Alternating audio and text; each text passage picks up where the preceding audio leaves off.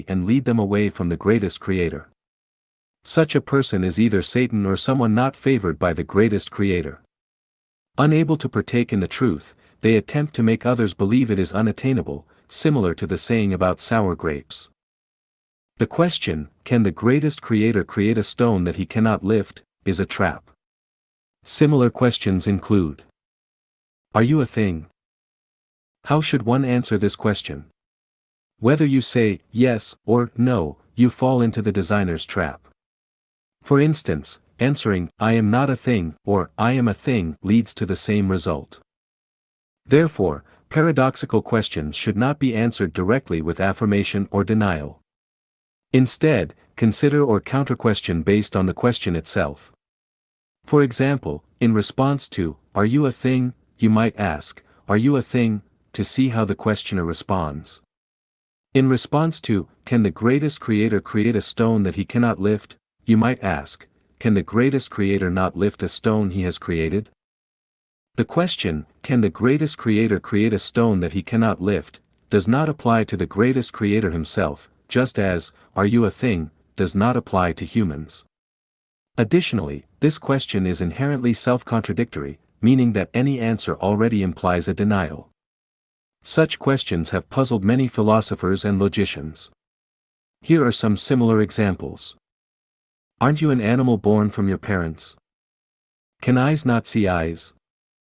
Isn't a person a non-animal? These types of questions cannot be answered directly but must be rephrased. The answer to the question of the greatest creator is, the greatest creator can create stones under any conditions. The greatest creator can lift stones under any conditions. Do you have further questions? If so, I can address them in this manner. First, I will ask, what does it mean to lift? If holding a stone with both hands and placing it above one's head constitutes lifting, then what about this definition? If not, what does lifting mean? If so, suppose the stone is the earth, and I stand upside down, holding the earth with both hands. Is the earth above my head then? You might argue that it isn't, because the earth is below my head. Fine. Then, if I move along the earth's meridian 360 degrees while performing the same action, the earth should be above my head at some point, right? No. So, which point in the universe is above us? Which point is below us?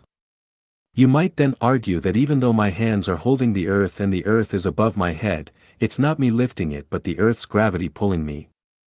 If so, we must first reconsider the meaning of lifting. What then is lifting? Regardless of how lifting is defined, by changing orientation, I can claim to have lifted the earth. If you agree that I lifted the earth, then I can prove that I did not lift it. So, does the question, can the greatest creator create a stone that he cannot lift, hold? We must seek the greatest creator and understand the greatest creator, otherwise, we will never grasp the origins of the universe, the origin of life, the past and future of humankind. We will also fail to understand animal instincts and the purpose of life. I am 46 years old and have worked in over 20 different professions: shepherd, farmer, laborer, youth league secretary, clerk, party branch secretary, instructor of a commune cultural propaganda team, fitter, electrician, auto mechanic, middle school teacher, office staff, office director, translator, driver, salesperson, grocery store manager, restaurant purchaser, bar attendant, nightclub manager, fast food manager, and real estate developer. Except for the roles of office director and restaurant purchaser, which I held for only 2 months each, I have worked in all other positions for more than 6 months. What have I gained from working in so many different occupations? The gain is that a life without faith and without a goal is like a cloud floating aimlessly in the sky, driven by the wind. A few years ago, a mysterious car accident I experienced personally prompted me to start exploring the meaning of life. What am I living for? For the motherland and the nation? Nonsense. I can't even solve my own survival problems, yet I talk about the motherland and the nation. For my parents? Definitely not, because if it were for them, I wouldn't be able to continue living after they passed away. For my partner? That's absurd.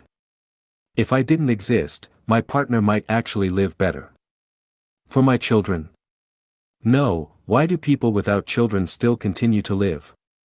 My children have established their careers, so why should I keep living? Living not only doesn't help my children anymore, but it also adds trouble and burden to them. For myself? Ridiculous. I can't decide my own birth, nor can I decide my own death. If I could choose, I would prefer to have no life, to be a zero. So, who brought me into this world? Am I a random product of my parents' accidental union? Absolutely not. The universe is governed by laws and rules, everything is inevitable, and there are no purposeless accidental events. Everything that exists has its own purpose. So, what is the purpose of my existence? I can't tolerate living such a vague and confused life. Either I die, or I live clearly and transparently. Even if I don't know where I came from, at least I need to know where I'm going. Otherwise, if I were to suddenly encounter another car accident and die tomorrow, wouldn't that be an injustice? Will money help me understand the purpose of life? It seems that no millionaire in the world has ever solved the problem of life's purpose. If I wait until I am rich, I might not have much energy or time left to figure it out before I die. Besides, money is not something that can be obtained just by wanting it, otherwise, everyone would be billionaires.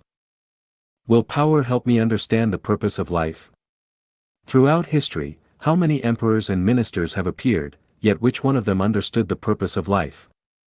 Who among them left us a treasury of classical advice? Will becoming a scientist help me understand the purpose of life? Even greats like Newton, Einstein, and Stephen Hawking didn't understand the origins of the universe, humanity, or life. Can I, after becoming a scientist, understand more than they did? Moreover, just as I am not naturally gifted with a singer's voice and cannot become a singer, can I become a scientist? I cannot dream such dreams. Will becoming some other kind of expert help me understand the purpose of living? Probably not, just like archaeologists and anthropologists who keep changing their theories about human origins. One moment they say humans originated in Europe, then Asia, then Africa, based on a few fossils they've uncovered. This kind of theory is unreliable, as they might discover another fossil somewhere and claim humans originated in Antarctica. Will reading the Bible help me understand the purpose of life? Perhaps I am not gifted, but after reading the Bible for years, I still haven't had an awakening. Where exactly is the kingdom of the greatest creator? Does it already exist, or will it come in the future? If it is in the future, then where and when will it happen? Is the future 1,000 years, 10,000 years, or 100 million years? My life is only a few decades. Can my body be resurrected? How is it resurrected? Jesus is God, no doubt about it, but are there other gods who can restrain Jesus? If there are no other gods, why did Jesus have to suffer? Why did almost all of Jesus' disciples die violently? Can't God control his own destiny? As God, why couldn't he protect his few disciples? Why must suffering be the path to future blessings? I hope that Buddhist scriptures can point me in the right direction. Buddhism discusses concepts such as past lives, future lives, samsara, karma, and the interplay of causal conditions, all of which are meaningful. But how exactly does karma transform? How should one live to ensure a better future life? Where exactly is the Western Pure Land? What is it like? I haven't read all the vast Buddhist scriptures, nor do I dare to make rash conclusions. But Buddhism has existed for over 2,000 years, and it still can't make people understand the purpose of life. If life is merely a process of suffering, why did the greatest creator create so many beautiful things for humans to enjoy? If the purpose of life is to become a Buddha, then what is a Buddha? How does one become a Buddha? What is the probability of becoming a Buddha? If 1,000 people practice Buddhism and only 2 to 3 people can become Buddhas, wouldn't the rest have wasted their life and lost their joy? Money, power, and status, scientists and other experts, Christianity, and Buddhism all have their own reasons, but none can make people live clearly and understandably. Moreover, as an ordinary person who can't even solve the problem of daily meals, how can I have the time to master social sciences, natural sciences, and religion? Is there a shortcut? Can I bypass God's and human-acquired knowledge and seek the greatest creator directly, since only the greatest creator knows everything and has the final decision? Where can I find the greatest creator? Read the Book Without Words, by observing the sky, the earth, people, and things. Fortunately, I have engaged in over 20 different types of work, experienced many hardships, and, after graduating from high school, attended school 3 times, living in rural areas, small towns, and big cities. This allows me to connect various phenomena and events for chain thinking, but the result is still rather vague. Where is the problem? By chance, I read the Quran and was greatly inspired. The Quran says, "O assembly of jinn and mankind, if you are able to pass beyond the regions of the heavens and the earth, then pass. You will not pass except by authority." Yes. How can I escape the bounds of heaven and earth, without borrowing the authority and help of the greatest creator? How to borrow the help of the greatest creator? Rely on spiritual awareness. Humans are part of the universe, heaven and humans correspond. If a small thorn pricks the toe, the brain immediately senses it. If I send a thought fax to the greatest creator will surely know. Sure enough, the origins of the universe, life, humanity, and 36-dimensional spaces gradually appeared on the screen of my mind. And the issue of fate resolved itself without further explanation. At this point, I recognized the greatest creator, recognized God Jesus, recognized Buddha Shakyamuni, recognized celestial ancestor Laozi, recognized humanity, understood the universe, time, space, energy and material, the physical body and the spiritual body, the essence of life, and the purpose of living. I recognized the greatest creator through spiritual awareness, but spiritual awareness can only be understood and cannot be conveyed. To spark interest, I used 40 natural phenomena and 8 logical inferences to forcibly prove the existence of the greatest creator and explain the 8 characteristics of the greatest creator and the 8 relationships between the greatest creator and humanity. Whether you can sense the greatest creator depends entirely on your own spiritual awareness and wisdom. There is a supernatural soul in the universe. 40 evidence proving the existence of the greatest creator. Xiefeng. Translation edited by Tsong Long and Ailian. Open the windows, the sunlight and fresh air will come in. Take a broad view, you will see the faraway mountains fresh and green. Stay and study in Lifechanyuan, a new life will begin. Your spirituality will grow, and your thinking will transcend the limitations of human nature and ethics. Once we calm our minds, we can feel that there is a supernatural power in control of the movement of the universe, the birth and death of all things, and the track of human life. No one can deny fate, yet no one can grasp their own fate. Everything around us seems to be prearranged by certain powers, and we are only moving according to the life courses assigned to us. So, does such a supernatural power exist? Is there a super wisdom in control of the entire universe? If there is not, then how did the universe come into being? Where did the variety of life forms on the earth come from? If there is, where could the supernatural power be? What is its form? Does it resemble a man? What characteristics does it have? Why can't we see it? Does it care for humankind? How does it manage this astronomical universe? How can we get to know it?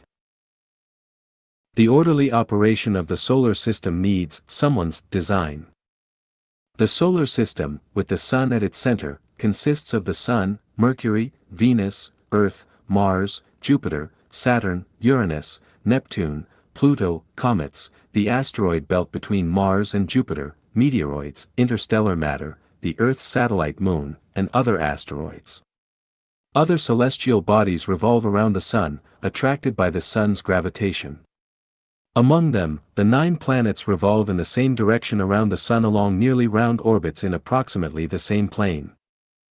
For billions of years, the solar system has been running in the Milky Way galaxy in an orderly manner, without any mistakes. The 9 planets, the Earth's satellite moon, and other asteroids have unfailingly maintained the order of the solar system, cooperating tacitly with each other, obedient and conforming. There has never been any bullying. There is a high degree of organization, discipline, and unity. If any planet does not obey the command and acts on its own, the whole solar system will immediately be knocked over by other stellar systems in the galaxy. The main task of the whole solar system is to sustain life on Earth.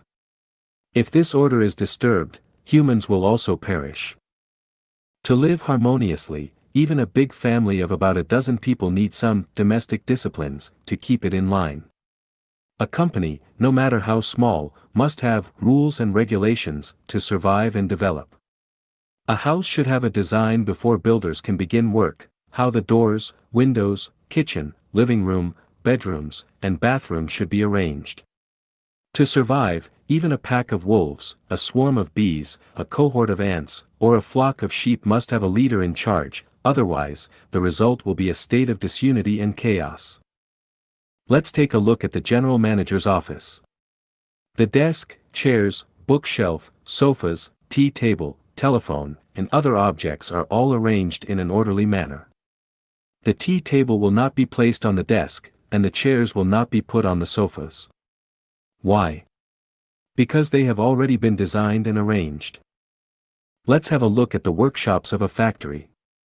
The lathes, milling machines, planers, drill presses, workbenches, grinders, and tool cabinets are arranged in an orderly manner. They are not randomly placed or cluttered together. Why is that? It's because someone is organizing and arranging them. Let's take a look at the assembly workshop of TV sets. There is a strict order for the assembly of different components. Is this order formed naturally? Of course not, someone is doing the design and arrangement. Let's take a look at everything in nature and every activity in human society. It is not difficult to discover that all have been organized and arranged by someone or some certain brain. Then, how about the orderly functioning of the solar system? Is it not designed by someone? By logical reasoning, we can infer that there must be someone in charge of the creation and arrangement of the solar system. But who is this someone? He must be the designer and organizer of the universe and the wise omniscience, the greatest creator. 10. The Earth's skin, atmosphere. The atmosphere occupies the space from sea level to 1,000 kilometers above. 99% of the atmosphere is concentrated within a space of 40 kilometers from the surface of the Earth and above. The atmosphere is divided into the troposphere, stratosphere, mesosphere, ionosphere, and exosphere, according to the different chemical components within various altitude ranges. The range about 18 kilometers above sea level belongs to the troposphere. 99% of the troposphere consists of vapor. The climatic changes and natural phenomena of thunder and lightning, wind and rain, drifting clouds, evening or morning glow, and rainbows all occur in the troposphere. The atmosphere consists of 78% nitrogen, 21% oxygen, and 1% of other gases, such as carbon dioxide, argon, and ozone. The aerosphere is the skin of the Earth without which the Earth would be as bleak and desolate as the Moon, Mars, and other celestial bodies. There would be no life on Earth. Then how did the Earth's skin come into being? Some may say the atmosphere occurs naturally. Then why is there no atmosphere on the Moon and Mars? The proportions of different gases in the atmosphere are just right. The increase or decrease of the proportions of any gases would be catastrophic to life on Earth. For example, oxygen accounts for only 21% of the atmosphere. The absence of oxygen will mean the instant death of humans and animals, and the reduced amount of oxygen will hinder the normal activities of humans and animals. It is impossible to carry out normal activities on the summit of Mount Everest in the Himalayas because of the scarcity of oxygen. Spacecraft must be equipped with adequate oxygen for astronauts to carry out normal explorative activities. If oxygen in the atmosphere accounts for more than 21%, people and animals in low-latitude regions may suffer poisoning, and inflammables in nature will be liable to spontaneous combustion. An iota of spark may trigger many things ablaze. Apart from moisture, sunlight, and carbon dioxide, plants also need a large amount of nitrogen oxide for their growth. If the content of nitrogen is less than 78%, no matter how often or on what scales thunder and lightning may occur, there won't be enough nitrogen oxide created for the absorption of plants on the surface of the Earth. The amount of carbon dioxide accounts for less than 1% of the atmosphere. The small amount of carbon dioxide is the core factor of the greenhouse effect, which maintains the global temperature between -21 degrees and 14 degrees Celsius. Without carbon dioxide, the ocean will freeze up, and the plants will die out. However, with too much carbon dioxide, humans and animals may die of poisoning, and the temperature of the Earth may rise dramatically. We may ask, how did the atmosphere and the accurate proportions within the atmosphere come about? We cannot always attribute inexplicable phenomena to naturally formed as a matter of course, can we? Without the careful attention of parents, can a person grow up naturally after he was born? Is the electrical lighting we use generated naturally? Does a plane, weighing dozens of tons, fly naturally in the sky? Can we naturally reap a bumper harvest by simply throwing some seeds on the ground without hoeing the weeds, fertilization, and watering? In the universe, there is absolutely nothing that happens naturally or spontaneously. Everything is managed by a person or intelligence. In light of this, is there anyone who still doubts it?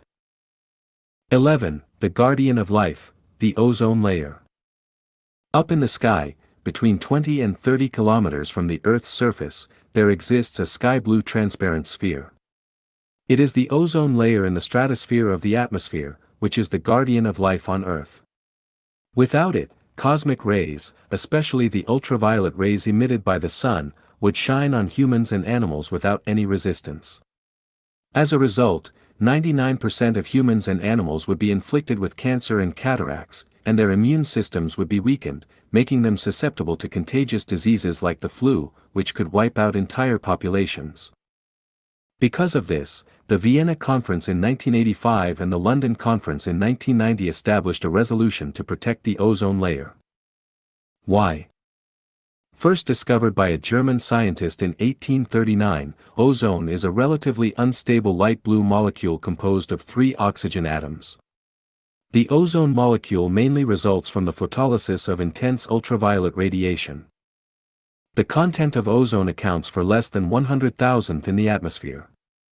90% of ozone is concentrated in the ozone layer, which absorbs and filters ultraviolet radiation waves that are readily absorbable by the nucleic acid in biological cells. Ranging in wavelengths between 240 nanometers and 320 nanometers, these ultraviolet radiation waves can cause the aforementioned diseases and pose a direct threat to the survival of life on Earth if they are absorbed by animals, plants, and humans. Ozone and the ozone layer are protecting humans, but the ozone inhaled by people near the ground is a harmful substance, which is capable of damaging lung tissues and the photosynthesis reaction system of plants. As a powerful photochemical oxidant, it can cause great damage to rubber, plastics, and the life of animals and plants. It can react with the hydrocarbon of automobile exhaust and volatile gasoline to generate organic pollutants like acetaldehyde and ketone. In 1973, 2 scientists from the University of California discovered that the synthetic substances known as CFCs had the ability to deplete the ozone layer. Meanwhile, human activities in the refrigeration and aviation industries were contributing to ozone generation. Human activities are pushing themselves to the brink of extinction, which has brought concern to scientists and far-sighted political leaders. This is why people should protect the ozone layer while preventing the increase of ozone in the troposphere, especially within the Earth's surface. The ozone layer also has other functions. For example, it can collide with meteorites in space, burning and digesting them in the ozone layer. Without this protection, the Earth would be littered with meteorites, and the planet's weight would not be the same as it is today. The Earth would have fallen into the sun long ago. I am not here to discuss how to protect the ozone layer, but to illustrate that the ozone layer in the atmosphere has not formed naturally. It is not dispensable but has been carefully designed and arranged by the greatest creator. 12. 12. The blood of the earth, water. Can we perceive the existence of the greatest creator through water? To answer this question, first, we will have a look at the properties of water, the functions of water, and the circulation of water. Water is composed of countless water molecules that are made up of one oxygen atom and two hydrogen atoms.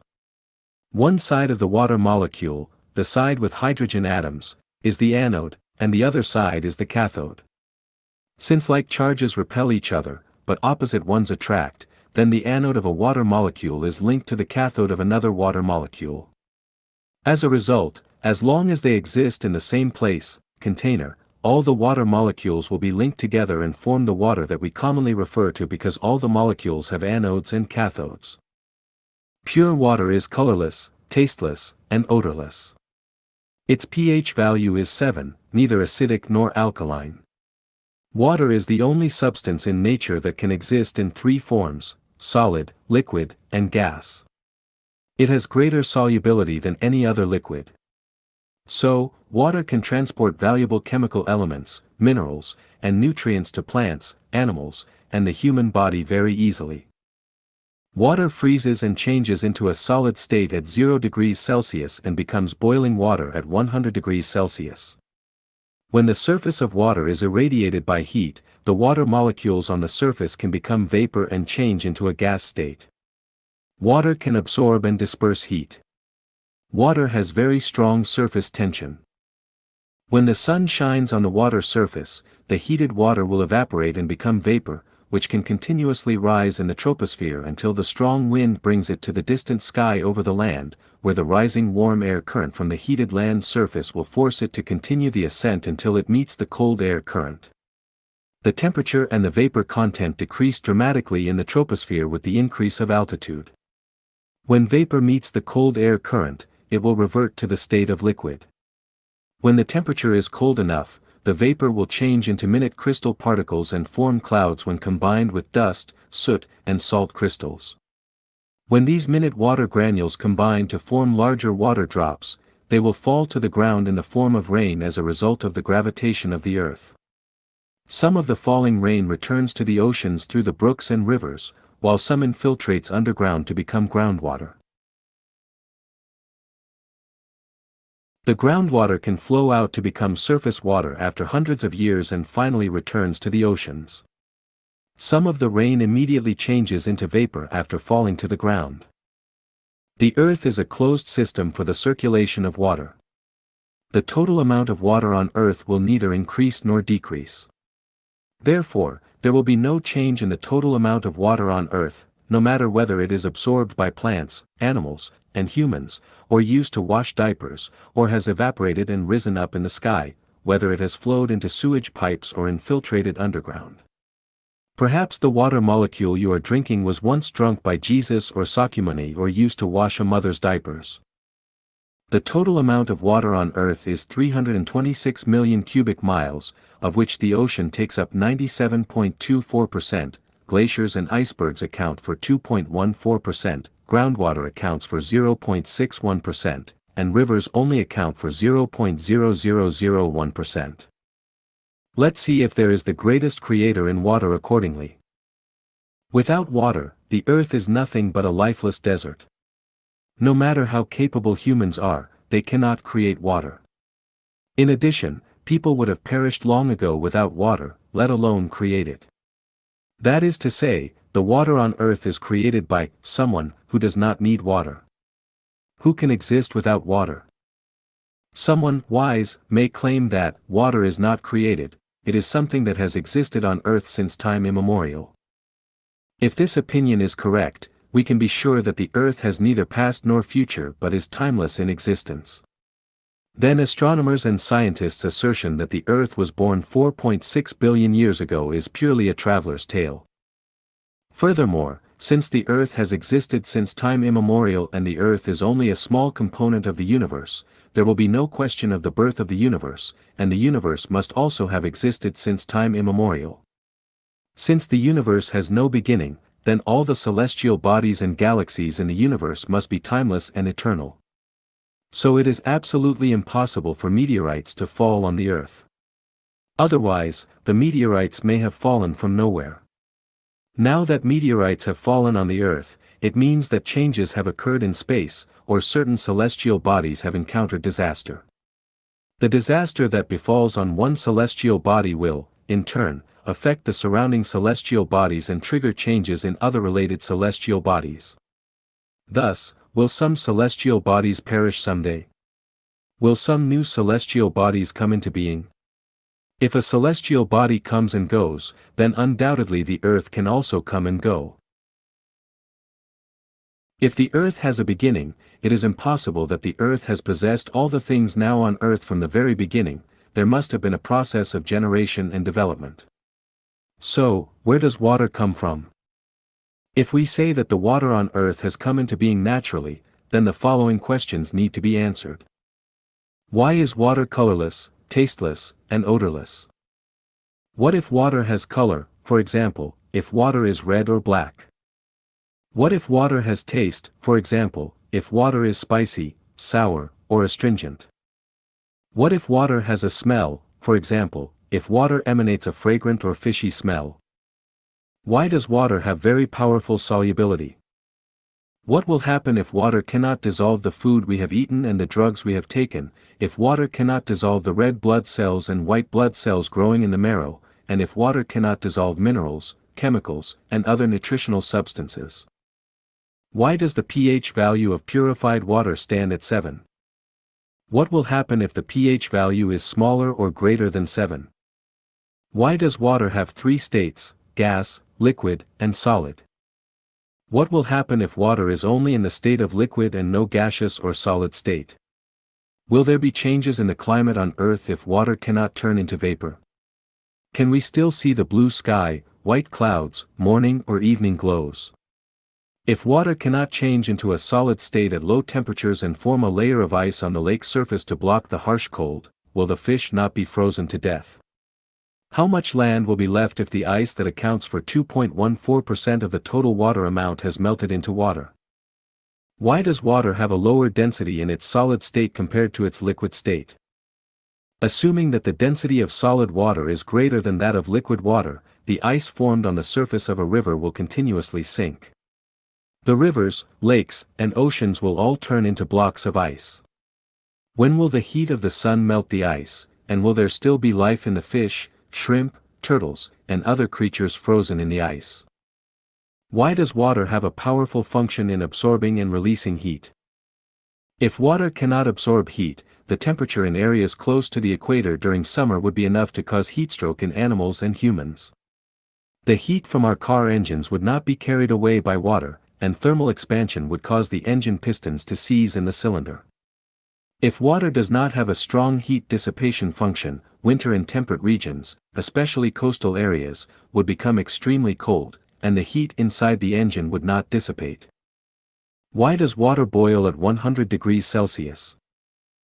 If water could boil at 20 degrees Celsius instead of 100 degrees Celsius, many rivers, lakes, and oceans would become steam pots, and we could directly catch cooked fish from them to eat.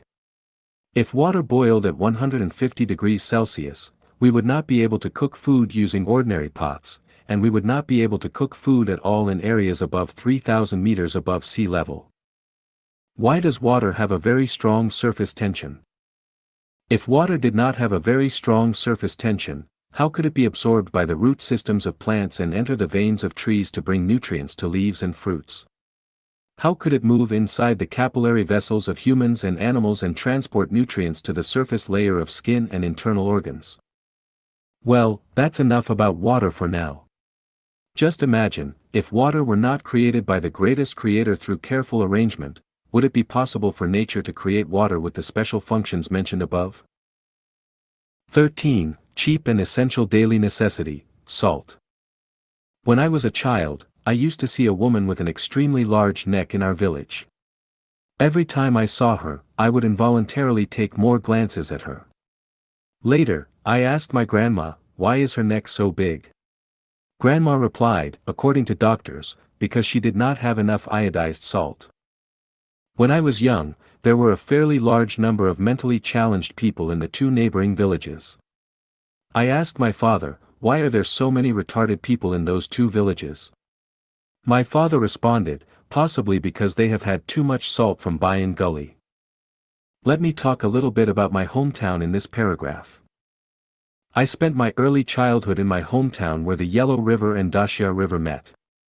My family had an orchard and vegetable garden, from where I could look westward at the spectacular view of the Yellow River falling from the sky, which glittered in the sunshine.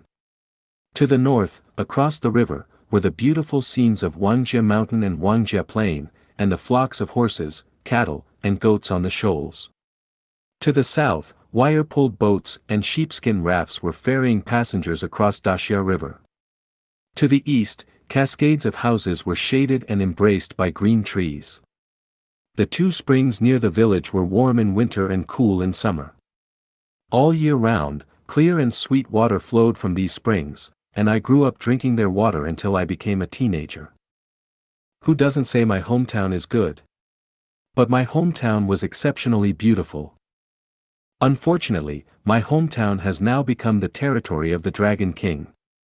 The construction of the Lujiaxia Reservoir has created tremendous wealth for the 5 provinces and autonomous regions in northwest China, but at the same time, it has sacrificed my hometown. The building of the motherland requires everyone's sacrifice, and this is very reasonable. But what remains depressing is that, dear motherland, you have forgotten the people who have dedicated their homeland. I was barely a teenager when I left my beloved hometown and migrated to a new place, which was intersected with ravines.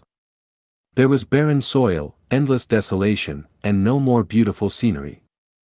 What remained were the primordial scenes of struggling for survival. My uncle had to leave for other places with my cousins and beg for food. These scenes are still vivid and fresh in my mind, and each time I recall them, my tears flow. Motherland, can't you make some compensation for your faithful children who have sacrificed for you? Yes, you can, and you did. Every time you only gave us a set of selected works of Mao Zedong for consolation. Your representatives came 5 times, so our family got 5 sets of selected works of Mao Zedong. The spiritual power is infinite, and the force of example is immense. But you have overlooked the fact that we are merely ordinary people. Even if you have piled my house and courtyard with selected works of Mao Zedong, we still need food and clothes, and need to get married. Motherland. Have you ever thought about the lives of those poor people who have sacrificed their homeland for you when you spent hundreds of millions of RMB decorating Chang'an Avenue? Now let me return to the topic. There is a deep gully called Bayan Gully near the 2 villages just mentioned. In the gully, there flows a gurgling stream, not of clear spring water, but of salty and turbid water. In order to save a few coppers earned from selling eggs while having salt, the people there made salt from the water of Bayan Gully. The question of whether the people in the 2 villages got retarded from eating the salt from Bayan Gully can be left to scientists. We can infer from the 2 examples that salt is extremely important to humans. In human history, the salt business was very profitable. Salt merchants were the symbol of wealth. Countless fights and wars have broken out between men for the control of salt origin and the channel of salt business. In ancient times, soldiers were offered salt as a prize, and laborers were also paid by salt. When salt became a rarity, it was more valuable than gold. Just like water and air, none of us can live without salt. Our daily food can dispense with any other seasoning, but not salt. Apart from water and air, salt is the most important necessity for life among natural resources. The main component of salt is sodium chloride. Rock salt, lake salt, salt bed salt, and sea salt may differ in their respective structures and composition. For example, the refined salt we usually purchase from stores is cubic crystal in structure, while the lake salt is polygonal crystal. The best salt should be sea salt made through the sunlight-caused evaporation of seawater. Such salt contains over 80 minerals needed by the human body, including iodine, calcium, potassium, magnesium, aluminum, barium, chromium, iron, manganese, fluorine, zinc, nickel, copper, phosphorus, and the like. Salt is not only a superior seasoning and preservative but also the key substance to keep us healthy and vigorous. Salt can help the digestion of food and transfer nerve impulses to muscle tissues. But consuming too much salt can damage the heart, cause high blood pressure, and lead to overweight, as well as the decline of kidney function, the disorder of menstruation, and edema. The most important thing for life is air. Without air, man will die immediately, so there must be an adequate supply of air to guarantee the viability of life. The second most vital thing is water. Without water, man cannot survive for long, so there must be a great reserve of water to keep life going. The third most important thing for life is salt. Without salt, man can survive for a longer time, but will eventually die of weak limbs and frail body. Therefore, it is also necessary to have a certain amount of salt in store which can be obtained with little effort. When we shop for salt, we will find that salt is lower priced in comparison with other goods. As for gold, pearls, and diamonds, they are only ornamentals for life and are not necessities, so they are scarce in amount and not easily obtained. If seawater is not salty, there will be no salt on earth. Since seawater is inexhaustible, we will never be short of salt. Now let's see. For life in nature, the more important things are, the greater their supply, the less important things are, the smaller their supply. Is this simply a matter of unconscious coincidence of nature? Or is it a purposeful arrangement by some mysterious power? 14. Photosynthesis, the source of food for life. To survive, humans need not only air, water, and salt but also need to absorb nutrients, mainly carbohydrates. Where do carbohydrates come from? They come from photosynthesis. What is photosynthesis? Photosynthesis is the process by which plants and other organisms use light energy to convert carbon dioxide and water into the nutrients they need, specifically carbohydrates. The human body cannot conduct photosynthesis, and neither can any other animals. Photosynthesis mainly occurs within green plants. Therefore, humans must rely on green plants. Photosynthesis can be briefly described as follows. When sunlight shines upon the leaves of plants, it will be captured by chlorophyll in the cells of leaves. The light energy captured by chlorophyll will decompose the water entering the leaves via roots into hydrogen and oxygen. Oxygen will be released through the pores on the leaves, while hydrogen will be kept within the leaves and will react with carbon dioxide entering the leaves via pores on the leaves to form carbohydrates. The vigorous carbohydrates will spread in the plant cells through veins and enable the absorption and growth of plants. The most common type of carbohydrate is glucose, which will combine with nitrogen to form amino acids, proteins, and nucleic acids needed by life. Nitrogen is carried inside plants mainly through the water absorbed by the root systems of plants. Because of photosynthesis, part of the carbohydrates formed inside the plants will be supplied to the plant itself, and the rest will be stored in the leaves and fruits. Humans and animals absorb carbohydrates by consuming the leaves and fruits of plants. Carbohydrates are compounds composed of carbon, hydrogen, and oxygen atoms. Sugars, glucose, and fructose are simple carbohydrates, while starch and cellulose are relatively complex carbohydrates. The molecules of simple carbohydrates contain only a few carbon, hydrogen, and oxygen atoms, while the molecules of complex carbohydrates have many carbon, hydrogen, and oxygen atoms. All the food we eat, fundamentally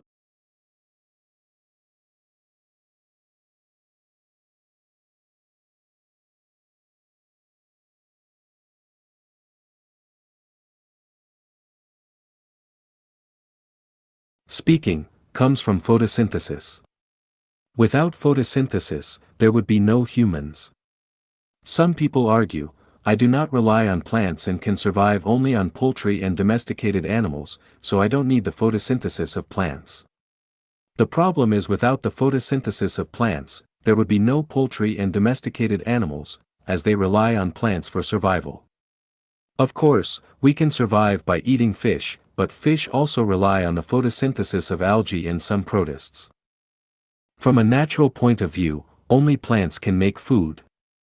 Animals and humans cannot make food themselves because their bodies do not have the elements for photosynthesis. In addition to providing food for itself, animals, and humans, the photosynthesis of plants has a tremendous function, the absorption of carbon dioxide and the release of oxygen. If plants did not make oxygen, animals and plants would have died out long ago. If plants did not absorb carbon dioxide, the carbon dioxide in the atmosphere would exceed the norm, and the greenhouse effect would worsen, and the temperature of the Earth would be too high for humans and animals to survive. Do you think that the photosynthesis of plants begins and happens incidentally? 15. Symmetry in nature, a mysterious and great power. Look into the mirror. You step forward, and the person in the mirror steps forward, you move backward, and they do the same. You smile, and they smile back. You raise your leg, and so does your reflection. Take the mirror as a tangent, and you and your image in the mirror have formed symmetry. If an object is cut in half vertically from the midpoint and the left and right sides completely overlap each other, then this object is symmetrical.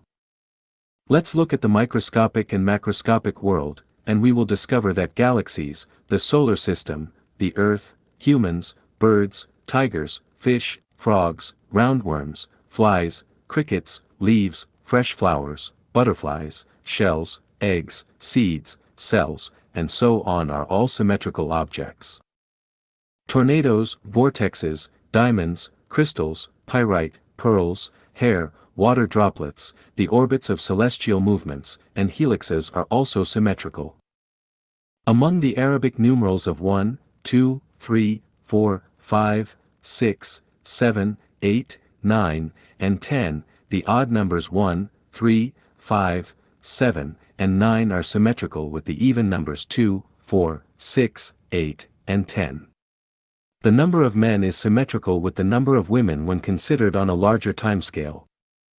Symmetry is omnipresent in the universe. Without symmetry, there would be no universe. Why does the nail that sticks out gets hammered down? Because the nail that sticks out breaks the symmetry.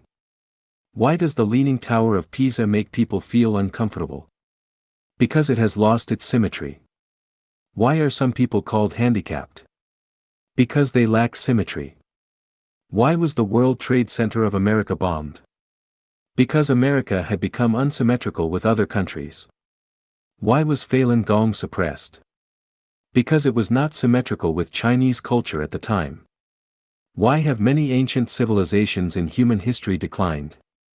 Because they have lost symmetry. Why are monsters and demons frightening? Because they are asymmetrical. Why do some artists' works look disgusting?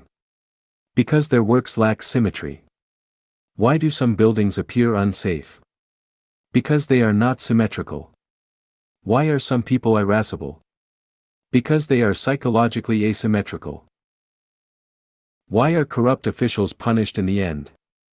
Because their mentality is not symmetrical with those of the common people. Why are meteorites frequently seen in the sky?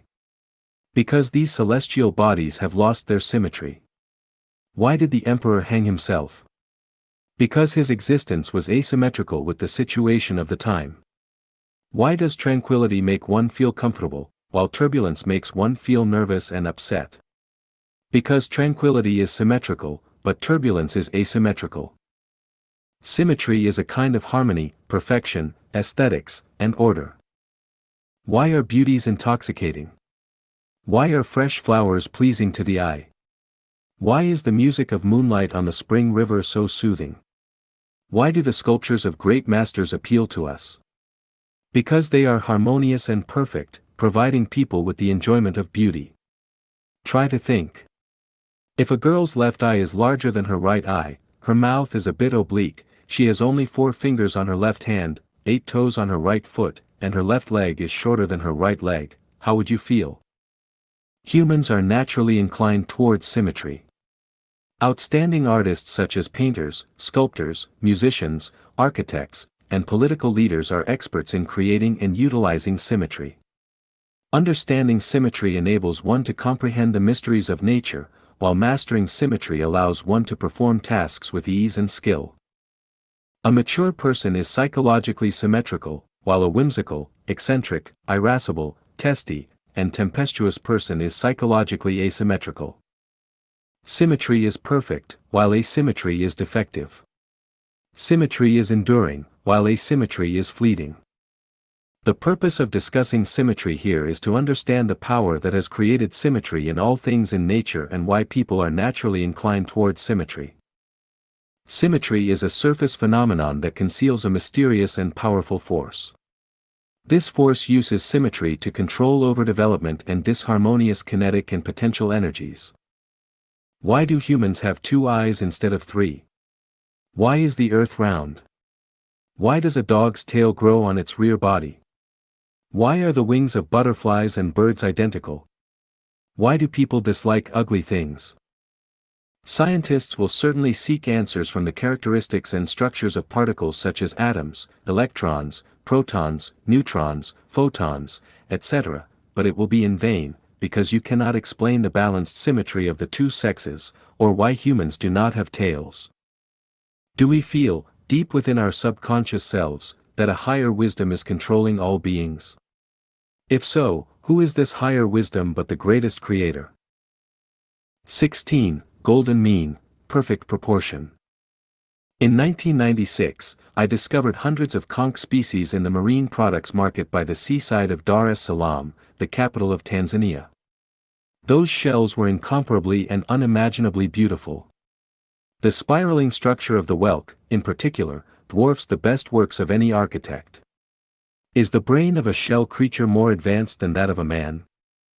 Later, by observing the flower discs of sunflowers, I discovered that the arrays of seeds in the discs take spiral shapes, whether seen leftward or rightward, and that the seeds are not crowded upon each other no matter how many seeds there are in the discs.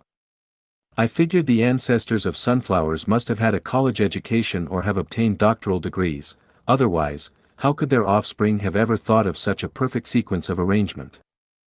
Then, by observing the arrangement of celestial bodies in the solar system, the size of the earth, and the arrangement of human body and plants, the arrays of branches and leaves of growing plants, the arrays of different petals, the sizes of various insects and the arrangement of their trunks and legs, and the arrangement of 5 sense organs, 4 limbs, and torso of the human body, and so on, I discovered that everything in nature has a certain proportion, which is not controlled by an organism itself but predestined by heaven, namely, there is a mysterious power that controls the development direction of an individual organism.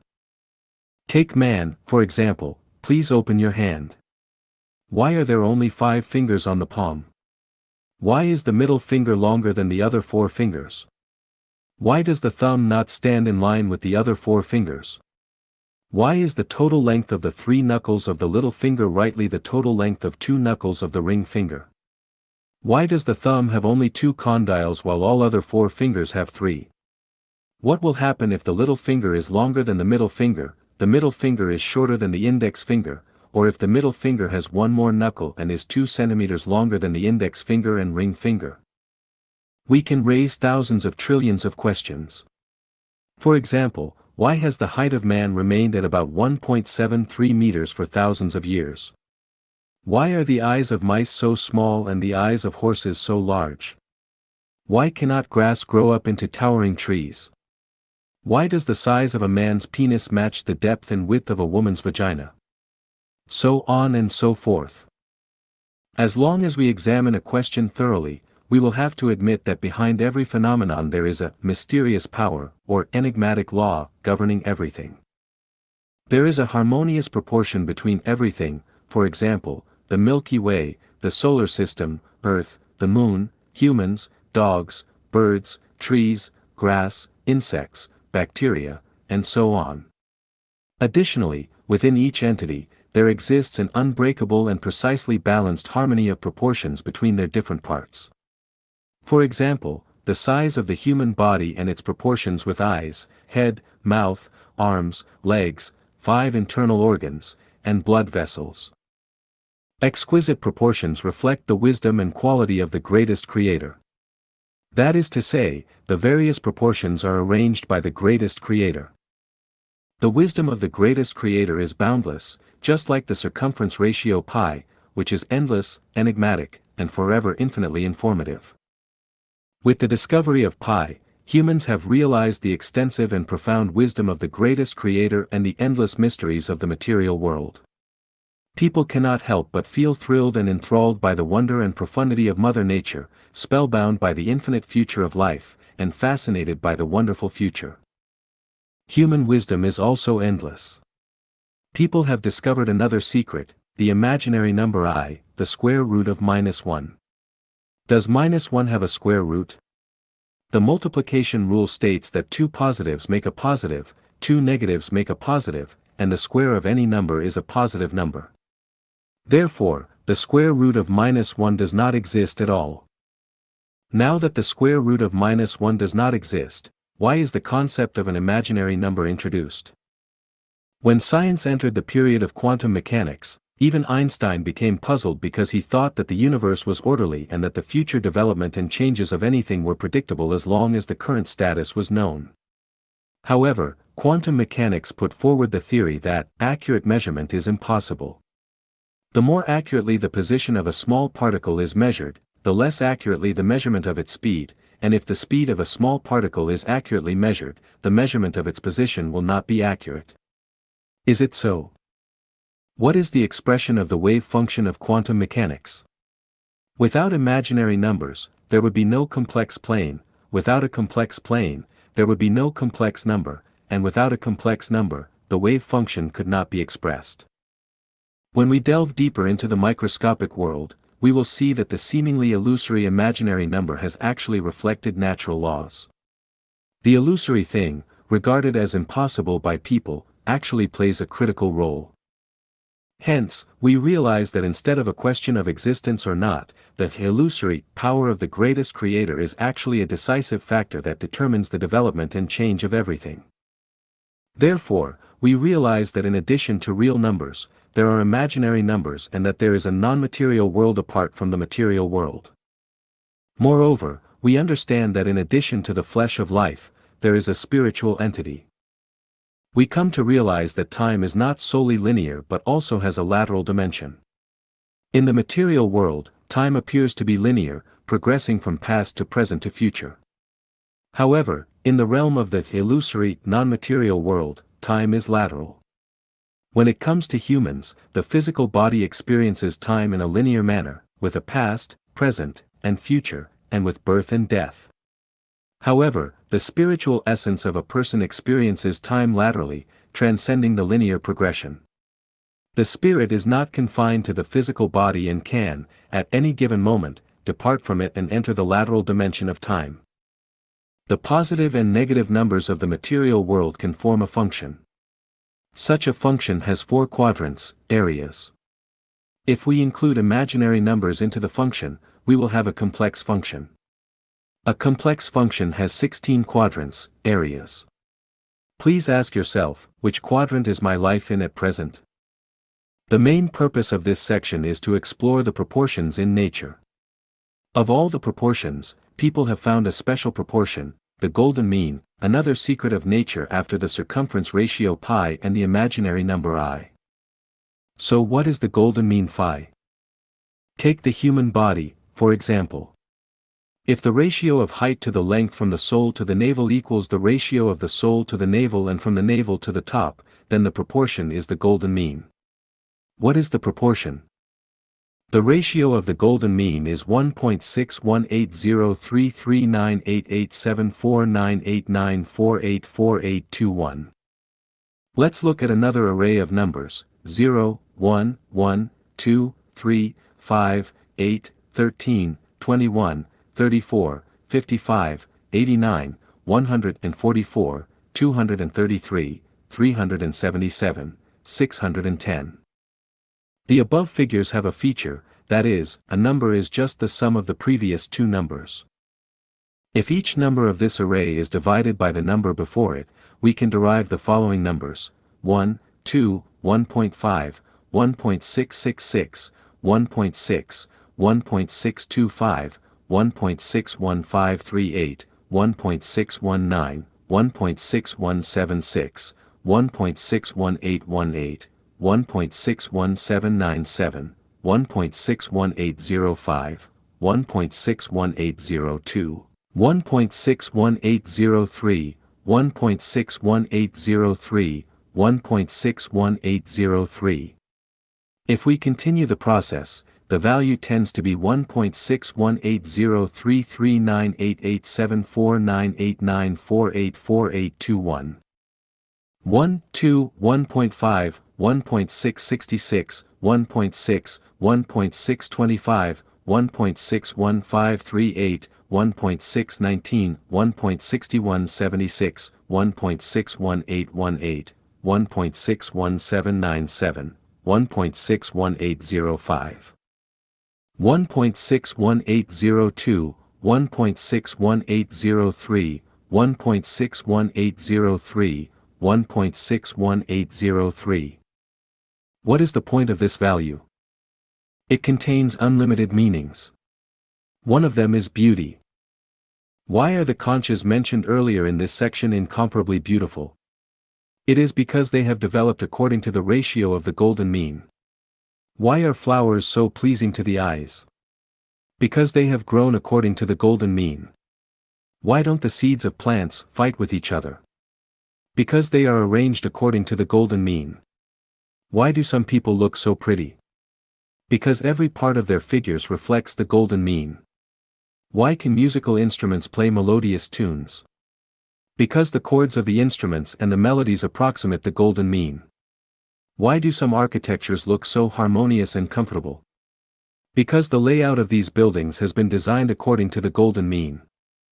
Will you think it is beautiful if a person has the neck of a giraffe, the eyes of a mouse, or arms longer than those of an ape?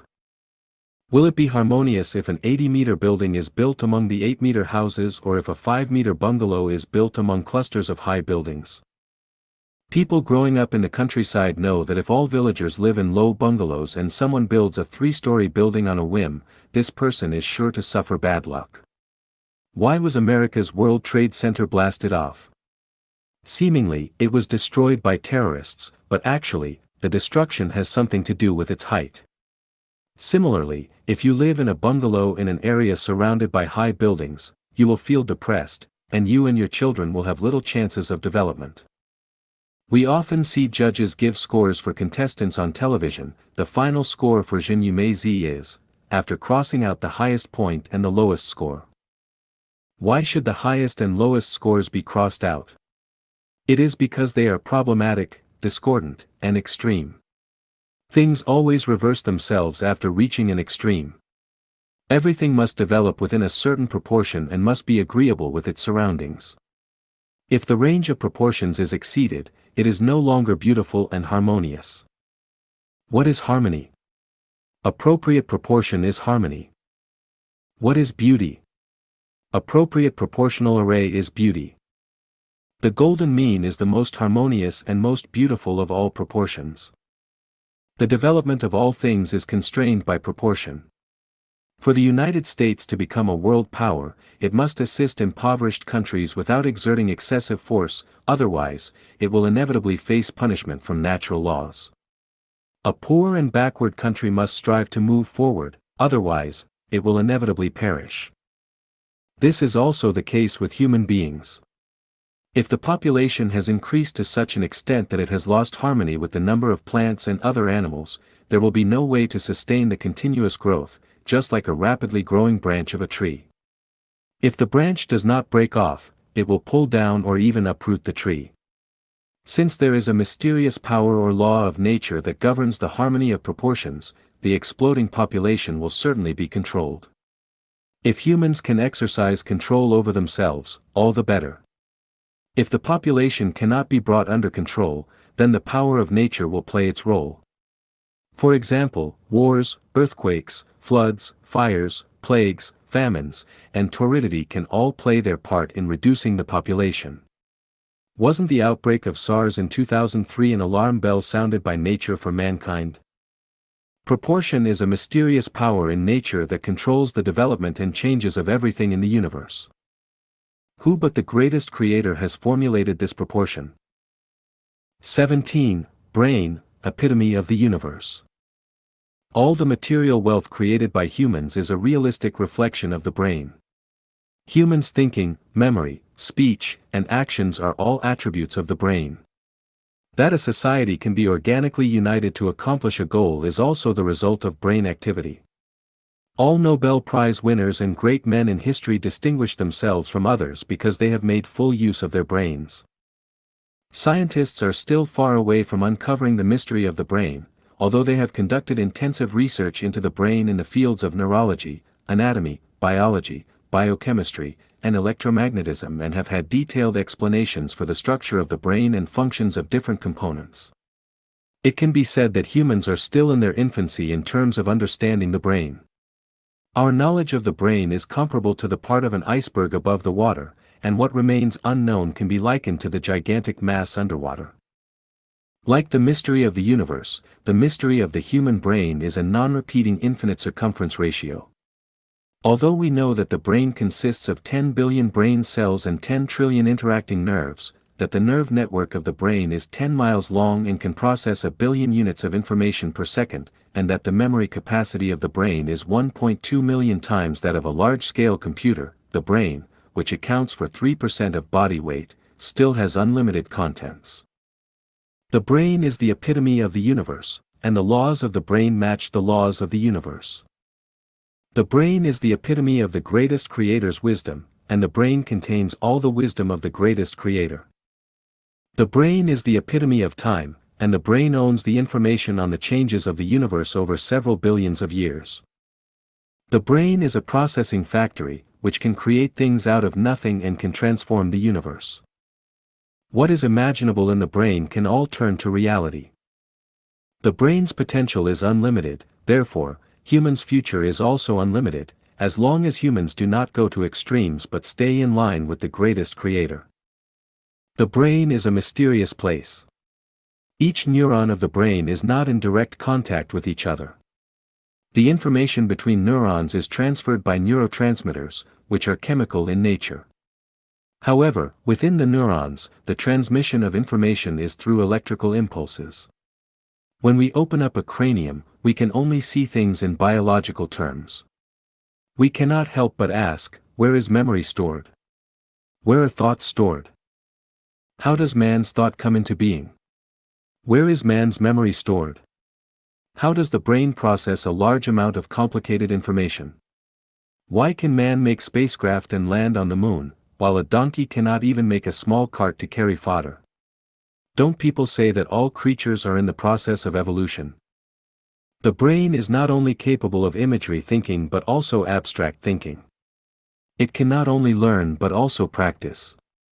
It can associate closely with not only the material world but also the non-material world. Most of the scenes in our dreams are not necessarily the real image of the contemporary time-space but may be scenes from the past or even future time-space or even the real image of another time-space. How does the brain work its way out? How do our emotions such as joy, anger, sadness, merriment, panic, trepidation, and yearning occur? How does the brain distinguish and correctly process them? How do we instantly recognize the tastes of sourness, sweetness, bitterness, spiciness, and saltiness? How does the brain react to them? We have senses of pain, itching, tingling, soreness, swelling, acerbity, slipperiness, jumping, hardness, softness, coldness, heat, coolness, and warmth. How does the brain recognize these senses and pass on the information to related departments? The love between a man and a woman is intoxicating. We are in ecstasy when sexual excitement reaches its climax. How does the brain perceive and respond to these sensations? How could the brain come into being if it were not the careful design of the greatest creator? Could such a fantastic and intricate structure arise naturally? Could it have evolved from a single-celled microorganism? 18. Gene, a sealed book of life. Genes are a type of structure and the cornerstone of life. It is the general term for the special nucleotide sequences with genetic effects in DNA molecules. The resemblance of children to their parents is caused by the reproductive function of genes, which pass on genetic information to the next generation. The different gene structures account for why the white race is white, the black race is black, the yellow race is yellow, a dog is a dog, and a rose is a rose. Genes are a part of DNA, deoxyribonucleic acid, which is a molecular chain. Scientific studies have shown that there are about 30,000 human genes, with each gene possessing an average of 14 different versions. The human genome contains about 42,000 gene versions.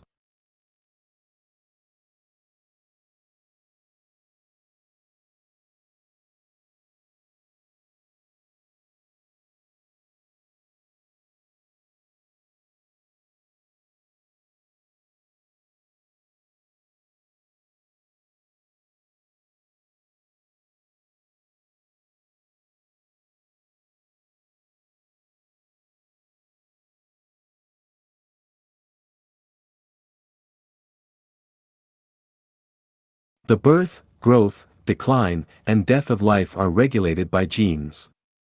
Over 8,000 known human diseases are related to genes. The natural healing of wounds in animals and plants is the result of genes' endeavor to retain their own perfect structures. Scientific exploration and research have shown that there are 100 trillion cells in the human body, and in each cell, there are 23 pairs of chromosomes, and in each chromosome, there are 3 billion base pairs. If all the chromosomes in the human body are linked head to tail, the total length will be more than 600 times the distance between the Earth and the Sun. If all the information of a chromosome is written down, it will fill up a 200,000-page phone book. The difference of chromosomes between individuals is only 0.1%. The comparison of the gene sequences of any two individuals reveals that 99.9% of the gene sequences are the same. The functions of the majority, 97%, of chromosomes within human genomes remain a mystery. Genes, the Book of Life, have been the focus of the Human Genome Project, which mobilized top scientific talents and cutting-edge technologies from the United States, the United Kingdom, Japan, Germany, France, and China to decode them. After more than a decade of hard work, we finally see the basic framework of the mansion of life, the gene. However, it seems that we have only understood. Do we not consider that the gene is the fruit of the wisdom of the greatest creator? Can such an intricate structure come into being without the greatest creator? Some people may stick to their theory of natural occurrence, but then I ask you, what does natural occurrence even mean? 19. The wonder of the great variety of life. Exhibiting its fantastic luster, life of myriad forms is presented everywhere, from the tropic zone, temperate zones, frigid zones to the north and south poles, from plains and canyons to precipitous cliffs, from the underground, the earth's surface, to the sky, from small creeks and ponds to rivers, lakes, and oceans. With their insignificant sizes but astronomical numbers, bacteria, actinomycete, epiphyte, microzyme, lactobacillus, viruses, and other microorganisms present a dazzling world of life under the microscope. 1,000,000 species of insects are exhibiting a gorgeous and bizarre world of life. More than 9,000 species of birds are flying in the sky. They are agile and flexible, bearing valiant and varying beautiful shapes that have inspired us to yearn for freedom and the future, causing our thoughts to soar to the distant horizon. Countless fishes, shrimps, shell creatures, and other marine animals have constituted a fantastic and unimaginable underwater kingdom of life. We marvel at and are amazed and puzzled by hundreds of thousands of large, terrestrial animal species with widely differing means. Rushing or leaping, running or climbing, they exhibit their strong and vigorous bearing and their respective skills for survival. With the change of seasons, more than 100,000 species of flowers vie with beautiful girls in their riotous profusion of colors, enchanting and attractive. They are a sight to behold, leaving one reluctant to part ways and longing to return. From the creepy lichens to the tall and straight redwoods, from the float grass swaying in the wind to the meandering kudzu vines, from medlar to loquat, from mulberry and elm to coconut, the magical forms of the vegetable kingdom are so wonderful that they excel the work of nature. We cannot help asking, how do the riotous profusion of wonders of life come into being? Without tissues, organs, brains, and hearts, how can those single-celled monads capture and digest food, excrete feces, move freely, build houses, and have sex? Who has equipped insects with armors? Who has armed the birds with wings? Who has covered the beautiful clothes for flowers? Who has equipped man with the heart? Who else but the greatest creator? 2. The distance from the Earth to the Sun is the result of deliberate arrangement. The distance from the Earth to the Sun is 147 million kilometers, which is the ideal distance for the Earth to absorb solar energy. If it were too far, the Earth would be a cold and bleak place. If it were too close, the Earth would become a flaming globe. You may have experienced warming yourself by a fire on cold winter days. Your distance from the fire is determined by its size. If you are too close to the fire, the heat will be unbearable, but if you are too far, you cannot absorb the heat. You will automatically adjust yourself to an appropriate distance that is not too warm to bear. Now, let's do a calculation. Imagine yourself as the Earth and the fire as the Sun. What will be the proportion? Let's suppose the proportion is x, then the proportion from the Sun to the Earth is also x. That is to say, the distance between the Sun and the Earth is not a matter of coincidence but a deliberate arrangement. Except for the greatest creator, who else could have done that? 20. The protection mechanism of life, conditioned reflex. What is a conditioned reflex? It was a rainy autumn day in 1980. I was looking out of a closed window of a classroom in the Geological Technical School of Zhangjiago when suddenly a classmate named Cheng Hongfu from Sichuan mischievously spat at me from outside the window. Subconsciously, I stepped backward, closing both eyes instantly. This chain of reactions triggered the burst of laughter of Cheng Hongfu, who said jestingly, "Monitor, what a coward you are. The window is closed. How can I spit on your face?" I said, "I did not realize that the window was closed." "Do it one more time, and I will not react."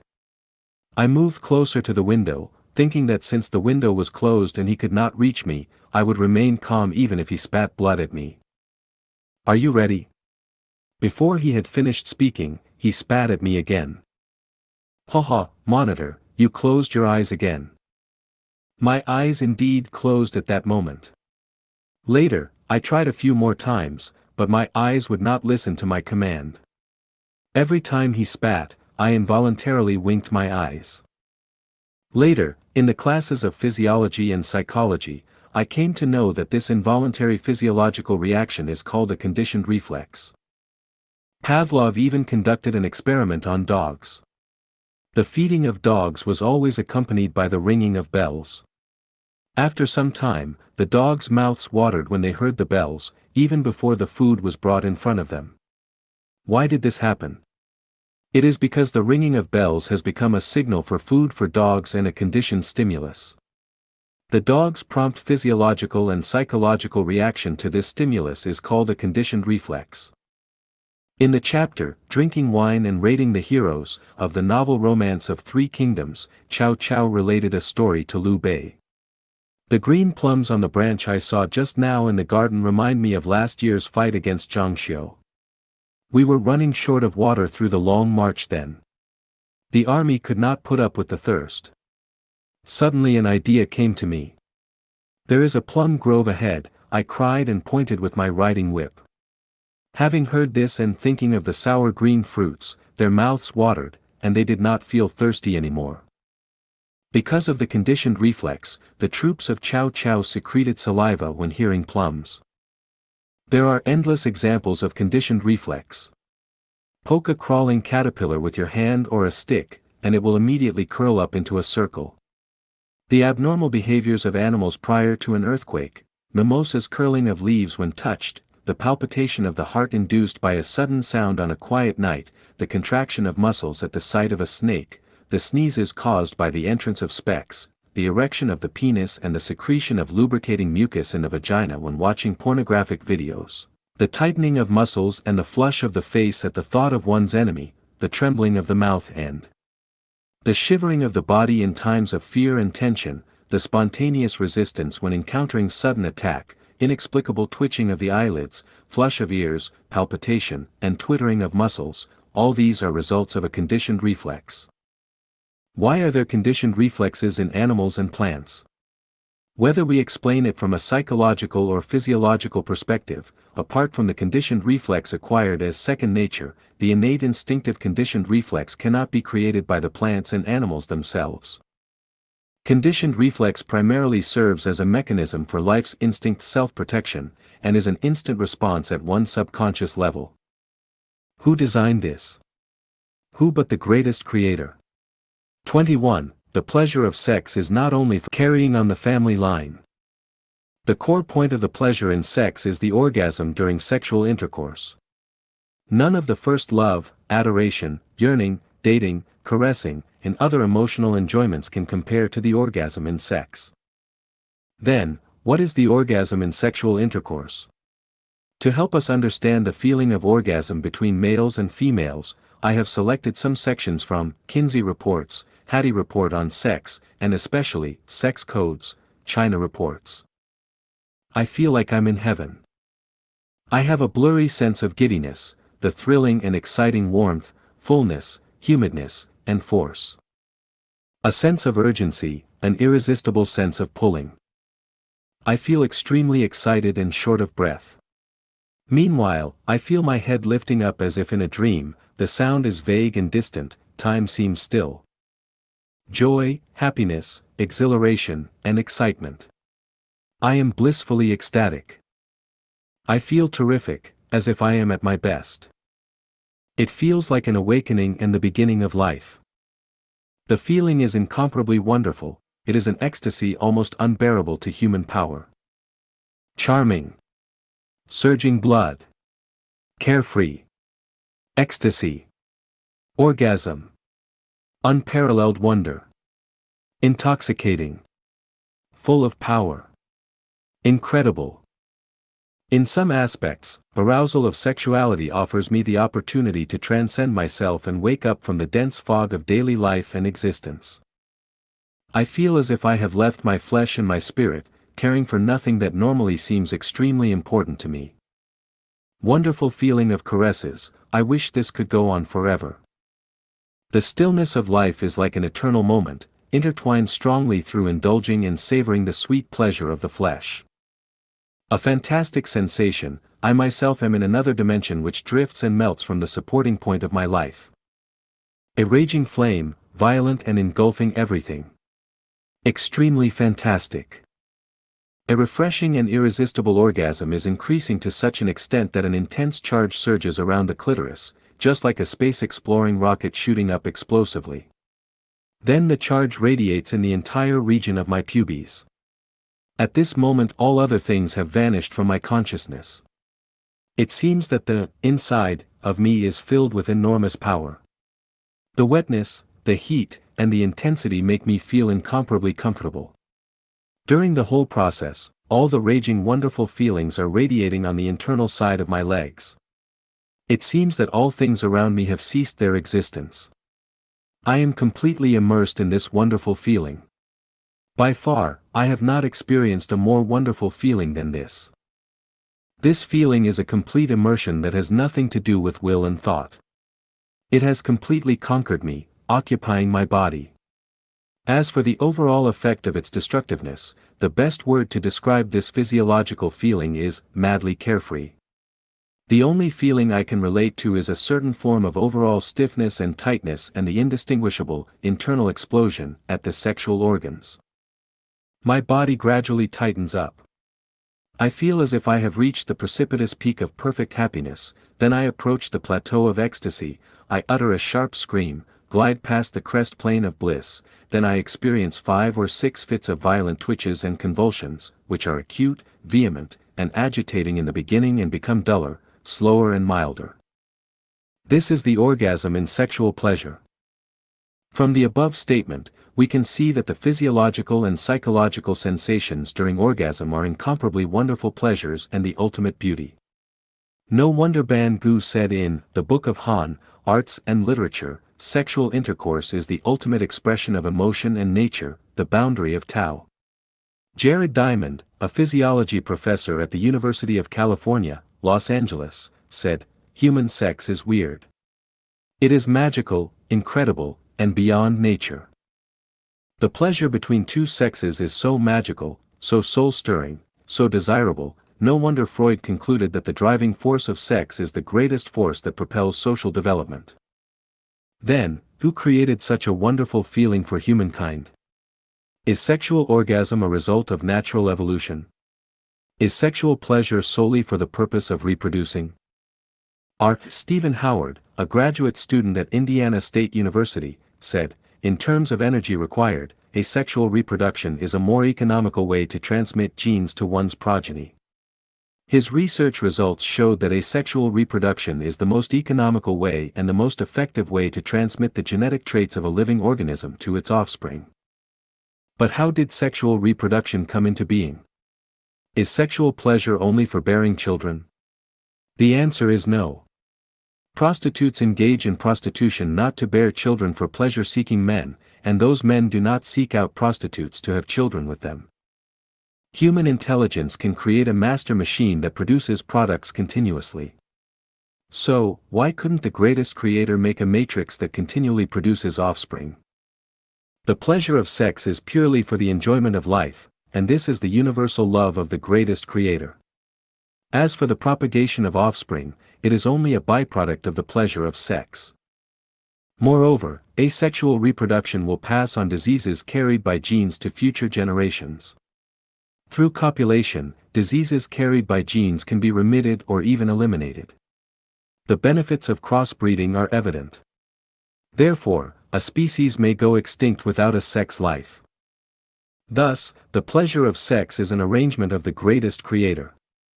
Sex life conforms to the decree of the greatest creator. Suppressing, inhibiting, or destroying sex life is against human nature.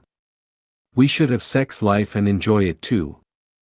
Sex life should accompany us to the other shore of life.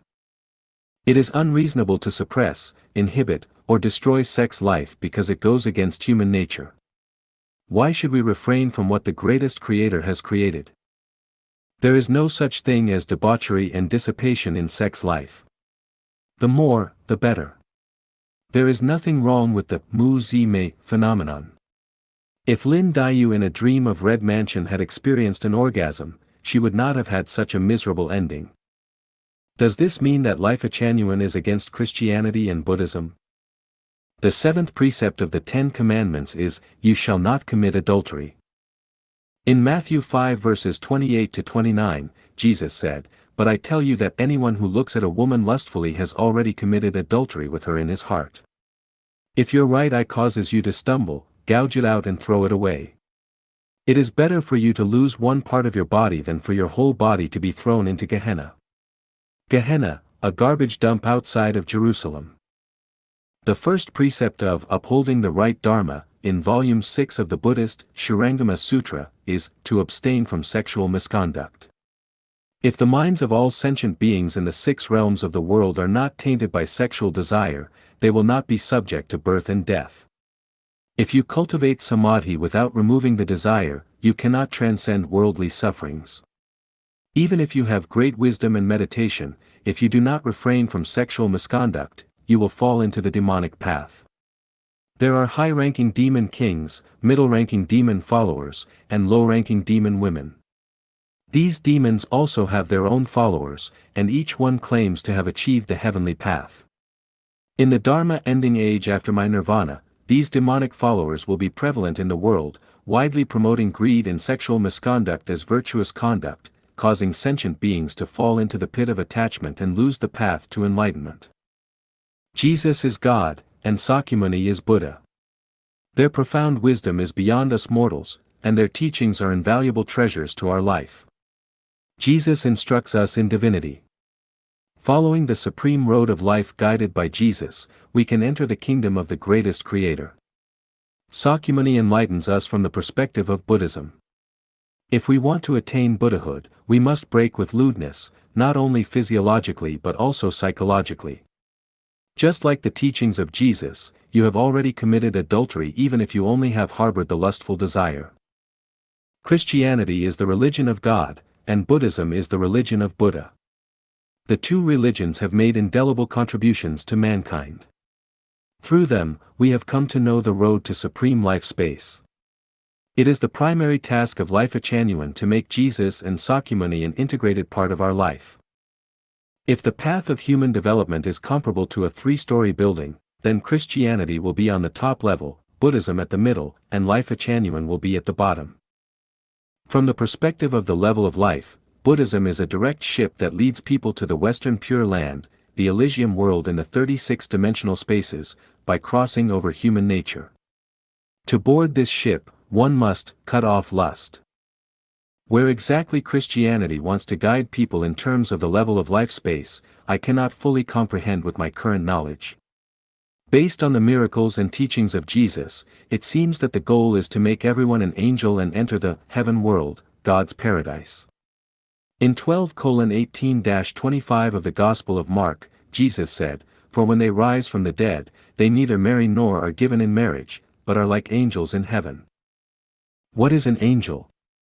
An angel is the super-celestial being and Buddha with divinity. Buddha is under the control of the power of Buddha, while a super-celestial being is the free, elegant, and magically powerful spiritual entity of high energy, second only to God. Christianity guides people to develop in the direction of super-celestial being, which conforms to Jesus' teachings. Only in this way can they have a definite development direction for life space. However, from the activities and pursuits of Christians, it seems that they are still clinging to worldly affairs, to the relations of parents, children, couples, and friends and relatives, and to private properties, which is unreasonable. In Luke 14 verse 26, Jesus said, "If anyone comes to me and does not hate his own father and mother and wife and children and brothers and sisters, yes, and even his own life, he cannot be my disciple." Because if you don't hate them, you cannot become an angel. For angels, there is nothing like family love. We can see from the teachings of Jesus and Sakyamuni that the ultimate wisdoms are communicable. They have the same purpose. Buddhists are capable of determinately cutting off all their attachments to worldly affairs, including the relations of father, mother, wife, children, brothers, sisters, belongings, status, reputation, and their own souls. They will commit themselves to self-improvement and self-cultivation wholeheartedly. They are the real Christians. However, the so-called Christians may inspire suspicion of crying up wine but selling vinegar. The direction of development for us, mankind, is the direction given by Jesus and Sakyamuni. The problem is that there is a vast ocean between humans and angels, super-celestial beings and Buddhas, and how can we navigate our life boat through the turbulent and surging, vast ocean, to reach the ideal shore? If we can abandon worldly pursuits and devote ourselves to cultivation like the monks, nuns, priests, and sisters in the temple, it would be the best way. Although it may be difficult to ascend to heaven in one step, it is worthwhile. The problem is, can we do it? Let's drop all other obstacles. How many of us can surmount the huge mountain of the pleasure of sex? I have another question: why should we surmount this huge mountain now that the greatest Creator has equipped us with the pleasure of sex to enjoy? Isn't the feeling of orgasm, entering paradise, feeling celestial, release and proliferation of love, the standstill of time and space, the feeling of being blended into the universe, and the expectation to give up all worldly desire and stay forever at that time point, the highest realm of life we pursue? Our ultimate goal is to become angels, super-celestial beings and Buddhas. It would be too difficult for ordinary people to jump from the starting point to the end point, unless they are born with the wisdom of an angel, like my granny, who was a vegetarian by birth, not due to personal preference, but due to disgust at the smell of fish and meat. Entering graduate school directly from primary school is a process of transcending comparable to the thorough remolding of oneself and reaching the peak of perfection. It is just too difficult. Are there any smoother paths to the final success of becoming a super-celestial being or Buddha? Yes, there are. Let's first arrive at the 1,000-year world, because the enjoyment of the pleasure of sex will only affect our success of becoming a super-celestial being or Buddha and will not prevent us from approaching the 1,000-year world. Please refer to the 1,000-year world of the 36-dimensional spaces. Although it is still hundreds of thousands of miles away from the kingdom of the super-celestial being and Buddhas, the thousand-year world is, after all, a world with sublimated human nature. We can first arrive at the thousand-year world before reaching the 10,000-year world and finally make it to the world of super-celestial beings and Buddhas, the Elysium world. This is comparable to a primary school pupil who pursues their education in the order of primary school, middle school, university, and finally the graduate school. Let's return to our topic. The pleasure of sex is the arrangement of the greatest Creator and the favor He has granted us. The greatest Creator will not punish us as long as we are grateful to Him and remember His grace when enjoying the pleasure of sex. I have seen the greatest Creator through the pleasure of sex. Have you? 22. The masterpiece of the greatest Creator, the beauty of nature. 22. While learning about Introduction to Literature, our teacher told us, we are surrounded by beauty. The reason we have failed to discover beauty is that we lack the eyes to perceive it. In 1986, I went to the Mandarin Duck Reservoir in Jinta County with my classmates from Jiuquan Education College. We got off the bus on the road from Jiuquan City to Jinta County. Guess what my first impression was? I felt the beauty of relaxation and happiness for becoming a part of Mother Nature because, as soon as we got off the bus, we saw the vast expanse of the endless Gobi Desert. It seemed that we city dwellers had entered another world of wildness, wonder, remoteness, and vastness. All of us cried out with one voice, "Wow, beautiful!" How can we say that the Gobi Desert is not beautiful? When I climbed the Great Wall at Badaling during my study at Beijing Foreign Trade University, I saw the meandering Great Wall fly like a gigantic dragon on the top of the undulating mountains. I felt a beauty of valiance, unrestrained freedom, and flying. During my study at Zhangjiago Geology Technical School, I used to go climbing with my classmates. Standing on the mountaintop and overlooking the wilderness with curling smoke beyond the Great Wall, I felt a beauty of serenity, leisureliness, composure, and ease induced by the picturesque natural scenery. While studying in Lanzhou Education College, I would sit by the Yellow River whenever I had the opportunity. Since I grew up by the Yellow River, I have a special love for it. Watching the surging and rolling river flow in its meandering course, I felt that my thinking had been carried to a remote place, and I was filled with the aesthetic feeling of surging emotions and endless yearnings.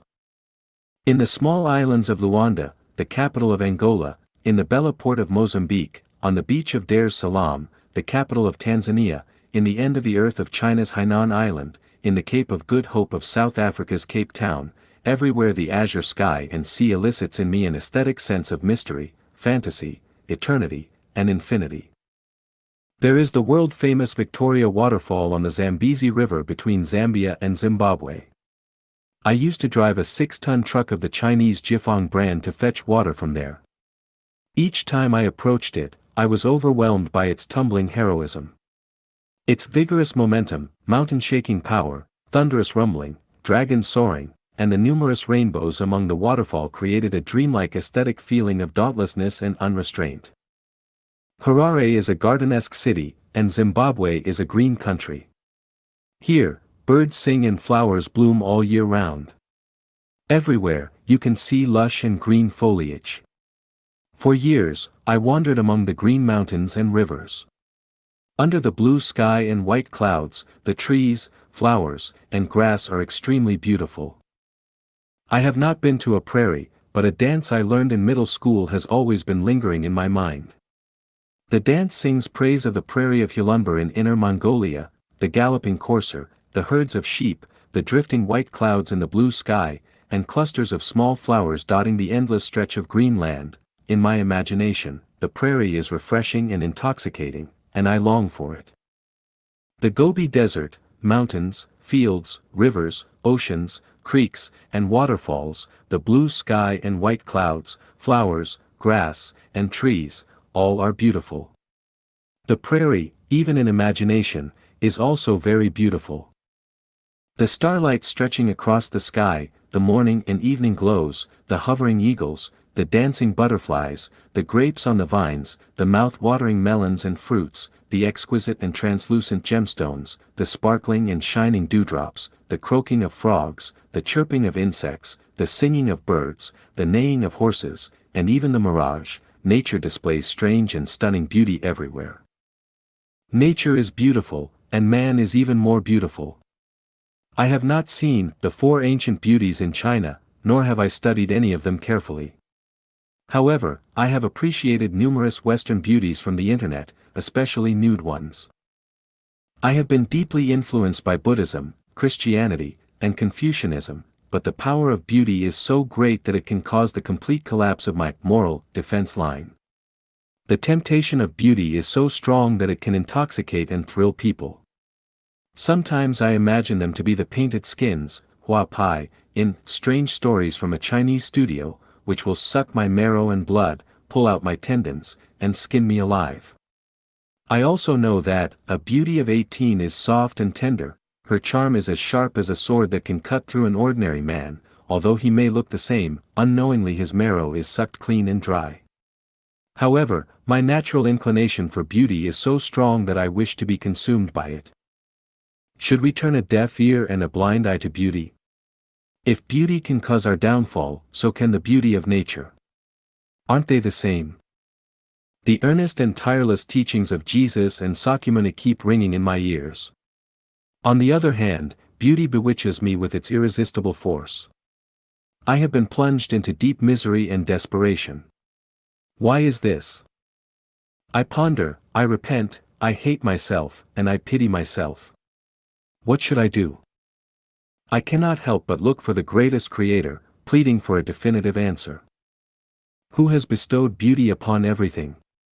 If a person has no other purpose than mere survival, they will need nothing more than a kennel and a basin of pig feed. Why should everything be given a beautiful appearance? Finally, I have found the answer. The beauty of everything has been created by the greatest Creator, who intended for us to enjoy the beauty of life. Now that the revered greatest Creator of the universe has offered us beauty, why should we act against the will of the greatest Creator and view beauty as a dreadful disaster? Is Jesus wrong? Is Buddha Sakyamuni wrong? No, not at all. Honey is sweet, but if we cannot extricate ourselves from it, we may put our lives and wonderful future at stake, which is quite unworthy. We must heed the painstaking advice of God and Buddha. However, now that all beauty has been created by the greatest Creator, we are entitled to enjoy it. All beauty should be shared and not privatized.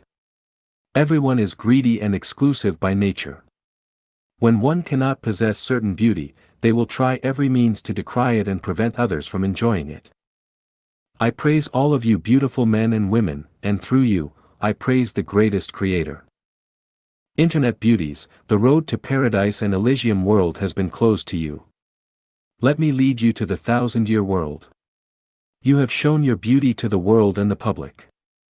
You are not monsters, nor are you sprites. But remember, your beauty is given by the greatest Creator. You should always remember the favor of the greatest Creator and feel indebted to and love Him. However, it will be a different story if you use your beauty for evil.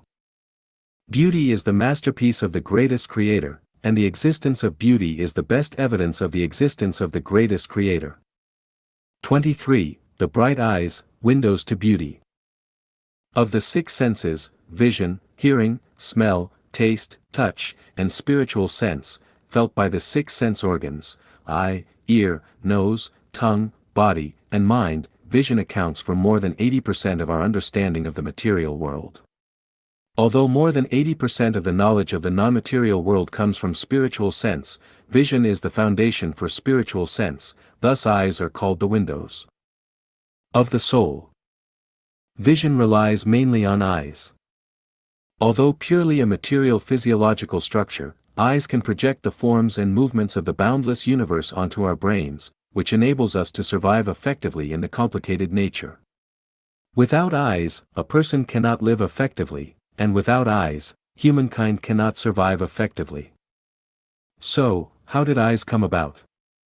Is it possible that the miraculous and intricate eyes have evolved from a single-celled organism and developed into the fully functional and perceptive eyes of humankind? Human eyes have two functions, one is the function of vision, and the other is the function of aesthetics. The formation of vision involves an entire system of highly efficient image analysis structures. Strictly speaking, the objects we see are not the same objects because a period of time has passed in the process from the perception of an object to the imaging of the object on the retina to the conceptualization of the object after being reflected to the brain by the nervous system. Although it lasts only several 10,000ths of a microsecond, theoretically, the image in the brain is already not the image of the real object. For example, a flower we see may have withered after some time, but the flower in the brain is still the one originally reflected. For another example, when a relative of ours has passed away and is no longer alive, our brains still retain the lovely voice and happy countenance of the deceased. How does vision happen? Vision is a reaction to the stimulation of light energy of the eyes. An object will reflect the light from the sun or other light source. Via pupils and lens, the reflected light will fall on the retina for imaging to take place. Then, stimulated by light energy, the nerve cells on the retina will convert the light signal into a bioelectrical signal, which will deliver the vision information to the nerve center via optic nerves and finally to the brain.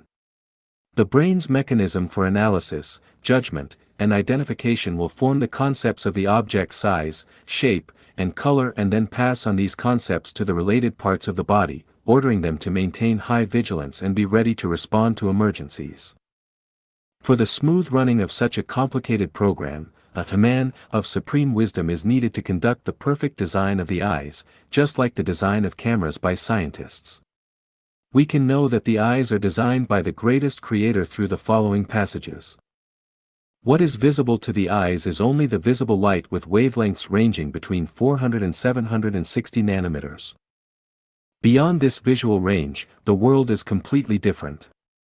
The blue sky is no longer blue. Our eyes would be overwhelmed by the variegated and weirdly colorful scenes created by cosmic rays such as infrared, ultraviolet, gamma rays, beta rays, X-rays, electromagnetic waves, and particle flux. In less than 10 minutes, our nervous system would become chaotic, and we would go insane. Moreover, we might occasionally perceive spirits, immortals, goblins, devils, monsters, paradise, and hell, or even the thought waves in other people's minds. Then we would not be able to behave like rational beings and enjoy the beauty of life in a muddle-headed and unrestrained manner. Enable the eyes to distinguish between different colors. Within the cone-shaped photosensitive cells of the human eye's retina, there are 3 different photopigments that can absorb blue light with a wavelength of 445 nanometers, green light with a wavelength of 535 nanometers, and red light with a wavelength of 570 nanometers. The combination of these 3 lights in varying proportions has created a vast array of colors. Our eyes have the ability to distinguish these subtle color differences. If not, we would all be color-blind, and how could we fully enjoy the infinite beauty of nature? Give the eyes a broad field of vision.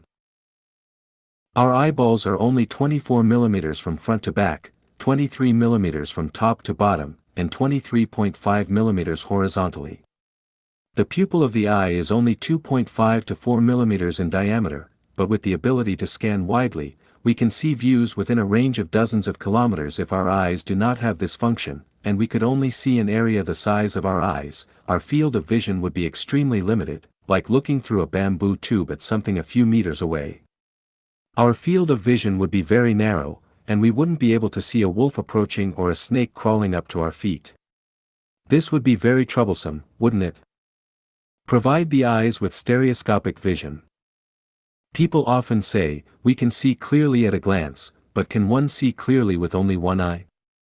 Try closing one eye and see if you can thread a needle or pour strong sulfuric acid accurately into a small test tube in a chemistry lab.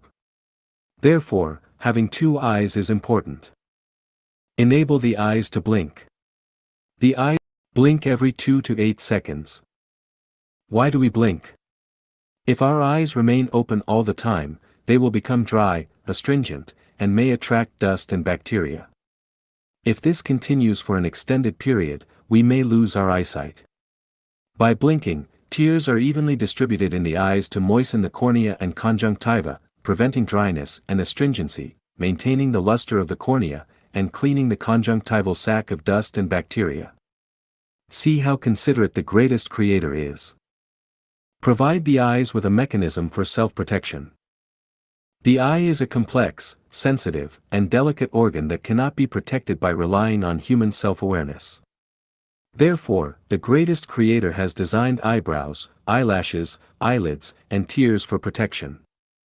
Eyebrows, growing on the protruding supraorbital ridges, ward off dust and sweat from above like an umbrella, preventing them from entering the eyes. Eyelashes resemble bamboo curtains or two platoons of embattled sentinels, always ready to keep away and block the unannounced invasion of enemies like dust and microorganisms. Eyelids act as loyal soldiers guarding the frontier line of the eyes. Whenever foreign matter or strong light attacks, the eyelids close up immediately and protect the eyes within them from harm. This prevents foreign matter from damaging the eyeballs and strong light from hurting the optic nerves. In case foreign matter or bacteria invades the eyes, tears from the lacrimal gland flush away the foreign matter. Lysozyme and immunoglobulin in tears inhibit bacterial growth and kill bacteria by decomposing the sucrose mortierolate in the cell wall. This protection mechanism is perfect. Is it a result of evolution? Our eyes have possessed these functions since humans appeared on Earth.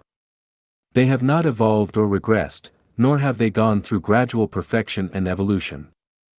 In addition to their visual function, eyes also serve an aesthetic purpose. Expressions such as bright eyes, speaking eyes, amorous eyes, flirting eyes, and so on, provide us with aesthetic enjoyment. I have brainstormed hundreds of schemes to adjust the size and position of the eyes to find a better design. For example, placing the eyes at the top of the head, at the back of the head, or on the buttocks, palms, or beneath the mouth. I also considered exchanging the positions of the eyes and ears or replacing human eyes with those of horses, rats, or frogs. However, only the current size and position of the eyes are just right, and any changes will lead to ugliness. Try it and see. Through our eyes, we can see the greatest Creator and witness the exquisite and profound wisdom of the greatest Creator. Beauty is the masterpiece of the greatest Creator, and the existence of beauty is the best evidence of the existence of the greatest Creator.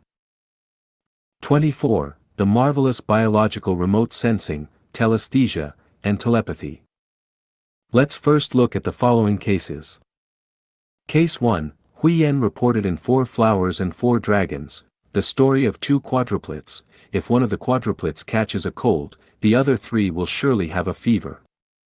3 brothers yawned in step with each other, with 3 little mouths opening simultaneously. They uttered, "Ah!" sonorously, as if proclaiming their manliness. Case 2, there is a report called the unexpected reunion of kindred, the details of which I cannot remember very well. It relates the reunion of a mother and daughter after a separation of more than 4 decades. Under a strange combination of circumstances, the daughter was adopted by other people. So she took the foster mother for her birth mother, and indeed she did not know that she had a natural mother, who was now old and lived alone, knowing nothing about her only child, who had been separated from her since very young. A curious coincidence brought the daughter into an out-of-the-way alley, where she coincidentally met with an old lady.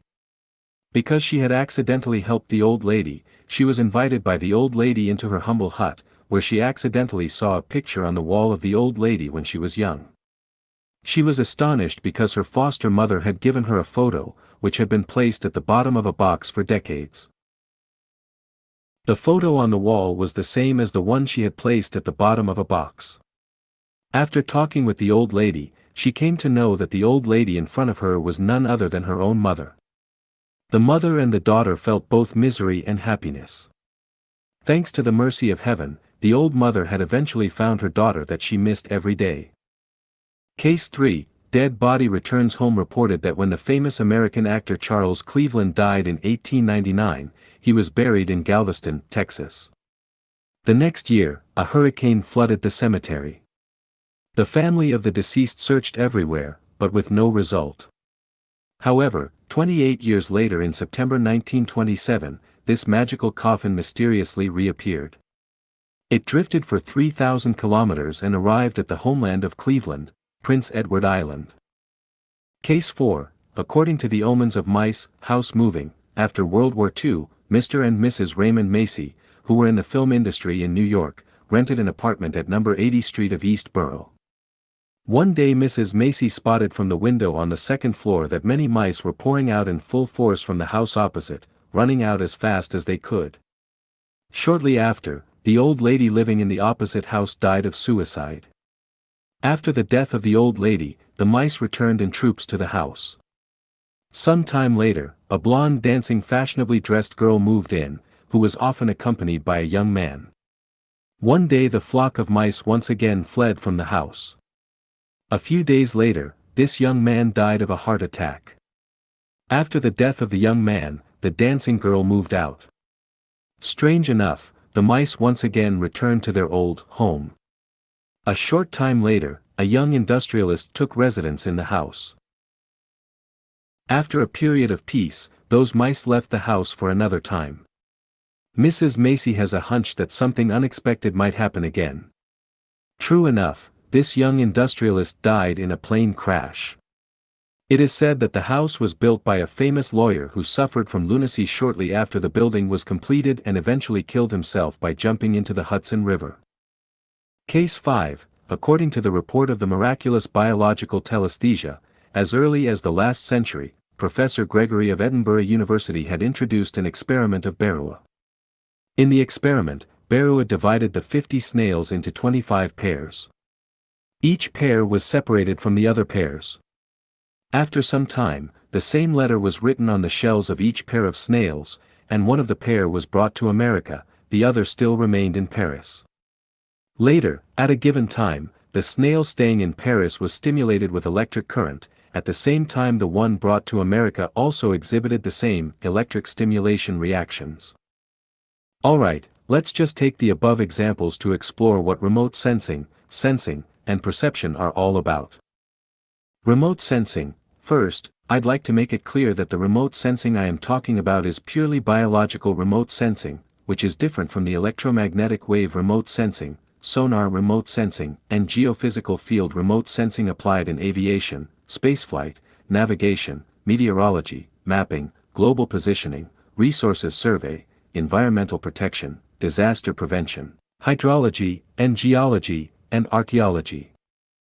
In the mythological novel, Fengshen Bang, there are two extraordinary individuals named Qianli Yan, Thousand-Mile Eye, and Shunfeng Air, Wind-Piercing Ear. Their abilities allow them to perceive everything happening in Jiangxia's military camp from a distant location. The mice's behavior in Case 4 is an example of animal remote sensing. The special ability of remote clairvoyance frequently mentioned in the science of Qigong is also a kind of remote sensing. Then, what is remote sensing? Remote sensing is a biological ability to perceive the condition of a distant person, object, or scenery by receiving the thought waves or electromagnetic waves emitted by them through directional thinking.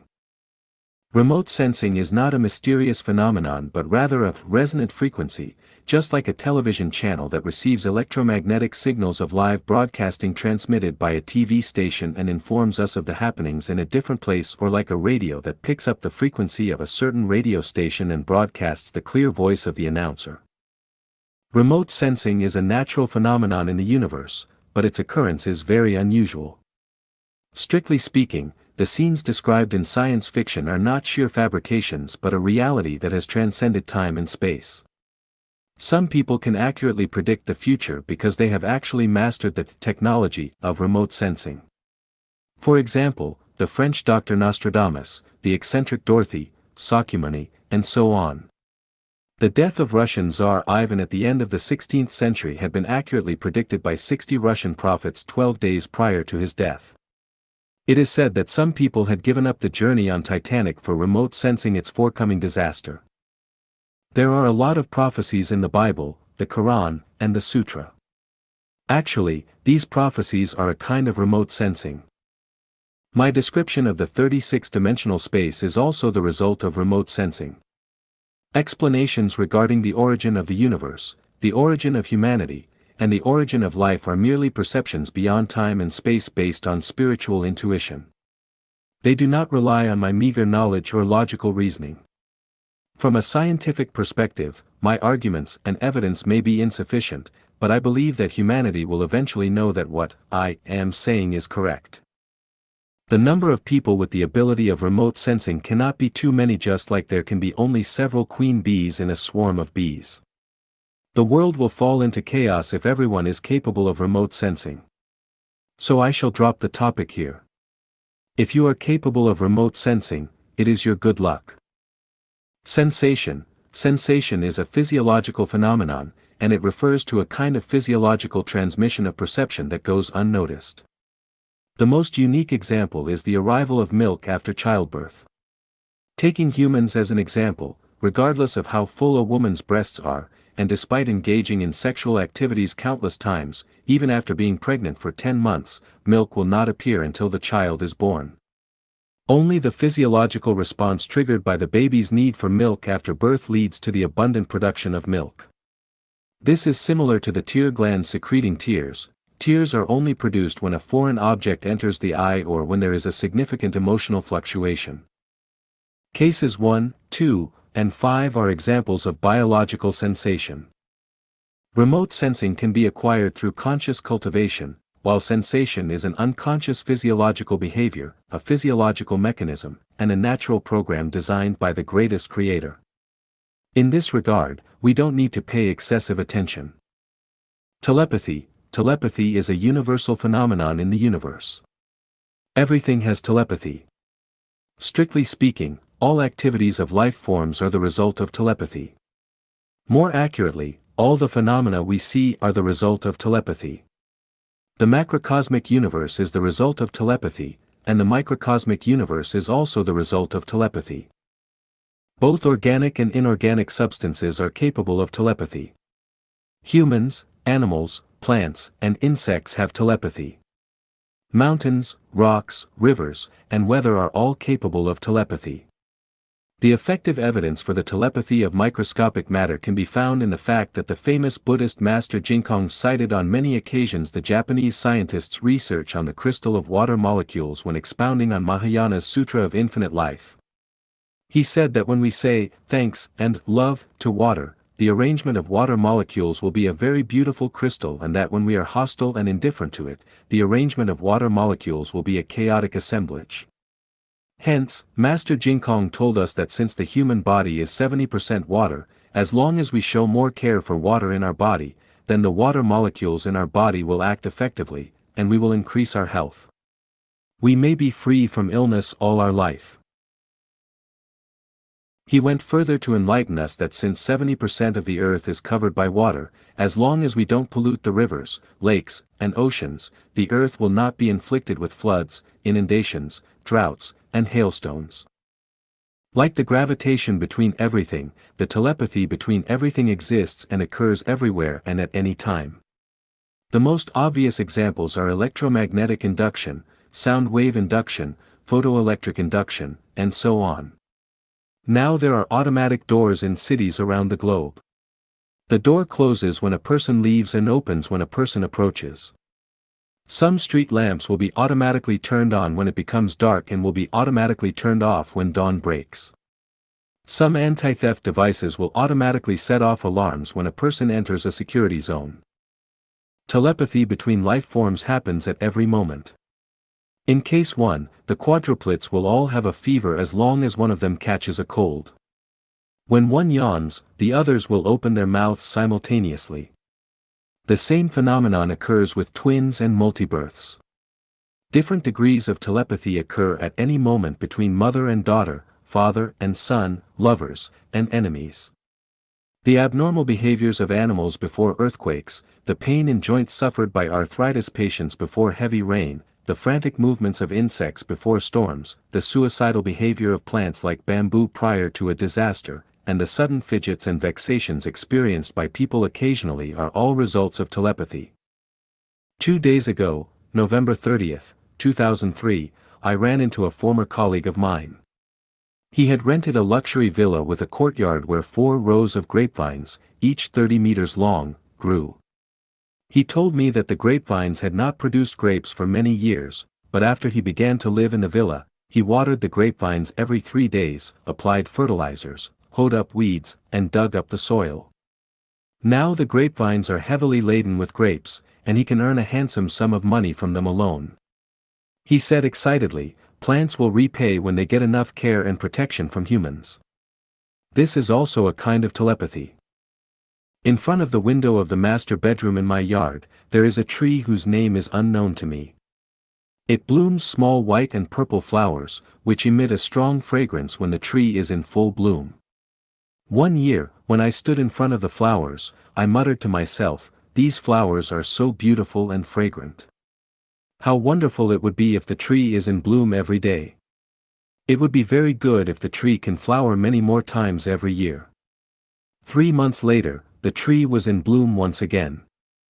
I asked the gardener, Gift, who had worked in this compound for nearly 10 years, whether this tree would flower twice every year. He replied, "No, it flowers only once every year, and I don't know why it has flowered twice this year." Suddenly, I realized that it was my wish that had prompted it to flower one more time. I felt very guilty. This is a flower tree with great spiritual nature. To satisfy my private needs, it has overstretched itself against the law of nature. It must have tried hard. The second time, the flowers had such a faint fragrance that one could hardly smell it. This is the result of overspending. I apologized in my mind, flower tree, I am deeply indebted to you for your kindness. I understand you now. Please don't overdo yourself again in the future. Meanwhile, Lifechanyuan will try its best to protect you and all the flowers, grass, and trees. You are silently dedicated to mankind, flowering to beautify the environment, bearing fruits for people to savor, afforesting to conserve water and soil, exhaling oxygen, and inhaling carbon dioxide to purify the environment, and photosynthesizing to create nourishment carbohydrates for humans and animals. Without you, there would be no insects, animals, and humans. You are the foundation on which life depends. Lifechanyuan will make it its tenet to protect the lives of all living things. We humans should no longer be arrogant, conceited, and ungrateful. There is telepathy between plants and humans, as well as telepathy between humans and gods. I have a friend whose father was nearly 80 years old. He was kind-hearted, amicable, and genial, and very healthy in Zimbabwe. However, there was a period when he was vexed and troubled, insisting on returning home to his homeland in China. My friend had no choice but to send him back. Soon after, the old man passed away in his sleep. Why did the old man feel anxious and eager to return home when he was enjoying a very good life in Zimbabwe? This is the beckoning of the gods. Although he did not know it, the old man had experienced telepathy physiologically. Moreover, telepathy also occurs in many of our daily recreational activities. Last month, November 2003, my wife and I played poker games with some friends for 6 hours. The cards in our hands were very bad from beginning to end. Our friends had climbed over several mountains while my wife and I were still fixed at the starting point. Finally, I realized it was because my wife and I felt upset and distracted several days before. When one's mind is disturbed, the cards will also be a mess. Only if one has a calm mind will they get very good and orderly cards. You can try it if you're interested. Recently, another case of telepathy happened to me. I have the habit of reading Reader. Once I read several articles by the Taiwanese writer Lifechanyuan and discovered that Mr. Lin has a very high spiritual nature. As far as I can tell, however ignorant I may be, Mr. Lin is one of the people with the highest spiritual nature in the Chinese nation. I consider it great luck and happiness to read more of his books. However, I am abroad and have very little chance to buy his books. I never expected that recently a girl of my children's generation came from China and brought me 2 books written by Mr. Lin, Search the Homeland of Soul. Why did she buy books instead of anything else for me? Why did she buy Lifechanyuan's book instead of other books? It turned out that this was a result of my telepathy. Seth said, physiological symptoms are communications from the inner self, indications that we are making mental errors of one kind or another. In other words, physical symptoms are a response of the body to psychological and spiritual ailments. All the wars, conflicts, natural disasters, and diseases in human history are the result of the mutual influence between gods, humans, animals, and plants. The Great Flood in the time of Noah was also a consequence of the induction caused by human conceit and arrogance. Remote sensing, sensation, and telepathy are all embodiments of Tao, as described by Lao Tzu in Tao Te Ching. Tao is an embodiment of the spirit of the greatest creator. Ultimately, remote sensing, sensation, and telepathy are programs designed by the greatest creator to maintain the balance of nature. We can hence feel the unfathomable profundity of the greatest creator's wisdom. 25. Pythogenesis, nourishment for new life. Pythogenesis is a natural phenomenon. It is the transformation of putrefaction, corruption, and decomposition. Putrefaction, corruption, and decomposition are bad, but pythogenesis is a conversion of energy and a transition of life. You can observe a fallen apple from the tree. It rots at the beginning, but after a period of time only an empty shell is left. Then after some time, even the empty shell vanished. Where has the entire apple gone? It has undergone the process of pythogenesis. All things in the material world will go through pythogenesis, without which there would be no such material world. Just imagine, how can we have today's environment and civilization if the carcasses of animals remain intact for thousands of years, if the leaves fallen from the trees remain as fresh as ever, if the piled garbage does not rot, if the slave society and feudal system does not corrupt, and if despotism is always maintained, if the original religion does not corrupt, and if the ancient civilizations last for eternity? The rotten carcasses of animals and the decayed plants will be decomposed by microorganisms in soil or water and converted into aliment, which to be absorbed and utilized by other plants. The ancient religion and civilization were decomposed by the development of the times and converted into a knowledge and wisdom, which to be absorbed and utilized by the present religion and civilization. How perfect the design is! The waste is changed into valuable materials and the corrupted is turned into wonders. Who is capable of such considerate and flawless thinking? The greatest creator. 26. Life and death, a phenomenon puzzling mortals and laity. This earth witnesses the birth and death of a huge number of animals and plants every day and every moment. Life and death is a universal phenomenon in nature. Everyone has embarked on the journey towards death since the moment of their birth. The happiness of life and the sadness of death are the basic emotions of mortals and laity. When a family welcomes the birth of a child, they are filled with joy, and when they lose a loved one, they experience profound sadness and grief. Apart from extraordinary beings like Jesus and Sakyamuni Buddha, who are transcendent, wise, and free from worldly concerns, few people can escape this cycle of confusion and grasp the true meaning of life and death. The tragedy of life lies in ignorance and the inability to transcend the cycle of life and death.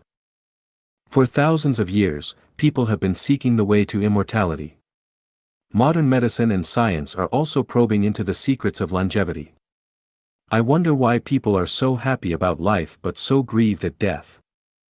Seeking life entails endless troubles, and seeking death brings infinite benefits.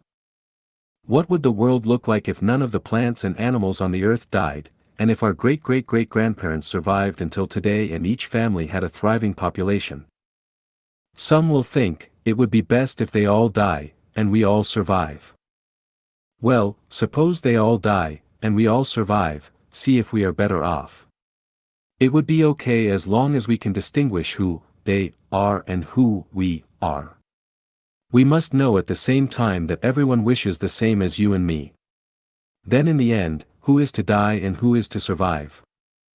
Is it so good to live and so bad to be dead? Take a look at human history, pay a visit to your neighbors, and ponder over the question of what good there is to live and what harm there is to die. Forget about time immemorial, let's talk about the time from Sakyamuni Buddha to the present. How many people have lived a good life, and how many have suffered a bad death? Taking Chinese society as an example, antenatal training has been provided even before a baby is born. Abandoning the music of nature, the greatest creator, God, and Buddha, people spare no efforts to inoculate the fetus with the imperfect music of mankind. Immediately after birth, adults try every means to provide the little babies with toys and cartoons instead of having them get in touch with flowers, birds, insects, and fish in nature. Before the age of schooling, the children have begun their preschool education, learning piano, painting, kung fu, and dancing. They have no opportunity to bring their own instinct into play nor have fun in nature. When the children have just begun to know about the world around them, they will be burdened with heavy and formless pressures. In addition to the heavy school bags and the endless homework, adults spare no efforts to add extra education for them. Moreover, endlessly lecturing began to pour onto children. You must be someone, you have to get full marks in exams, otherwise you'll be lagging behind others. Child, I am doing all this only for your good. You must work hard and strive to become an excellent student. You must enter top-tier middle school and then qualify yourself for study at a prestigious university. Otherwise, you will have no foothold in this society. Why are you so fond of playing, my kid? Look at Xiaoming, she is so diligent and so promising. You must learn from her. These and many more lectures have left children at a loss. The 100-meter dash begins with middle school. Students are preoccupied with study and examinations day and night, teachers and parents are carefully supervising and urging, and society is imprudently promoting the atmosphere of elites. As a result, the splendor of human nature is inundated in the endless darkness. Is it supposed to be easy after entering university? No, it's not. Comparing oneself to others in terms of food, clothing, housing, and transportation among classmates is a small matter. What's more serious is the forced indoctrination in the field of ideology and the blind and unlimited pursuit of knowledge. University is supposed to be a place to cultivate people with noble moral character, but the majority of universities are not cultivating living, breathing human beings, but rather robots who have lost themselves. We must bring honor to our ancestors, we must win glory for the motherland, and we must win credits for our nation. Colleges have been fostering narrow-minded notions. What's worse, some colleges and organizations are teaching students how to make their first fortune, how to rise in the world, and how to attract handsome men and beautiful women to themselves. This is a worrisome era. The real distress begins with graduation from universities. There are a bewildering number of roads ahead. Which one shall I take? The unbridgeable gap between dreams and reality, the intangible conflicts between ethics and interest, the marriage, the houses, the cars, and the expected splendid success, all these have put university students at loose ends, which has fragmented the entirety of their spiritual nature into an unbearable scene. If university graduates are like this, then those with no university education must have experienced even greater conflicts and misery in mind. Having married and established a family doesn't necessarily mean entering a safe harbor. Heart-wrenching matters often occur. Supporting elderly parents and raising children are common responsibilities, which people can endure. What they may find intolerable are the conflicts and battles between spouses. Additionally, the occurrences of birth, aging, sickness, death, separation from loved ones, resentment, aversion, encountering situations we wish to avoid, and impermanent events can stir up a once beautiful life into chaos. We see people on the streets, each of them looking vigorous and elegant. But once we get to know their inner world, we will find every one of them emaciated and fatigued. Many people in my neighborhood are businessmen. They all have nice houses, servants, and good cars. Then they should be happy and satisfied, right? The answer is no. When I chatted with them one day, one of them said, "Actually, if I have 1,000,000 yuan, RMB, I will be doing well in China." Another person, as if he has heard the talking of an alien, taunted, "A million? What can you do about it? It is barely enough to buy and decorate an apartment." Another said to me, I heard you are writing a book, right? You are a little old-fashioned. Don't you know that in today's time you are everything if you have money and you are nothing if you don't? Make haste to earn money. Yet another person, a woman, preached, nowadays money is God. How much is conscience worth? I was overwhelmed, and I shuddered. No wonder they are constantly striving, always chasing after every penny, and valuing money over everything else. I see the world as ruled by goblins, devils, and monsters. Am I wrong? Or am I the real devil? Or do I simply not fit in with this world at all? I feel that living is suffering, and human life is rightly a sea of suffering. The sea of suffering is boundless, but turning back is the shore. Turning back. What does turning back mean? Turning back means death. Why die? For living is worse than death. How to die? Nirvana. How can nirvana be achieved? Through self-improvement and self-refinement. How does one self-improve and self-refine? By raising consciousness and increasing wisdom.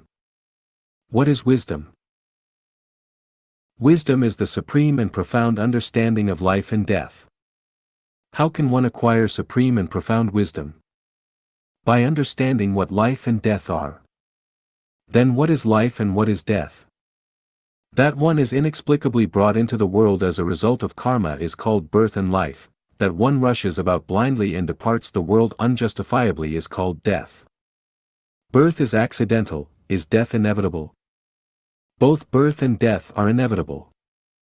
Since both death and birth are inevitable, and individuals have no choice and cannot resist, then why do we have to understand life and death? By understanding life and death, one can cast off life and death. How can one cast off life and death? By reaching the realm of no birth, no death.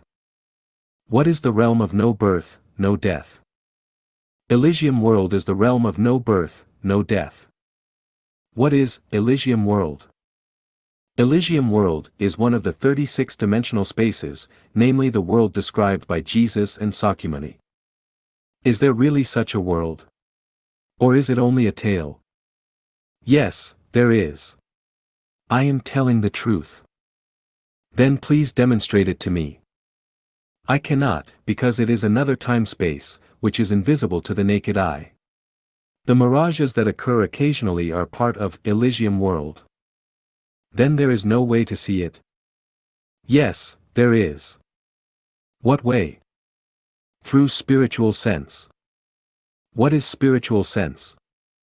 A person has 6 sense organs, eyes, ears, nose, tongue, body, and mind, which are respectively responsible for the 6 senses, vision, hearing, smell, taste, touch, and spiritual sense. Spiritual sense is the perception in everyone's consciousness and a spiritual nature apperception. Why does my spiritual sense not have such capability? Because your spiritual sense is too dull. Why is my spiritual sense dull? Because it has been polluted. What has polluted my spiritual sense? Your spiritual sense has been polluted by images in nature, the values of human society, and your prejudices. Then how can I restore my spiritual sense? By awakening to the truth. What is awakening to the truth? Awakening to the truth means getting to the bottom of a phenomenon. What is a phenomenon? A phenomenon can be anything that we see, hear, smell, taste, or touch. According to you, there are too many phenomena. Yes, Buddhism talks about 84,000 Dharma pariyas, but actually, Dharma pariyas are unlimited. What is Dharma pariyaya? Dharma pariyaya is a means to grasp a phenomenon and find out the ultimate essence of its essence. What is essence? The essence is something concealed that causes the occurrence of a particular phenomenon. Then what is the ultimate essence of essence? The substrate causing the essence is the ultimate essence. That is to say, the greatest creator is the ultimate essence. Yes. How do we get to know the greatest creator? This book of mine can enlighten you on the understanding of the greatest creator. Oh, I see. What do you see? The birth of man is like falling into the sea of suffering, and so it is something lamentable. The death of man, however, is like being severed from the sea of suffering, and so it is something delightful. Yes, but not entirely. Why? Because death is not the final resting place. Why is death not the final resting place? Didn't you say that man will enter the Elysium world after death? Death is only a surface phenomenon. Behind death is the transmigration of life. Some people will return to the human world after death, some will become animals after death, some will enter the 1,000-year world, and some will go to the 10,000-year world. Only a very limited number of people will go to the Elysium world after death. So how can we feel happy if some people are even worse and are more miserable than in the human world after death? Your preaching about past lives, afterlives, and reincarnation is too inscrutable. How can we believe in something that cannot be proved by science? Science is materialism. Science cannot prove what is beyond the material world. But the universe is composed of material and non-material. Science can only prove half of the universe, not the other half. Take my consciousness, for example. How big is it? What color is it? How heavy is it? What shape does it have? Science cannot provide answers to these and many other questions. Therefore, you cannot entirely negate what cannot be proven by science. Then can you prove that man has past lives and afterlives? Yes. One is the records about past lives in history, which can be found in the literature of many nationalities. Another is the record of facts by the International Near-Death Research Institute. The third is the descriptions by the sages and saints like Jesus and Sakyamuni. These are only legends, hearsays, or religious doctrines, and thus are not convincing. Can you come up with something new? Yes, homosexuality is an example. The rule for the biological world is that same sexes repel each other, and opposite sexes attract each other. So why is there homosexuality? And why can homosexual love be so dear as to risk one's life? This involves the gender of one's past life.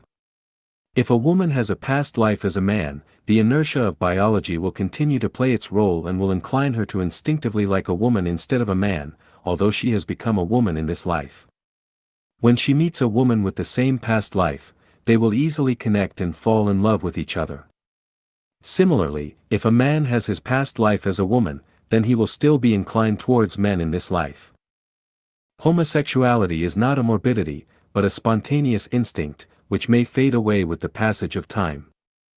Moreover, there is a saying, rivers and mountains may be changed, but it's hard to alter a man's nature. What is true nature, and why is it unchangeable? Nature refers to innate characteristics. When does nature come into being? Is it during primary school? When held in mother's arms? Since the time of the embryo in the mother's body?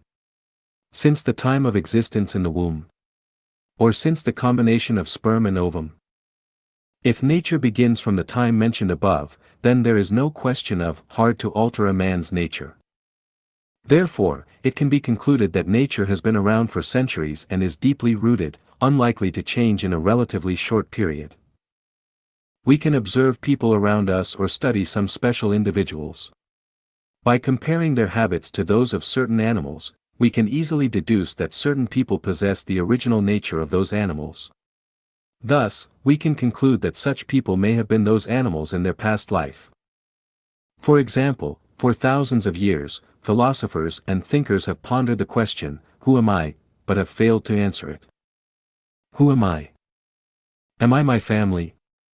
No, because I am still myself even without my family. Am I my clothes? No, because I am still myself after I undress. Am I my teeth? No, because I am still myself even after losing all my teeth. Am I my hair? No, because I am still myself even if I become bald.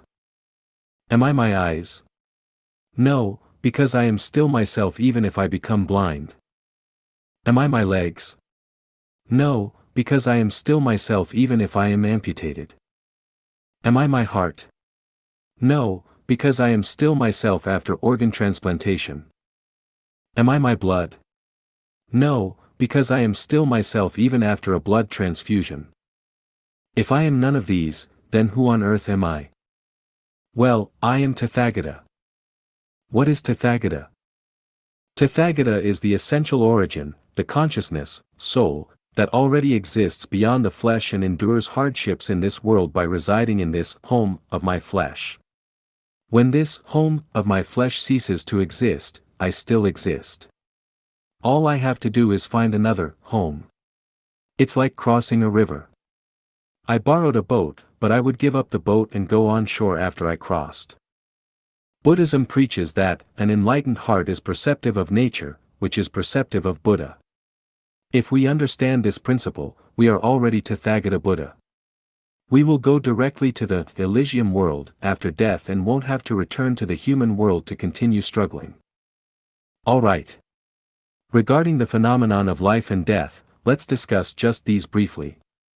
My purpose is not to stick to the facts, but to explain that the phenomenon of life and death, which is difficult to reverse, is determined by the greatest creator and has its own purpose and meaning. Without the greatest creator, there would be no life, let alone life and death. 27. The crowing of roosters. I grew up in the countryside, and I have vivid memories of roosters crowing. Especially when I needed to wake up early, my diligent and kind mother would use the crowing of roosters to determine the time, prepare breakfast and packed food in advance, and then wake me up. Roosters crow 3 times each night at regular intervals. The first crowing is at about 3:30 in the early morning, the second around 4:30, and the last around dawn. Excuse me, the time of crowing may not be accurate because I have been away from my hometown for more than 2 decades, and I am now living in an area where no crowing of roosters can be heard. Some people say that roosters crow to tell other roosters, "This is my territory, and do not come in." Others say that roosters crow to attract hens. I would say that roosters crow to tell people the time. Prior to industrial civilization, people did not have clocks and watches. For survival, they had to know the time of the night. For example, 2 or more people on a hunting trip would set the second crowing as the time to get up. Or a group of people were to complete a certain task together and set the third crowing as the time to gather at the end of the village.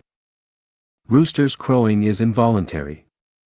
It is a conditioned reflex or induction of its biological clock in its body against the stimulation of the magnetic wave of the magnetic field when the earth rotates to a certain angle.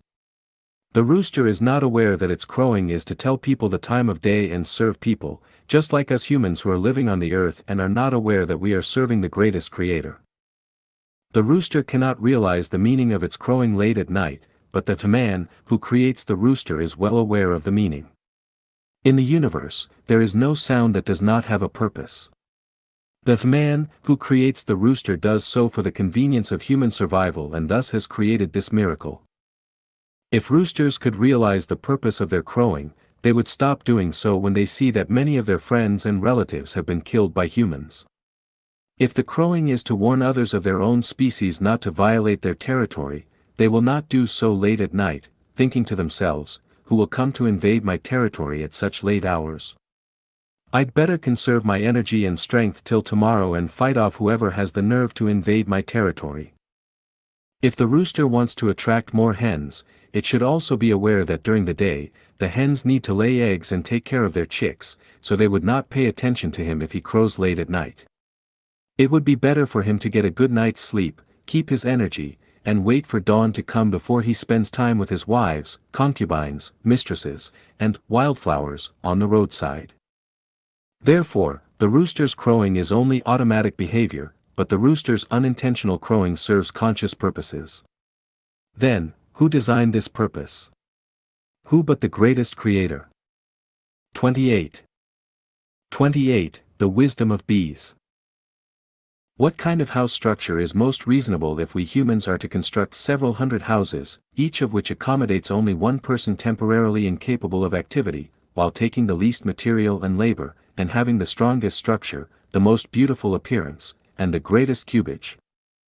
Should the houses be made of interconnected cylinders? No, the different sizes of human legs and waists may prove a waste of some space, and the waste of space means the waste of labor and materials. So it is not the most economical way of house building. In addition, cylinders have too little contact area between them, and it is not enough to serve as a wall for 2 rooms. Should the houses be made of interconnected cubes? No, the 4 corners will be a waste of space. It does not look very pretty either. Should the houses be made of adjoining octahedrons? No, the more sides a structure has, the more difficult it is to build and more time-consuming. Should houses be made of many irregular shapes? No, the houses thus constructed will not appear good, besides a lot of more time and material may be wasted. Then what structure is most reasonable? The honeycomb of bees is the most ideal structure. The honeycomb is made up of hexagonal columns. Since the lower part and middle part of the larva are different in sizes, the bottom of the honeycomb has been made into 3 congruent rhombuses. In 1712, the astronomer G.F. Maraldi of Paris Observatory concluded through measurement that the obtuse angle of the rhombus is 109.28 degrees and the acute angle is 70.32 degrees. For these figures, a French scientist specially consulted a Swiss mathematician. What is the most economical way in terms of materials to construct a hexagonal column with a bottom consisting of 3 congruent rhombuses? The mathematician's result is that the column can use the least possible material only if the obtuse angle of the rhombuses is 109.28 degrees and the acute angle is 70.32 degrees. Wow! The bees are too wonderful. Long before the birth of man, they have solved the problem that man has not discovered and realized until now. Each bee knows that the column can be constructed most effectively and economically only if the obtuse and acute angles of the rhombuses are respectively 109.28 degrees and 70.32 degrees. For us humans, only the greatest mathematicians can work out the result. How can ordinary people compare with those tiny bees? Are bees smarter, more intelligent, and wiser than humans? If this is the case, why don't the bees know for whom they have toiled by gathering honey from hundreds of flowers?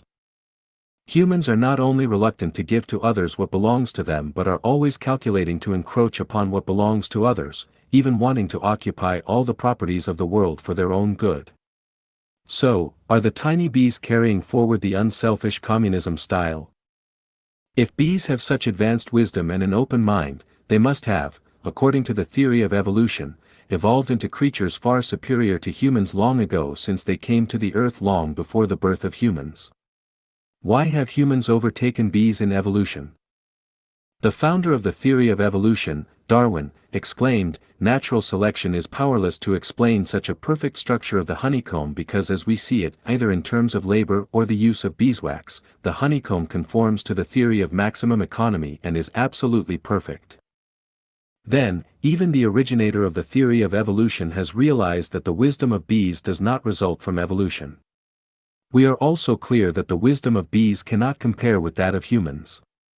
And bees would certainly not carry forward the unselfish communism style for humans who have been severely exploiting them. Then there is only one origin of their wisdom: instinct. What is instinct? Instinct is the capability possessed after birth. The capability possessed after birth proved to be contradictory to the theory of evolution. So, is the theory of evolution a fallacy? Doesn't the inborn capability prove that everything has been what it is now from the very beginning? Doesn't the inborn capability prove that things are not developed through evolution but are created? Doesn't the inborn capability prove the ability of the greatest creator who has created everything? Aren't the degrees of the acute and obtuse angles of the rhombuses at the bottom of the honeycomb designed by the greatest creator and added to the instinct of the bees? Do we still want to deny the existence of the greatest creator? 29. 29. The chick hatches from its eggshell. The chick emerges from its eggshell after 21 days of being hatched by the hen. During this time, the yolk and egg white inside the egg transform into a chick. Before hatching, the chick is isolated from the outside world, and it does not learn how to break the shell from any external source. Despite this, the chick eventually manages to break the shell and enter the world. The rooster spends all day trying to seduce hens, and never cares about the life or death of the chicks. Even if the mother hen complains that the rooster doesn't take care of the household chores or educate the offspring, the rooster has an excuse: who knows if I am the father of this little thing? Last month I saw you fooling around with the neighbor's rooster. Well, the rooster won't pass on any experience to the unhatched chicks. So, did the mother hen teach the chicks how to break out of the eggshell? No, if it had the consciousness to teach the chicks this, it would be better to just help the chicks break the shell itself. So, who taught the chick? Who told the chick about the colorful and wonderful world outside? And how does the chick know that its tender little beak can peck through the eggshell? Why is the eggshell thick enough to protect the chick yet thin enough for the chick to break through? There is only one answer: instinct. Instinct is not evolutionary, it is innate.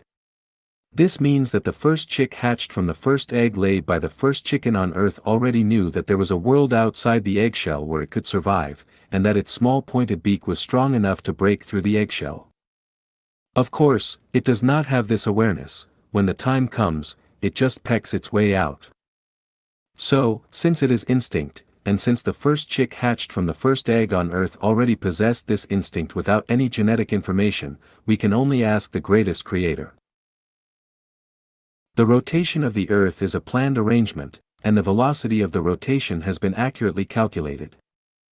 If we keep facing the fire, we feel comfortable on the front of our body but still cold on our back. At this time, we will unconsciously turn around and let our back face the fire. After some time, we will turn around again. In such a case, wouldn't it be ideal for us to sit in an automatically rotating chair so that our entire body can evenly receive warmth?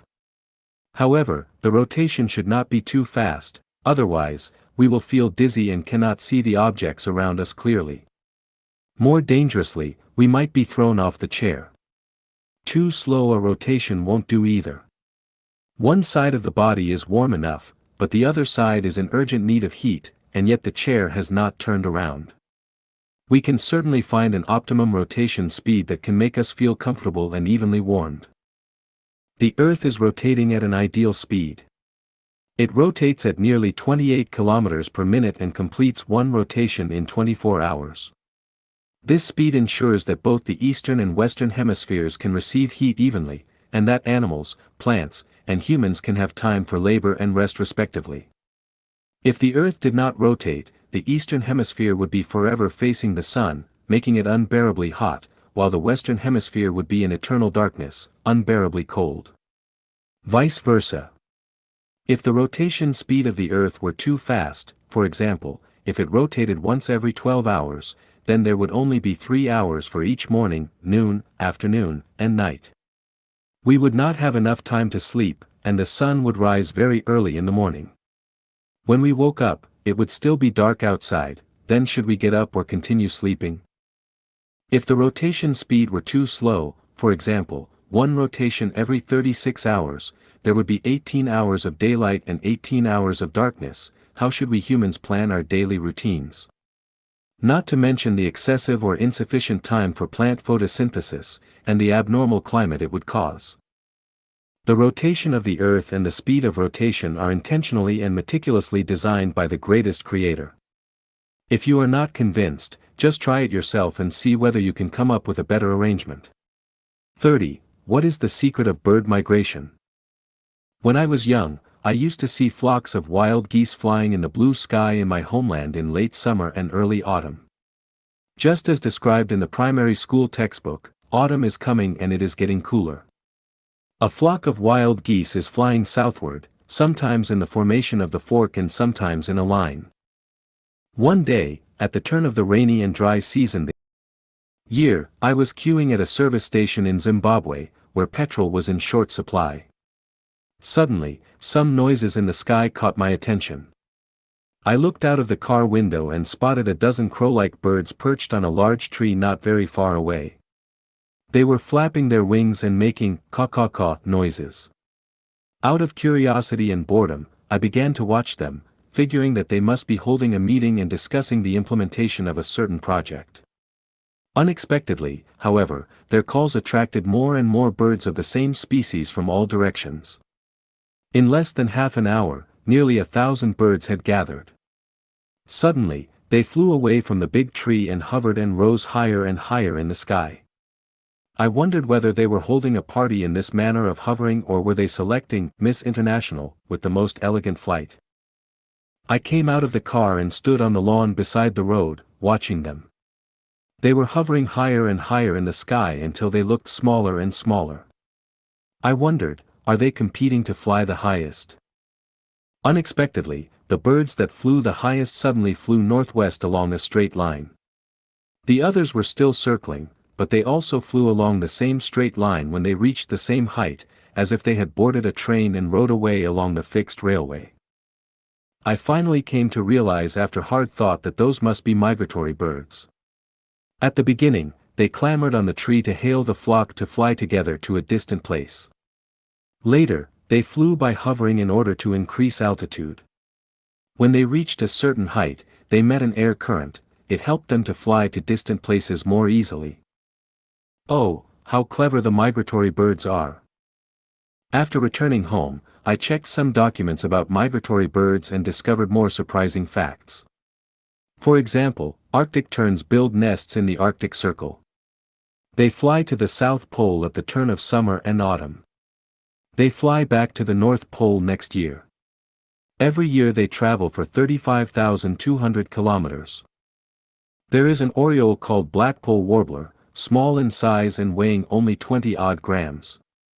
Before autumn comes, they fly from Alaska, America, to the east coast of Canada or New England, where they feast on all the dainty food to increase its fat and strength. Then, when it is turning cold, they begin a long journey of flight, first toward Africa, over the Atlantic Ocean, then after taking over an air current, they turn to Brazil in South America.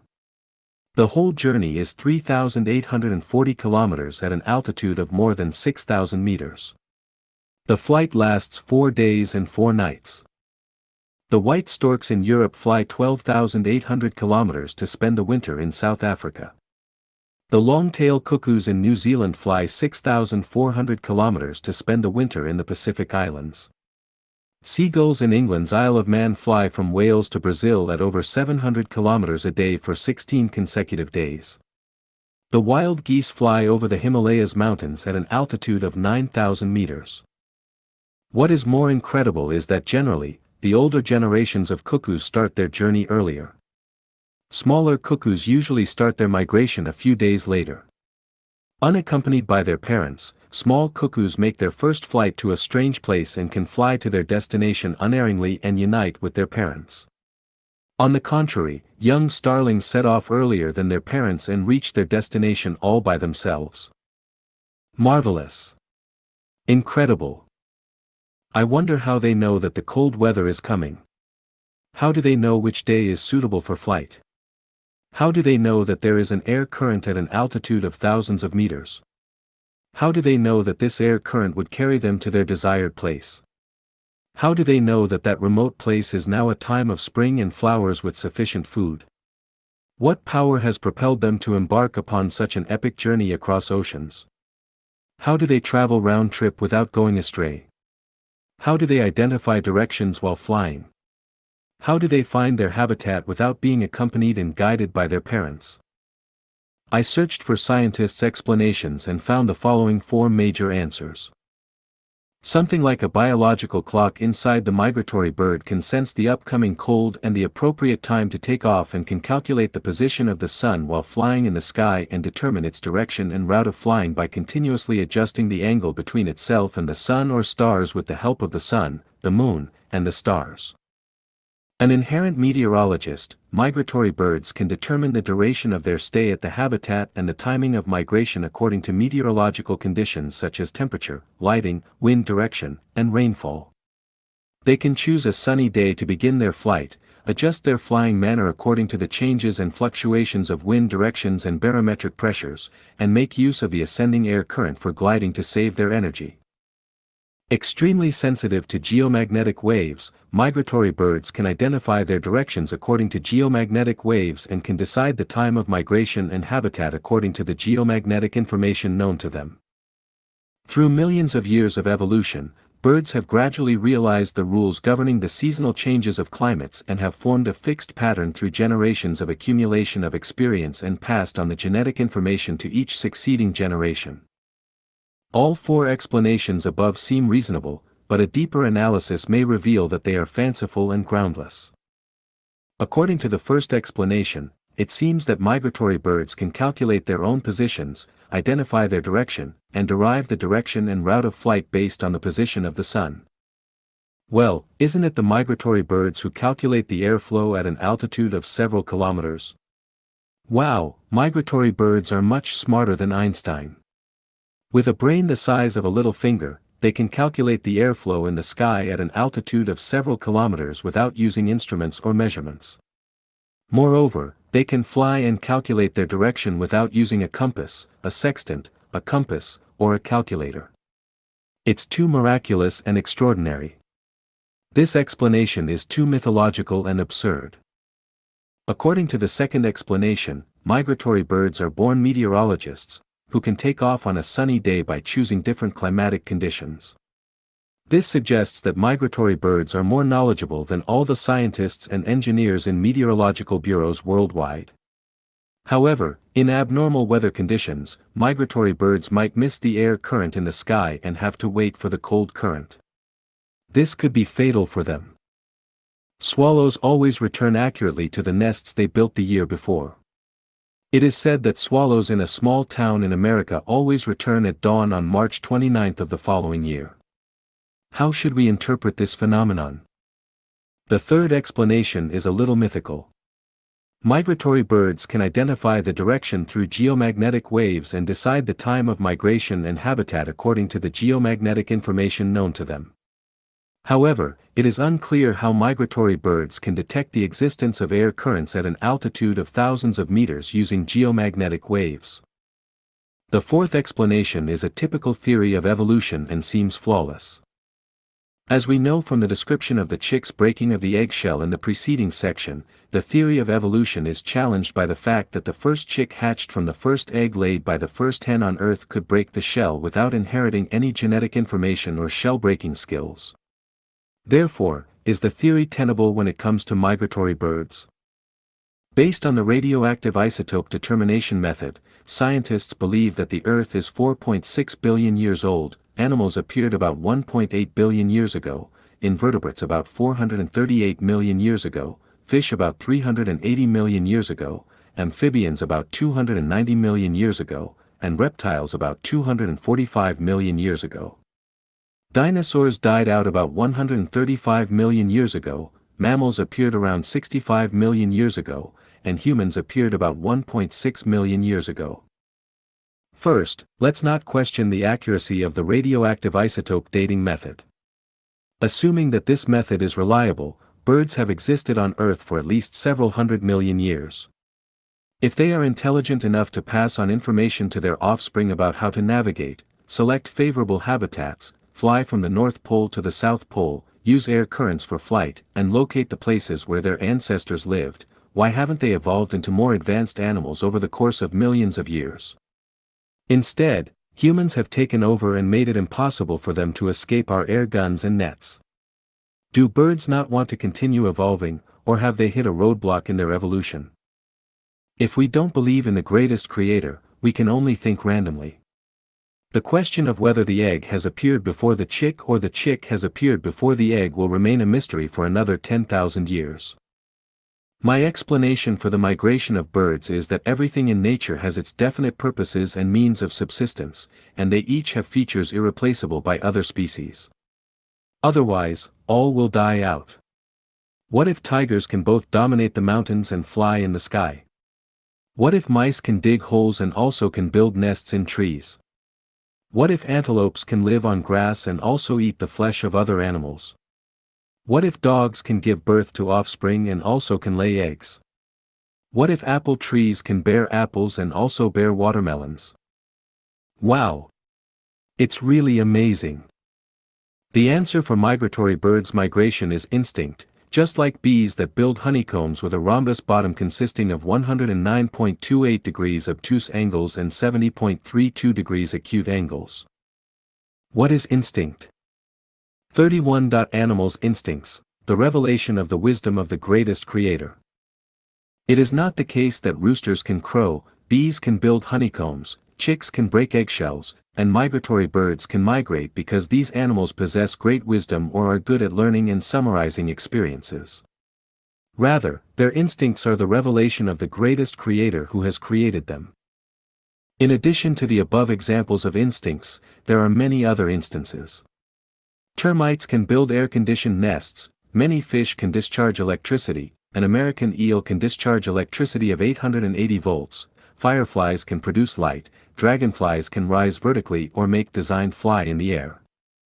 Turtles can lay their eggs in warm sand for them to hatch and protect themselves, chameleons can change the colors of their bodies at will, and bats can locate food via sonar in pitch darkness. Mollusks like snails have a tough home to protect themselves. Now let's look at the bird's skill in nest building. An African weaver bird, in particular, can select soft twigs and grass to build an apartment that holds snakes at bay and keeps water from leaking in.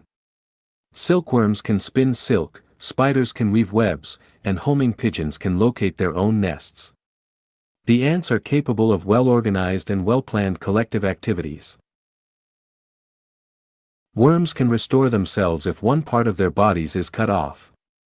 Military dogs have extremely sensitive olfaction. All these are the embodiment of animals' instincts, which are not results of millions of years of evolution but have existed from the very moment the animals appear on Earth. If we attribute animals' instincts to the wisdom and talents of animals without looking for their creator behind them, then it is as if we are seeing planes flying in the sky and marveling at the wisdom and cleverness of the plane, neglecting the wisdom and talents of the plane's manufacturer. 32. Celestial beauty scattering flowers, the stunt of dandelions. I remember that when I was young, there used to be clumps of dandelions growing beside the aqueducts, on the ridges of fields, and on waste grasslands in my hometown. We called them spur arrowroot, and a traditional Chinese medicine doctor called them thistle. They can be used as medicine. A perennial herb, dandelions have yellow or aubergine flowers. When the flower seeds are ripe, on the crown will grow many white flocky umbrella-shaped silky strands. With a small wind, these umbrella-shaped silky strands will carry the flower seeds and fly to a distance. My most unforgettable memory of dandelions is when I plucked a handful of flower seeds with my young playmates and placed them close to the mouth and puffed at them vehemently to see whose flower seeds can fly the highest. The blown flower seeds are like several hundreds of paratroopers who jumped simultaneously off the plane. The scene is very spectacular. One day while we were enjoying ourselves, Grandma asked us, "Look, why do these flower seeds have hair on their ends?" Whoever can answer this will get a piece of rock candy as a reward. Looking at each other, none of us knew the answer. My grandma said, "The hairs on the end of the flower seeds of spur arrowroot are to carry the seeds to a more distant place when the hairs fly with the wind. If they fall to the original place, all the seeds will grow in the same place the following year, and the family will be too crowded." Oh, this turns out to be the secret. In nature, plants have a great many ways to spread their seeds. I think dandelions are the smartest.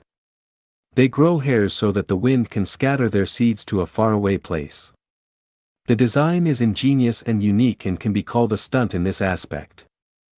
Another plant looks a little like Siberian cocklebur, of which the leaves resemble the donkey's ears in size and shape, so it is also called donkey's ear by my vernacular. I remember once my cousin was infuriated when he sheared about a dozen sheep at home. Why? Because there were a lot of Siberian cockleburs attached to the sheep's wool. In each Siberian cocklebur, there were about 30 bristles, and on the top of the bristle was a barb. The barbs had tightly grabbed the sheep's wool, and it was extremely difficult to take them off and had to be torn off one by one. Look, the plants that look like Siberian cocklebur are also very clever.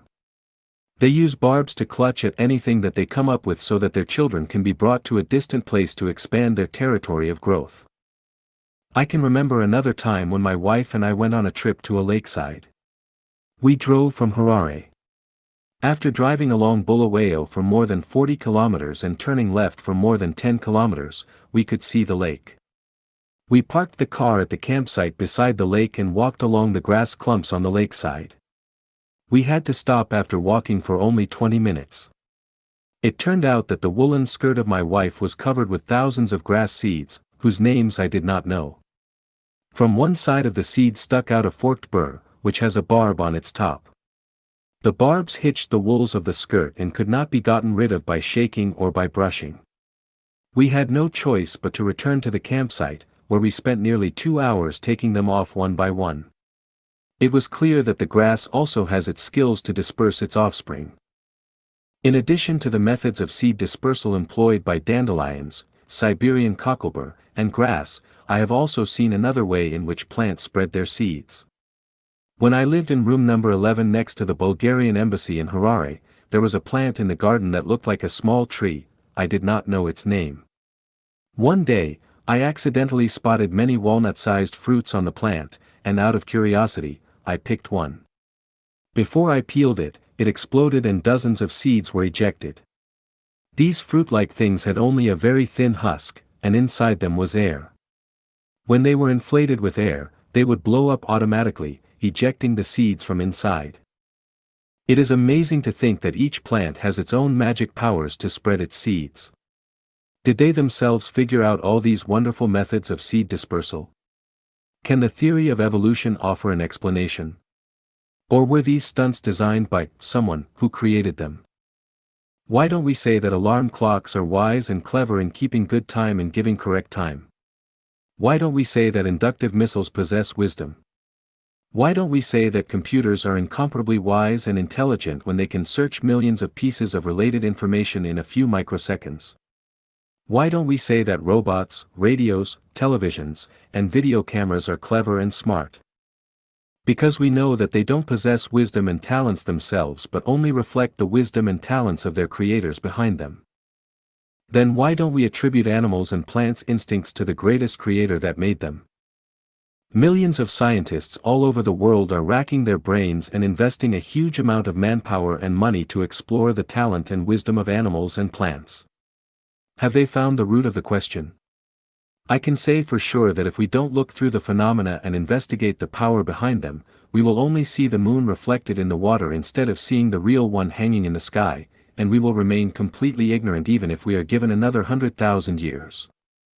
When a dog sees a robot at work, it may think that the robot must be extremely intelligent and wise. The reason is that the dog does not know that the robot is made by man. Then why do we think that the weaver bird is unfathomably clever when seeing it build nests on a branch? Are we different from dogs in thinking? 33. What do the mysterious pyramids signify? Nearly 1,000 pyramids have appeared on Earth, where humans reside. Pyramids are not only found in the Egyptian desert but also along the 30-degree latitude lines in the North and South Pacific, the North and South Atlantic, and the South Indian Ocean. They have also appeared in southern Honshu of Japan, the Mediterranean and along the coast of Portugal, the southeastern part of Africa in the southern hemisphere, the west coast of Australia, and the northern area of New Zealand. The pyramids were not built by humans, or it can be said that they were not built by the ancestors of present-day humans. Instead, they were built by gods who were instructed by the greatest creator. The gods then dispatched angels, celestial beings and Buddhas, to the earth to build them. If this is difficult to understand, we can say that they were built by aliens, who came to the earth. The purpose of the pyramids was to receive and accumulate energy from the universe to supply the energy for the creation of life and humans on earth. The pyramids can be viewed as laboratories and cultivation sites for the creation of life and humans. The pyramids in Egypt were designed and built for the creation of humans, while other pyramids were built for the creation of other life forms. Since different life forms require different energies, the foundations of the pyramids are not all squares. Some are triangles, pentagons, and hexagons. The pyramids of Egypt are only 12,000 years old, while other pyramids are 2 billion years old.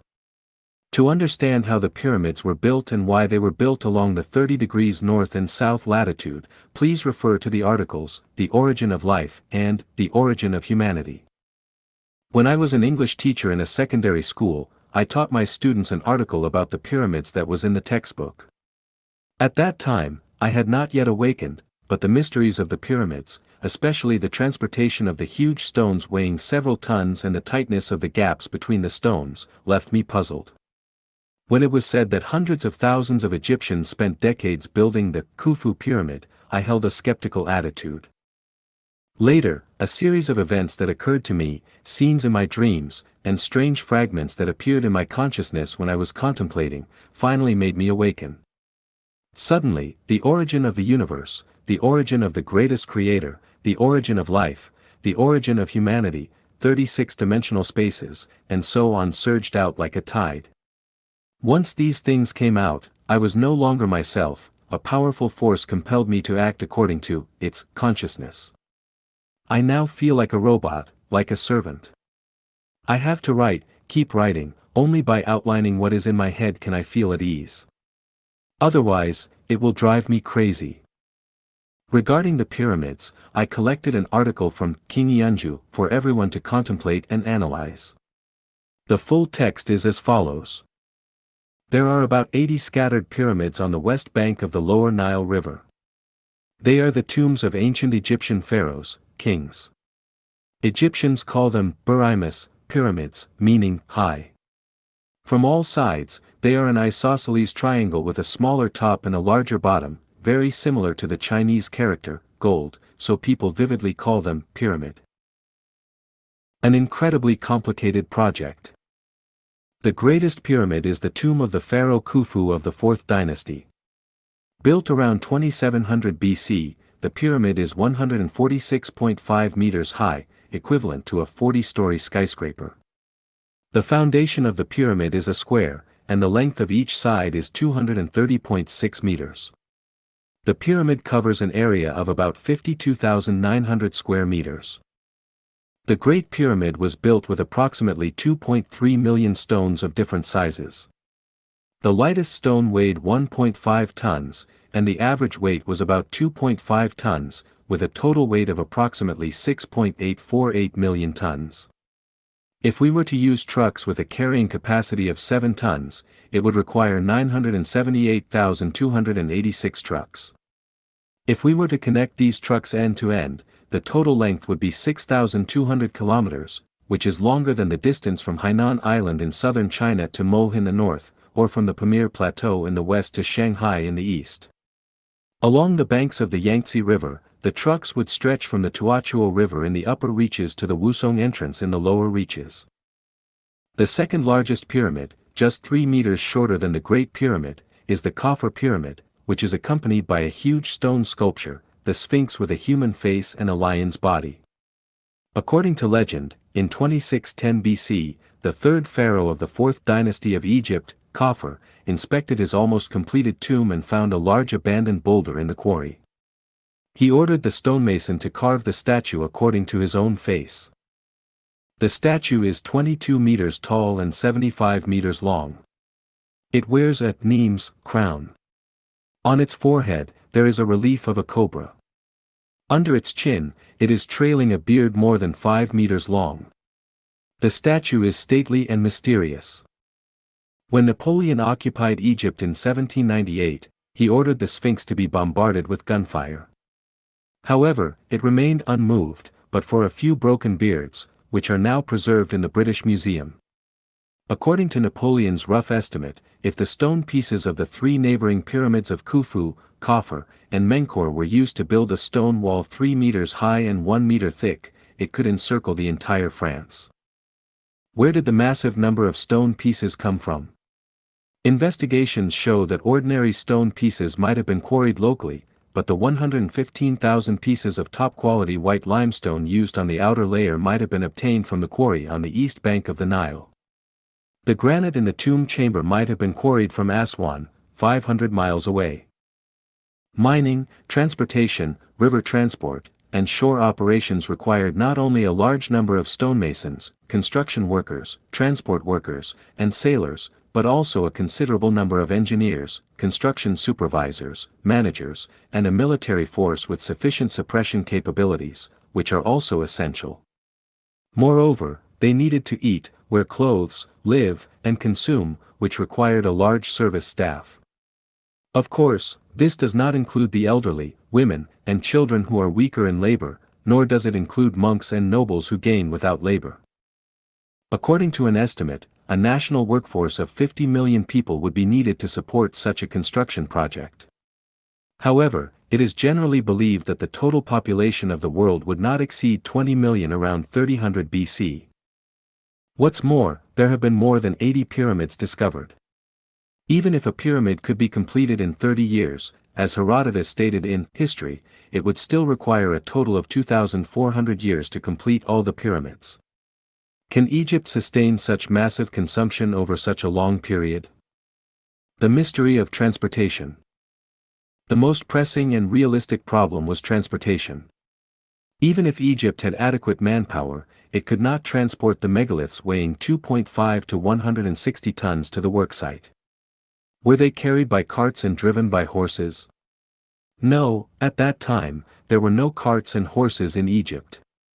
Horses and carts were introduced from abroad in the 16th century BC, namely 1,000 years after the building of the Pyramid of Khufu. Some believed that the stone pieces were transported via rolling transportation with crow plates and logs. But this method requires a large quantity of timber.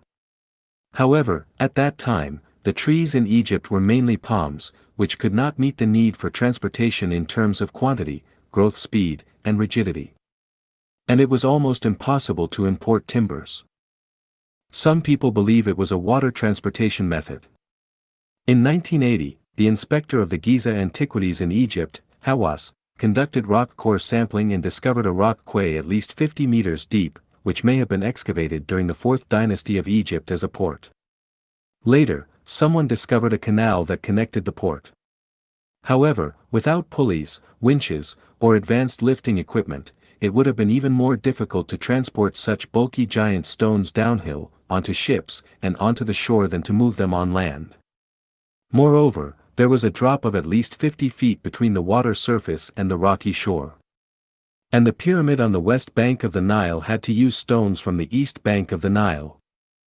Apart from land and water transportation, could they have used air transportation? This is truly a mystery.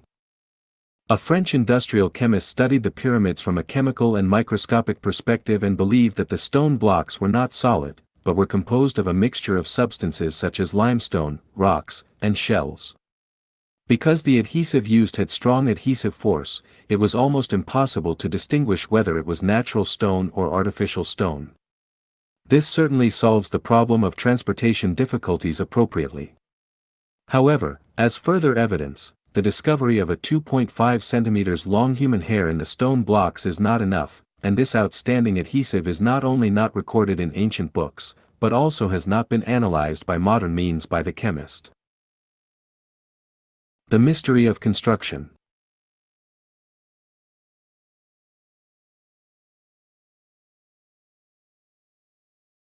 Legend has it that Imhotep, the designer and architect of the pyramid, was the first talent in history to transcend his time. His talent surpassed the time to such an extent as to cause natural amazement and suspicion. It was extremely difficult to turn a gigantic protruding rock into a 52,900 square meter foundation of the pyramid. They completed the survey and construction of the foundation without the help of graders, power equipment, and modern measurements. The four hemlines of the foundation have a discrepancy of less than 20 centimeters, and the error rate is less than 1,000th. There is only a difference of 1.27 centimeters between its heights in the southeast corner and northwest corner, and the error rate is less than 1/10,000th. The force position error between its east-west axis and north-south axis is no more than 5 arcseconds. They did not have units of measurement except for the arm's length. 300 arms lengths equal approximately 155 meters, as a measurement unit. It is really puzzling how they could construct with such accuracy. To ensure the pyramid's lasting, the designers did not use a single pole or nail to avoid hidden trouble, since wood is liable to decay and iron is susceptible to rusting. There is no bonding material between the stone pieces, but they fit perfectly. Even the thinnest blade cannot penetrate. How the chunks of stone were hoisted and placed one upon another is an even more mysterious subject that provokes endless guesses. Some people say that a wooden boat-shaped tool was used to lever the megaliths up and lay them one after another. But where did the fulcrum and ropes that could lift several, dozens, or even more than 100 tons of stone come from? Some people claim that the sand-filling method was employed. Sand was piled along the pyramid's foundation. The sand pile would rise with the height of the foundation and acted as scaffolds. After the pyramid was completed, the sand would be cleared away. Now let's work on a mathematical problem. The 146-meter pyramid is a cone with a square bottom and a pointed top. The foundation of the pyramid is a square with a side length of 230 meters. Question: what is its volume? If the periphery of the foundation is surrounded by sand to form a slope for the transport of stone, and the angle of the slope is 30 or 25 degrees, then how long will be the hemline of the sand pile? Suppose the height of the sand pile is also 146 meters, how many cubic meters of sand will be needed? Where does all this massive amount of sand come from? Besides, the filling and removing of the sand would double the workload. Some people say that the salt filling method was employed with the same procedure as the sand filling method. After the pyramid was completed, water could be used to dissolve the salt, and there was no need to move it away. But it would be much more difficult to obtain so much salt. In addition, a storm would melt away a whole salt slope. It is also believed that mud bricks from the Nile were used to build the twisting slopes, which rose layer by layer. The result was similar to that of the sand slope, the only difference being that mud bricks were less available than sand. There is an entrance 13 meters from the ground in the north of the pyramid. Since the 9th century, tomb robbers, explorers, and investigators have frequented the pyramids in close succession. However, its inner structure remains a mystery. There are labyrinth-like passageways and tomb chambers inside the pyramid. The walls are smooth and decorated with reliefs. The passageways have neatly constructed steps extending like veins toward the tomb chambers deep underground. The chamber has vent holes leading outside the pyramid. It is said that the soul of the dead can freely enter and go out of the pyramid through these holes. Strangely, the two vent holes aim at Draco, eternity, and Orion, resurrection, respectively. They are probably the places where souls ascend. 3 such chambers have been discovered, while archaeologists believe that there are at least 4 more chambers to be discovered. Could people 4,000 years ago accomplish such ingenious and exquisite designs and conceptions? Most surprisingly, there have been no traces of torches used for lighting in any mausoleum. Archaeologists have used modern instruments to analyze the dust that has been accumulated for 4,600 years. No ashes have been discovered, nor are there any traces suggesting that soot has been scraped off. We should know that these instruments can analyze 1/1,000,000th of the chemical ingredients inside each particle of dust. They could not have carved reliefs, cleaned chambers, or moved the corpse of the pharaoh in total darkness. What kind of lighting have they used? Until now, we have found no clues in this aspect. The mystery of numbers.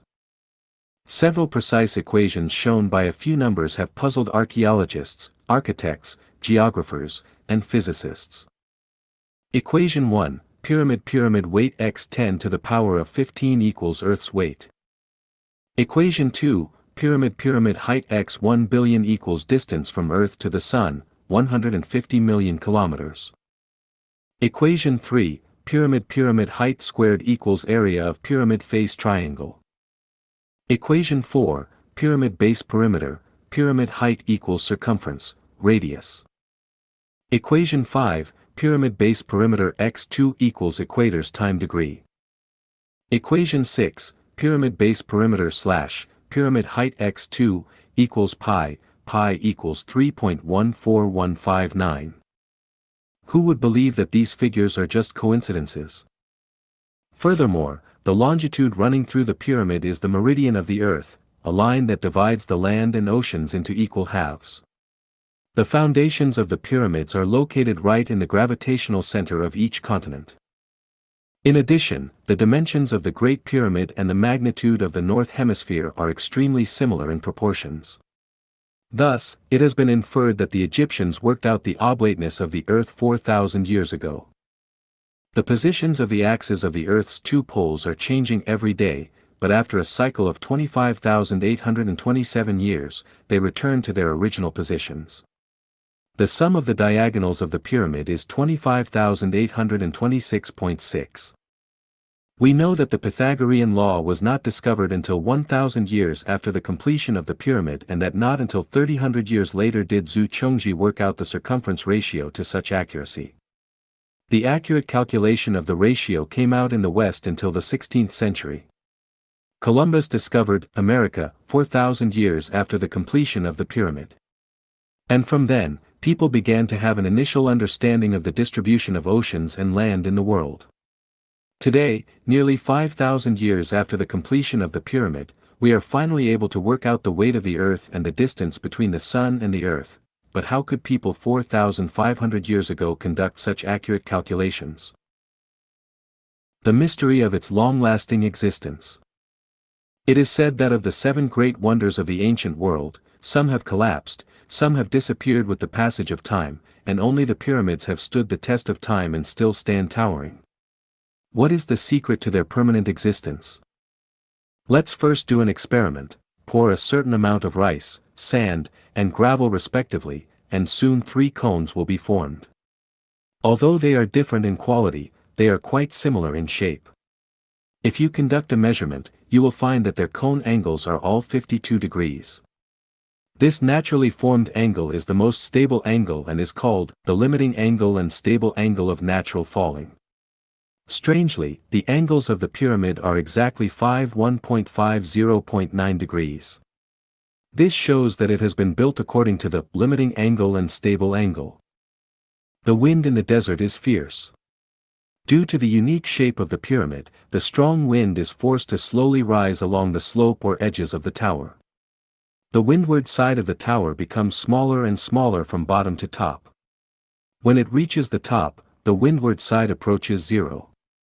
This unique shape, which uses softness to overcome hardness, minimizes the destructive power of the wind. People also know that the directional effect of magnetic lines can cause ground structures and even mountains to collapse. This pyramid is located at the center of the magnetic lines, and it moves with the movement of the magnetic lines and the Earth. Therefore, the amplitude it experiences is extremely weak, and earthquakes have little impact on it. The mystery of the stability of the pyramid lies in its 52-degree angle, pyramidal shape, and synchronous movement with the magnetic lines. But who can tell us how the ancient people 4,500 years ago knew that a 52-degree angle was a stable angle? How did they know to use a pyramid shape to resolve desert storms? And how did they know to lay the huge foundation of the tower at the center of the magnetic lines? Microwave resonating cavity and cosmic wave. Man is mortal, but why did they dedicate so much labor and wealth to building a storeroom for a carcass? Are there any other reasons except for the king's luxury and extravagance? Yes, there are. Scientists' research indicates that the shape of the pyramid has enabled it to store a strange energy, which can cause the carcass to rapidly dehydrate and speed up mummification. The dead can thus wait for the resurrection sometime in the future. If a rusty metal coin is placed in a pyramid, it will soon become shiny and glittery. If a glass of fresh milk is placed in the pyramid and taken out 24 hours later, it will still be fresh and delicious. If you have a headache or toothache, go to the pyramid and after an hour, the swelling and pain will disappear as if a burden has been lifted. If you are suffering from neurasthenia and exhaustion, go to the pyramid and after a few minutes or hours, you will feel revitalized, and your energy will be doubled. French scientist Bovis discovered that the carcasses of small animals such as piglets and puppies placed in waste bins at 1/3 the height of the pyramid did not decompose, but instead dehydrated and turned into mummies. He built a small pyramid in his workshop according to the dimensions and proportions of the Great Pyramid and achieved the same antiseptic and preserving effect. These small pyramids for home use were once popular in the United States for preservation and experimentation purposes.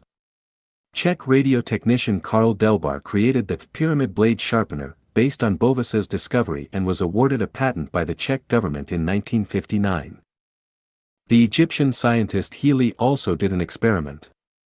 After having put the bean seeds in the pyramid for some time, he found that the sprouts Czech radio technician Karl Delbar created the pyramid blade sharpener, based on Bovis's discovery, and was awarded a patent by the Czech government in 1959. The Egyptian scientist Healy also did an experiment. Still had viable skin cells on her lifelike body.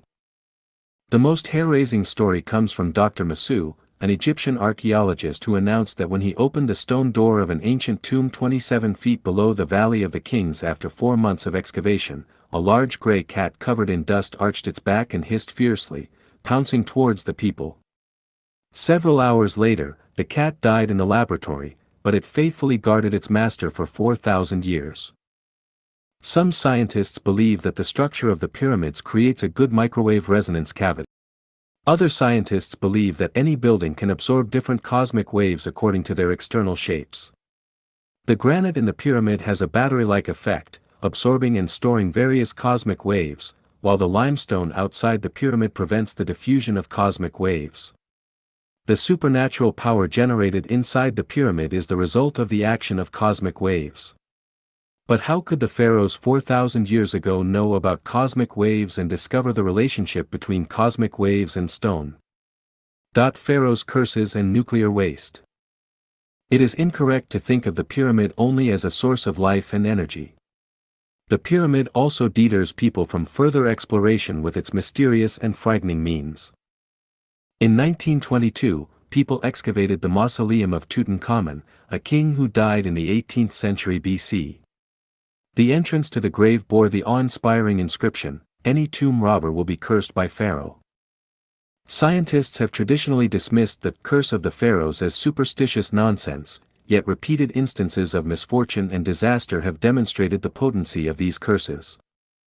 One of the leaders of the excavation, Duke Karna, was bitten by a mosquito and suddenly died of a carbuncle. Then a visitor named Yule drowned, while the railway magnate Mr. Amraj died of pneumonia. A journalist who used an X-ray camera to photograph the mummy of the king died of shock. Dr. Kent's assistants, Mike and Pitcher, died one after another under mysterious circumstances. Pitcher's father committed suicide by jumping off a building, and an 8-year-old child was accidentally killed by a funeral car. Within 3 years and 3 months of the excavation, a total of 22 people connected to the project died mysteriously. The Pyramid of Khufu also bears a terrifying inscription, "The wings of death shall fall upon those who disturb the pharaoh's peace." Dr. Ismail Taya, a professor at Cairo University, believes that there is a type of fungus called aspergillus in mummies' bodies. Infection with this fungus can cause inflammation of the respiratory system, red spots on the skin, and ultimately death due to difficulty breathing. The American Medical Journal once published an investigative report stating that out of 100 British tourists who had visited the pyramids, 40% died of cancer within 10 years, and they were not old. Moreover, those who were daring enough to climb to the top of the pyramid quickly experienced a state of coma and none survived. Recently, Professor Davidoff from Barry University in Miami detected radiation decay in the pyramid. Apparently, this is the main reason why British tourists developed cancer. However, there is no such radiation outside the pyramid. It seems that the pyramid structure can prevent radiation leakage, so he put forward a new and bold hypothesis. The pyramids were nuclear waste storage facilities built by prehistoric extraterrestrials. Okay, the above introduction and analysis of the pyramids are very insightful, and there is no need for me to explain further. The fact is that the pyramids are not the work of human beings, nor are they the tombs of pharaohs. There are many reasons why the pharaohs' bodies were stored inside, and one of the main reasons was to prevent the secret of how the angels created humans from being leaked and copied by humans or other aliens, causing unnecessary trouble. The pharaohs were the supreme beings among humans, and their bodies were stored in the pyramid, so people would not try to enter the tower out of respect, thereby protecting the secret from being leaked. So, what about the curse of the pharaohs? 34. The curse of the pharaohs, divine restraint. So what happens to those who dare to trespass into the pyramid? According to the curse of the pharaohs, all intruders will be killed, otherwise the secret will be leaked. But what is the curse of the pharaohs? When excavators such as Carter entered a spacious room under the pyramid, they found a mud sculpture board that read, "Death will come on swift wings to those who disturb the peace of the king." Another statue had the inscription, "I am the one who is matched with the scorching heat of the desert," which forces tomb robbers to flee and is responsible for guarding the tomb of Tutankhamun. These two sentences are the curse of the pharaohs. But does the curse really have an irresistible power? Let's look at some collected examples. The excavation leader Carnarvon fell ill soon after the tomb was opened on December 5, 1922, and died. His sister wrote in her memoirs, "Before he died, he had a high fever and kept shouting, 'I heard him calling me, and I'm going to join him.'" Another leader, Carter, died in 1939 at the age of 65, seemingly not affected by the curse, but his beloved canary was bitten to death by a cobra one day. In addition, his daughter hanged herself shortly after her father's death, leaving a note that read, "I can no longer bear the curse." In addition, one of Carter's assistants died of lung disease suddenly one day, 3 years after the excavation work had taken place, and another assistant died suddenly at the age of 45 in 1929. British investor Carnarvon was bitten by a bug and died in pain within 6 months after the project was completed. The nurse who accompanied him in the Cairo hospital heard him shouting loudly before he died, "I'm done, I've heard the call." This nurse also died later, inexplicably. 6 months after Carnarvon's death, his half-brother Hibbert committed suicide due to schizophrenia. In 1939, Carnarvon's mother-in-law also died suddenly, allegedly also bitten by a bug. American railroad tycoon Gruelle died suddenly of the plague shortly after entering the tomb. South African millionaire Sheikh Ali was visiting the excavation site of Tutankhamun's golden mask and fell into the Nile and drowned. Professor Richard, who used X-ray examination on the pharaoh's mummy, developed a high fever after working for several days and died soon after. The director of the Cairo Museum, Meller, did not believe in curses and boasted about it. 4 weeks later, he suddenly passed away due to heart disease, according to doctors. By the end of 1923, 22 people who participated in the excavation mysteriously fell ill and died. In 1971, Mr. Emery, an archaeologist who searched for ancient tombs about 30 kilometers south of Cairo, suddenly became paralyzed and died shortly after. Professor Domitian, who copied inscriptions inside the tomb, also met with misfortune. The Egyptian government's antiquities administrator agreed to take Tutankhamun's relics out of Egypt and to exhibit them in Paris. He was hit by a car and died in the hospital 3 days later. His daughter was also involved in a car accident and was critically injured. Dr. Meverlitz, who was preparing for the Egyptian Antiquities exhibition, died suddenly at home a week after signing the exhibition agreement. 2 pilots who airlifted Tutankhamun's relics suddenly died from heart disease shortly after. During the exhibition of the Golden Mask in San Francisco, a police officer was hospitalized due to heart disease while on duty. When asked about the reason, he said, "When standing in front of the mask, there seems to be something producing a force behind me, making me shiver." Mr. Moses, who helped to knock down a major wall, died from a disease similar to a nervous breakdown. Reed, who conducted the first X-ray examination of the pharaoh's body, an American billionaire Wolf, also died subsequently. According to research, at least 40 archaeologists' sudden deaths were related to the pharaoh's tomb. The above are just records of famous people's deaths. What about the rest of the unnamed participants? Many people must have died inexplicably without realizing the cause, but because they were unknown, no one investigated the cause of death. Before the discovery of Tutankhamun's tomb in 1923, around 1900, a stone sarcophagus was excavated from an ancient Egyptian tomb. The coffin was inscribed with the words, "Whoever touches this coffin will be in trouble or will be swallowed by seawater."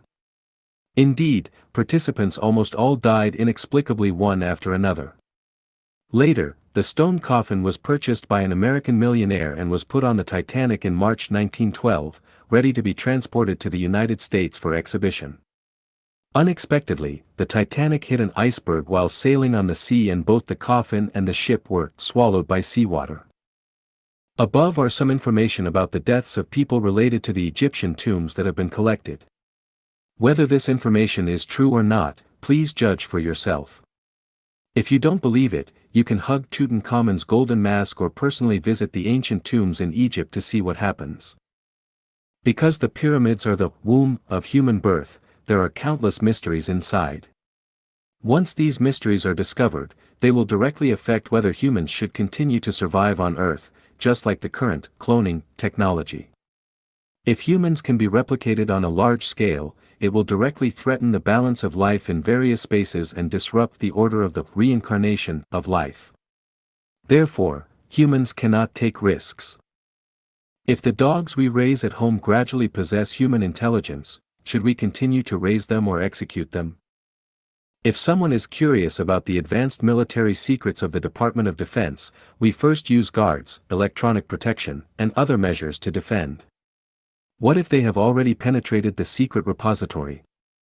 Are we going to let them walk away and leak the high-level secrets? Peeping into the secrets of others is a very dangerous act and a foolish behavior that brings trouble upon oneself. Depending on the level of secrecy, the explorer will face the fate of being threatened, tongue cut, eye gouged, imprisoned, or killed. Let's just be honest people and not let our curiosity lead us to the path of death. All secrets will eventually be revealed to the world, but it takes time. It is not yet time for humanity to know, and at that time, there will be people who are destined to explain the mysteries.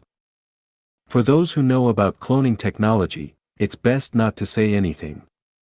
Think about it yourself. Alright. That's all about the curse of the pyramids and the pharaohs. Can we deduce the existence of the greatest creator from these mysterious phenomena?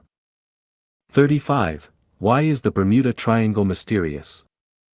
I am not surprised or skeptical about geographical mysteries and phenomena because more than 20 years ago, I witnessed a miraculous sight on Siir Mountain, in Zhangjiago City, Hebei Province. At that time, I was studying in Zhangjiago and liked to invite some classmates to go hiking on the mountain on Sundays. Once, we came to the half-slope of a mountain and saw 3 closely connected square caves with sides about 1 meter long, arranged side by side on the mountain. Curiosity naturally made us look into the caves. I don't remember the order in which we looked into the 3 caves, but I only remember that in one cave, there was a cold wind blowing directly at us, in another cave, drops of water fell into a small pool in the cave, and in the 3rd cave, there was neither wind nor water, but the cave was full of ice blocks and ice edges. We stood at the cave's edge, using our imagination to speculate how such a strange sight was formed. It was late spring and early summer at that time, and the ice in the cave should have melted long ago. Where did the ice come from? Moreover, why were there no ice in the other 2 caves that were tightly adjacent? What's more puzzling was where did the wind come from in the cave? With doubts in our minds, we went down the mountain and asked a local person as if we had discovered a new continent, "Do you know there are 3 strange caves on this mountain?" He laughed and replied, "Yes, I know. One is called the Wind Cave, the other is called the Water Cave, and the 3rd is called the Ice Cave. I knew about them since I was a child. This mountain is called Siir Mountain. If you kowtow in front of the cave, you will have sons in the future." Wow! It's amazing. Looking back, I wonder if my son is the result of those frequent kowtows at Siir Mountain. Siir Mountain seems to hold its own mysterious blessings, while Bermuda doesn't offer as much fortune. The Bermuda Triangle is called the Devil's Triangle, Death Triangle, Ship and Aircraft Graveyard, Black Hole of the Earth, and so on. So, what is Bermuda? What is the Bermuda Triangle? And why are there these terrifying nicknames? Bermuda is an archipelago of more than 360 islands located in the Pacific Ocean. The Bermuda Triangle refers to a triangular sea area that extends from Bermuda in the north to Puerto Rico in the south of the Caribbean Sea and west to the southern tip of the Florida Peninsula in the United States. The reason Bermuda is known as the Death Triangle is that ships and airplanes often mysteriously disappear in this area. Below, I have excerpted several reports for everyone to understand the mystery of Bermuda. How terrible and mysterious is the Bermuda Triangle? More than 500 years ago, the famous navigator Columbus had encountered a magical and terrifying natural phenomenon in the Bermuda Triangle. It was in 1500, Columbus's fourth trip to America, passing through the Bermuda Triangle in the Atlantic Ocean. One day, Columbus and his companions on board came out of the cabin and stood on the deck, enjoying the beautiful seascape here. At that time, the sky was clear, the wind was calm, and the sea surface like a mirror reflected the dazzling moonlight, and the waves stirred up by the bow of the ship looked like piles of snow-white pearls. The vast expanse of sea and sky, connected by water, made people feel soothed, relaxed, and in high spirit. Just when Columbus and his companions were intoxicated by the beautiful and charming sea views, suddenly the weather changed dramatically. In an instant, the sky darkened, the strong wind blew, and the sea water rolled up waves dozens of meters high, like water walls attacking the deck. At this moment, the sailing ship was like sailing in a canyon, almost unable to see the sun, violently tossing on the sea, and Columbus nervously commanded the sailors. They tried to stop at the nearest Florida coast. Although all the people on board worked together to turn the course, all the navigation instruments on board suddenly failed, and the sailors were dizzy. Unable to distinguish the direction, the sailing ship seemed like a wild horse out of control, no longer obeying the sailors' control, and could only drift. The people on board only hoped to keep the sailing ship safe and escape from the danger. Finally, after several days and nights of hard work, they were lucky to escape from the storm and everything returned to normal, and the ship sailed forward steadily. Columbus recorded this thrilling experience in his sailing log. Regarding the mysterious disappearance of ships and sailors in the Bermuda Triangle, the earliest recorded incident was in August 1840 when a French sailing ship called the Rosalie was found anchored in the waters near Bermuda. The ship had its sails up and was carrying intact cargo such as fruits and silks, but there was no trace of any crew members on board. The only living creature found was a starving canary. No one knows what happened to the crew or what caused the incident. In 1872, a similar incident occurred when a two-masted sailing ship called the Mary Celeste encountered trouble 100 nautical miles west of the Azores. The ship sent out a distress signal and 11 days later, when it was discovered by others, there was no sign of any crew members. However, the dining table was set with bread, butter, and other delicious food. Some teacups were still filled with coffee and water, the clock was ticking, and a bottle of machine oil was found on the sewing machine. All of these indicated that the ship did not encounter any severe weather conditions. But how can these phenomena be explained? In December 1945, Captain Taylor led 14 pilots from the U.S. 19th Flight Squadron on a training flight with 5 Avenger torpedo bombers from the airport in Fort Lauderdale, Florida. Taylor was an experienced pilot with 2,599 flying hours under his belt and should have had no problem completing such a training mission. However, when the squadron flew over the Bahamas base suddenly received a call from Taylor, "My compass is not working. I am flying over land that is not connected." For the next 2 hours, radio communication was intermittent but showed that they were flying roughly north or east. At 4 p.m., the command post received another call from Captain Taylor, "I can't figure out my position, I don't know where I am." Then the radio signal became weaker until it fell silent. The command post realized that something was wrong and immediately dispatched a seaplane to search. Half an hour later, people on an oil tanker saw a fireball, and the seaplane had crashed. In just 6 hours, 6 planes and 15 pilots disappeared without a trace, leaving authorities puzzled. The military decided to conduct the largest search ever, involving 300 aircraft and 21 ships, including aircraft carriers. The search covered every inch of the sea from the Bermuda Triangle to the Gulf of Mexico, lasting for 5 days, but still no trace of the 6 planes was found.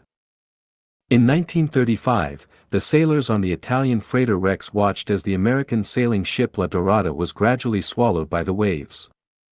However, 5 days later, they saw with their own eyes that the sailing ship was miraculously floating on the sea again.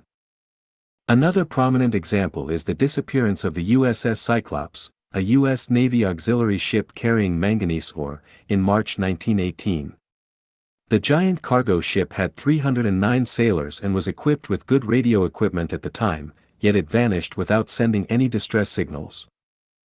In 1951, while searching for a missing military ship in this area, a Brazilian seaplane discovered a massive black object moving at an astonishing speed beneath the waters of the Bermuda Triangle. In February 1977, someone piloting a private seaplane over the Bermuda Triangle found that the compass needle was off by dozens of degrees, and the people eating on board noticed that their knives and forks had become bent. After leaving the area, they also discovered strong noise recorded on the tape of their tape recorder. A captain of the American Maritime Rescue Company once said that when he was passing through the Bermuda Triangle on a ship, the compass needle suddenly swung violently, and the diesel engine that was running suddenly lost power. The waves were turbulent, and there was thick fog all around the ship.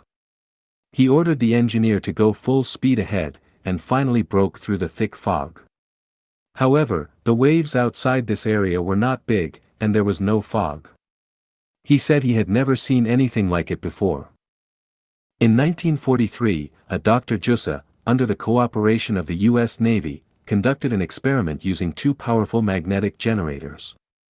After the generators were turned on, green smoke rose around the ship, and both the ship and the crew experienced some kind of stimulation.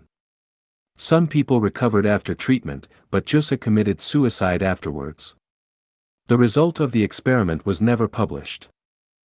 In 1979, a joint expedition of American and French scientists discovered a huge underwater pyramid on the seabed of the Bermuda Triangle.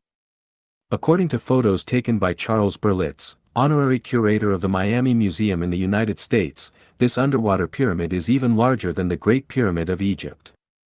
There are 2 black holes on the body of the pyramid, and seawater flows through them at high speed.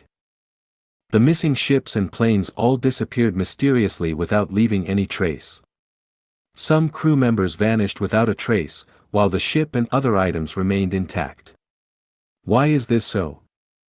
This dates back to 2 billion years ago, when the greatest creator sent many angels, super-celestial beings and Buddhas, to Earth to create life forms other than humans. These angels built many life manufacturing laboratories, known as pyramids, on the 30° north and south latitudes along the Bermuda, Pacific, and Atlantic Oceans. After 500 million years of work, the projects were completed, and they withdrew from Earth.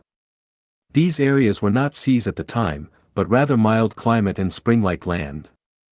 In order to keep the secret, they treated these areas like children playing with mud, chefs kneading dough, sinking areas with pyramids to the bottom of the ocean, and raising the sea level to create land.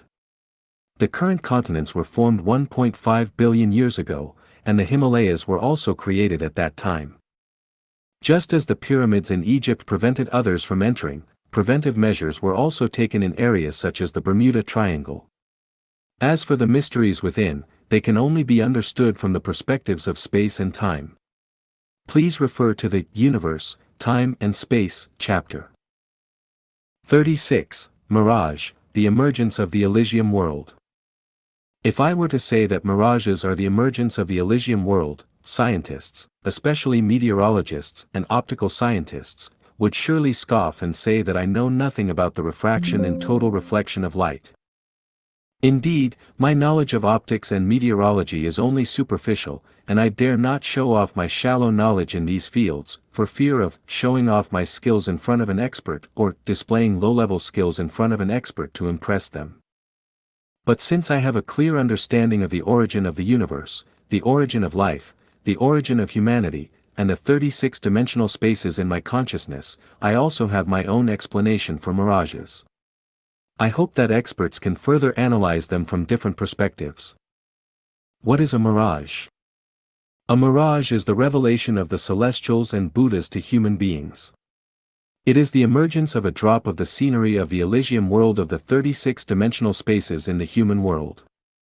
In other words, a mirage is the true scene of the existence of the Elysium world. Some people describe a mirage as elusive, ever-changing, seemingly real yet illusory, and like a fairyland. These descriptions are quite appropriate, especially the description of like a fairyland, which can be said to reveal the true scene of a mirage. Strictly speaking, a mirage is a fairyland, and the Elysium world of the West, preached in Buddhism, is such a scene. When people who are fated to see the vast mountains, boundless sea, towering pavilions and buildings, hidden city walls and castles, and peaceful mountains and rivers in the sky from places like the beach, desert, Gobi, and lakeside, they will definitely have an inexplicable feeling about the beautiful and illusory scenery in the sky. What is it? Where does it come from? Is it from heaven or from earth? Scientists explain that it is an atmospheric optical phenomenon, the result of light refraction or total reflection in the atmosphere of different densities. More precisely, natural landscapes on Earth are illuminated by light, reflected into the atmosphere, and due to the drastic temperature changes in the desert or ocean, the local air forms different densities in the sky. When the reflected light from the object enters high-density air from low-density air, it refracts like a chopstick inserted into a water bowl, casting the natural landscapes of the Earth into the sky, and then a mirage appears. The explanation seems reasonable, but I would like to point out the following details and see how we can explain them. All explanations say that mirages are the refraction or total reflection of distant landscapes. I want to ask, what exactly is meant by distant? How far away is considered distant? Many sky appearances have been recorded. Have scientists found similar or alike landscapes on Earth corresponding to the distant mirages? What is the image formed after refraction, an upright or inverted image? If it is an inverted image, why is the image seen in the sky upright? If the image formed after refraction is upright, why are some mirages inverted? Do the reflected light rays enter from a rarer medium into a denser medium or from a denser medium into a rarer medium? In other words, do the light rays refract from the sky downwards or from the ground upwards? Objects on the Earth reflect light towards the sky only from below, so how can reflections occur from above to below? Of course, we can say that light rays undergo n-fold refraction in the atmosphere, leading to reflections from above to below, but this is only theoretical and does not work in reality. If it did, we would see mirages every day. Experts say that in the scorching sun of the desert, due to the low specific heat of sand, the temperature rises quickly. The temperature of the lower air near the sand rises very high, while the temperature of the upper air remains low. This creates an abnormal distribution of temperature. Due to thermal expansion and contraction, the density of the lower hot air close to the sand is small, while that of the upper cold air is large. Therefore, the refractive index of the air is smaller in the lower layer and larger in the upper layer. When light reflected from distant higher objects enters from the denser upper layer to the rarer lower layer, it is refracted continuously, and the incident angle gradually increases. When it becomes equal to the critical angle, total reflection occurs, resulting in a mirage. This theoretical analysis seems reasonable, but I have a question. If this theory is correct, then mirages should be seen frequently in the sky above deserts all over the world. Why do some deserts not have mirages for decades? Are those deserts not within the scope of this theory? Of course, experts can argue that the desert where a mirage occurs must have a special geographic and climatic environment. Without this special nature, even if there is a desert, a mirage will not appear in the sky above it. So, I want to ask, what are the special conditions that make a mirage appear in the sky above a desert? Which desert on Earth does not have these special conditions? As for the mirages that occur near the sea, experts explain it this way: in the summer, on calm and still water, the upper layer of air is heated and has lower density, while the air near the water surface is cooled by the water current and has higher density. When the temperature difference between the upper and lower layers of air is large and the density is lower in the upper layer and higher in the lower layer, light reflected from islands, towns, ships, and other objects on the horizon can be refracted or totally reflected up and down, thus causing a mirage. Yes, during summer, the air above the sea is prone to forming a density pattern of lower density at the top and higher density at the bottom. But what about autumn and winter? On December 16, 2002, the Shandong region entered winter, so why did a mirage still appear on the Penglai Peninsula? If the expert's theory is correct, then the air above the sea during summer should always have this density pattern, so why aren't mirages seen above the sea worldwide? In recent years, mirages have frequently appeared in the air above the Penglai Peninsula in Shandong. Some experts claim that this is due to the results of recent environmental cleanup efforts, with the air now being fresh and the environmental quality being high, leading to frequent mirages. This claim seems more like a politician's language rather than a conclusion from experts. If this is indeed the expert's viewpoint, then I have a question. When the Industrial Revolution had not yet happened on Earth, the air in the Penglai Peninsula was even fresher and of even better quality than it is now, so why didn't mirages appear frequently? Instead, they only appeared every few years. How does the air quality in Hawaii compare to that of the Penglai Peninsula, and why aren't mirages seen frequently there? Of course, experts will argue that the unique natural environment of the Penglai Peninsula is the main factor leading to the appearance of mirages, and other places do not have this uniqueness, making it less likely for mirages to appear.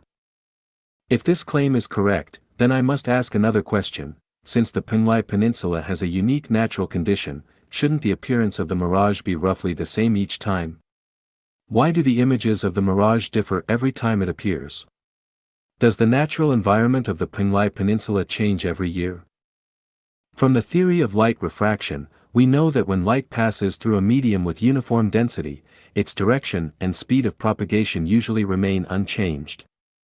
However, when light passes through two media with different densities at an oblique angle, at the interface where the two media meet, not only does the speed of propagation change, but the direction of the light also deviates.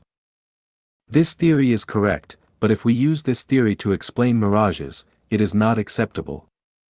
From the perspective of the atmosphere, not only is the density different between the convection layer, isothermal layer, intermediate layer, ionosphere, and exosphere, but the density also varies within the same atmospheric layer. Therefore, when the sun shines on the Earth, there must be light refraction occurring, and just like how we see the moon in the water, we can also see many illusory suns in the atmosphere. So why can't we see them? The density of air is not only different during the day but also at night. When the full moon hangs in the sky, we can see the mirage of the moon reflecting on the water. So why can't we see the illusory reflection of the moon refracted into different densities of air in the sky? My explanation for the mirage is that it's not a reflection of earthly scenery in the sky, but a distortion of time and space of the Elysium world, which is a deliberate arrangement by the greatest creator to indicate to humanity that your sky is not illusory, but another time and space, another world, and that you humans have a bright future. When I introduced the Elysium of the 36-dimensional spaces, I already explained that the 1,000-year world and the 10,000-year world are very far away, while the Elysium world is right here, and the entire universe of the Earth belongs to the Elysium world. That is to say, the Earth, the Solar System, the Milky Way, the Rotary River Galaxy, and the Low Rotary Galaxy all belong to the Elysium world. Everything we see is a kind of illusory image. Mirages are illusory, transient beauty is illusory, flowers and trees are illusory, insects, birds, and beasts are illusory, rivers, lakes, and seas are illusory, the universe is illusory, and life is also illusory. Then, where is it not illusory? The answer is, the Elysium world is not illusory. Emptiness is not empty, form is not real. The smaller the energy, the more it takes shape, and the larger the energy, the more formless it becomes. Great form has no contour. Why can't we see the Elysium world then? Because our eyes don't have that structure. Can we see ultraviolet and infrared rays? Can we see electromagnetic and biological waves? Can we see gamma and beta rays? We are in a wonderful world, Elysium world, but we only see less than 3% of the world around us. Why can't we see it? Because our merits and virtues have not yet reached that standard. This is like someone asking, why can't I stay in the White House, the Kremlin, or Zhongnanhai? Why? Think about it yourself. Here is some information that may help us understand time and space. On January 28, 1915, a Turkish army advanced towards the 60th position in the Gallipoli region. When they climbed up the hill, several clouds descended vertically and silently enveloped the hill. Several metallic beams of light seemed to shoot out of the clouds. Then, a miraculous phenomenon occurred. The soldiers, who were brave and confident, one after another stepped into the clouds and disappeared in the clouds. A soldier named Lefchanyuan saw this terrifying scene with his own eyes. He shouted to stop his comrades, but they seemed to be deaf and crazily entered the fog. After a while, the clouds rose slowly and floated away, leaving only the hill. The whole army disappeared without a trace. Where did they go? They entered the mirage. In 1994, an Italian passenger plane flying over the African coast suddenly disappeared on the radar screen in the control room, and then reappeared after a while. When the flight crew landed at the airport, the duty officer asked what had happened during the flight and why they suddenly lost track of it. The flight crew was puzzled and could not figure out what had happened because their flight had been going well without any accidents. Later, someone unexpectedly discovered that his watch was 20 minutes slow, and upon investigation, it was found that all the crew members and 315 passengers on the plane also had watches that were 20 minutes slow. What happened during those 20 minutes? Where did they go? Why weren't they aware of it? And why didn't it show up on the radar screen? In the Universe, Time and Space chapter, I talked about how time is divided into latitudinal time and longitudinal time. Longitudinal time is the time of the material world, and latitudinal time is the time of the non-material world. Humans exist in longitudinal time, which is like the x-axis of a complex function, while latitudinal time is the z-axis. When a person or object disappears from longitudinal time, they enter the realm of latitudinal spacetime. No matter when they return, it is still the same time point for them, but for us, it may have been a year, 10 years, or hundreds of years. The Italian plane disappeared for 20 minutes because it entered the realm of latitudinal spacetime. For the plane and the people on board, it might have been just a blink of an eye, so they were not aware that they had disappeared. However, for the people in the airport control room, it was a full 20 minutes. What is the realm of latitudinal spacetime? The mirage is an example of the realm of latitudinal spacetime. When I was a child, my grandmother told me a story. One day, a woodcutter got lost in the mountains while chopping wood. He wandered around for a while and suddenly saw two old men playing chess on a beautiful hillside. He didn't want to disturb them, so he squatted next to them to watch. Everything was so peaceful and natural, but the only thing that confused him was that the leaves on the trees next to him turned from yellow to green, and then from green to yellow, changing colors from time to time. After a while, when he looked away and then back, the two old men were gone. He shuddered and suddenly realized that this was a place he was very familiar with from chopping wood before. He followed the familiar path home. When he arrived at the village, he found that his village had undergone a great change. He suspected that it was not his own village. He walked towards his home along the path he remembered, and everyone he met on the way looked at him with unfamiliar eyes. He didn't recognize any of them. He suspected that he had gone to the wrong village and asked the people he met about his old village. They all said that it was the village he was asking about. He asked if they knew certain people, but they replied that they were someone's grandfather or grandmother who had already passed away. When he asked about himself, they answered that he was someone's grandfather who had gone out to chop wood one day when he was young and never returned. Now let's analyze why the woodcutter got lost while he was chopping wood in a familiar mountain. This was because he suddenly entered a mirage, and the environment was no longer the familiar environment he had known before. Therefore, he was bound to get lost. Why did he suddenly understand where he was after shivering? This was because the mirage disappeared, and he stood in the place he had been familiar with before, so he suddenly understood. Why wasn't he disappearing together with the mirage since he was fortunate enough to be in the mirage, the Elysium world? This was because his spiritual quality had not yet reached the standard of living completely in the Elysium world. Then why did he have to witness the scene of the Elysium world with his own eyes? This was because he was destined to, and the two old men playing chess were definitely his relatives and friends in his previous life who had come to enlighten him and make him understand that although he did not yet have the qualifications to live completely in the Elysium world does exist.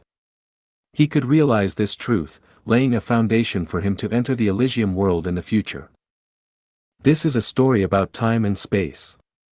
The woodcutter entered another realm of time and space, and when he returned from latitudinal time, he was still himself, but hundreds of years had passed in the longitudinal time of the mortal world.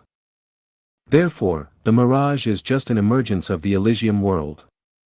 Those who see the mirage may not have entered that realm, but they have the fortune to witness the scenery of the Elysium world. The mirage can appear not only in the sky but also on the ground. The scene of two old men playing chess that the woodcutter saw was a mirage on the ground. Even though there were many people near the mountain at that time, only the woodcutter could see it. Others couldn't see it no matter what they did, just like the hallucinations that appear in the brain of a person who has taken heroin. He really saw those scenes, and the people next to him couldn't see them no matter what. Those who see the mirage are lucky.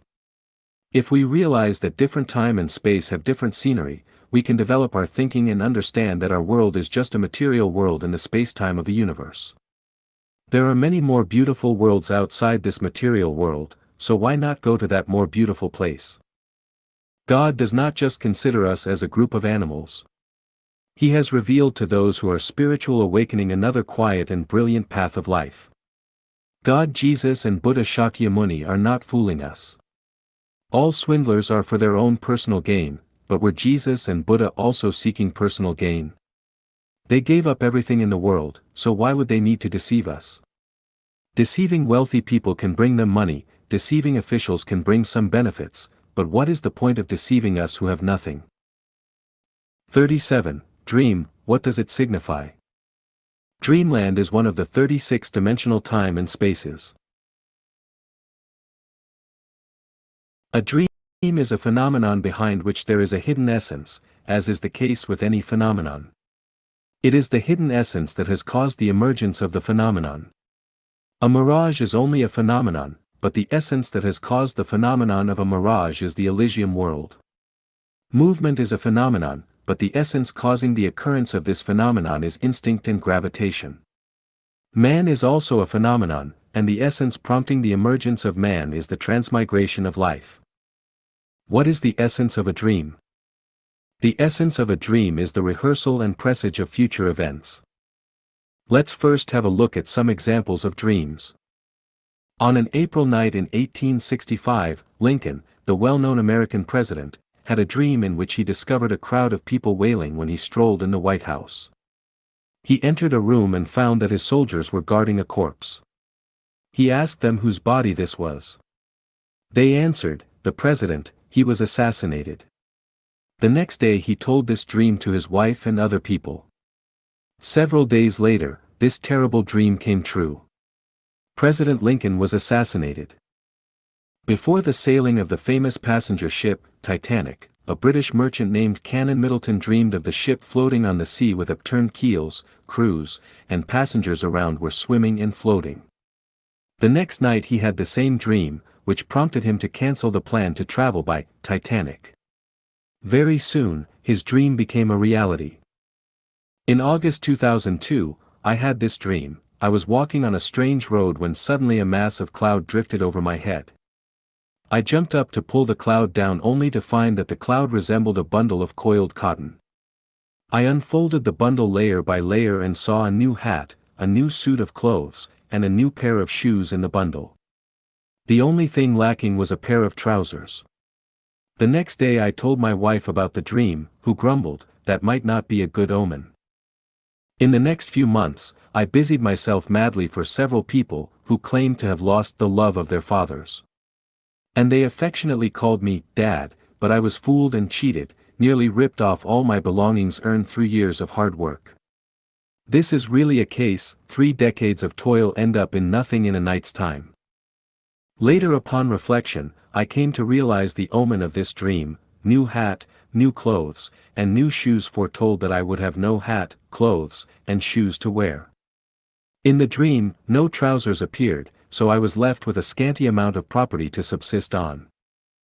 There is another dream story that I can't remember which book it was recorded in or the specific names of the people involved. During a certain dynasty in China, there was a high-ranking official who dreamt that he was riding in the carriage of the chancellor, while the chancellor was pulling the carriage for him. However, they only went 8 steps. When he woke up, he analyzed the dream for several people and said that he would replace the prime minister's position, and his term would be 8 years.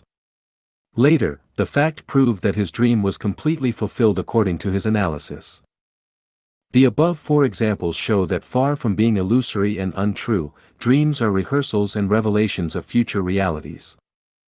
There are a large number of dreams in this aspect that have been recorded in many books, both foreign and domestic, ancient and modern, especially in the Bible.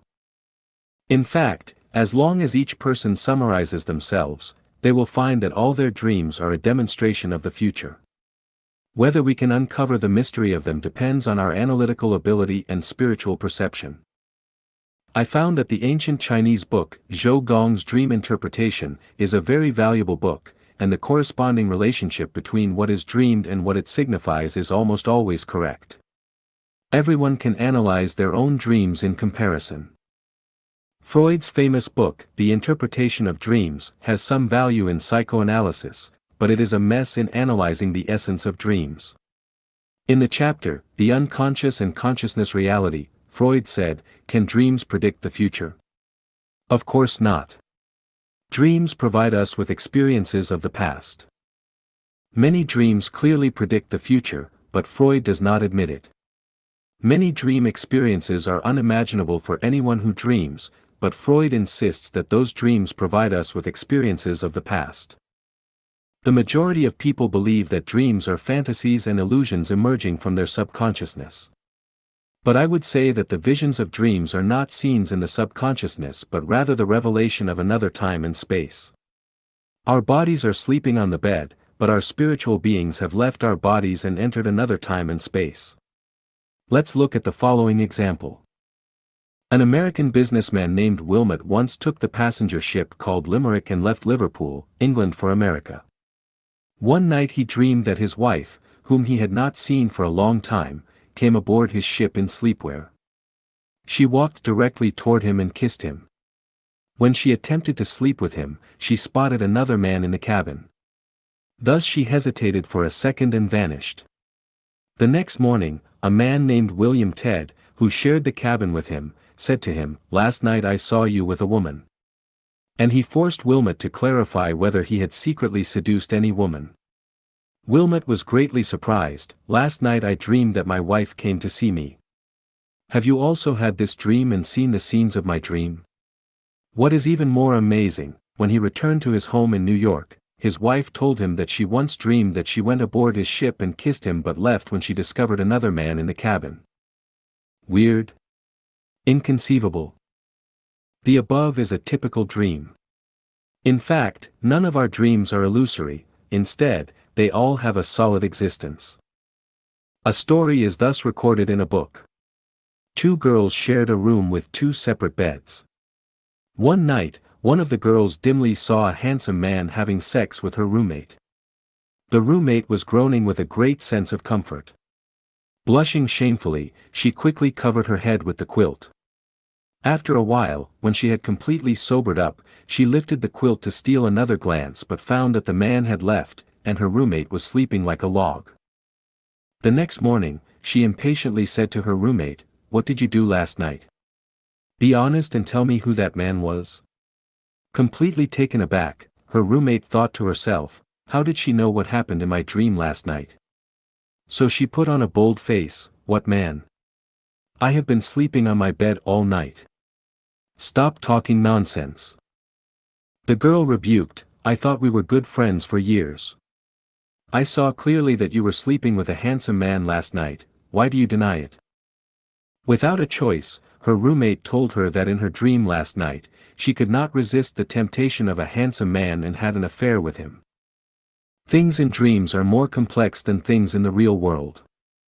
Even if a person spends their entire lifetime studying dreams, they cannot fully explore them. I will only give a few examples to tell everyone that dreams are another time and space, another real world. So far, human understanding of dreams is only at the surface level. Only by believing in the greatest creator can we uncover many mysteries in the universe. Without the greatest creator, we humans are like a group of headless flies, blindly bumping into things.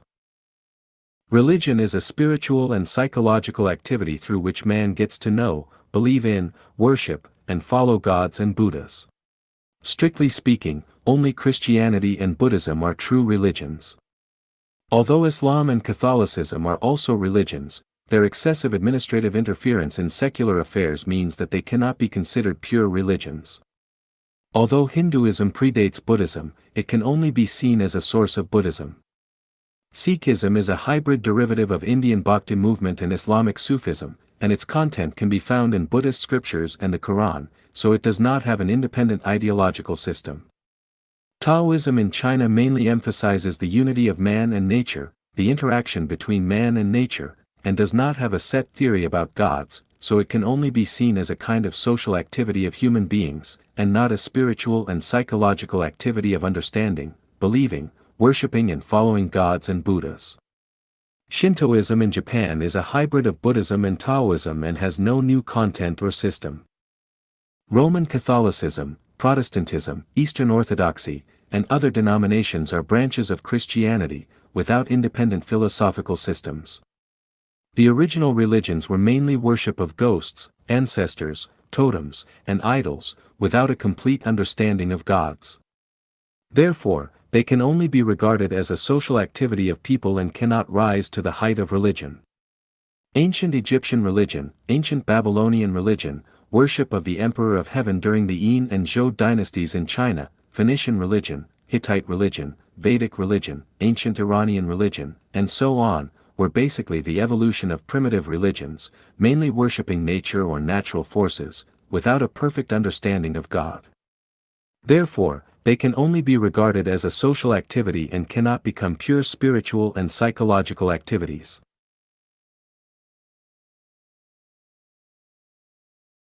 Zoroastrianism, called the worship of fire in Chinese history, had its own independent understanding of God and was later absorbed by Christianity and Buddhism.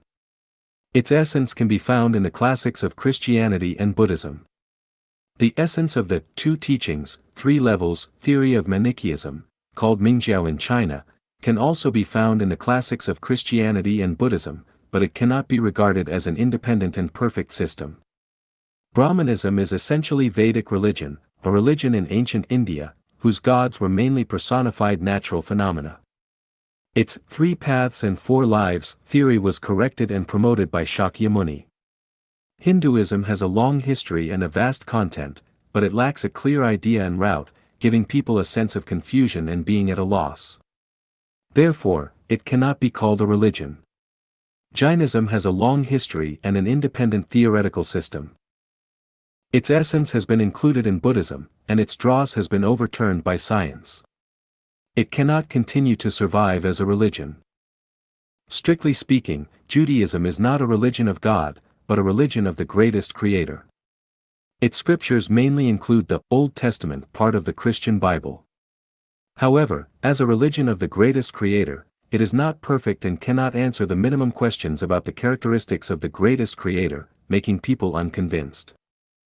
Although the Kirtan and the Bhakti movement pursue spiritual perception and love for God, it confuses the greatest creator and gods, and its leader does not recognize it as a religion, but as a scientific movement, which also confuses science and religion. Therefore, we can only regard it as a manifestation of ancient Indian philosophy in the current stage and cannot rise to the level of religion. Other small religious groups are blind spiritual and emotional pursuits of some people's emotional and spiritual emptiness, wanting to get rid of loneliness and seek group recognition or comfort, like a group of people gathering together to chat and relieve boredom, which cannot become a religion. In the future, only Christianity and Buddhism will remain as religions, and the rest will gradually decline with the development of science and human progress. Christianity and Buddhism are two relatively independent and relatively complete religions, but they are also two conflicting religions. However, as a social phenomenon, religion will inevitably disappear over time and all religions, beliefs, schools of thought will be unified into one uniform belief system. How can all religions be unified into one uniform belief system? Let's take a look at the religions that have appeared in history. At the beginning of each religion, all its followers were firmly convinced that their religion was the only true religion that would exist forever and that other religions were all evil cults and heresies. However, with the development of time, the progress of mankind, and especially the flourishing of science, those religions have all faded out from the stage of history. Then, can Christianity and Buddhism exist forever? We have to ask the greatest creator to answer this question: can the greatest creator create two mutually contradicting religions? If this question is not easy to answer, we might as well ask directly, was religion created by the greatest creator?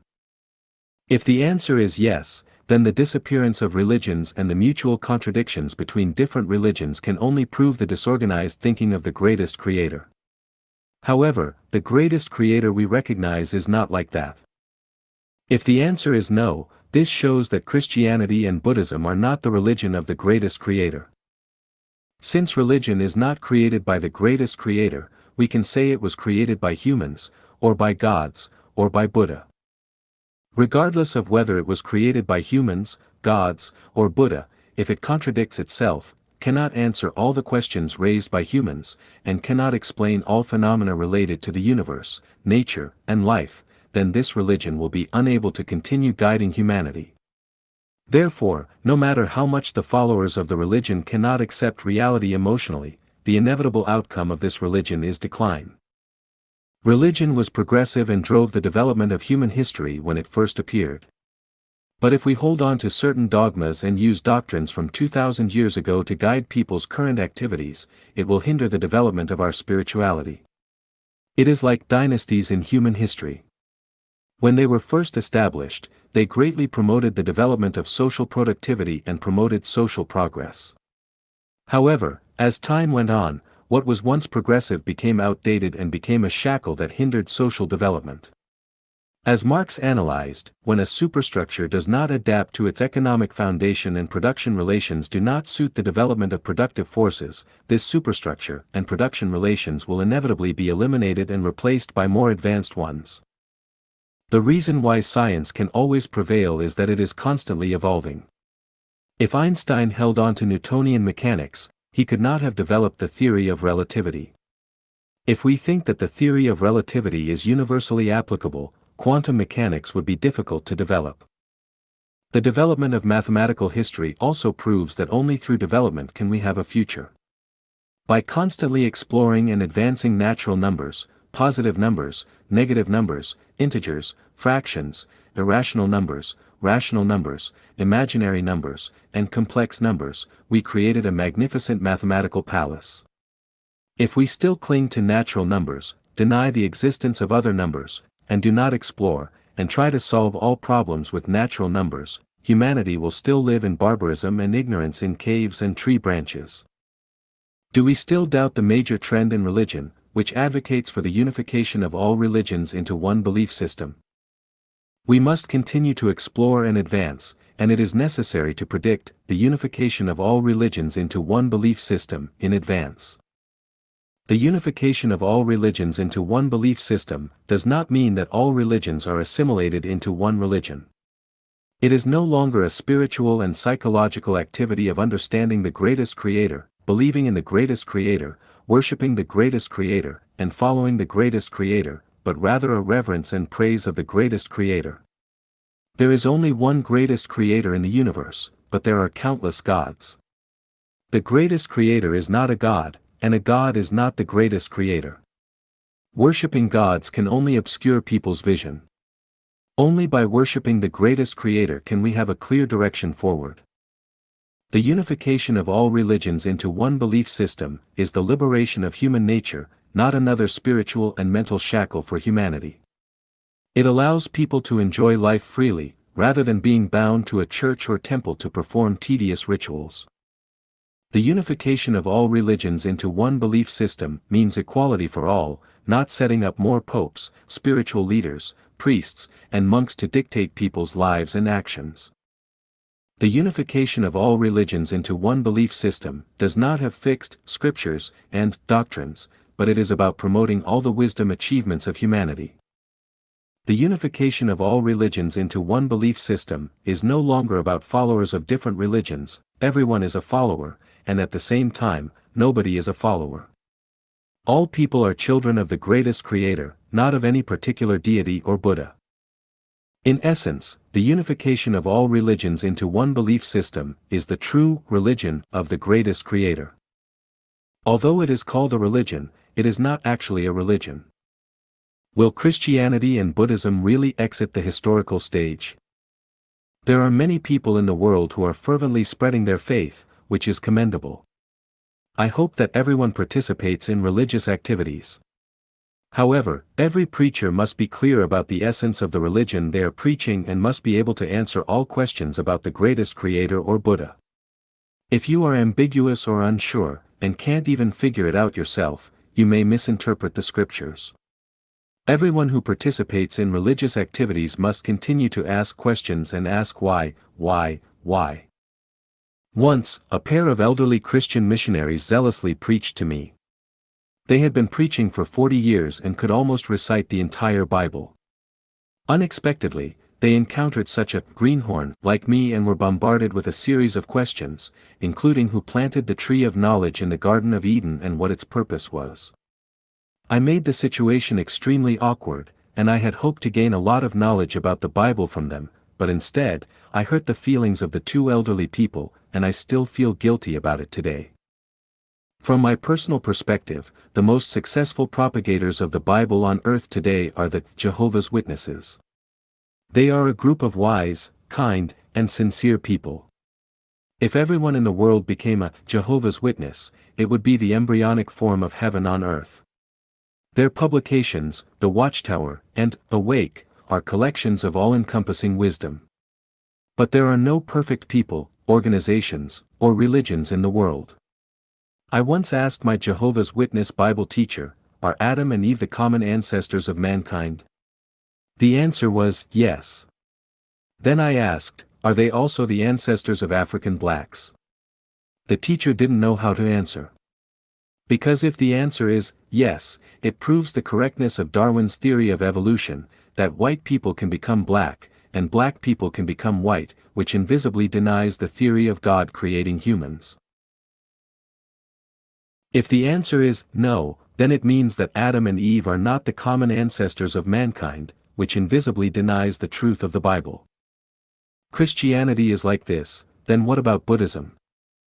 In today's world, there is a famous Buddhist master and a well-known lay Buddhist among Chinese people who can be said to be well-versed in Buddhist scriptures. I have carefully read their books or lectures and deeply felt their spiritual excellence and outstanding talent. Their contribution to the dissemination of Buddhism is immeasurable. However, even the best gems have flaws, but flaws do not mean that gems are not precious. Only artificial gems and glass have no flaws. Even people who have such profound knowledge of Buddhism are spreading ignorant knowledge. For example, one person said that as long as mosquitoes do not bite on the face but on other parts of the body, they should be allowed to eat their fill. We should not kill mosquitoes because killing mosquitoes is killing. Another person is very sympathetic to cockroaches and allows them to run wild in the kitchen without interference. Once, 2 cockroaches climbed onto the dining table, but the person couldn't bear to drive them away. This kind of love and compassion for life is worthy of promotion. The problem is this what Buddhism teaches about kindness? Buddha teaches, all sentient beings are equal. What are sentient beings? Buddha Shakyamuni told Subhuti in the Diamond Sutra, all bodhisattvas and mahasattvas should subdue their minds as follows, all living beings born from eggs, wombs, humidity or by transformation, with or without form, either thoughtful or thoughtless, and neither thoughtful nor thoughtless are all led by me to the final nirvana for the extinction of reincarnation. This clearly tells us that not only humans, animals, insects, microorganisms, bacteria, etc., are life, but also mountains, stones, fields, clouds, rain, and snow are life. Not only visible objects are life, but also invisible things that people cannot see are life. Not only things with consciousness and thoughts are life, but also things without consciousness and thoughts are life. In the meaning of life, all sentient beings are equal.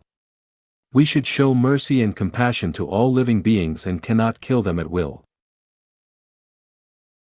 This should be the true meaning of kindness in Buddhism. However, kindness has principles and is mutual. Kindness must be based on the basis of not harming each other. Unprincipled kindness actually leads to ignorance. Mosquitoes should have their own food and activity areas. They should not eat people and harass humans. When they live in the pond, we have no reason to harm them. But when they exceed their own living area and come to eat people, they turn to evil. Do we still need to show kindness to evil things? Cockroaches are insects and should live in their own territory. The kitchen is where humans live, not a place where cockroaches can do whatever they want.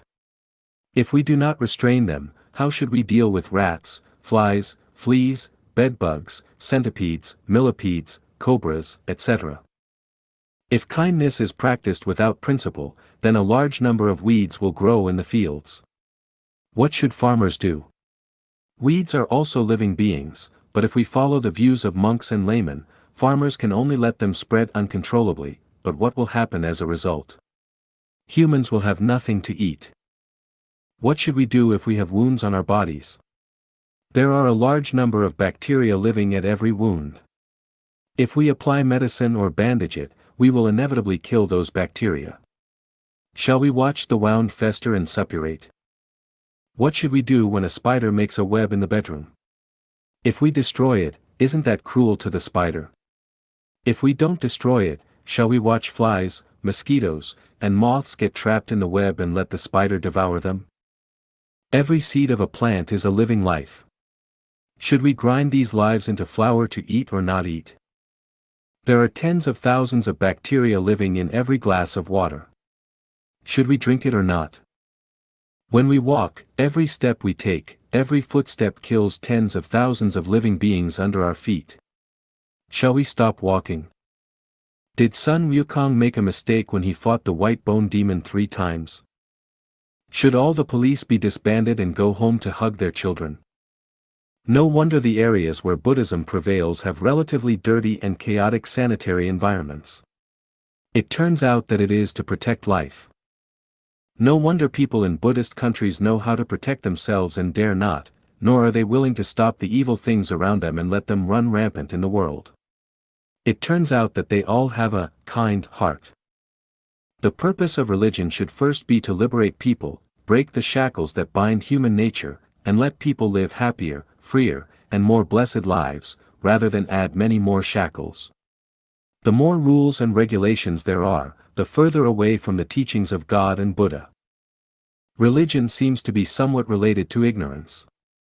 The greatest creator did not create religion. Religion is a reflection of human emotions. After the unification of all religions, beliefs, schools of thought into one belief system, the greatest creator will directly manage humanity, and the wisdom of Jesus, Sakyamuni, Muhammad, and Lao Tzu will not be forgotten but will be greatly developed. 39. Science and Civilization. Religion walks with ignorance, and science and civilization go hand in hand. Science is an activity and knowledge that recognizes, explores, and explains the laws of operation of nature, human society, and the field of thought. Civilization is a human conscious and voluntary behavior formed on the basis of correctly understanding the material and non-material worlds. Without the development and progress of science, civilization is just wishful thinking. The true sign of civilization is that there is no conflict between people and society, people and nature, without laws and regulations, without supervision mechanisms, and they can maintain harmony. For example, when we take a bus and eat a banana, how should we handle the banana peel? The uncivilized way is to throw the banana peel out of the window, only keeping the cleanliness under our feet, without considering the impact of the banana peel thrown out of the window on others. A more civilized approach is to put the banana peel under the seat and then leave without a second thought. A truly civilized approach is to take the banana peel with you when you leave and dispose of it properly in a trash bin. For example, setting up an unmanned newspaper stand by a busy road, with each newspaper costing $1 and a money box placed next to it for customers to make their own change. In this situation, civilized people will willingly and conscientiously put their money into the box, take their change, and pick up a newspaper from the top of the stack. Less civilized people will put their money in the box but will carefully choose their change and take a newspaper from the middle of the stack to maintain the neatness of the display. Uncivilized people, on the other hand, will take advantage of the lack of surveillance and help themselves to a newspaper without paying, or even take two, thinking to themselves, I might as well take it if it's there. They don't consider the consequences of their actions, nor do they think about the loss incurred by the owner of the newspaper stand.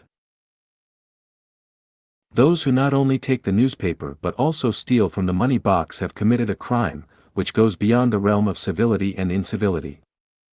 Some may argue that civilization has little to do with science.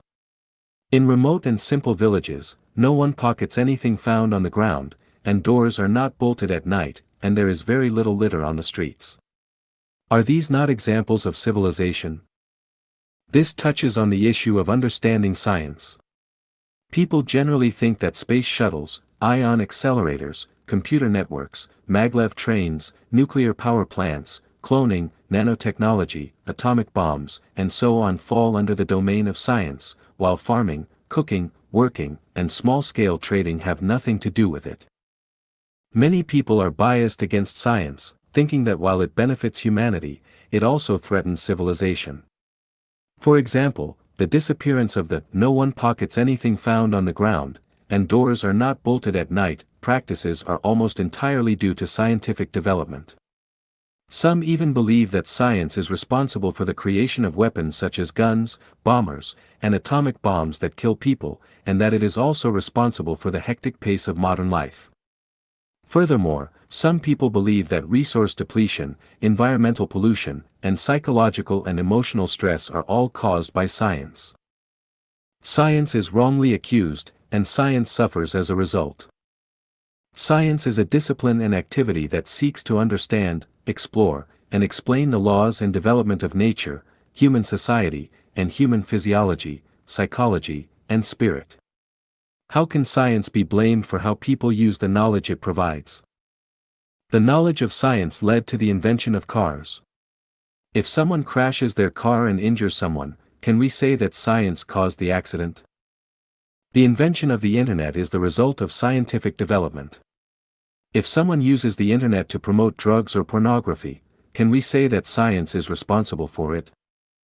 The appearance of television, VCDs, DVDs, CDs, movies, telephones, and countless magazines and books is related to the development of science, but if someone uses these facilities for low-grade and vulgar propaganda, leading to people's lack of time, emotional apathy, psychological and emotional distortion, can we blame science for it?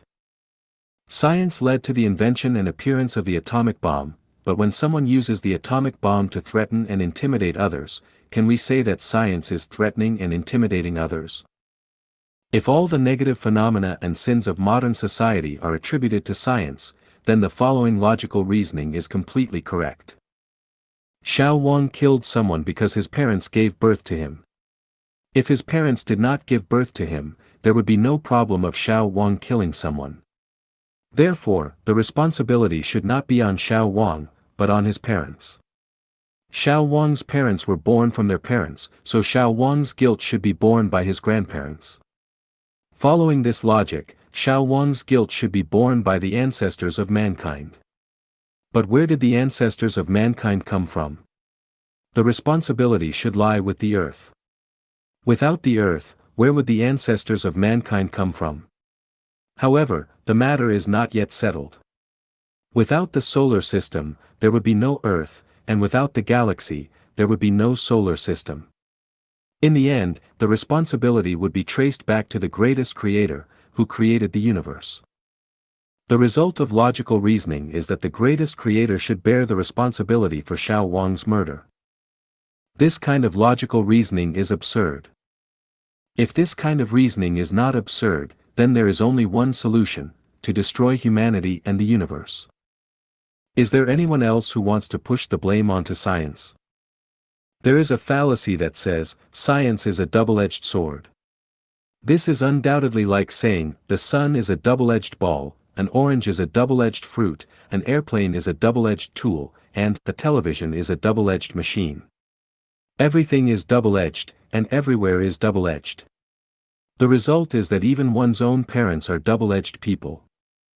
If we compare science to a knife, whether people use this knife to cut vegetables, mow the lawn, slaughter pigs, or kill people, depends entirely on the user, and has nothing to do with the knife.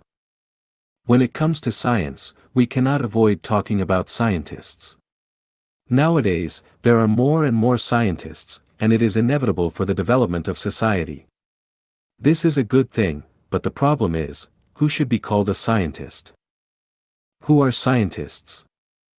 Scientists are people who discover a general and effective law in a certain time and space limit in the fields of nature, society, thinking, etc., and can clearly describe or explain this law in a certain language.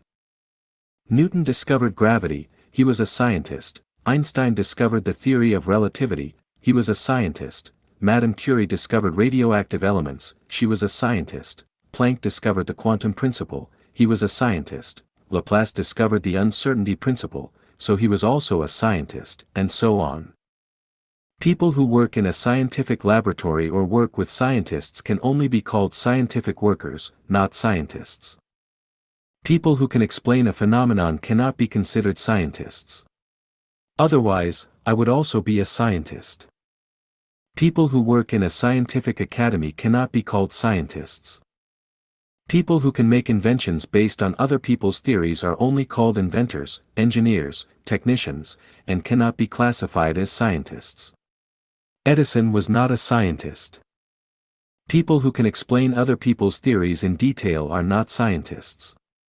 Many university professors can explain relativity and quantum mechanics to students, but they are teachers or professors, not scientists. People who discover a law but cannot clearly describe its principles can only be said to have high intelligence, not scientists. Therefore, the people who used Einstein's theory to develop the atomic bomb cannot be called scientists, at best they can only be seen as scientific workers or engineers. Scientist is a sacred title that should not be used loosely to describe just anyone, otherwise it will tarnish science and scientists. If someone discovers and explains a principle, they are a scientist. But if they later use their discovery for harmful deeds, that is a problem with their morals and social standing and has nothing to do with the title of scientist. It is like a person who makes a kitchen knife, which creates wealth for themselves and society, but if they use that knife to kill people, they become criminals. It is not right to say that the wealth they created was wrong just because they became criminals. When we understand what science and scientists are, we will find that science is a catalyst for civilization. Without the guidance of science, human beings are a group of blindly wandering animals, unreasonable, irreparable, and without a future. Science and scientists are products of the greatest creator. The greatest creator did not create religion, but the greatest creator created science and scientists. A true scientist cannot deny the existence of the greatest creator because everything that the greatest creator creates is scientific, orderly, and principled, and not a tangled mess. Walking the path of science is walking the path of the greatest creator. Who is closest to the greatest creator? Scientists are closest to the greatest creator. Human society is moving towards civilization.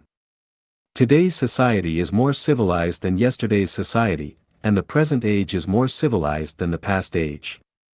If anyone hates science, hates the present, and fears the future, then take off your clothes, destroy everything you have now, and try to live in the primitive forest. 4.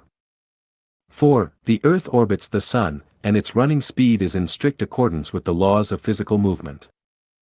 The Earth orbits the Sun at a speed of 29.8 km per second, which does not allow for the slightest error. If the speed exceeds 29.8 kilometers per second, the Earth will fly off its orbit along the tangent and enter the vast universe. Life on Earth will go extinct due to a lack of appropriate light and heat from the sun. If the speed is slower than 29.8 kilometers per second, the Earth will fail to reach escape velocity and be drawn to the sun, falling towards it just like an apple falls to the ground. Isn't that terrible? It is well known that Earth's satellites should orbit at a speed of 7.9 kilometers per second. If the speed is faster, they will not be able to fly around the Earth along a certain orbit. If the speed is slower, the satellites will fall down to the Earth. The speed must reach 111.8 kilometers per second to escape the constraint force of the Earth. The speed must reach 166.7 kilometers per second to escape from the solar system. These are absolute numerical values that allow for no exception or negotiation. Now, think it over. Why should the Earth revolve around the Sun at exactly 29.8 kilometers per second? Why not any other numerical value?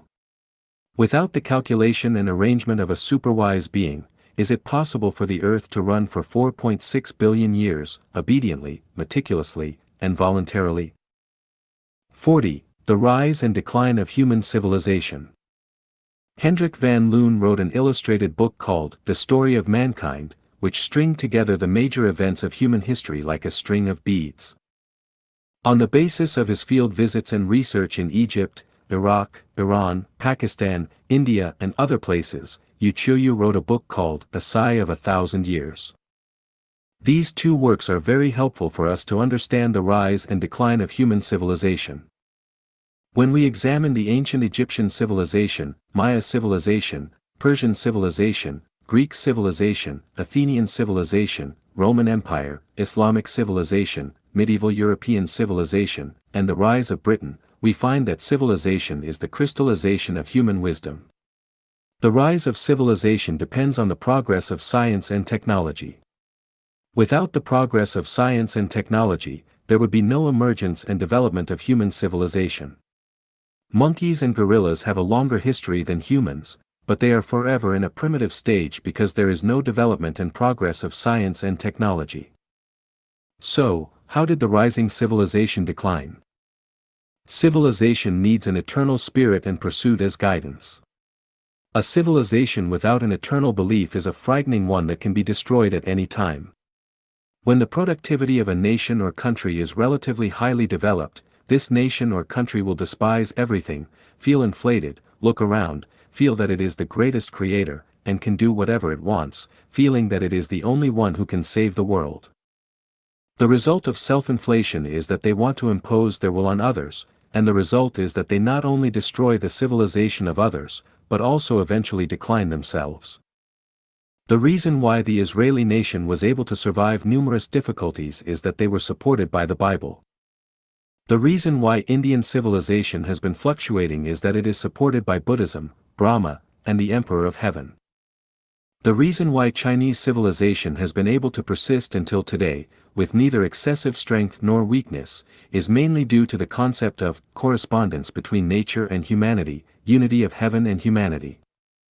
With an eternal anchor, one will not become arrogant, will be humble, will know that there is always something beyond, and understand that humans are not the highest form of life, nor are they the rulers of the universe. The United States is the most powerful emerging civilization in the world today, and the main reason for the rise of its civilization is, "In God we trust," as seen on the back of the US dollar bill. If the United States does not trust in God, but trusts only in itself, then it will surely decline. Human development to this day has not been easy, and everyone should cherish it. On the one hand, we are enjoying the achievements of modern civilization, but on the other hand, we are facing the danger of destruction. The Sate Laozi said, "When people have no fear of force, then a great crisis will arrive." What is great force? It is a force that humans cannot imagine and cannot control themselves, as described in the Bible's account of the Great Flood. Some have written articles discussing the 10 major crises facing humanity, including comet impacts on Earth, nuclear war, and biologically controlled robots, but they do not mention the greatest creator. It seems that when it comes to the greatest creator, it is considered religious superstition and a deviation from science. Does civilization necessarily have to decline or be destroyed at a certain stage of development? The answer is no. Whether civilization can continue to develop depends on whether there is the greatest creator in the hearts of humans. If there is, civilization will continue indefinitely. If not, civilization can be destroyed at any time. Just like a group of elephants, if they ignore the existence of humans and think they are the masters of the earth, and act recklessly and destructively, what awaits them is the punishment from humans. So, what if I don't believe in the greatest creator but believe in gods? The answer is, it won't work. The civilizations that have been destroyed in history all believed in gods. Did the gods save them? Gods are not the supreme ruler of the universe, and conflicts often occur among the gods. They are preoccupied and cannot take care of us. How did Jesus' 12 disciples die? Just like in the Mao Zedong era, if we don't raise the banner of Mao Zedong thought, but instead raise the banner of Liu Shaoqi, Zhou Enlai, or some minister or governor, not only will we not be able to save ourselves, but we will also bring down the banner we raised. Does believing in Buddha work? As the saying goes, when the mud statue crosses the river, it is difficult to save itself. Buddha is just a much higher life form living in the Elysium world. They have once arbitrarily come to the earth and the greatest creator has forgiven their past wrongdoings and given them a way out. But can they take care of us? In the history of Buddhism, there are countless examples of temples being destroyed and monks being expelled. Even the sixth patriarch of Buddhism couldn't save himself and had to hide among hunters for 15 years. Buddha cannot protect the patriarch, can they save us? Furthermore, the purpose of believing in Buddha is to only seek rebirth in the Elysium world and not to enjoy life on earth. If you want to enjoy the pleasures of life on earth and also want to go to the Elysium world after death, you are dreaming and do not understand Buddha at all. Since 2013, if we prioritize serving the greatest creator, humanity will enter a more glorious era. If we ignore the existence of the greatest creator, great crisis may come. We need to think deeply about where we are heading. 5. The tilting of the earth is deliberately set up. As for the earth's orbit, it is tilted at a gradient of 23.5 degrees, you can use a globe as a sample. Without the tilting, there would be no alternating seasons on earth. The equator would be unbearably hot, the temperate zone would be turned into the frigid zone, and Siberia in Russia would be part of Antarctica. If the tilting were at 90 degrees, the ice and snow in Antarctica would all be melted, and the earth would be a complete ocean, with no single stretch of land. Can the earth tilt at 24 degrees or 23 degrees? Absolutely not. If the earth tilted at 24 degrees, all coastal cities would be submerged by water. If the earth tilted at 23 degrees, the earth would suffer from severe water shortage, and many rivers would disappear. Just imagine, would it work without the computation and design of a superwise being? Then, who is this superwise being? Neither you nor I, but the greatest creator. 6. 6. The moon is the guarantee of life on earth. First, let's look at some moon-related figures. The moon is 380,000 kilometers away from Earth, and its mass is approximately 1/81st of Earth's mass. The moon completes a circle around Earth every 25 hours. It takes 27.3 days for the moon to go along its orbit as well as autorotation for one circle. The time interval between the first full moon and the next is 29.5 days. It tilts at 5 degrees in relation to the ecliptic, and its orbit is oval. The moon moves westward. These figures are crucial for life on Earth, and even the slightest changes could result in catastrophe. Some people have whimsically thought of blasting the moon. Others object to the idea, arguing that the moon should not be blasted, because without the moon, man would lose some sentiment. However, the matter is not so simple. Without the moon's gravitational pull, there would be no seasonal changes, no ebb and flow in the oceans, and no wind, clouds, rain, snow, thunder, or lightning on Earth. Life would not exist. This simple truth doesn't need to be explained in detail, right? One might argue, if life on land disappears, does that mean life in the oceans would also cease to exist? The answer is, yes, it would. Can life be born in a still ocean? Moreover, without the moon, we could not have inspiring moments like this. So bright a gleam on the foot of my bed. Could there have been frost already? Lifting my head to look, I found that it was moonlight. Sinking back again, I thought suddenly of home. Without the moon, life could not survive on Earth. Therefore, the moon is specially set up for the benefit of life on Earth, or we might say especially for humanity. Who has set up the moon? Our ancestors. Dinosaurs? Who but the greatest creator could have such power and capacity to hang the moon in the sky? 7. 7. The distance between the moon and the Earth allows for no deviation. The distance between the Earth and the moon is 384,400 kilometers. If the distance were shorter, the Earth would be ravaged by raging gusts and torrential rains. If the distance were farther, there would be only gentle breezes, occasional drizzles on Earth, and there would no longer be great storms, typhoons, thunder and lightning. In other words, life on Earth would suffer from bad weather and harsh environments. Just imagine what would happen if a jet plane skimmed just 1 meter above our heads. Not to mention the impact of the infrasonic and shock waves generated by the fast-flying plane, even the whirls of air currents brought about by the flight would carry us off our feet. The tiles on the roofs would certainly be blown away, and a course of water gully and water wall would be formed when the plane skimmed over the water. Suppose the volume of the plane was equivalent to 3 football fields. What would happen if it flew past the surface of the Earth? The consequences would be catastrophic. In the area it passed by, there would be scenes of general turmoil and mess, with animals scampering for their lives, people and horses thrown off their feet, walls tumbling down, wind roaring, and waves billowing. The ships on the sea would be wrecked, and the coastal areas would be frequently pestered by sudden storms. If this situation were to occur every 25 hours, the survival of life on Earth would be unimaginable. What would happen if this plane were the moon? Not to mention the effects of other harsh elements on life, one flight of such a plane would bring 1/3 of the ocean's water to the land. If it flew around the globe once, the resulting hurricane would cause downpours to descend from the sky, and all the continents would be transformed into an ocean. Could life survive such a scenario? Therefore, the distance between the Earth and the moon cannot allow the slightest deviation. Then who designed such an appropriate distance?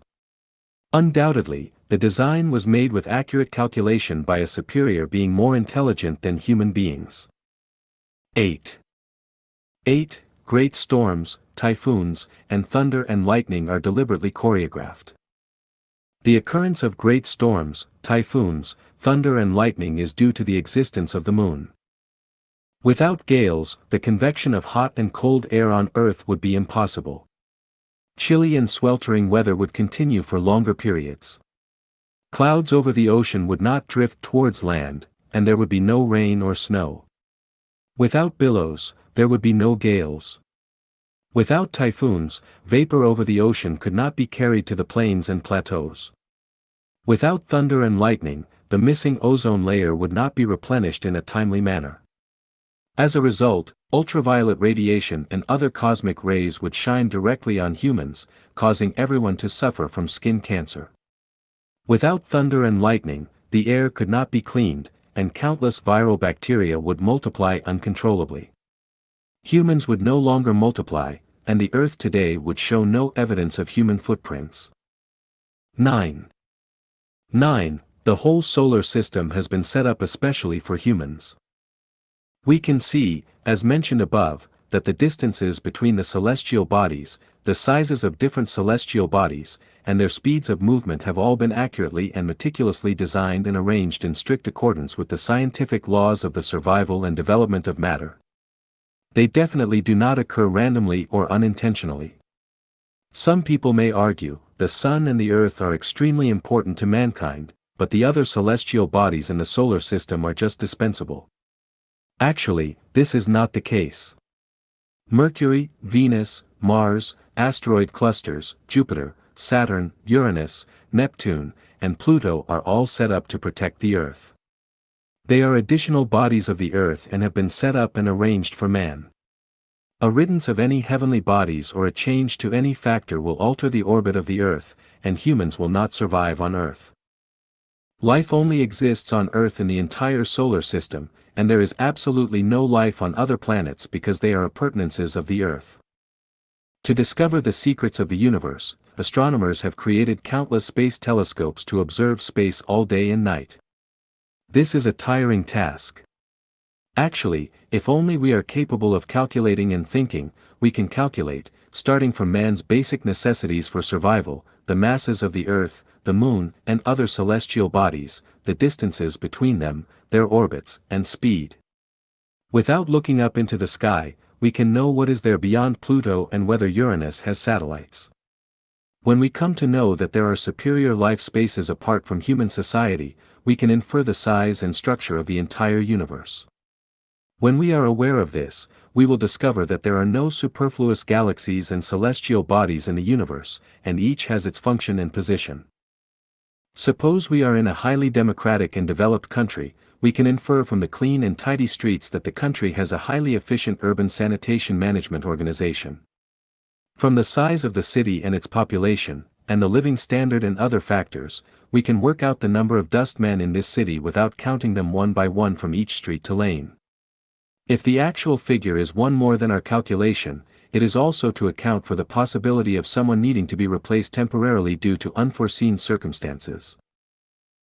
Summary. I have intended to use 50 phenomena to prove the existence of the greatest creator. Now upon reflection, I have found that 40 phenomena are already enough to prove the existence of the greatest creator.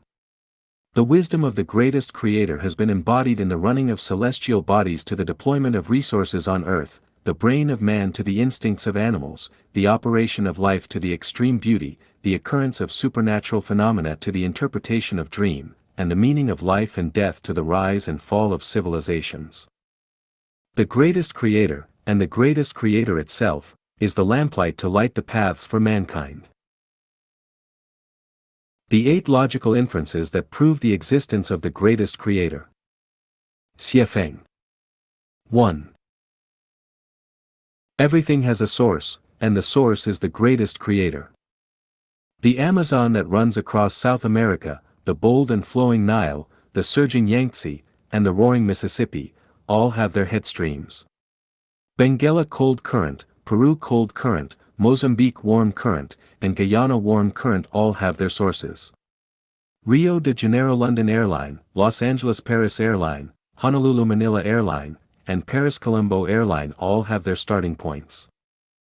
All things created by man have come into being from a certain source. All tools that we use, including pencils, needles, spades, spoons, pliers, automobiles, computers, printers, cameras, and machine tools, and all daily articles, including musical instruments, chess, painting and calligraphy, watches, alarm clocks, desks, chairs, and wooden stool, shoes, stockings, clothes, caps, cups, thermoses, reading lamps, telephones, and refrigerators and TV sets have an origin, and obviously they don't come from none.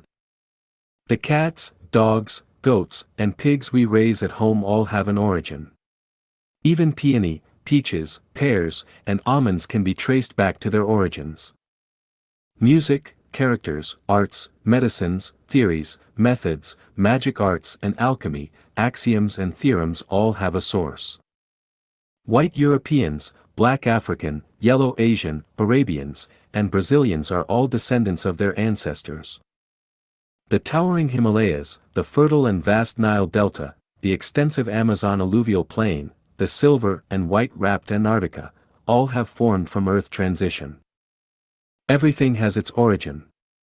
What about the Earth, the solar system, and the universe? They all have their origins. Since everything has an origin, there must be a primordial origin. And this primordial origin is the greatest creator.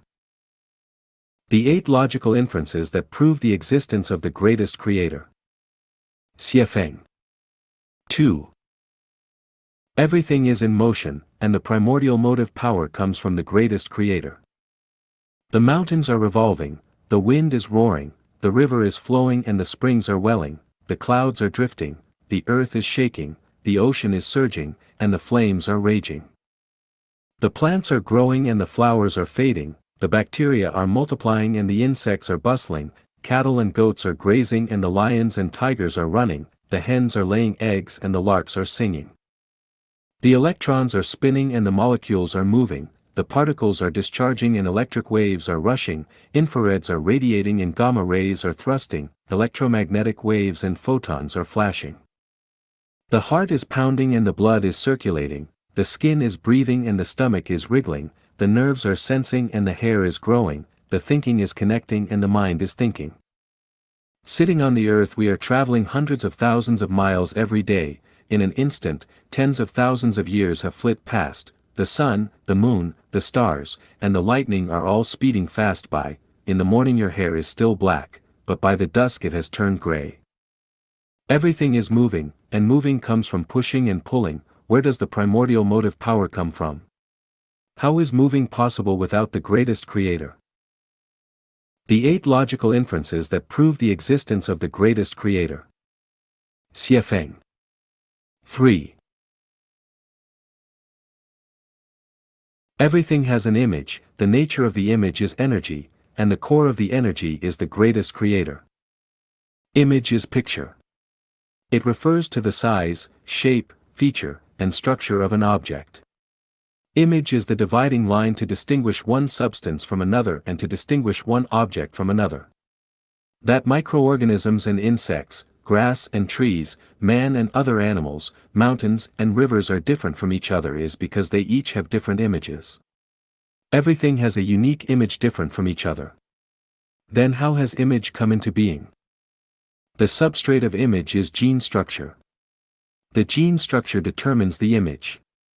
That water and oil has different images is due to different molecule structures, namely different gene structures. However, any structure would only be a phantom without the participation of energy. Take, for example, the building of a house. We should first conceive the structure of this house in our mind. For very complicated houses, structural representation may also be needed. However, without the input of mechanical and human energy, the house will always remain a phantom. Only with the investment of human and material energy will the structure conceived in our mind materialize into the real house. A seed will turn into a plant only after it has absorbed the nutrients, moisture, and the heat energy and light energy of the sun. The fertilized egg in the womb of a mother will develop into a normal animal only after it has been continuously supplied with nutrition and energy. A bulb will give off light only after it has been input electric energy. A mound will become a high mountain only after it has received the energy of a continuously revolving earth. A small river will become a great surging, impetuous river only after it has marshaled the energy of thousands of streams. Then where does the energy come from? Let's trace the sources. A sapling must obtain moisture to unfurl its leaves and grow.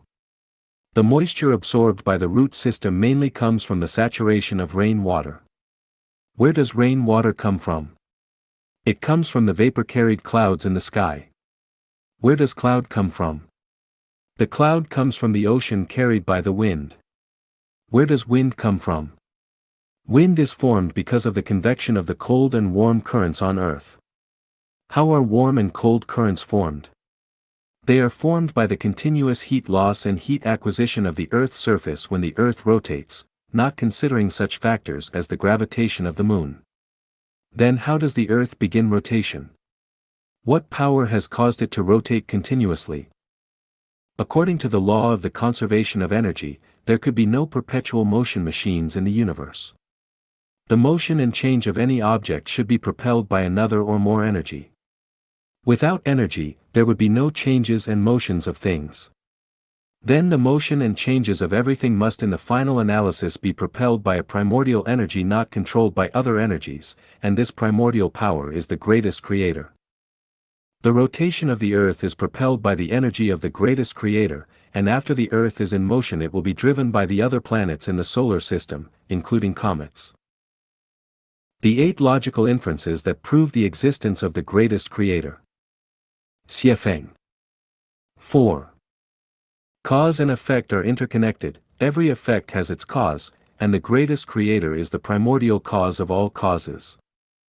We have all experienced headaches. Everyone may have a different cause for headache, but every headache has a cause, and there could be no headache without a reason. Everyone becomes sick because of some causes, no matter what kind of disease he has contracted. There are also causes for congenital diseases. No one, I think, will disagree in this matter. In the same way, typhoon, tornadoes, earthquakes, volcanic eruptions, sandstorms, and SARS virus all have their causes for occurrence. World War II, the Crusades, and wars in the Middle East all have their causes. They would not take place without any causes. The massacre of the Jewish people in World War II, the collision of Titanic with icebergs, the attack against America's World Trade Center, the disintegration of Soviet Union, the return of Hong Kong to China, and the overthrow of Saddam regime, all these have happened with their own causes. Aren't there causes for the Earth orbiting around the Sun and the Moon orbiting around the Earth? Aren't there causes for airplane crash, train collision, collapse of houses, and flooding of rivers? Aren't there causes for being the object of vituperation, for broken family, for imprisonment and decapitation, and for unnatural death? Aren't there causes for tumefaction on the head and purulence on the feet, deafness and blindness, and disability? Aren't there causes for tigers and leopards capturing of deer, for birds catching of insects, for the slaughtering of pigs, and for man's sudden misfortunes? Aren't there causes for the decline of the early Maya civilization, Greek civilization, Egyptian civilization, ancient Roman civilization, Syrian civilization, Persian civilization, and Babylonian civilization? Aren't there causes for the rise of American civilization? The following phenomena I listed in the chapter of Inevitability of Lifechanyuan all have their causes. The rise of wind and waves, the ebb and flow, the rising of clouds and falling of rain, the snow and mist, thunder and lightning, tsunami, typhoon, volcanic eruption, earthquake and fault, flooding, sandstorm, disappearance of birds, morning and evening glows, rainbows, solar and lunar eclipses, seasonal changes, migration of birds, hibernation of frogs and snakes, morning songs of larks, roosters crowing, plague of insects, multiplication of bacteria, the birth in the spring and growth in the summer, the collection in autumn and storage in winter, the entwining of vines, the fragrance of osmanthus, the blooming and withering of flowers, the sun-facing feature of sunflowers, the continental drift, the disintegration of Earth's crust, the melting of snow, the disappearance of islands, the river's change of course, the landslide, the rise of peaks, the weathering of rocks, the ravines, the movement of sand dunes, the spring between the rocks, the waterfalls, the river's transport of sand, the appearance of delta, and so on. All phenomena or results, whether in the sky or under the sun, have their causes. We can never find a phenomenon or result that does not have a cause. If life forms on Earth owe their existence to the Earth and the solar system, and solar system owes its existence to the Milky Way galaxy, then what is the reason for the birth of the Milky Way galaxy? If we track further, we will understand that at the beginning of the birth of the universe, there must be a primordial cause, the cause of the cause, the greatest creator. The 8 logical inferences that prove the existence of the greatest creator. Xiefeng. 5. Everything has a purpose for its existence, and the ultimate purpose is the greatest creator. The purpose of microorganism is to enrich soil and corrode objects, the purpose of the soil is to nurture plants, the purpose of plants is to provide food for insects and other animals, and the overall purpose of animals and plants is to serve mankind. Then what is the purpose of mankind? Everything that man makes has a purpose. Automobiles provide transportation, telephones provide communications, clothes keep us from cold, houses offer space for sheltering, and man has created tens of thousands of articles to serve mankind. Then what is the purpose of man? The purpose of the entire Milky Way galaxy is to serve several special stellar systems, one of them being the solar system. The purpose of the solar system is to provide service for the Earth, and the Earth has only one purpose, to serve mankind. Then whom does mankind serve? The sun, the moon, the oceans, the air, the land, and the ozonosphere have all existed to serve mankind. Even the ultimate purpose of the existence of flies, mosquitoes, and rats is to serve mankind. The killing viruses are also for the purpose of maintaining the balance of mankind. Then what is the purpose of mankind? Everything in the material world is for the purpose of serving mankind. Then are we perfectly justified to enjoy all this as a supreme being? Is there no purpose for our existence? Don't we humans have a purpose in keeping cattle, horses, pigs, goats, chickens, and ducks? Don't we have a purpose in planting crops? Don't we have any purpose in making planes, atomic bombs, and aircrafts? All man's activities have definite purposes, and everything in the universe has its purpose for existence. Is man the only animal that does not have a purpose? Man's existence also has a purpose, to serve the greatest creator. Why cannot we realize that our existence is to serve the greatest creator? This is just like the bees that we raise fail to realize that they are serving us, unless they have the thinking of man. We won't know the purpose of man's existence, unless we have the thinking of the greatest creator. In the history of man, only Jesus and Sakyamuni knew the greatest creator. Muhammad and Lao Tzu knew a little about the greatest creator. I will tell you clearly that the purpose of man's existence is to serve the greatest creator. The ultimate purpose of all existences in the universe is for the greatest creator. After knowing the ultimate purpose of man's existence, our life will have a purpose, to serve the greatest creator. Exist for the greatest creator and we will have a promising future. Deviate from the greatest creator and our future will be a total darkness. The 8 logical inferences that prove the existence of the greatest creator. Xiefeng. 6. Life is graded, and the highest grade is the greatest creator. The universe exists for order and the nature of order is grade. Take stone for example. Diamond has a very high grade, and the stone that can be broken off with hands is lowly graded. Ruby and saffron are higher than opal. Opal is higher than topaz and spinel. Topaz and spinel are higher than aquamarine and zircon. The other stones in order of descending grades include emerald, beryl, tourmaline, crystal, garnet, olivine, jade, woodstone, nephrite, opal, moonstone, sunstone, agaphite, serpentine jade, malachite, coral, tuba stone, granite, bluestone, and ordinary pebbles. Take man for example. Man can be ranked in 18 gradients according to the percentage content of spiritual nature in human nature. Jesus, Muhammad, Sakyamuni, and Lao Tzu ranked the first. Saint Peter and Saint Paul, and Tang monk were classed as the second. China's Taoist master Zhang Sanfeng ranked the third.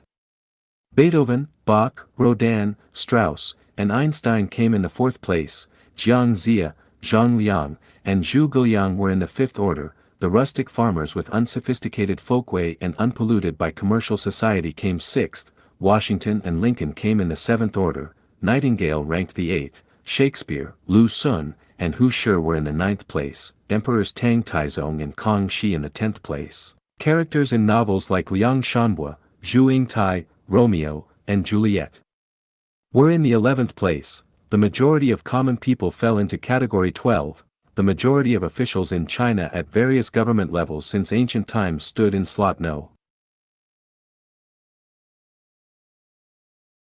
13. Grandet, Shylock, and mercenary merchants were in the 14th category. Cynic people and hedonists belonged to category 15. Selfish people without social morality came 16th in the list. People living a muddle-headed existence were in the 17th place. Those confusing right and wrong came last. Take life for example. In the ascending order, life can be categorized as life in lava and raging fire, life in ice-clad world, life in eternal darkness, life in rocks, life in soil, life in water, life in the air, plants, insects, terrestrial animals, flying animals, domesticated animals, dogs, man in human world, man in the 1,000-year world, celestial being in the 10,000-year world, Buddha in the Elysium world, God in heaven, the greatest creator in the zero world. Life is graded. There must be the highest grade among all. The highest grade of life is the greatest creator. The 8 logical inferences that prove the existence of the greatest creator. Xiefeng. 7. There is an order in everything, and the greatest creator is the framer of orders. Human society is ordered. A country has only one president, and this means order. With 2 presidents, the country is bound to break up into 2 states. The company formed by incorporation of 10 companies needs only 1 general manager, not 10. Order means that the lower level should be subordinate to the higher level, the employees should be subordinate to the employer, the criminals should be controlled by the police, and that license is needed for running the business. Constitution and laws are made by man, but this does not mean that order is made by man. When man formulates order, the order should conform to the macro order of human nature and basic social norms. For example, however intelligent and wise the people are, they cannot formulate an order with 2 presidents in the country. Because the system of a group with 1 leader is the order created by the greatest creator, and man cannot deviate from this order. A swarm of ants, a brood of bees, a flock of goats, a pack of wolves, a family, and a clan can have only 1 head. The order of fetus, infancy, juvenile, youth, the prime of life, old age and death is made by the greatest creator, and man cannot deviate from it. One must eat when hungry and must excrete after eating, and this is an order uncontrollable by man. Everyone has his path of life, namely lifestyle program, which cannot to be affected by man's will. All parents hope that their children will stand out brilliantly and bring glory to their ancestry. However, hopes are mere hopes. Children can only live according to their own lifestyle program. This is why some children have achieved a lot but some other children are not very successful. If one's will can determine one's own path of life, pigs and dogs would change into man and everyone could become an emperor. The majority of people, especially the powerful and wealthy people, wish to live forever. But wish is just a wish, death is unavoidable, because this is the order made by the greatest creator. If the former generations continue to live, the later generations would have no chance of survival. Men are equal in terms of death, and this is the order. The moon revolves around the earth moves around the sun and rotates, the solar system revolves around the Milky Way galaxy, this is the order. Dragons beget dragons and phoenixes beget phoenixes, while the mice's children will learn the skill of hole digging, this is the order. All those who hold the greatest creator in awe and live according the order made by him can enter the higher order of life space, while those who despise the greatest creator and violate the order made by him would certainly descend to the lower order of life space, this is also the order. Everything has an order. Who has made the order then? Was it made by man's ancestor? Was it made by the emperors of certain dynasty? Was it made by dinosaur? Certainly not. Who but the greatest creator is capable of making orders? The 8 logical inferences that prove the existence of the greatest creator. Xiefeng. 8. There is telepathy between everything, and the terminal of the telepathy is the greatest creator. Everything in the universe is interconnected, the means of connection is telepathy. Telepathy is the reception of and response of an object to the external stimuli. There are 2 kinds of external stimuli, one is dominant stimulus and the other is recessive stimulus.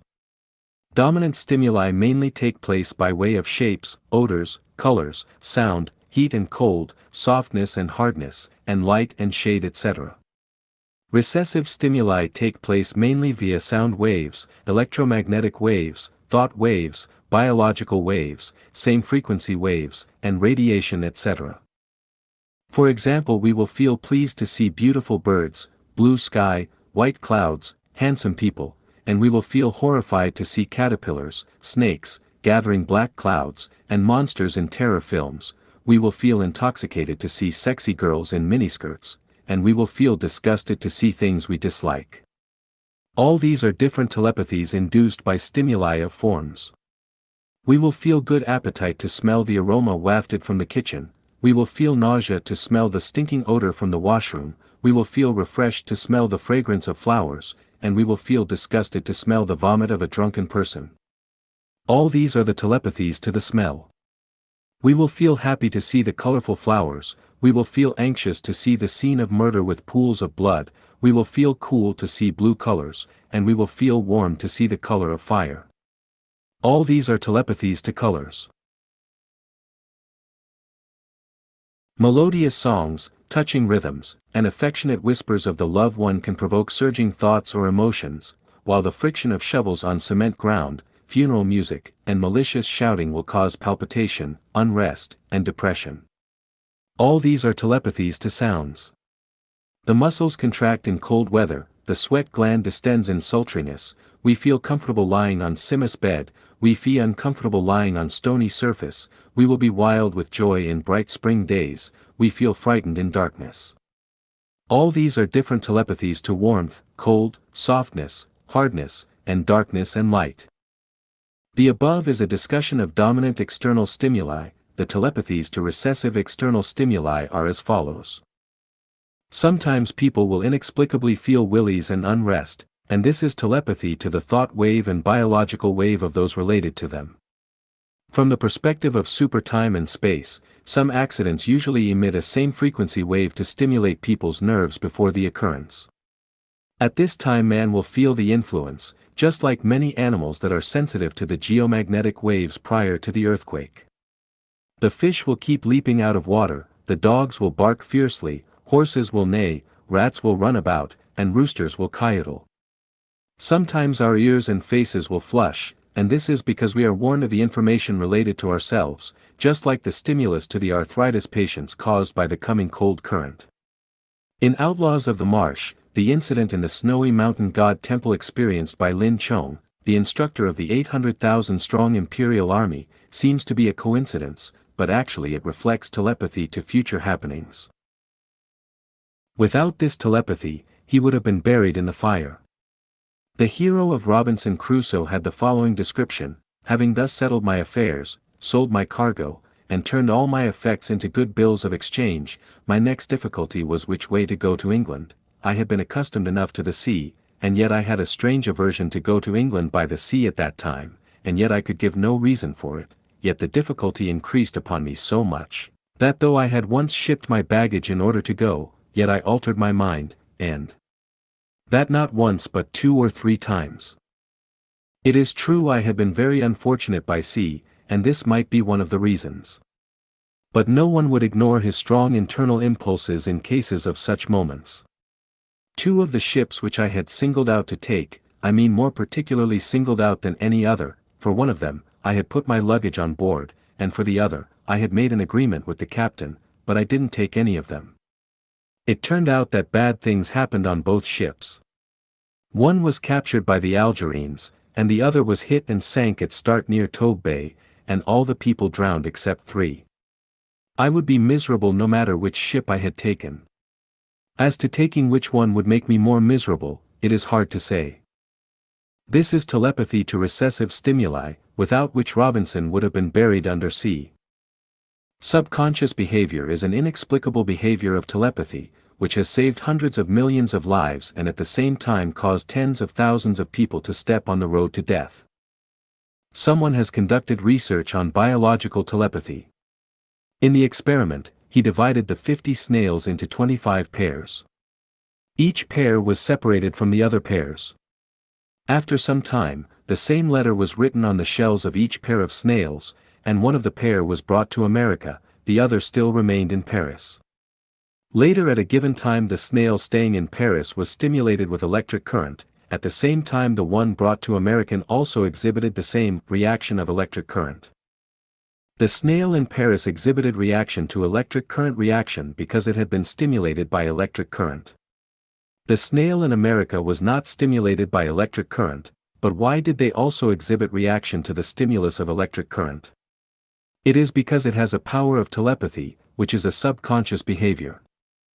Doves, dogs and horses have telepathy for the tracks of their masters.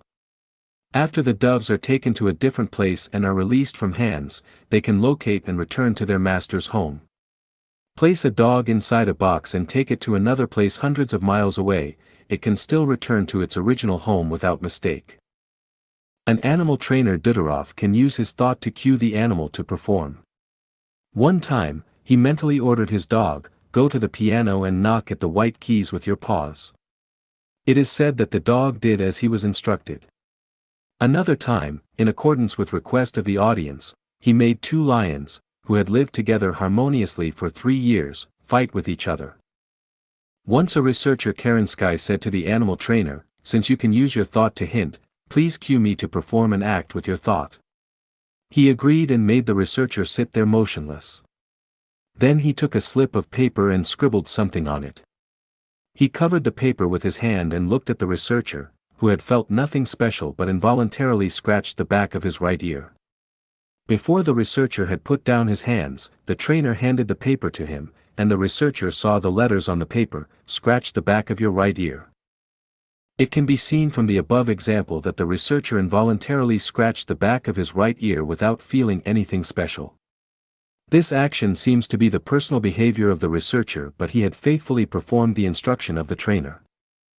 The world-renowned psychic Wolf Messing was once having dinner with the celebrated founder of psychology Freud at Einstein's residence in Vienna. During the meal, Freud secretly conducted an experiment. He did not utter a word, but only mentally gave Messing an instruction, requesting him to go to the bathroom cupboard and pick up some tweezers. Return to Albert Einstein, pull out from his luxuriant mustache 3 hairs. After the silent instruction, Professor Freud continued with his dinner, talking and smiling with the host as usual. Messing seemed to have noticed nothing. But when the coffee was brought to them, Mason immediately stood up, went to the bathroom cupboard and picked up some tweezers, walked near Einstein, bended over him, slightly raised Einstein's obedient chins, and carefully pulled out from his luxuriant mustache 3 hairs and placed them before Freud. There are countless such examples. All the living creatures in the boundless universe are all subconsciously performing one after another instruction. Our next move and next word are seemingly personal behaviors, but actually they are telepathy and reaction to the dominant and recessive external stimuli. Then whose instructions are we following? In accordance with the order of life, the lower order of life has telepathy for the instructions of the higher order of life. The low-energy life has telepathy for the instructions of the high-energy life. Namely, plants receive the instructions of animals, man, celestial being, Buddha, and God. Animals receive the order of man, celestial being, Buddha, and God. Man receives the instructions of celestial being, Buddha, and God. Celestial being receives the instructions of Buddha and God. Buddha receives the instruction of God. Whose instructions does God receive? God receives the instructions of the greatest creator. In the final analysis, the terminal of telepathy is the greatest creator. I am sure you will cast away your suspicion over the existence of the greatest creator after reading the above 40 evidences and 8 logical inferences. Since the greatest creator is there, what characteristics does the greatest creator have? 8 features of the greatest creator. Xiefeng. 1. The greatest creator is unique and exclusive. The unity of opposites is the magic key to understanding the universe. All matter and patterns exist relative to each other. Without any one, no other can exist.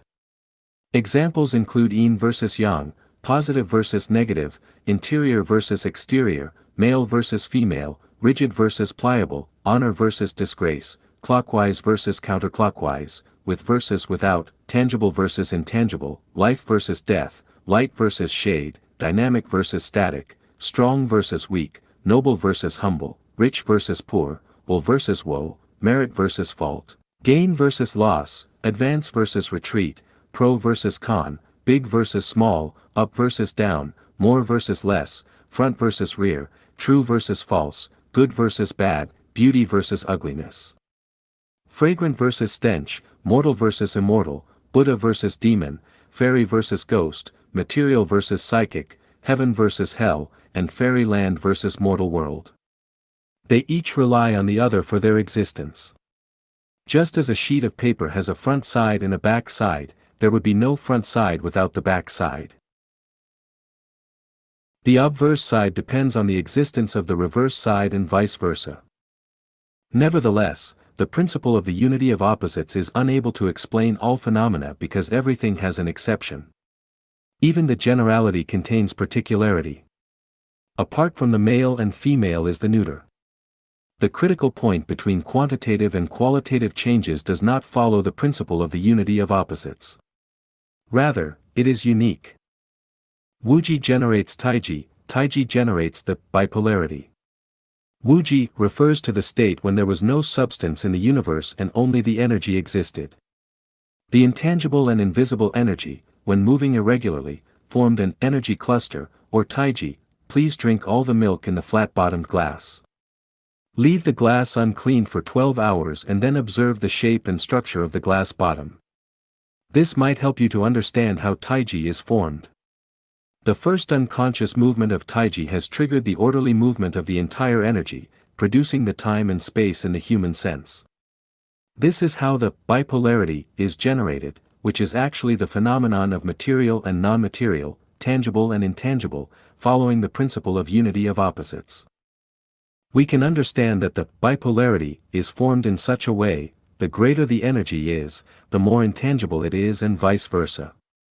This is vital for the birth and formation of the universe. The great form has no contour, stated by Lao Tzu, actually refers to the energy cluster before the bipolarity was born. As a matter of fact, it is the Taiji. Mao Zedong thought is a form of energy cluster which influenced the life and controlled the words and deeds of many people. However, who can tell the color and shape of Mao Zedong thought? The reason we are talking about Taiji here is that we wish to have knowledge about it. Taiji comes from Wuji and is originated from the disorderly movement and collisions among the intangible shapeless energy. You can observe the disorderly movement of the molecules via microscope.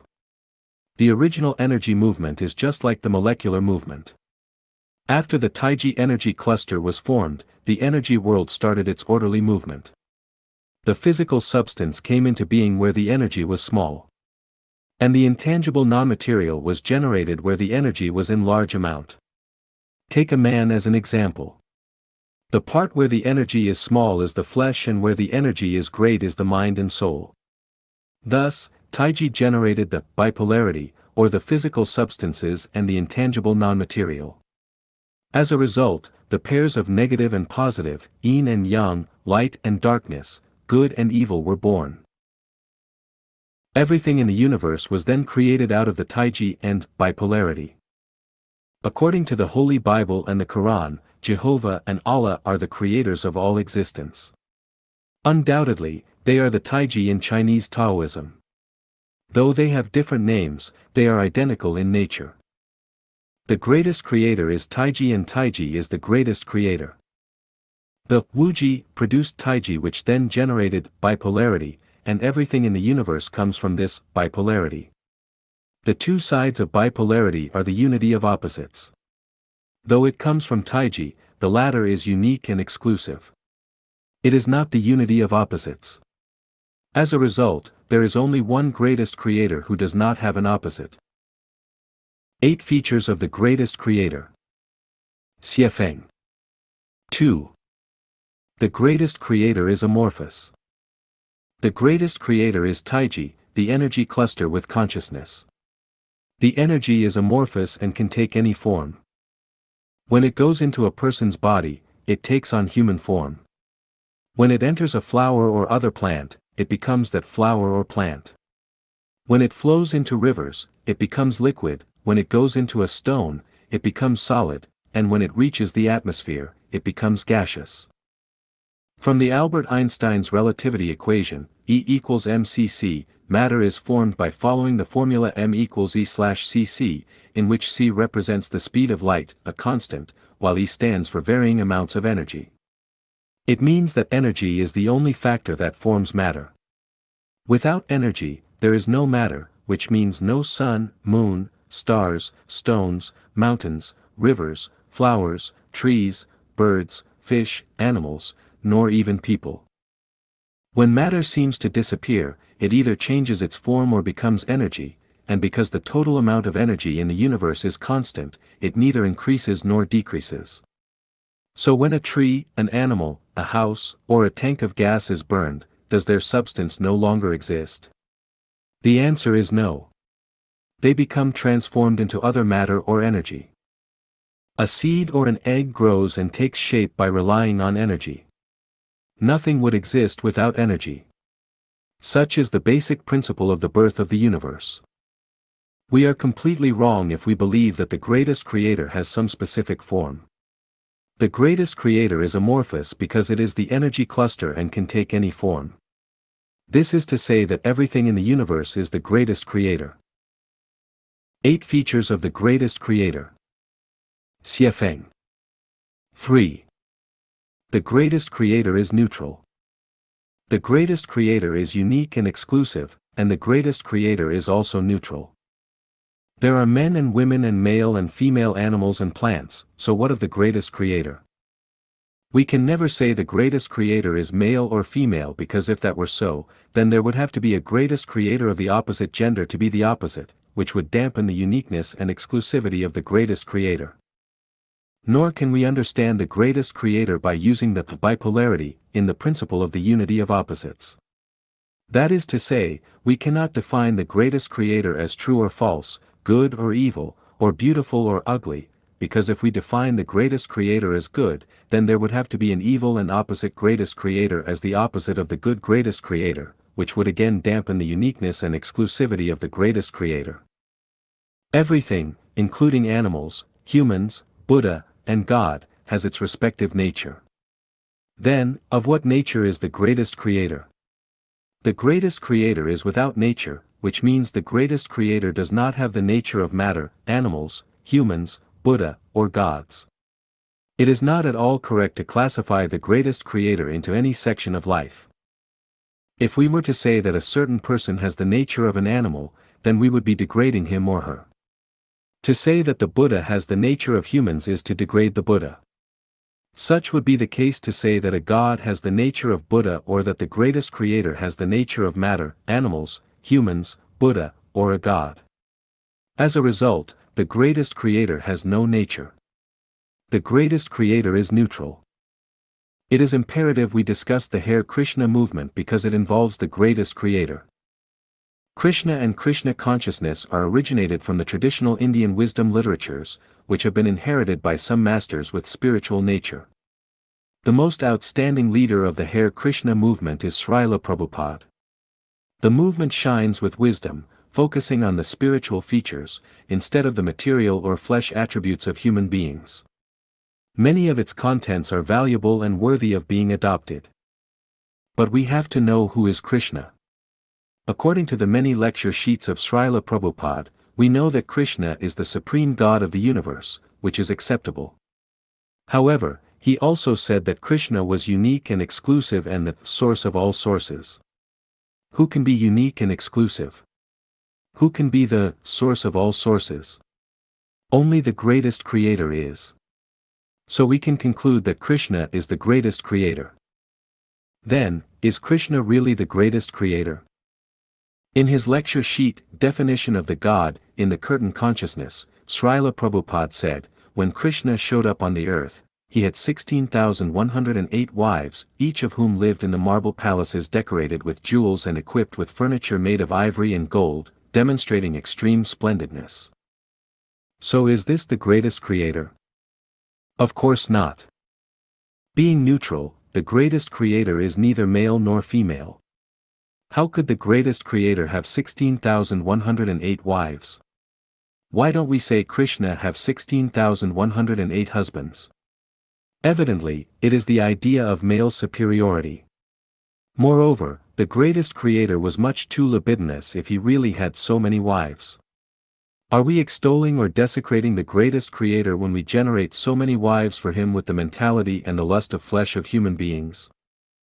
The wives of Krishna lived in the marble palaces decorated with jewels and equipped with furniture made of ivory and gold, demonstrating extreme splendidness.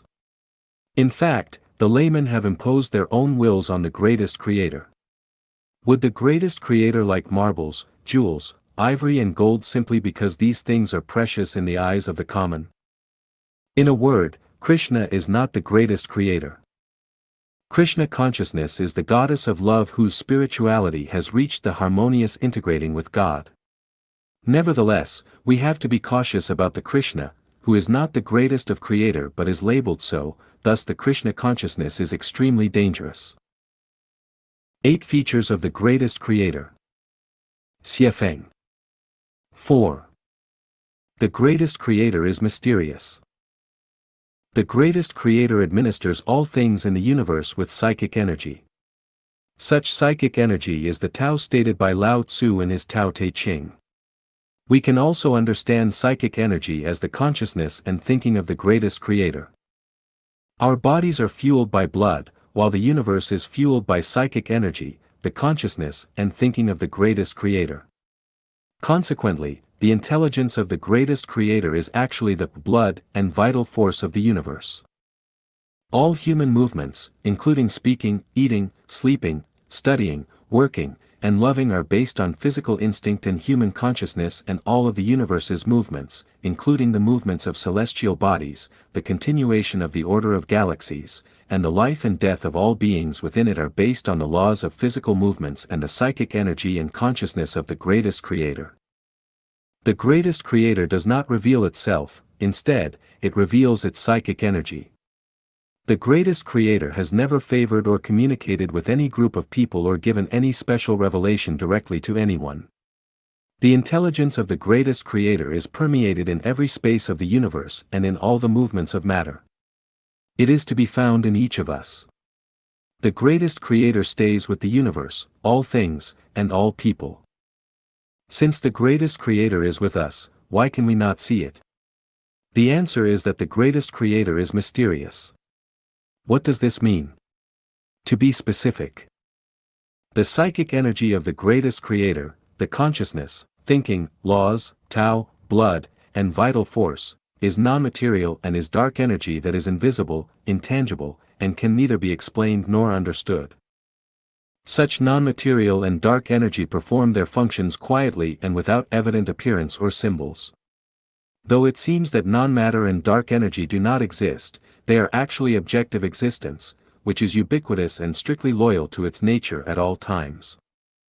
Why do human bodies age and die? What leads to aging and death? No scientists, biologists, politicians, or religionists can answer these questions, simply because the greatest creator is mysterious. In the chapter of primary physical and spiritual healthcare in Chanyuan corpus, I state that the causes of human body aging and death, according to their damaging force, are arranged in the following order: the mind activities aroused by the 7 emotions and 6 sensory carnal desires, drinks and food, sleeping, labor, weather, air quality, noise, cosmic force, terrestrial magnetism, gravitation, radiation, and rays and waves of all kinds. The human body aging and death are facilitated by each anger, excitement, emotional change, depression, cigarette, liquor, improper drink or food, late sleeping or insomnia, overstress, cold or hot wind, rainfall or frost, polluted air inhaled, unpleasant sound, sunspot activity, volcanic eruption or earthquake, leakage of nuclear facilities, bomb explosion, sandstorm, etc. Most of the people agree with my explanation. But most of them do not understand how the above factors change the growth structure of the human bodies. Why? The answer is also that the greatest creator is mysterious. The greatest creator is mysterious, only revealing the result without showing the process. Why? Because everyone would become a god if he understood how things move and change. If so, he would compete with the greatest creator. For instance, the ministers, governors, and common people only know the results of the political bureau, the highest decision-making body of China, meetings of CPC's Central Committee in accordance with their limits of authority. But they never know the process of these meetings. Otherwise, China would fall in disorder. Is the greatest creator selfish or mean? Absolutely not. The greatest creator wouldn't let us know the process just out of his mercy. For instance, a baby is born and someone tells its parents how the baby will grow up and end up in being drowned in a river at the age of 15. Just imagine what the consequences will be like. Of course, it does not mean that the greatest creator will never let the humans know how things move and change. As a matter of fact, he just reveals all mysteries in front of the mankind. How much people can understand the process depends on the individual's spiritual nature and wisdom. The purer their spiritual nature is and the wiser they are, the more and deeper can they understand, and vice versa. For instance, the falling of apples is shown, fairly and selflessly, to almost all the people by nature. But only Newton reached the law of universal gravitation. Many people have taken lifts. But only a few have ever thought what would happen if constant energy is added to the lift, no cable constraint. The life would keep accelerating and its quality would increase.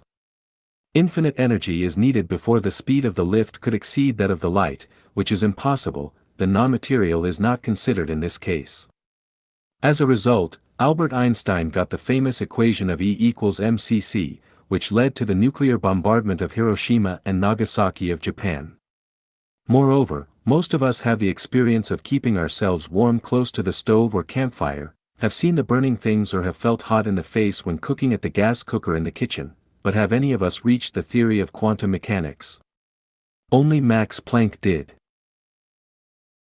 Many of us have sat under a tree and only Sakyamuni found the 36-dimensional spaces with consciousness and Buddha land and the ways to become a Buddha. The greatest creator treats all people equally, either the white, black, or yellow, the kings, specialists or common people, either the rich, or the middle class or the poor, either the Muslims, Buddhists, or Christians.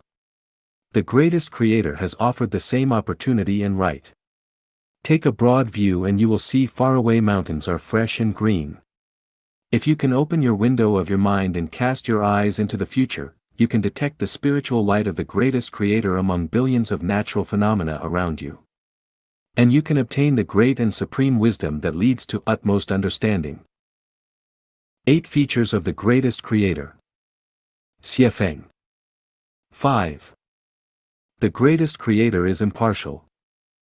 Since the greatest creator is unique, exclusive, amorphous, and neutral, it must also be impartial. If a court were controlled by a good judge, then every criminal would be punished, but if it were controlled by a bad one, many innocents would suffer. If it were controlled by proletariats, capitalists would have a hard time, and vice versa. If it were controlled by a god or Buddha, evil would be constrained, and so on. The neutral, unaffiliated, and non-party is the least partial. Sunshine is impartial because it casts itself on all people. The earth's air is breathed by both good and bad people. Water, which is vital for life, is abundant at a very affordable price to everyone. So the greatest creator is fair and impartial. If the greatest creator were biased and did not allocate the sunshine, air, and water this way, some people would control them just as they occupy the land and mines. How could the rest of us survive? The greatest creator is also impartial because everyone dies. If the privileged could live for thousands of years or even for eternity, the poor would be hopeless. Thus, any thought or practice which hopes to give immortality to a certain fraction of the people is in conflict with the impartiality of the greatest creator and can never be realized. The human beings have tried to eliminate the diseases, such as cholera, typhoid, smallpox, plague and cancers, etc. It is really a naughty behavior causing trouble for the greatest creator. For each disease eliminated, the greatest creator has to generate a new disease to take its place, such as HIV/AIDS, SARS, special air molecules disease, etc. We will have to see who is more powerful, man or the greatest creator. The reason is that the earth cannot sustain so many people if the greatest creator does not generate new diseases which kill some people. If all the people on the earth keep living forever, do we still have enough space to live? It is the same case with a pretty garden. If all the visitors stay inside and do not leave, how can the other visitors come in and enjoy? Is it fair for the latecomers if they are kept out? Some people are always hoping that the good people can get more than the evil people, and that the greatest creator should send the evil people to the hell. If the greatest creator fails to do so, it would be unfair. Such naive idea is simply the sentimental wish. Few people would think they themselves are evil or bad. But the fact is that all people are evil. Aren't you evil when you slaughter the animals and eat their meat? When you slaughter them mercilessly regardless of their helpless cry, protest and fear, when you stab the shining knife into their chests or cut off their throats, you are not a kind person at all for the animals. There is no difference between eating meat and slaughtering animals. Meat eating is the bad behavior itself. Why Buddhists would not eat meat? They are just avoiding recommitting sins to enter the higher level life space after death. All those eating meat are not good. Maybe some people think that it is sensible to slaughter the pig and eat its meat because the pig is raised by themselves. But is it really sensible? Does raising the pig justify slaughtering it? The kids are raised by their parents. Can they be, too? Does it really make sense? Notes: I talk about the issue of meat eating from the perspective of all life is equal and becoming Buddha. I am not opposed to eating meat. In fact, I am a meat eater, too. So I am not a good person. Refusing to eat meat is what good people will do. We advocate vegetarianism. But if all the people refuse to eat meat and become Buddha, it will break the life cycle. Human beings have their duties to live on the earth. They are part of the life chain. Without this part, the life of many spaces will not have carried on and end in extinction. There will be no hell, thus no heaven. There will be no mortal world, thus no fairy land. If all the people do not eat meat, get married, have babies, just like Buddhists do, there will not be the future generations. This is not what the greatest creator wants. By the way, it is absolutely right and promising to believe in Buddhism. But is it also justifiable not to get married and have babies? Is it in line with the intention of the greatest creator? If we look at the history of Buddhism, we will find that each time when the Buddhism is prosperous, there would be a devastating attack on it. Why? Why such an ancient religion can only maintain its survival without being disseminated across the whole world? The problem does not lie in the Buddhism principles, but in the ways of self-improvement. Here we have to talk about the Falun Gong. As a Buddhahood exercise, Falun Gong is not wrong at all. There are 84,000 kinds of Buddhahood exercises, and Falun Gong is one of them. It is a pleasing thing that the people like Falun Gong as a Buddhahood exercise, which demonstrates that the Chinese people actively pursue goodness. Lifechanyuan has his merits because he has triggered people's desire for goodness. He, together with Zhang Hongbao, can be called the masters of spiritual nature. The problem is that it has relabeled the Buddhahood exercise as the Buddhism and upgraded Falun Gong into the so-called Falun Great Law, which is a violation of Buddhism. What is Buddhism? In the Diamond Sutra, Sakyamuni said, the so-called Buddhism is no Buddhism. Tathagata once said all laws are Buddhism. If some people say Tathagata has ever explained the Buddhism, they do not understand my words and are actually slandering the Buddha. Our minds should not abide by any laws. What Sakyamuni said has told us, to understand the Buddhism, we have to forsake the laws. The laws without laws are Buddhism and vice versa. Falun Gong is correct but the Falun Great Law is not. Because it focuses too much on the laws and its laws cannot be Buddhism at all. So what is the law? The law is the order or objective principle adopted by the greatest creator to govern the effective operation of the universe and life. The formula in physics, molecular formula in chemistry, the equation in math, the structural formula in biology, and the causal schema in life science are all laws. All laws are Buddhism and are designed and made by the greatest creator. When lecturing in LA of US in the afternoon of February 15, 2003, Master Lifechanyuan said, "So do you understand? All laws are made by me. All life in the prehistoric period was made by the laws without exception. The immeasurable and countless universe, space, and celestial bodies contain immeasurable and countless life, which are all generated by the laws. No life is positioned to comment on the laws. He has gone too far. The laws are created by the greatest creator. But Master Li said he has made the laws. So can we conclude that Li Hongji is the greatest creator, or the greatest creator is Li Hongji? There is only one greatest creator in the world, either the One or Li Hongji. Let's presume Li Hongji is the greatest creator. Does Master Li have the 8 features of being unique and exclusive, amorphous, neutral, mysterious, impartial, merciful, supremely powerful and intelligent? Human beings can never overcome the greatest creator. If Master Li was really the greatest creator, would Falun Gong have experienced such disastrous difficulty? How could he claim himself as the greatest creator even when finding it difficult to survive on his own motherland?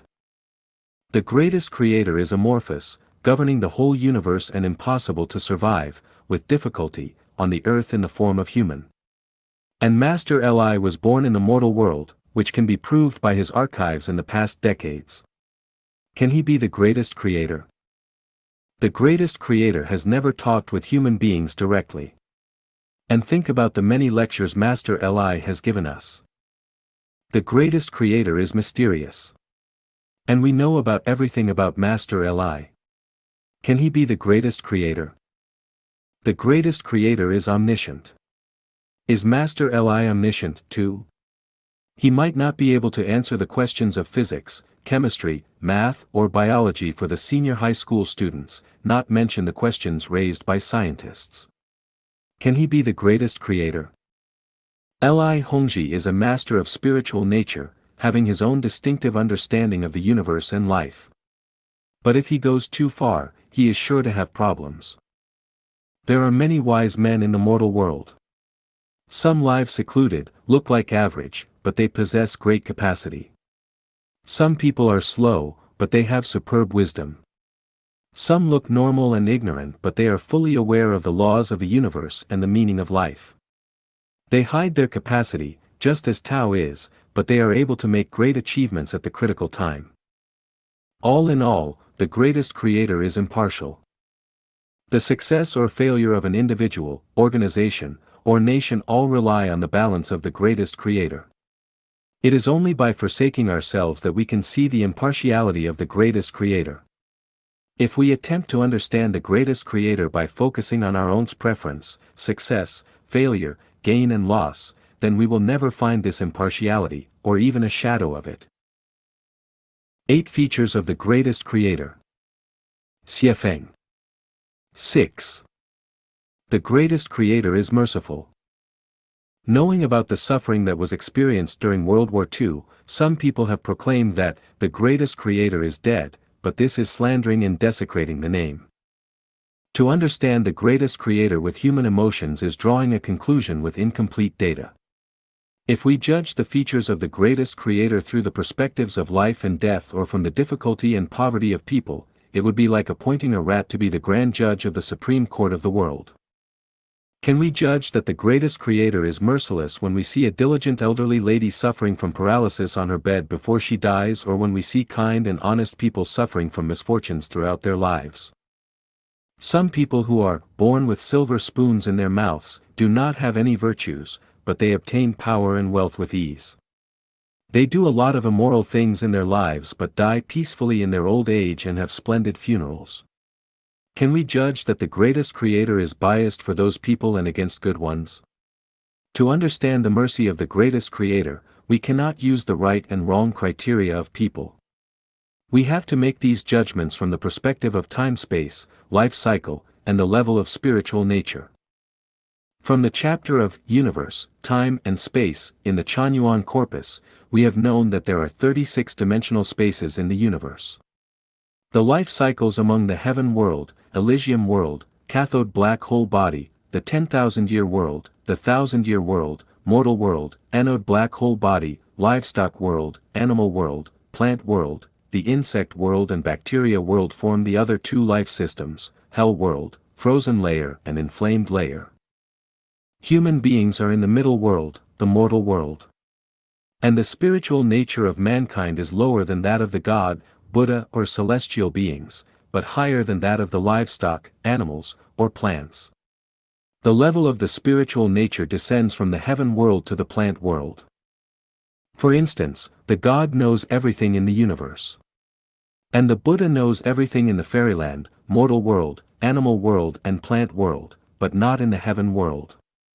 The celestial beings only know everything in the mortal world, animal world, and plant world, but not in the Elysium world or heaven world. The human beings only know about the animal world and plant world, but not in the fairy land, 10,000-year world and 1,000-year world, Buddha world, Elysium world, and the God world, heaven world. The animals only know the plant world, but not the other life spaces. The plants are the most ignorant life, knowing nothing about the universe and can only take everything upon them. From the perspective of God, human beings are ignorant. From the perspective of Buddha, the human beings are evil. From the perspective of celestial beings, human beings are short-sighted and stupid. But from the perspective of mankind, human beings are intelligent, though some are good and some are bad. From the perspective of the animals, human beings are inconceivable and horrible. From the perspective of the plants, human beings are fantastic and great. Human beings' ignorance manifested in, they don't know where they are from or heading towards. Throughout their life, they are in a muddle, giving up those they should have and pursue things they shouldn't have. When living, they don't know why they live. When dying, they don't know how they die. Human beings evil manifested, they bully and even kill each other, show disrespect to God and Buddha, conceited, hunt the wild animals, and pollute the waters. If the greatest creator is not merciful, how can we be allowed to abuse the earth created by him? From the perspective of human beings, the genetic engineering is a great, marvelous and promising career. But if we see from the angle of the greatest creator, it is dangerous and evil. Some day in the future, mankind will pay for it. If the greatest creator is not merciful, he will not give us the admonishment and warnings. Imagine we have raised several dogs in our homes. If these dogs have learned to unlock the bedroom doors, what will happen? Human beings are short-sighted and stupid because they only care for the short-term and individual interest, instead of the long-term and collective interest. People tend to spend their time making money and seeking fun, reluctant to take time to think about the meaning of life. The result is that they have harvested dozens of years of joy but lost the happy life enduring thousands of years. Everybody understands that if everyone is honest, the mortal world will become the paradise. But the fact is that everybody just plays tricks while hoping the others are honest. And only a few of the human beings are honest. Most of them are simply tricky. They not only messed up their own life, also lost the bright future. Now let me answer those 3 questions raised in the above paragraphs. When the diligent elderly lady had to suffer from the paralysis on bed for years before she passed away, what does it imply? An ambitious and wise boss is aware that, before appointing a staff to an important position, it is imperative to give him the opportunity to experience all difficulties and take almost all tasks in the company, and foster his virtues of selflessness and sacrifice. The stricter the boss is, the more rewards the staff will obtain in the future. Mao Zedong arranged his son to work as a peasant, worker and later a soldier in the Korean War. Why? He hoped his son would experience some difficulties and know about the common people first before taking the throne. The wise parents also know that they shouldn't spoil their kids by giving them whatever they want. Otherwise, they will not make excellent career in their future life. Too much indulgence in childhood can only lead to regret in the old age. In the eyes of the greatest creator, people are just in their childhood.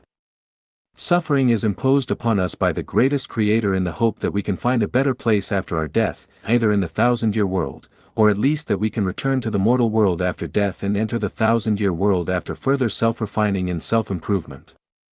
This is why wise people regard the greatest creator as the merciful Heavenly Father. Judging from the perspective of people, the greatest creator is really merciless to impose suffering on the diligent elderly lady before her death. However, if we stand in the boots of the greatest creator, we will find the mercy. It would be totally brutal to end her suffering before her death. The father of the late U.S. President Kennedy would not let others save his son about to be drowned in the river. For ordinary people, he was really merciless. But very few people knew that he was seizing the opportunity to let his son experience the sufferings, hoping he would become someone in the future.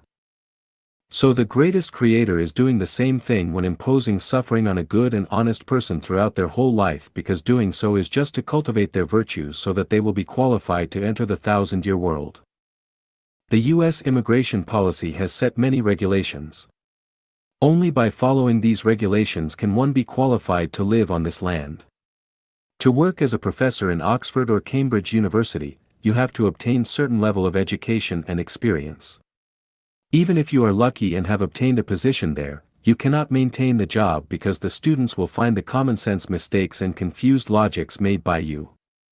An excellent family will not allow their future generations to marry imprudently. A pure organization does not accept new members unscrupulously. The 1,000-year world is a piece of pure land, refusing the access of stinking people, just like the sitting room will not tolerate the existence of dog droppings or chicken manure. Jesus said, "Blessed are the poor in spirit. Blessed are those who hunger and thirst for righteousness. Blessed are those who mourn." Why? Jesus said, "For theirs is the kingdom of heaven." Shakyamuni said, "The humble lives of living people are just to eliminate sins from past lives. Only in this way can they self-improve and reach the supreme wisdom." The celestial being, Lao Tzu said, "Blessings are disguised as misfortunes, and, in order to take, one must first give." The greatest creator gives much consideration before imposing suffering and plight on good and honest people throughout their whole lives. To give lifelong fortune and happiness to a person sounds very attractive, but that person would really be over-consuming their blessings. The more you get, the more you will lose. Everyone knows that the higher one climbs, the more serious an injury they will suffer if they fall. Everything in the universe follows the principle of the unity of opposites, and in the end, your gains will equal to your losses. The more you gain, the more you will lose, and the less you gain, the less you will lose. An Indian religion advocates asceticism, and it is not an ignorant practice. John D. Rockefeller, who earned wealth with oil mines, donated hundreds of millions of dollars to charities and only kept a small part of his riches. He was not an old fool. The Kung Fu star, Jet Li, donated his sponsorship income to the temple, not because he had too much money to spend. They both understood what Tao is, and they have possessed its wisdom. Can we still say that the greatest creator is not merciful? If everyone believed the greatest creator does not exist, then mankind would not exist either. The greatest creator is there because a large number of people believe in and admire it. Because of this, the greatest creator allows us to live on the earth in hopes that we can follow, give up evil, and return to good. From this perspective, the greatest creator is very merciful. 8 features of the greatest creator. Xiefeng. 7. The greatest creator is supremely powerful. The universe is the aggregate of all energy in which there is an energy cluster. The relationship of the aggregate to the energy cluster is the same as that of an egg white to an egg yolk. In this energy cluster, egg yolk, there is a very small energy embryo which also contains an even smaller nucleus. This nucleus is the nerve center of the universe, which is the causal body of the energy and the thought zone of the universe. This is the greatest creator. Energy itself has neither thought nor consciousness. The mammoth energy emitted by nuclear bomb explosions can kill both bad people and good people. It can destroy kings' palaces as well as thatched cottages, simply because the energy does not have consciousness. Energy can be extremely powerful, but the thought behind it can be even more powerful, which means that the thoughts of the scientists who made the nuclear bombs were even more powerful than the bombs themselves. The small nucleus in the energy cluster, the nerve center of the universe, which is the greatest creator, is even more powerful than the overall energy of the universe. That is why we say that the greatest creator is supremely powerful beyond all energy. 8 features of the greatest creator. Xiefeng. 8. The greatest creator is intelligent. The great wisdom of the greatest creator is shown in the following 3 aspects. 1. Building the cosmic order. The cosmic order includes the macro-celestial moving order, such as the orderly movement of the low-rotary galaxy, the rotary river galaxy, and all the star systems within each. The micromaterial structure order, such as the orderly movements of molecules, atoms, electrons, protons, nucleons, mesons, hyperons, and gluons. The order of life transmigration, for instance, when a person's spiritual nature is upgraded to a certain level, they will become a celestial being or a god, but when their spiritual nature is downgraded to a certain level, they will become a dog, a pig, or a tree. If the person's spiritual nature remains unchanged, they can become another person in their next life cycle. Such is the case with an ox, which can become a person or another animal when its spiritual nature is upgraded or downgraded. A celestial being can be upgraded to Buddhahood or downgraded to personhood. 2. Design the life structure. The life structure mainly refers to the genes of all life forms. These genes, as with unexposed film, can be copied repeatedly. The genes of all life forms, the films, are different from each other. The genes of human are different from those of pigs, those of cats are different from those of birds, those of willows are different from those of peach trees, and those of roses are different from those of peony. In general, genes are featured by the homogeneous compatibility and heteronature repulsion. For instance, the Asian, African, and European lineages of our species have the same nature and are compatible with each other, so their members can interbreed and produce viable offspring. However, since human, animal, and plant genes are not of the same kind but are incompatible with each other, they cannot mate, and even if they were to attempt to do so, new life would never be generated. Though oxen, sheep, dogs, cats, pigs, chickens, deer, rats, snakes, and otters are all animals, they cannot mate and reproduce because their genes are not of the same type and have different characteristics. However, the genes of a few life forms are similar. For instance, humans and apes, horses and donkeys, wolves and dogs, chickens and peacocks, apple trees and pear trees can mate or get engrafted. But the new life forms produced are not the same as their parents and they cannot produce their own future generations. For instance, humans and apes can produce barbarians, who are infertile. Horses and donkeys produce mules, which are infertile, too. Wolves and dogs can have the infertile bay. Chicken and peacocks can produce the infertile phoenix. And apples trees engrafted to pear trees can produce the infertile apple pears. Though resembling each other, humans and monkeys have different genetic structures and cannot mate. Even if they mate with each other, they cannot produce any new life. That's why humans are not evolved from the monkeys. Of course, we cannot say the monkeys are involuted from humans either. Fertilized egg only visible via the microscope will end up growing into a tangible life with head, feet, eyes, nose, hair, eyebrows, skin, nails, heart and blood vessels. It is the fruit of the greatest Creator's great wisdom. The human hair can grow limitlessly. But the eyebrows and eyelashes, when growing to a certain length, will not continue the growth anymore. Why? Because the growth of hair will not impact on the activity of the life while the growth of eyebrows and eyelashes will block the vision. From the embryo to a grown-up, the life grows in strict proportions, which is also designed by the greatest Creator. Otherwise, the left leg is already 1 meter long while the right one is very short, or the head has taken shape but the ear has not grown. It will produce a monster.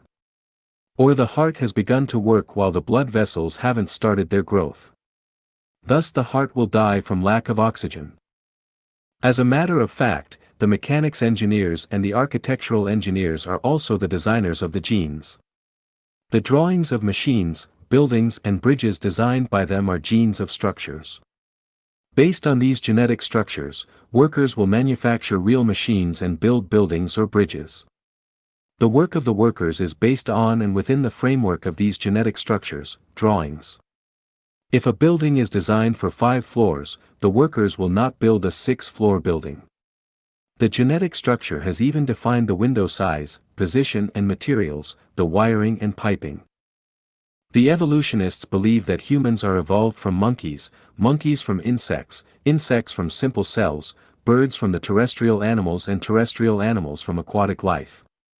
It is the same as the aeroplanes are evolved from the buildings and buildings from the Swiss mechanical watches. 3. Knowing the present and the future. The great leader, Chairman Mao Zedong, predicted the future development of more than 20 issues during his lifetime, which later proved to be accurate. How? Because Mao Zedong had wisdom. Anyone who predicts future developments accurately is wise. The wiser they are, the more qualitative and quantitative will be the predictions that they give.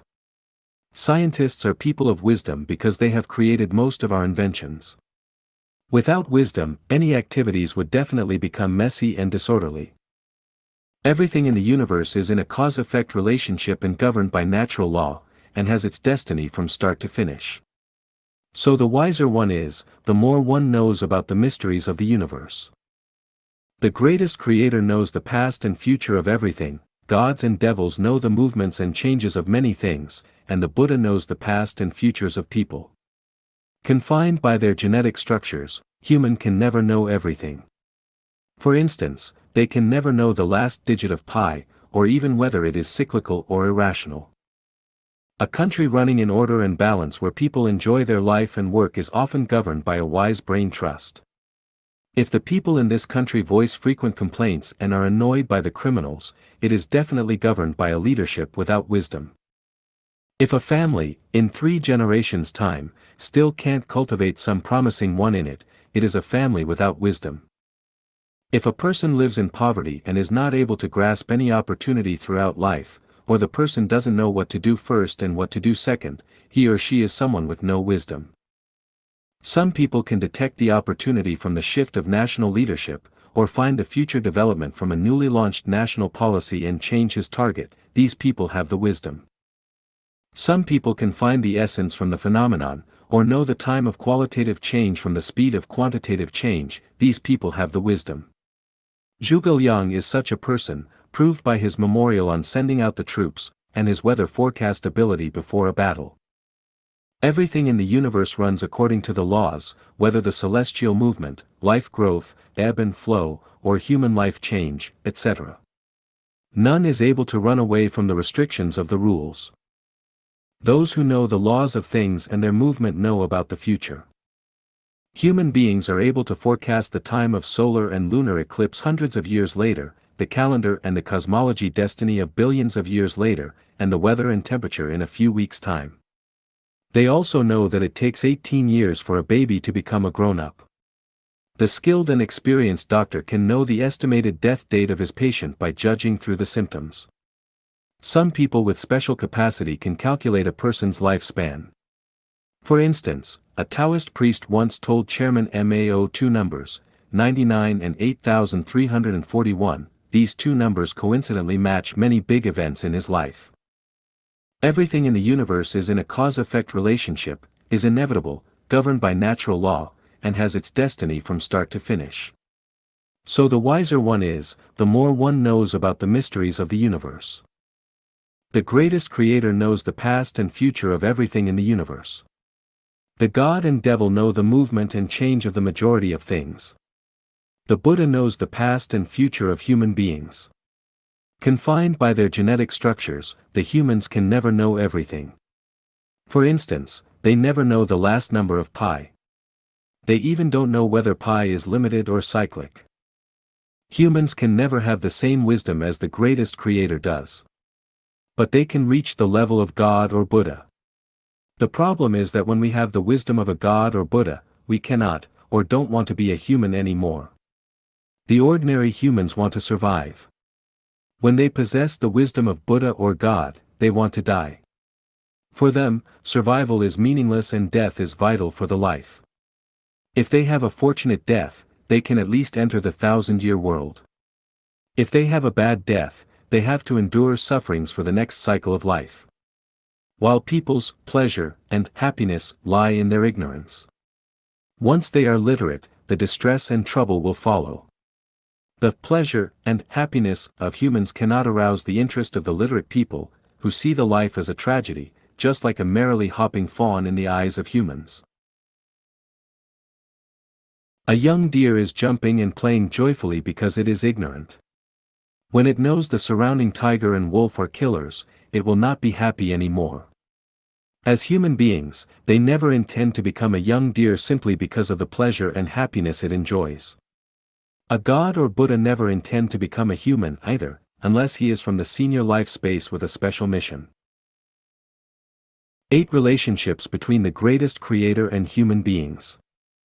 Xiefeng. Human beings have direct or indirect relationships with all other matters and things in the universe, of which the relationship with the greatest creator is the most important. These relationships directly determine the extinction or survival of human beings, and the prospect of each individual. This chapter will discuss the 8 relationships between the greatest creator and humans. The relationship in physical appearance. The greatest creator is amorphous and thus can be in any form. The form of human beings is designed based on the form of the heaven god. That is to say, the appearance of humans resembles that of the god rather the greatest creator. The relationship of wisdom. The gods in heaven were created by the greatest creator, but we were not produced directly by the greatest creator.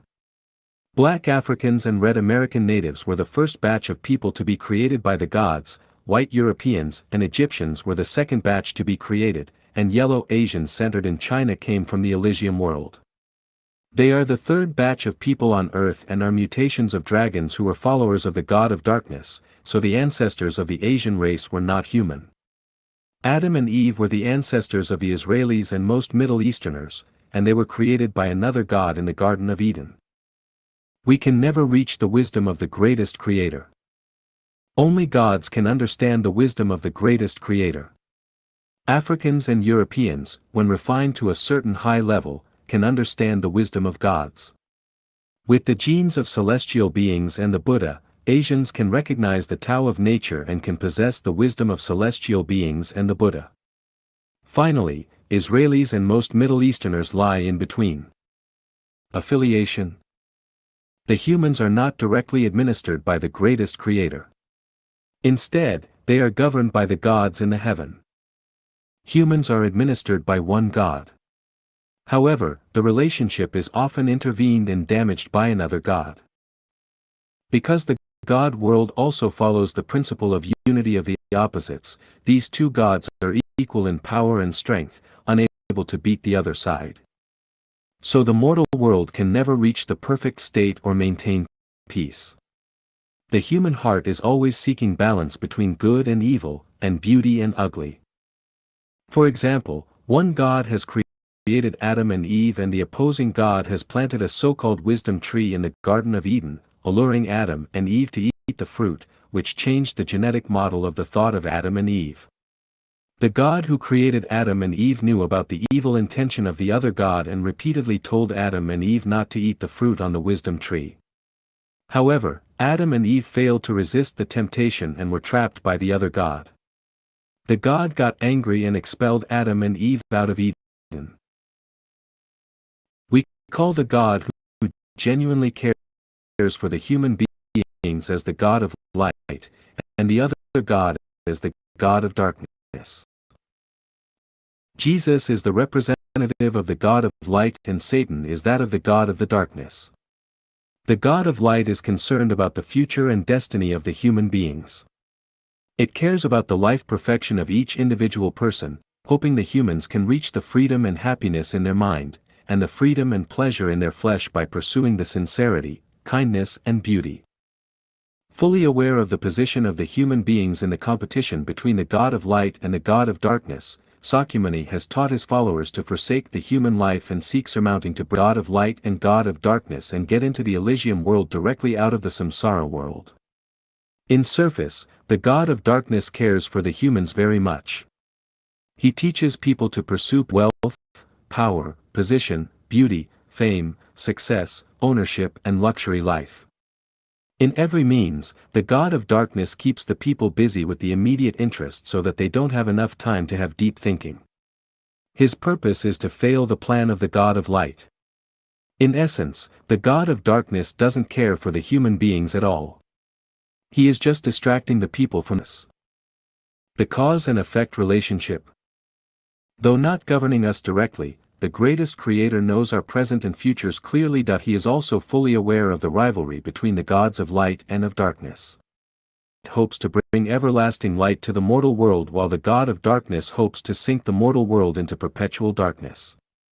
However, either everlasting or perpetual darkness would damage the unity of opposites in the universe. So they have to maintain a balance. The greatest creator cares for us by setting up a cause and effect relationship, an order and a procedure. First, the greatest creator has given us a certain degree of free will, allowing us to select between light and darkness on our own, so the greatest creator has given what we have pursued and we deserve our current situation. The greatest creator has neither deprived nor added anything. We are simply following the path laid out by the greatest creator. For instance, Adam and Eve's decision of whether or not to eat the fruit on the wisdom tree. Had they not eaten it, they would have continued to enjoy their lives in Eden forever, but once they ate it, they were eaten and had to work hard to survive. We will be treated the same way that we treat others. The God will treat us, treat the God. We will receive for what we have paid. The more we will be rewarded. What we have paid and what we will receive will always be equal. As you sow, reap. Plant sesames and you cannot grow watermelons, sow grass seeds and you cannot grow. What goes around comes around, such a life, such a death. The greatest creator is fair and impartial and rewards us in accordance with our actions. Our past delivered our present, which is delivering our future. Such is our causal relationship with the greatest creator. Blood relationship. Though we were not created directly by the greatest creator, the source of life comes from the greatest creator and nothing would exist without it. If there were no greatest creator, there would be no Jesus or Satan, and if there were no Jesus or Satan, there would be no us. That is to say, we would not be here without the greatest creator. As far as the blood relationship is concerned, the greatest creator is the father of Jesus and Satan. Jesus is our father and Satan is our uncle, which means that the greatest creator is our grandfather. Jesus called the greatest creator the Father, because he was created by the greatest creator. However, if we also refer to the greatest creator as the Father, we would then be putting ourselves in an equal position with Jesus, and that would violate our relational ethics. Because Jesus and another God created us as required by the greatest creator, our Father is the God, and is not the greatest creator.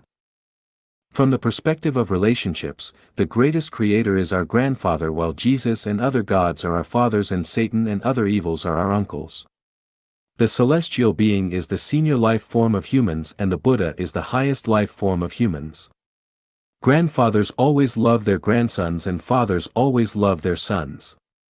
If we respect the grandfather and do not anger him, we will have bright futures. Even when our fathers and uncles punish us, if we earn love and receive favor from our grandfather, then our father and uncle would have to relieve us because they respect their father, the greatest creator. The relationship of distance. The concept of the distance between the greatest creator and us can be explained in two ways. From the physical world's perspective, the distance between us is immeasurably large. At present, the farthest galaxies that we can detect are 27 billion light-years apart from each other, and quarks, the smallest particles we have theorized, are more than 30 billion light-years from us in the downward direction. The conscious energy cluster of the universe is not in the center of the universe, just as the human brain is not in the middle of the human body. If we see this overview from the perspective of 36-dimensional space, the entity of the greatest creator is in the zero world while we are in the mortal world. Between these two worlds lies an insurmountable gap. So as far as the spiritual body is concerned, the greatest creator stays together with us and there is no distance between us. All things in the universe are representations of the greatest creator. Our distance from the greatest creator, if shown with an approximate metaphor, is just like that between the finger and the body. There is some distance between the finger and the head, but as a part of the body, we can also say there is no distance between them. Any movement or feeling of the finger is felt by the brain. The relationship through telepathy. Though the greatest creator seems far from us, it will react instantly when we do anything and will give us orders immediately, just like the finger and the brain. As a result, the greatest creator actually stays with us and knows all of our movements and behaviors, whether physical, mental, or psychological, and all the directives from the greatest creator will reach our bodies and souls instantly and perfectly. The greatest creator is amorphous, and that is why we cannot see its existence. But this does not mean that the greatest creator does not exist or that its existence has nothing to do with us. In fact, each of us is living under the care of the greatest creator. There is a mutual response and cause-effect relationship between the greatest creator and each of us. If we imagine the greatest creator as the sea, then we are fish swimming in it. The Holy Father, the Holy Spirit, and the Son of the God in the Bible refer to the greatest creator, the psychic energy of the greatest creator, and Jesus, who executes the directives of the greatest creator. The psychic energy of the greatest creator permeates the universe, and we just live in the spirit as fish swim in water. Lao Tzu, in his Tao Te Ching, spoke about Tao, which is actually the Holy Spirit. The perception of Tao, acquisition of Tao, and practicing the Tao actually mean awareness of existence, operation, and functioning of the greatest creator. Also, combining with the spirit of the greatest creator through thinking, understanding, and logical reasoning. When you have been integrated into the spirit, Tao, of the greatest creator, you will have reached the supreme wisdom, as stated in the Buddhist scripture. At that time, you will definitely become a celestial being and not be far from the Buddha. Ways of communications. Though the greatest creator seems far from us, it will react instantly when we do anything and will give us orders immediately, just like the finger and the brain. As a result, the greatest creator actually stays with us and knows all of our movements and behaviors, whether physical, mental, or psychological, and all the directives from the greatest creator will reach our bodies and souls instantly and perfectly. We communicate with the greatest creator through meditation and pray. Meditation means getting into the deep thinking and imagination by forsaking the psychological activities aroused by the sound, taste, touch and law in the mind. It is a state of mind in action, giving up fame, wealth, life and death, thinking about the universe mysteries and life meaning. After a long period of meditation, our consciousness will integrate with that of the greatest creator and our wisdom will be upgraded in quality. When our state of mind reaches the indescribable happiness and pleasure, we have been closely connected with the greatest creator. This is the most direct, effective and difficult way of communicating with the greatest creator. The second way is to pray. We must first understand that human beings exist to serve the greatest creator. The main purpose of our pray is to please the greatest creator. Jesus has told us very clearly about how to pray and what to pray. We just need to follow his instructions. In general, the pray must be done in piety and should never be performed in a perfunctory manner. The content of the pray must be the gratitude to the greatest creator for its favor, mercy and support, praise of the greatest creator's wisdom, supreme power and greatness, followed by your expression of the will to behave in the greatest creator's will without caring about your own success, failure, gain or loss. Then you have to confess, earnestly, your sins and mistake, and ask for the forgiveness of the greatest creator. Finally, you should ask the greatest creator to steer you onto the right path so that your life can enter the higher life space in the next cycle of life. The pray is concluded by saying that our pray is done in the capacity of Jesus, the Father of human being in the heaven. The God in the Bible, Old Testament, is not the genuine greatest creator. Xiefeng. First of all, we have to admit that the Bible is the accomplishment of the Ephraim, which loyally records the Jewish history, explains the relationship between the God, devil and human beings to the furthest degree, and gives the direction the human beings should take. The Bible, the Quran, the Buddhist scripture and the Tao Te Ching are the eternal and effective treasures and collections of human wisdom, teaching us how to behave and develop into the higher level of life space. In the beginning God created the heavens and the earth. The first sentence in the Bible did tell the truth. But the things covered by the Cossack may not be the holy things. And the people wearing the sacred cassock may not be the abbot. The problem with the Bible is that the God it introduces is not the genuine greatest creator. We have known that the greatest creator has the 8 features. The greatest creator is unique and exclusive, amorphous, neutral, mysterious, impartial, merciful, supremely powerful and intelligent. The wisdom of the greatest creator is revealed through its creation of universe order, designing of life program and knowing of the past and the future. Then, does the God in the Bible have the above-mentioned 8 features? Let's explain this with examples. The betrayal of Adam and Eve. According to the Genesis, Adam and Eve were instigated to eat the fruit on the wisdom tree forbidden by the God in the Bible. Because they have violated the order of the God in the Bible, they were repelled out of the Eden. It indicates that the God in the Bible is A. incompetent, B. improvident, and C. unjust. He is incompetent because he was a loser at the beginning. The first couple of human he created betrayed him. So can we still say it is supremely powerful? Can we still believe in a person who often loses? The great flood had killed most of the human beings. What happened to them afterwards? They still wouldn't listen to his words. The Moses 10 Commandments are actually the directives of the God in the Bible.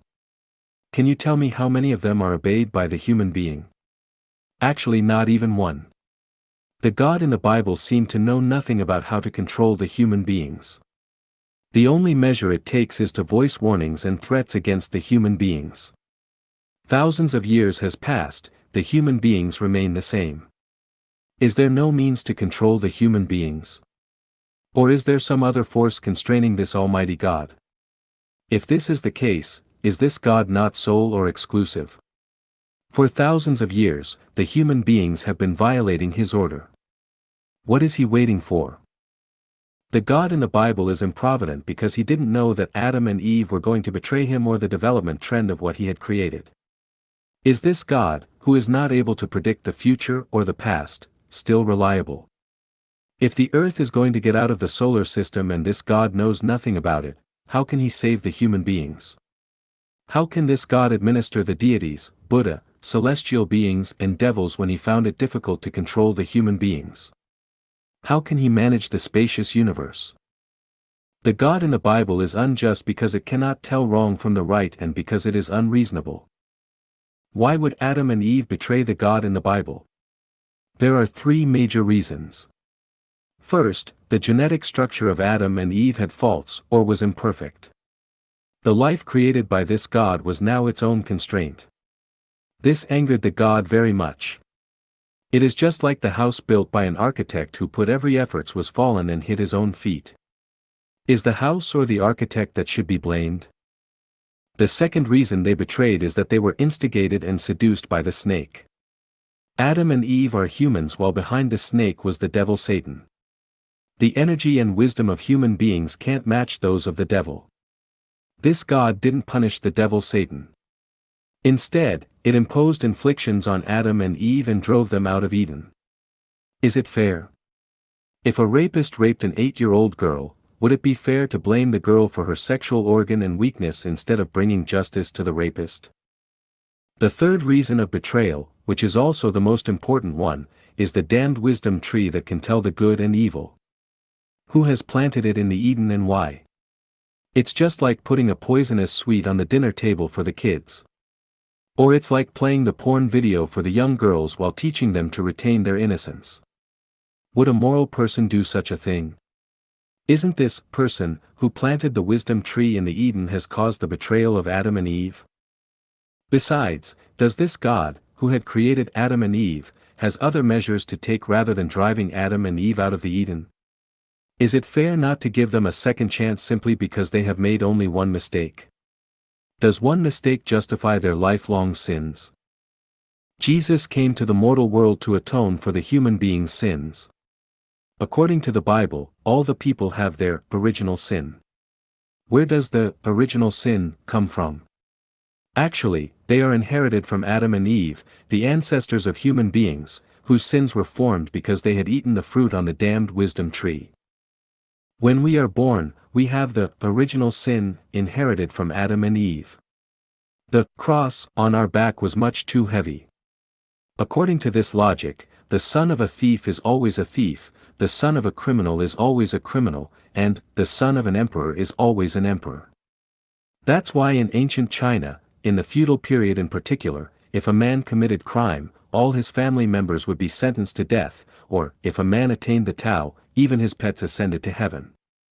This also explains why the thrones can only be passed on to the next generations of royal families. This is because it complies with the logic in the Bible. If somebody has sins, the God in the Bible and the Satan signed first. Is it humanitarian to inflict on billions of humans throughout the history simply because of the wrongdoings of Adam and Eve? Why not executing Adam and Eve and creating a new pair of humans at the time? Is creating a new couple so difficult for the God in the Bible? All the people are born with sins. This is why each of us comes to the mortal world to endure the sufferings. But the sins are not inherited from our ancestors. They are made by our slaves in the previous cycle of life. If we don't have sins, we would all have become Buddha or celestial beings. 10 Plagues of Egypt. According to the Exodus, when Moses and Aaron, in the capacity of the God in the Bible, asked the Egyptian Pharaoh to let the Israelis leave Egypt, they were refused. Consequently, the God in the Bible imposed 10 plagues on Egypt. 1. Plague of blood. The water of the Nile will be changed into blood. The fish in the Nile will die, and the river will stink, the Egyptians will not be able to drink its water. 2. Plague of frogs. The Nile will teem with frogs. They will come up into your palace and your bedroom and onto your bed, into the houses of your officials and on your people, and into your ovens and kneading troughs. The frogs will go up on you and your people and all your officials. 3. Plague of lice. The dust of the ground became lice, lice came upon men and animals. All the dust throughout the land of Egypt became lice. 4. Plague of flies. The houses of the Egyptians will be full of flies, and even the ground where they are. 5. Plague of livestock. Death. The 5th plague of Egypt was an epidemic disease which exterminated the Egyptian livestock, that is, horses, donkeys, camels, cattle, sheep and goats. 6. Plague of boils. The 6th plague of Egypt was skin. The skin was a kind of skin disease, usually translated as boils. 7. Plague of hail. The 7th plague of Egypt was a destructive storm. 8. Plague of locusts. Locusts will devour what little you have left after the hail, including every tree that is growing in your fields. 9.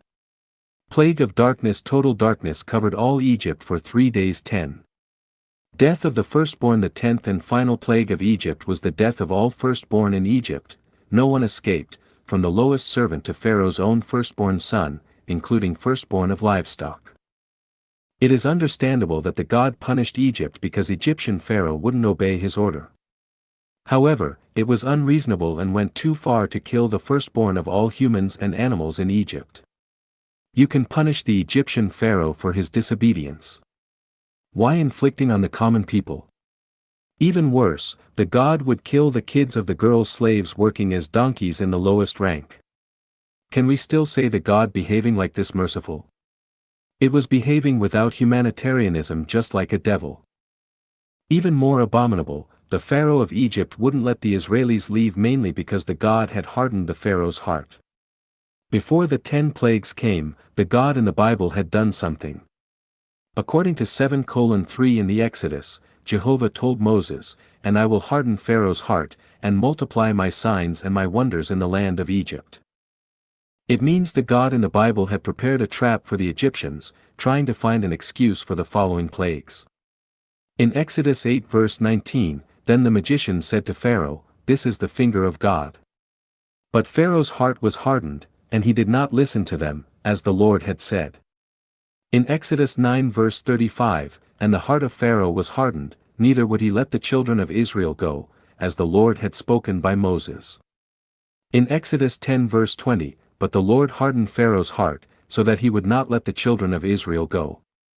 In Exodus 10 verse 27, but the Lord hardened Pharaoh's heart, and he would not let them go. In Exodus 11 verse 10, and Moses and Aaron did all these wonders before Pharaoh, and the Lord hardened Pharaoh's heart, so that he would not let the children of Israel go out of his land. It was the God in the Bible who let the Israelis leave Egypt. But it was the same God who had hardened the Pharaoh's heart and sparked the conflicts so that the Israelis couldn't leave Egypt easily. So what the God in the Bible was doing? It was encouraging the people to revolt while telling the authorities about the revolt and encouraging the government to oppress them mercilessly. Isn't such a person a schemer and two-faced? So is this the image of the greatest creator? The Israelis are the people of the covenant. The Bible has the Old Testament and the New Testament. The part telling what happened before Jesus was born was called the Old Testament, and the part telling things after Jesus was born was the New Testament. The Testament actually means agreement, covenant, and contract. The whole Bible is the agreement, covenant, and contract between the Israelis and the greatest creator. So here is a paradox. There are over 3,000 nations in the world, and why the God has established the testament with the Israelis? Does this mean the other nations are not the subjects of the God? If they are, why has the God only established the testament with the Israelis while neglecting all the other nations? If they are not, what's the origin of all the other nations? Are Adam and Eve only the ancestors of Israelis and not the other nations? The Israelis are created by the God. Does it mean the other nations are created by the devil? There are 1,656 years between the Genesis and the Great Flood. There are 857 years between the Great Flood and the Exodus. There are 396 years between the Exodus and the founding of the Israeli state. There are 510 years between the founding of the Israeli state and their captive to Babylon. There are 152 years between their imprisonment in Babylon and the re-establishment of Jerusalem. There are 450 years between the rebuilding of Jerusalem and the birth of Jesus. There are 2003 years between the birth of Jesus and today. So according to the Bible, the history of human beings is about 6,376 years. According to the Bible, there were only 8 people survived the great flood on the earth. They were the couple of Noah, their 3 sons and their wives. It means that 4,700 years ago, there was no one else living on the earth except for the Noah family. But this has brought some other questions. First, where do the American Indians come from? According to the theory of continental drift, America drifted away from the other continents. But it couldn't happen within 4,700 years of time. Then how the Noah family reached America from the Middle East? After the Great Flood, there were only 8 members in Noah family. It was impossible for them to get dispersed. Noah couldn't let one of his sons and his wife to cross the freezing Siberia and the Bering Strait to get to America. Second, where did the African blacks come from? From the perspective of genetics, the blacks, yellows, and whites have their separate ancestors. A couple of pure whites couldn't generate the blacks and yellows. Even the evolvement couldn't produce the blacks and yellows in 3,700 years of time. Besides, according to Darwin's evolutionary theory, the survival of the fittest, could the Israelis able to write the Bible evolve into the African blacks? The blacks are not the matches of Israelis in the intelligence, no matter how we exaggerate their abilities. Now let's come to the Chinese nation.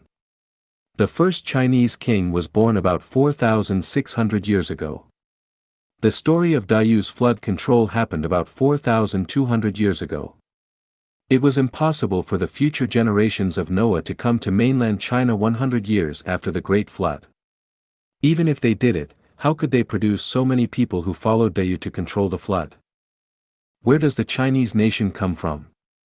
Are the flood control by Dayu were just the Great Flood? From the perspective of the Bible, the biological evolutionary theory could never be accepted. But once we accepted the theory, it would deny the theory that the God created the human beings.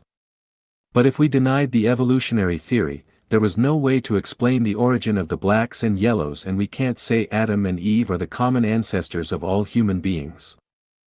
The story of Cain. The first child of Adam and Eve, after they were driven out of the Eden, was Cain, followed by Abel. And in process of time it came to pass, that Cain brought of the fruit of the ground an offering unto the Lord. And Abel, he also brought of the firstlings of his flock and of the fat thereof. And the Lord had respect unto Abel and to his offering, but unto Cain and to his offering he had not respect. Out of jealousy, Cain killed his brother Abel. We want to ask the God in the Bible some questions. Why do you favor the offerings of Abel instead of those of Cain? Is Cain killing his brother Abel not your fault? If you had never favored one of them, how could it arouse the jealousy of Cain? Why the people created by you had so many troubles? Adam and Eve wouldn't follow your orders and their kids killed each other. As the God, you don't have the ability to solve these problems? Or is it what you have designed? Cain was a murderer and deserved the punishment. But you told Cain, therefore whosoever slayeth Cain, vengeance shall be taken on him sevenfold. So what kind of the justice standard is it? It is hardly understandable not to levy the punishment on the criminal. But it is even more understandable to have revenge of sevenfold on those who would punish the criminal. Is it protecting the criminal? That's why the few thousand years of human history were full of blood, violence and crime. The God in the Bible has been protecting the criminals. Therefore whosoever slayeth Cain, vengeance shall be taken on him sevenfold. Because Cain is a criminal, we can fully understand it as, therefore whosoever slayeth the criminal, vengeance shall be taken on him sevenfold. We can conclude we had better become criminals because the criminals are protected and the good men are not. The good men have the risk of being revenged sevenfold. The prophet and the dream. In the Bible, there are a large number of prophets and dreams. The prophets are the representatives of the God in the mortal world. They have unimaginable wisdom and power, which sink the average people with average wisdom into the mist. If someone says, I am a prophet, should we believe him or not? If we don't, we are standing against the God. If we do, how can we know the prophet is a fake or not? Now let's talk about the dreams. There are many dreams and dream analysis in the Bible, in particular in the Revelation. Of course, those who can analyze the dreams are all prophets. But they have also brought a lot of puzzles. First, has the prophet had the dream at all? No one could see his dream and he could well compose some dreams and cheat us. If he really had the dream, was his analysis correct, or was he analyzing the dream on the reverse aspect? I want to ask the God in the Bible, in the Old Testament, you used to talk directly with the human beings. Then why you stopped doing so later? Are the Adam and Eve on other planets also disobeying your orders? Why would you warn the human beings in the form of dreams? Why not tell us the truth directly? Don't you have the ability to do so? Don't you have time? Don't you have some secret sorrow? I can give many other examples to state that the God in the Bible does not have the features of being unique and exclusive, amorphous, neutral, mysterious, impartial, supremely powerful, merciful and wise as genuine greatest creator has. So we can affirm that, the God in the Bible is not the genuine greatest creator. Interpretation of the words of the greatest creator. Xiefeng. The greatest creator has never talked with human beings directly. The word of the greatest creator is hidden in the laws of nature. In a word, the word of the greatest creator is the Tao. To be specific, the greatest creator's speeches are the equations in physics, the molecular formula in chemistry, the formula in math, the structural formula in biology and the cause-effect formula in life science. So only the great physicists, chemists, mathematicians, biologists and doctors can interpret the greatest creator's speeches. The works such as Tao Te Ching, the Yellow Emperor's Book of Internal Medicine and the Book of Supreme Senses are the interpretation of the greatest creator's speeches in the social life science. In human society, the successful people in all sectors have implemented the speeches of the greatest creator unintentionally because they have followed the movement laws of matters at the right time and the right place. The laws are the greatest creator's speeches. And the losers are those who have gone against the laws. The wealthy people, either in physical or mental aspect, are those who are willing to follow the laws. We can say they have understood the greatest creator's speeches.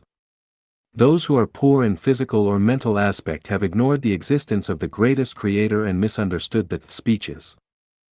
All those who are modest enough to receive the education can understand the greatest Creator's words. Those who are stubborn, impatient, inflexible, or who wouldn't stay quiet to think, would violate the words. They are not reasonable or worthy of being saved. They are born to suffer. It needs the wisdom to interpret the greatest Creator's words. Moreover, it needs thinking, understanding, peaceful mind, complete spiritual state, reverence to the greatest Creator, respecting to Buddha and God, love for nature, life and human beings. I would try to interpret some of the words of the greatest Creator, earnestly request those learned and great recluses to point out my mistakes so that I can be corrected. I am the greatest Creator, the Supreme Master of the universe, the leader of all gods, the cradle of life, the birthplace of wisdom, the original force of the universe, the energy center of the supermaterial world, the stream in the desert and the beacon in the mist. I am almighty, ubiquitous, impeccable and perceptive. I have prepared the 1,000-year world, 10,000-year world and Elysium world for those who revering me. The worlds are perfect where you don't have to worry about shelter, food, necessities, illness, old age, death, or disasters. You can enjoy the life completely. So you should take my path. I have also prepared the lower world for those who ignore me, abuse me, desecrate me, or betray me. In the lower worlds, which include the hell, frozen layer and flaming layer, you will be tortured and punished for what you have done. So you should give up evil and return to good, begging me to forgive your sins. Your life is short, so you can't afford to waste your valuable life on some meaningless things. You should give priority to the pursuit me. I will show up when you pursue me. You knock on my door, and I will open it for you. Everything you have seen is just the flash in the pan. The truth is hidden on the other side of what you have seen and you have to seek the truth on your own. Everything you possess in the mortal world will never bring you the genuine happiness or pleasure. The more you possess in the mortal world, the more distress you will sink into. You should pursue wisdom because only wisdom can grant you with happiness and pleasure. I will allow the people with wisdom to the senior life space. You shouldn't make the human life much too complicated. You should pursue the simple and fruitful life that I prefer, those common people with wisdom, not the people with authorities, power or fame. You should never limit your thinking within the three-dimensional space because that will blind you against other spaces. Don't deny the existence of other spaces simply because you can't see them, just like you can never deny the existence of particles just because you can't see them. You should stay away from the evil conducts. Those who steal, rob, cheat, blackmail, rape, murder or corrupt will never have the bright future. Don't be jealous, slandering, arrogant, conceited, complaining or crafty because these are the virus which will swallow your spiritual nature. You shouldn't compare yourself with others. Behave yourself and take your own path. Don't follow the fashions or trend and don't lose the right path. You should be modest enough to learn from the wise people, and brave enough to listen to their instructions and admit your ignorance. Born into the mortal world, you are destined to be the human beings. So don't pursue super performance, or becoming the Buddha or God. You should take the path of being a human. Your next life cycle is determined by your virtues as a human. I hate those who are performing weirdly. The earth is the home to all human beings. You should love every tree and bush, and every hill and every stream in the earth. Those who damage the earth will lose their homes. Those who care for the earth will enter the beautiful homes. I will treat you the same way you treat me. I have never created that many conflicting religions in the mortal world. I have just created the laws for the universe and life. The religions are created by the humans on your own. Don't build temples or churches for me. The entire universe is where I stay. Don't sacrifice cattle or sheep to me. I am the greatest creator and I don't eat those things. You should revere me with your heart. Don't try to cheat me with those superficial forms because I can sense it. I hate those who look loyal and scorn me in the heart. You should show filial piety to the elderly because you are on the way to become elderly. You should care for the kids because you are the kids in my eyes. I will not care for those who don't care for the kids. You should respect the teachers and receive the education modestly. Otherwise, your soul will be covered by ignorance and your life will be spent in darkness. You should obey the laws and regulations and respect your kings and emperors. The laws are everywhere in the universe and you shouldn't be outlaws. The right of being a human is granted by me. You should retain the right and fight against those who try to deprive you of the right. You should behave yourself as humans and never act as fawning as a dog. You help yourselves and I will help you. You give up and I will forsake you. The population on the earth is much too large. You must learn to control the population and can't reproduce freely like animals. Otherwise, I will inflict the plagues on you. This is my warning and be serious with it. Don't blame me for being cruel. You should seek me actively and take my path. If you neglect my existence and act reckless as you wish, the plagues will be imposed on you at any time. Hold my hands firmly. Look forward to the corrections from those who have understood the greatest Creator. You will see clear paradise scenes. Stay and study in Lifechanyuan will a new life begin. Faraway mountains are fresh and green. Take a broad view and you will see. Preaching the greatest Creator to Dong Hai Xiao. Xiefeng. The Confucianists revere the heaven, calling it as the heaven, the imperial heaven, or the elderly heaven Lord. They admit the existence of the power beyond humans and the existence of God. Such recognition is not prompted by the sudden impulse or the education from a certain master.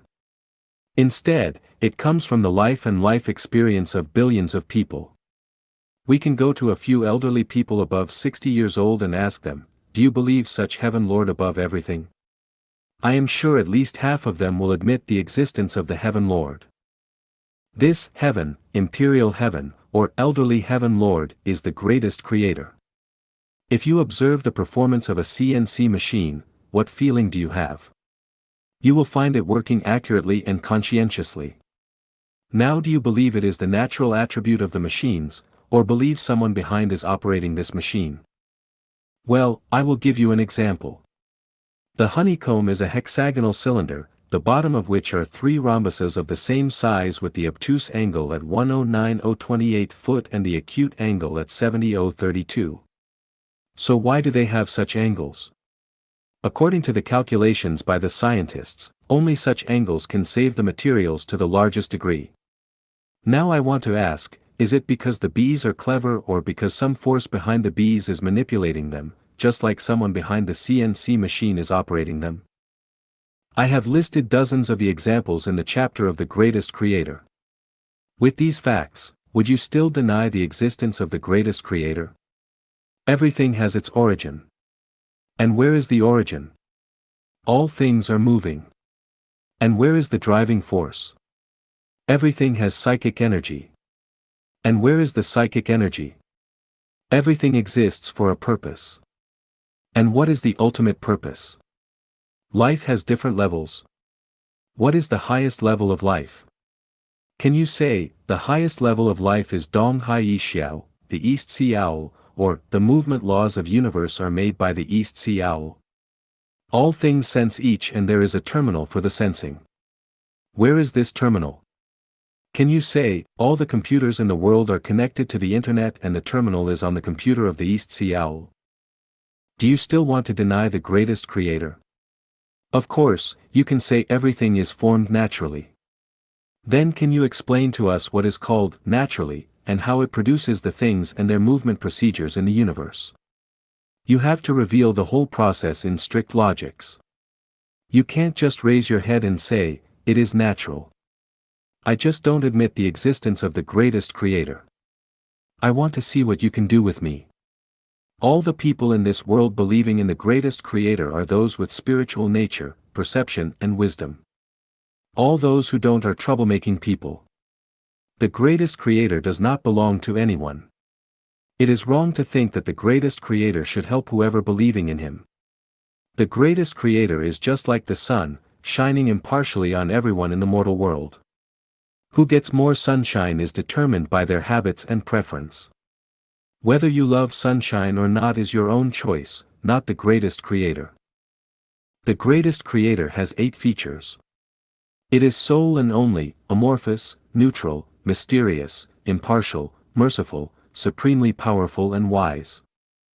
I have said the God in the Old Testament is not the genuine greatest creator because the God in the Old Testament does not have 8 features. I have also said the Krishna advocated by the Kirtan and the Bhakti movement is not the genuine greatest creator because he has 16,108 wives. The genuine greatest creator is neutral or unisex, neither male nor female. Any statement or practice personalizing the greatest creator is wrong. Why? Why? Why? I will not give further explanation. You can make your own judgment. Why have some people resisted the greatest creator believed by the Lifechanyuan?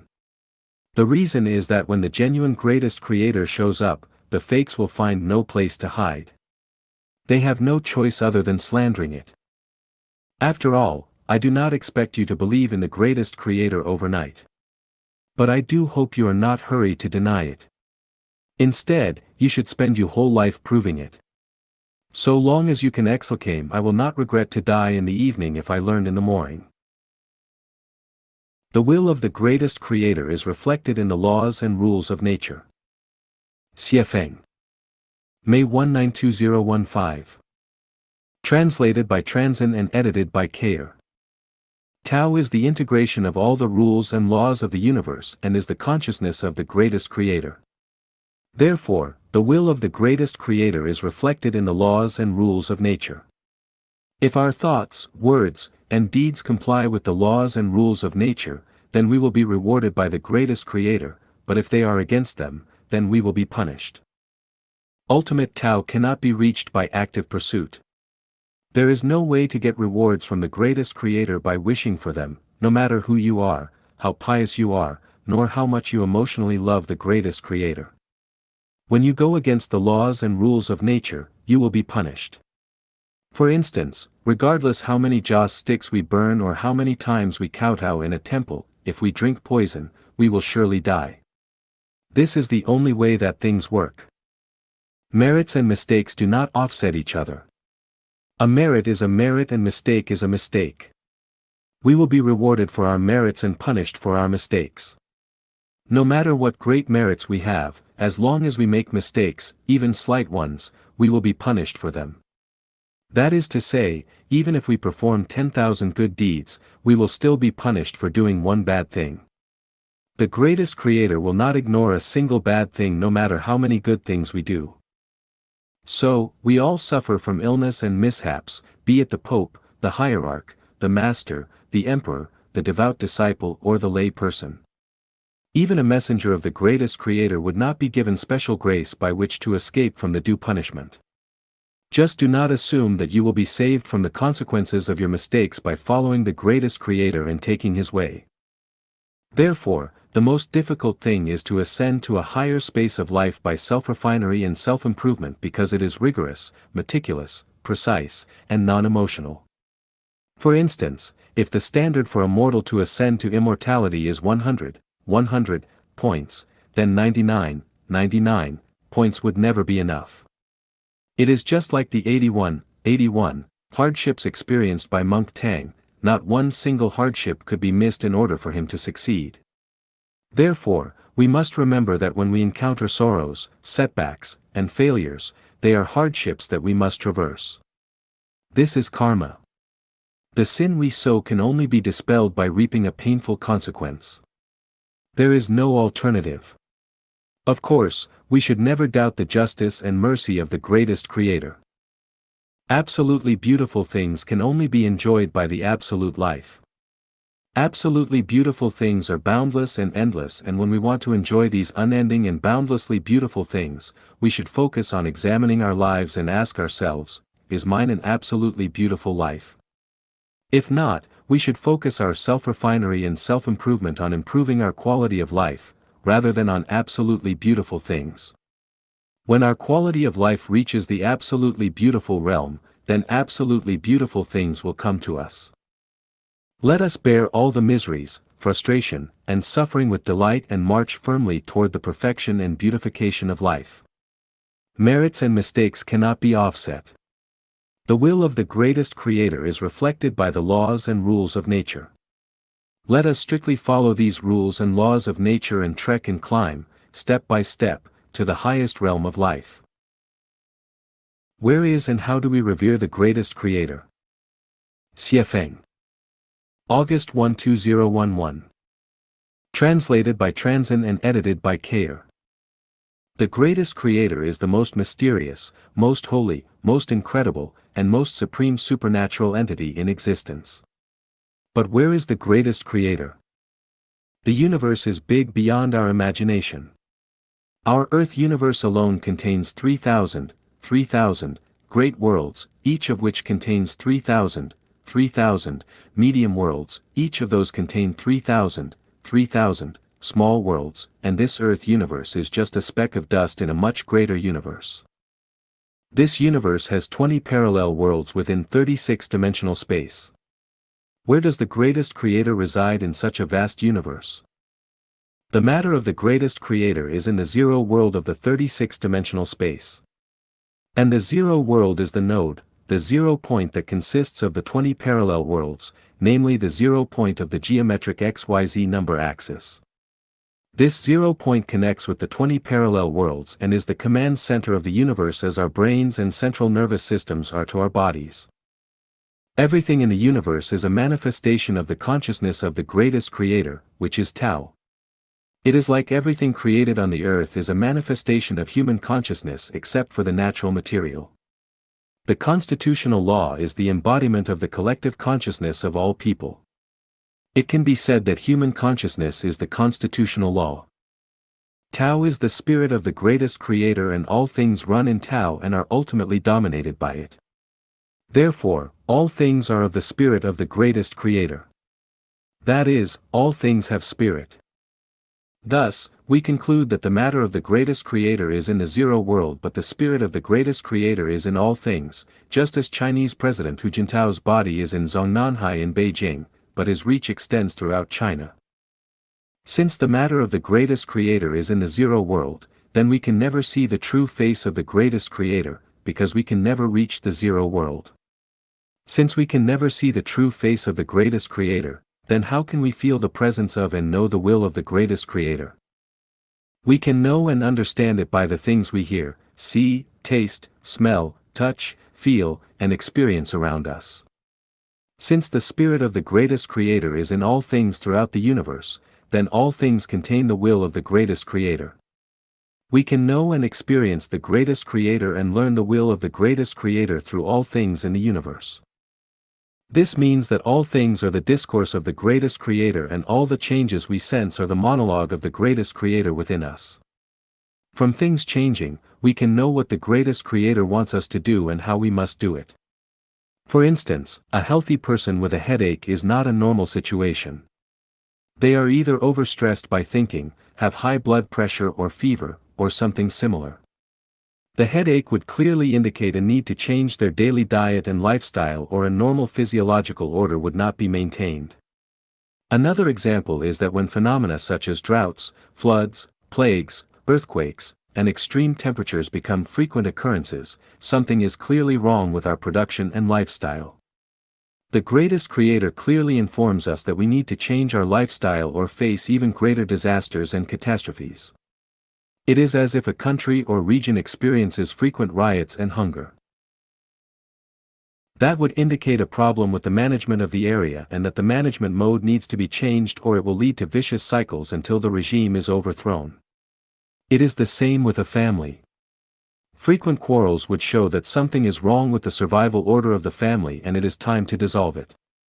Were this phenomenon to occur in most families around the globe, something would be wrong with the survival mode and lifestyle of the family system and it would need to be broken up or people's pains and troubles would never end and would lead to self-destruction.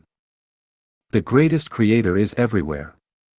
I see the greatest creator everywhere and all the time, from the changing weather, the blooming flowers, the mature fruits, the moving of bees' nests, the bellies of pregnant women, the wedding nights, the gurgling water, and the texture of shells from my own eyes, witnessing the transformations through time.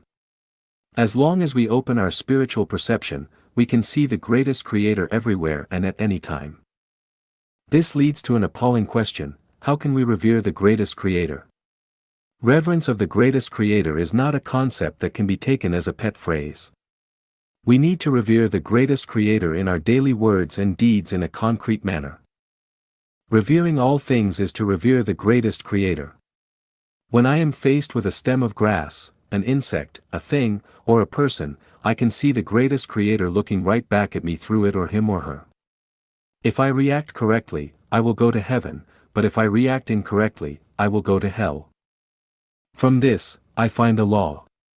If a person shows their sincere, kind, beautiful, loving, faithful, and honest consciousness to all things, they will develop to betterment and go to heaven. If not, they will have ugliness and go to hell. Readers can decide whether my conclusion above is true or not, but I do not believe that you will come up with any other conclusion. All those who follow the way of the greatest creator will have a wonderful future. Shui Feng. February 12, 2011. As the messenger of the greatest creator, I can offer you the most reliable guarantee that all those who follow the way of the greatest creator will secure a wonderful future and will enjoy the infinite pleasure of life in the kingdom of the greatest creator, the long-enduring Lifechanyuan era, 1000-year world, 10,000-year world, the Elysium world and its celestial island continent. This is the unchangeable law. The combination of sperms and eggs gives birth to the carrier of life. The combination of seeds with suitable soil will make the seeds germinate, grow, flower, and bear fruits. The South Pole and North Pole of magnets are attracted to each other. The simultaneous intake of vitamin C and shrimps will cause the formation of arsenic in the body and make a person die of bleeding. Velocity multiplied by time is the distance covered.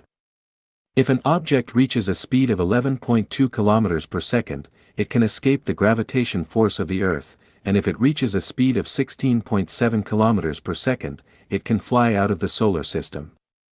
The still water without the infusion of running water will stink from putridity and eventually dries up. The reaction between copper oxide and dilute sulfuric acid will result in copper sulfate and water. In Euclidean geometry, the angles of a triangle adds up to 180 degrees. On the Earth, one will return to the starting point if he keeps going forward by following a certain longitude or latitude. Water will turn into ice at 0 degrees Celsius. These and many other laws are necessary rules to be obeyed. We will reach any place that our footsteps guide us to. If we break laws, we may end up in prison. In autumn we will harvest what we have sowed in the fertile soil in spring.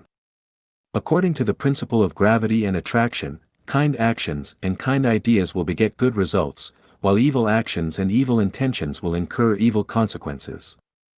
If you chase the sun, you can escape from darkness; if you chase darkness, you can hardly see light. A man is known by his friends. He who is unjust is doomed to destruction. One will get intoxicated if he drinks too much, and will have a bulging stomach if he eats too much. A mountain dweller knows well the twittering of birds, and a fisherman has a good knowledge of fishes. Worship Buddha and you will acquire the Buddhahood, seek the way of immortality and you will attain the spiritual state of a celestial being. The buildup of quantitative changes will result in qualitative changes once the critical point is surpassed. For anything, emergence and disappearance and life and death exist in unity of opposites. Each flower is a Bodhi, and each grain of sand reflects a world. The universe is holographic. The two poles are communicable and convertible. Things will develop in the opposite direction if they become extreme. Gazing for long impairs blood, lying for long impairs qi, sitting for long impairs muscles, standing for long impairs bone, and walking for long impairs tendons. A benevolent person is kind in words, actions and look. If a person performs 3 deeds of kindness every day, he will be granted blessing by the heaven in 3 years. A ferocious and evil person is wicked in words, actions and look. If a person performs 3 deeds of unkindness every day, he will be dealt disaster by the heaven in 3 years. All these and many others are necessary rules not to be violated. It is an inevitable and necessary law and principle that those who follow the way of the greatest Creator will all enjoy a beautiful future. The greatest Creator reigns supreme in the universe. The greatest Creator is the omnipotent boss of the universe. People who comply to the will of the greatest Creator and do things in accordance with the will of the greatest Creator will surely win the blessing and favor of the greatest Creator. If the son asks for steamed bun, the father will not give him the stone.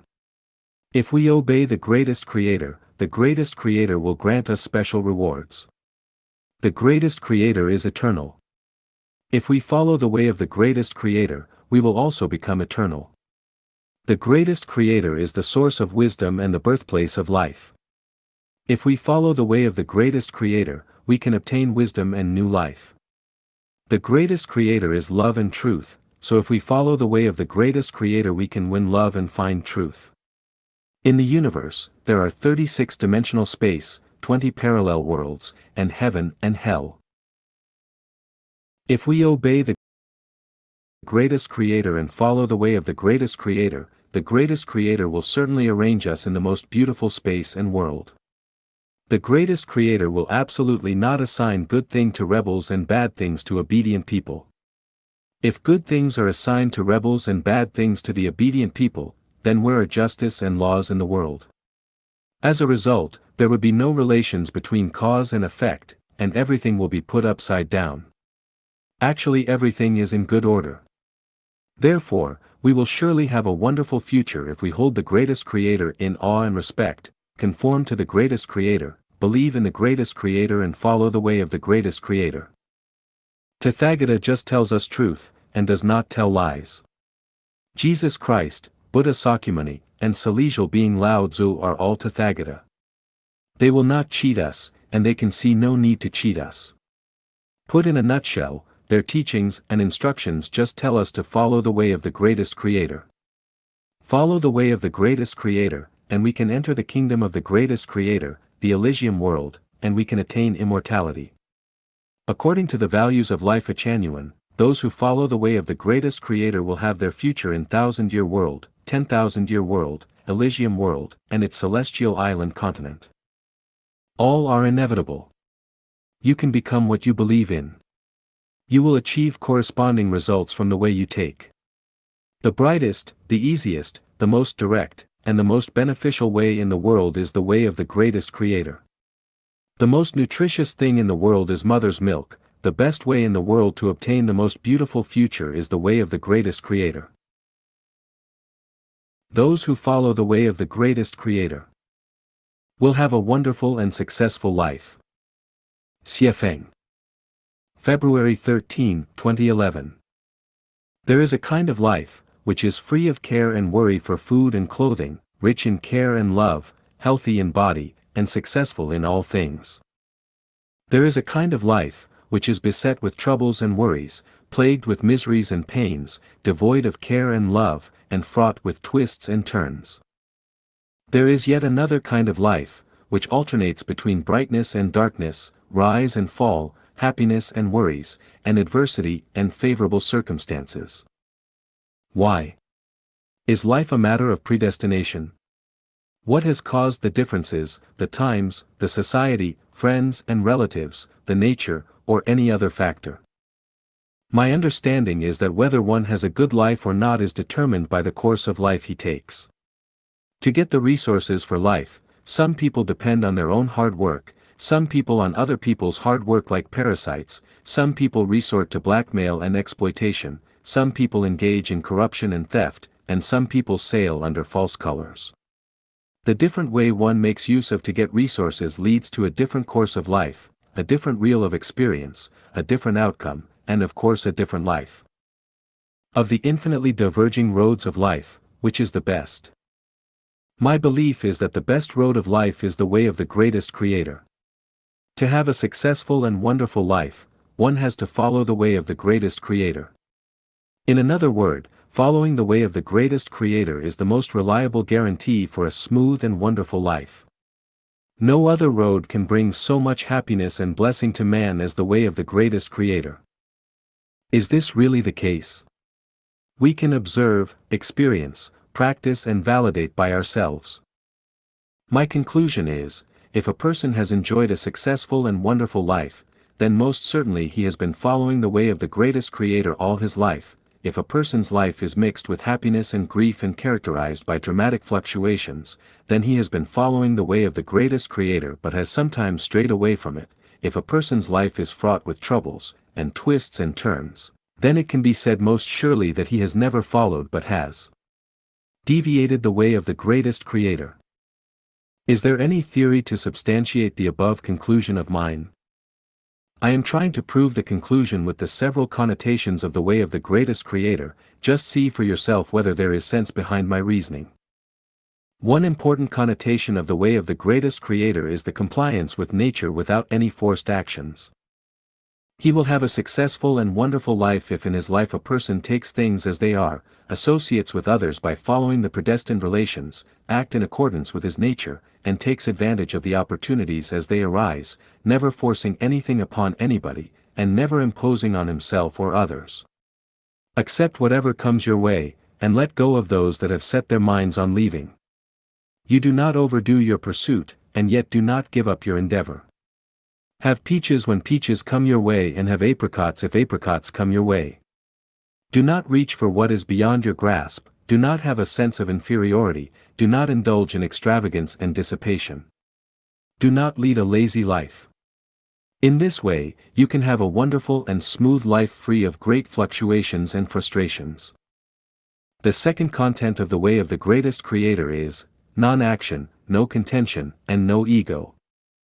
One should not be arrogant even if he can afford the 5-star hotel and should not feel inferior if he has only a thatched hut to live in.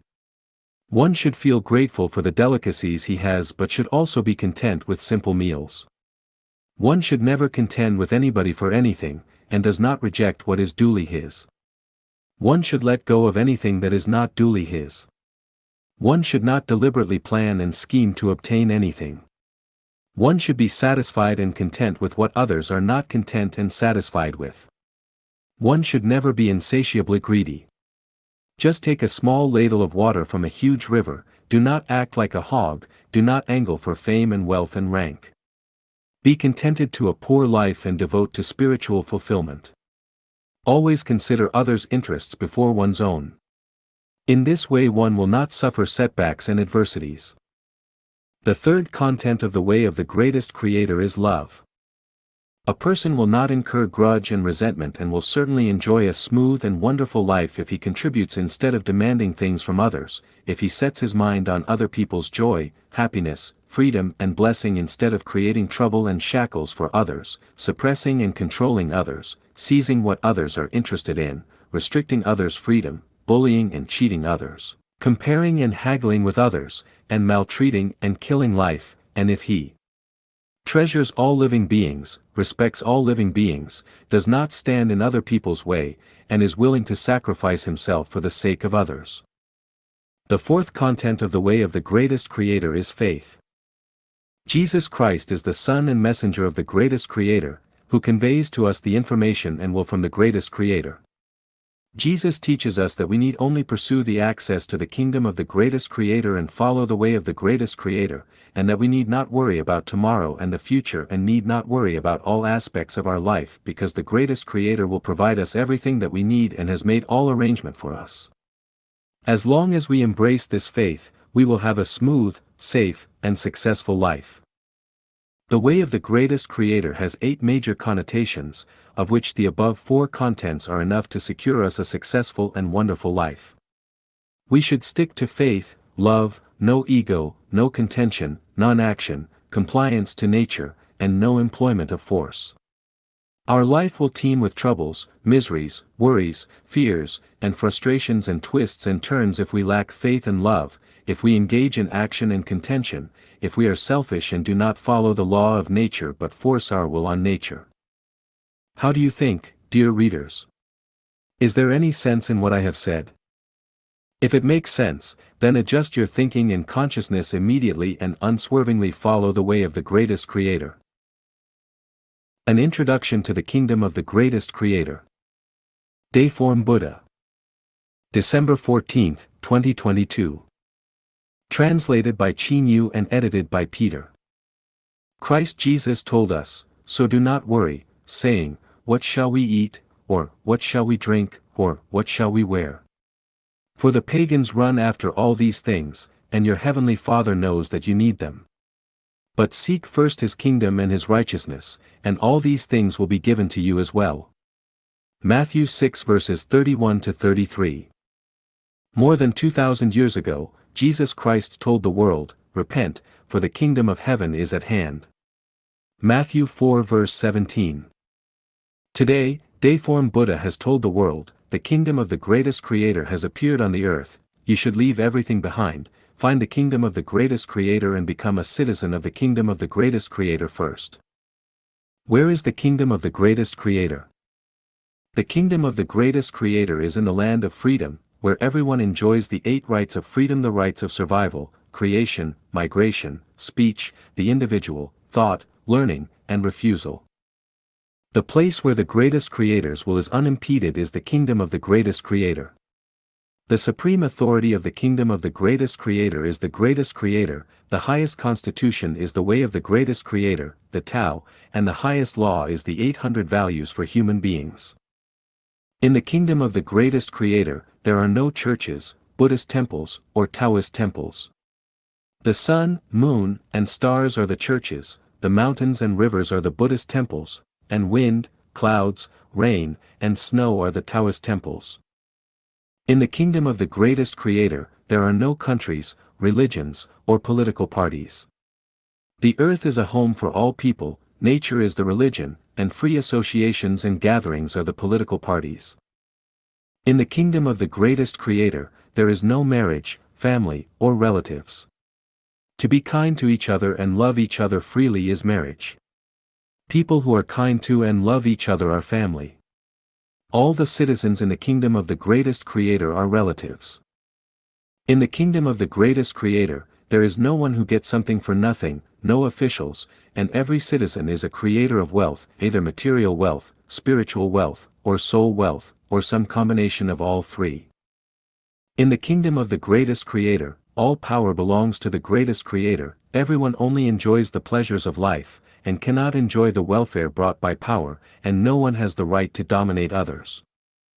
In the kingdom of the greatest creator, all resources belong to the greatest creator and not to any individual. Every citizen has nothing but can enjoy everything. The kingdom of the greatest creator has been born on earth, and the old system is running out of time. Those who pursue spirituality should be vigilant and seize the time to seek the kingdom of the greatest creator. Everything you have on earth will disappear, and the pursuit of possessions is the pursuit of dreams and bubbles. The words of more than 2,000 years ago will become reality. Enter the kingdom of the greatest creator and you will survive, stay outside the kingdom of the greatest creator and you will vanish. Seek the greatest creator's kingdom now. If you seek it, you will find it. Keep knocking on the door of the kingdom of the greatest creator. As long as you keep knocking, the door will open for you. Humans are not created by the greatest creator himself. Xiefeng. June 13, 2023. Edited by Qinyu.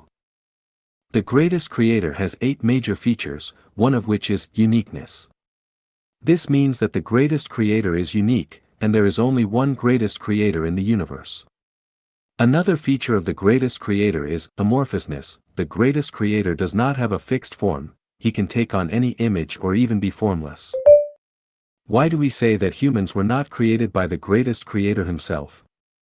There are 2 pieces of evidence, one is factual, and the other is logical reasoning. The fact is the book of Genesis in the Bible, Genesis 1 verse 26 states, "Then God said, Let us make man in our image, according to our likeness." This passage clearly tells us that humans are created in the image and likeness of us. So, who are we? We definitely cannot be the greatest creator because there is only one greatest creator, and it is impossible to have many. We are not a singular entity but rather a plural one. When the greatest creator says, we, it represents and includes himself. This indicates that the greatest creator is not unique, but rather numerous, which contradicts the fact. The fact described in the Bible tells us that humans are not created by the greatest creator but by us. If we claim that the greatest creator participated in creating humans, then without a doubt, the greatest creator mentioned in the Bible is not that unique, greatest creator. In other words, humans have mistakenly equated the greatest creator with gods. In the Bible, it is referred to as God, and the Chinese translation of God is deity, rather than the greatest creator.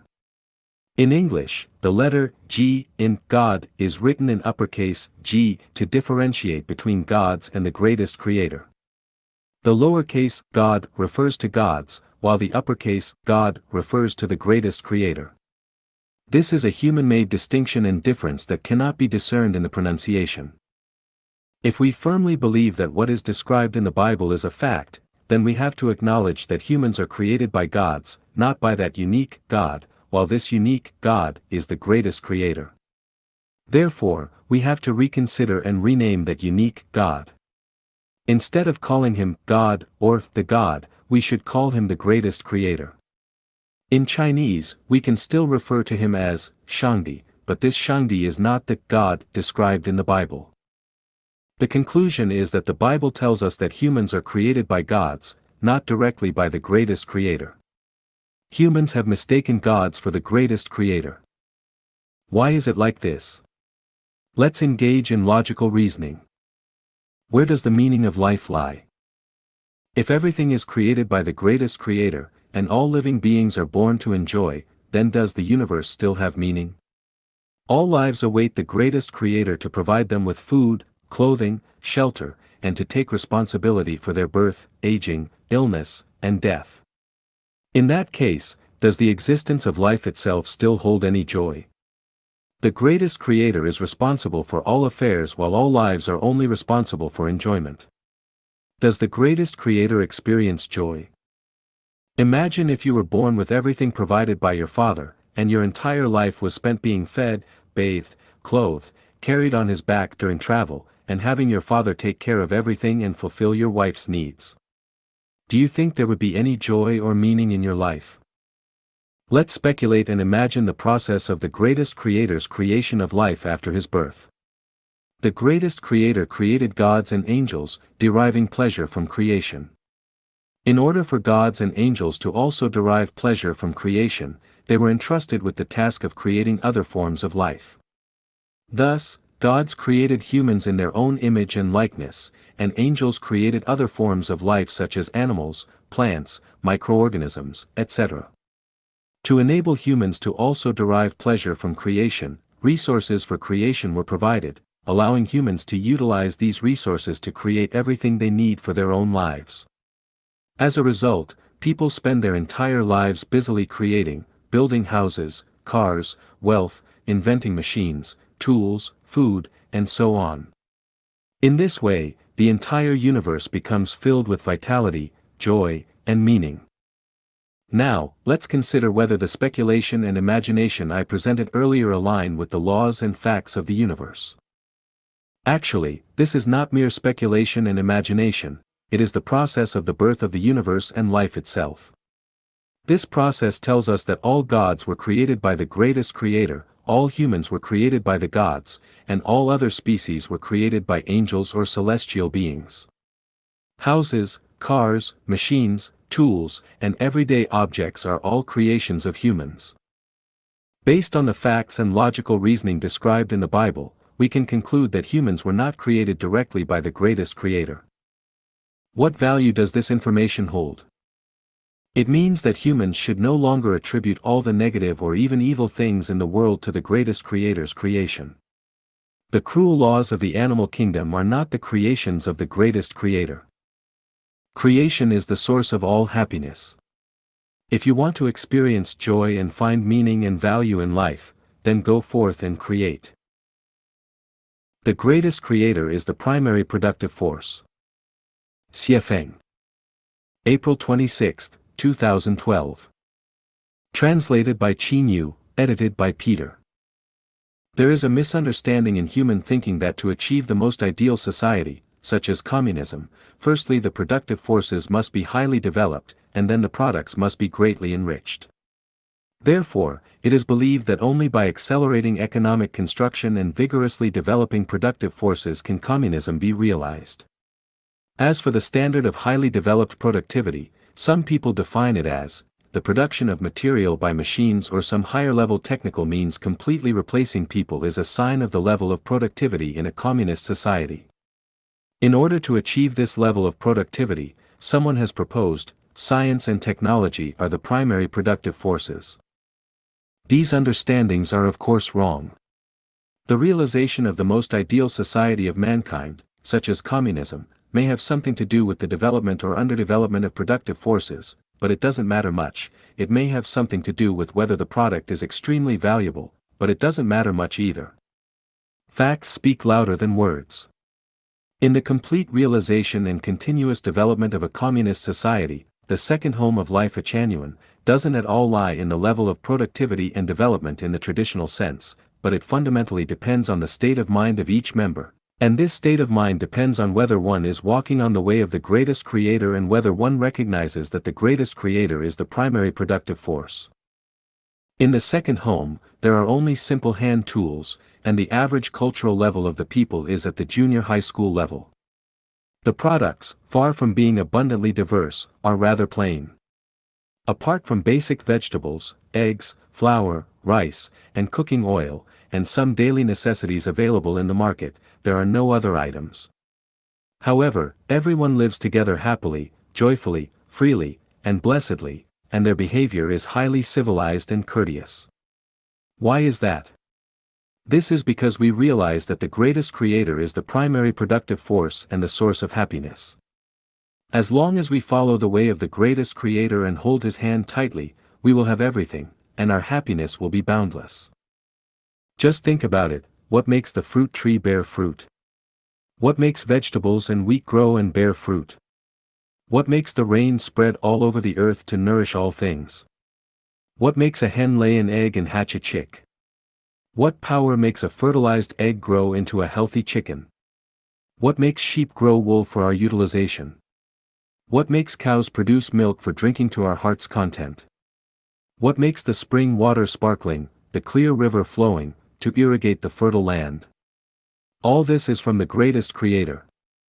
The greatest creator is the primary productive force. No matter how we irrigate fertile fields, by digging wells, diverting ditches, drawing river water, or carrying water with buckets, it will never be as good as the rain falling from the sky. A drizzle waters the mountains and the earth and moisturizes the growth of all things. How easy it is, how satisfied we are. Haven't you realized that the greatest creator is the primary productive force? On the macro level, we must rely on the greatest creator.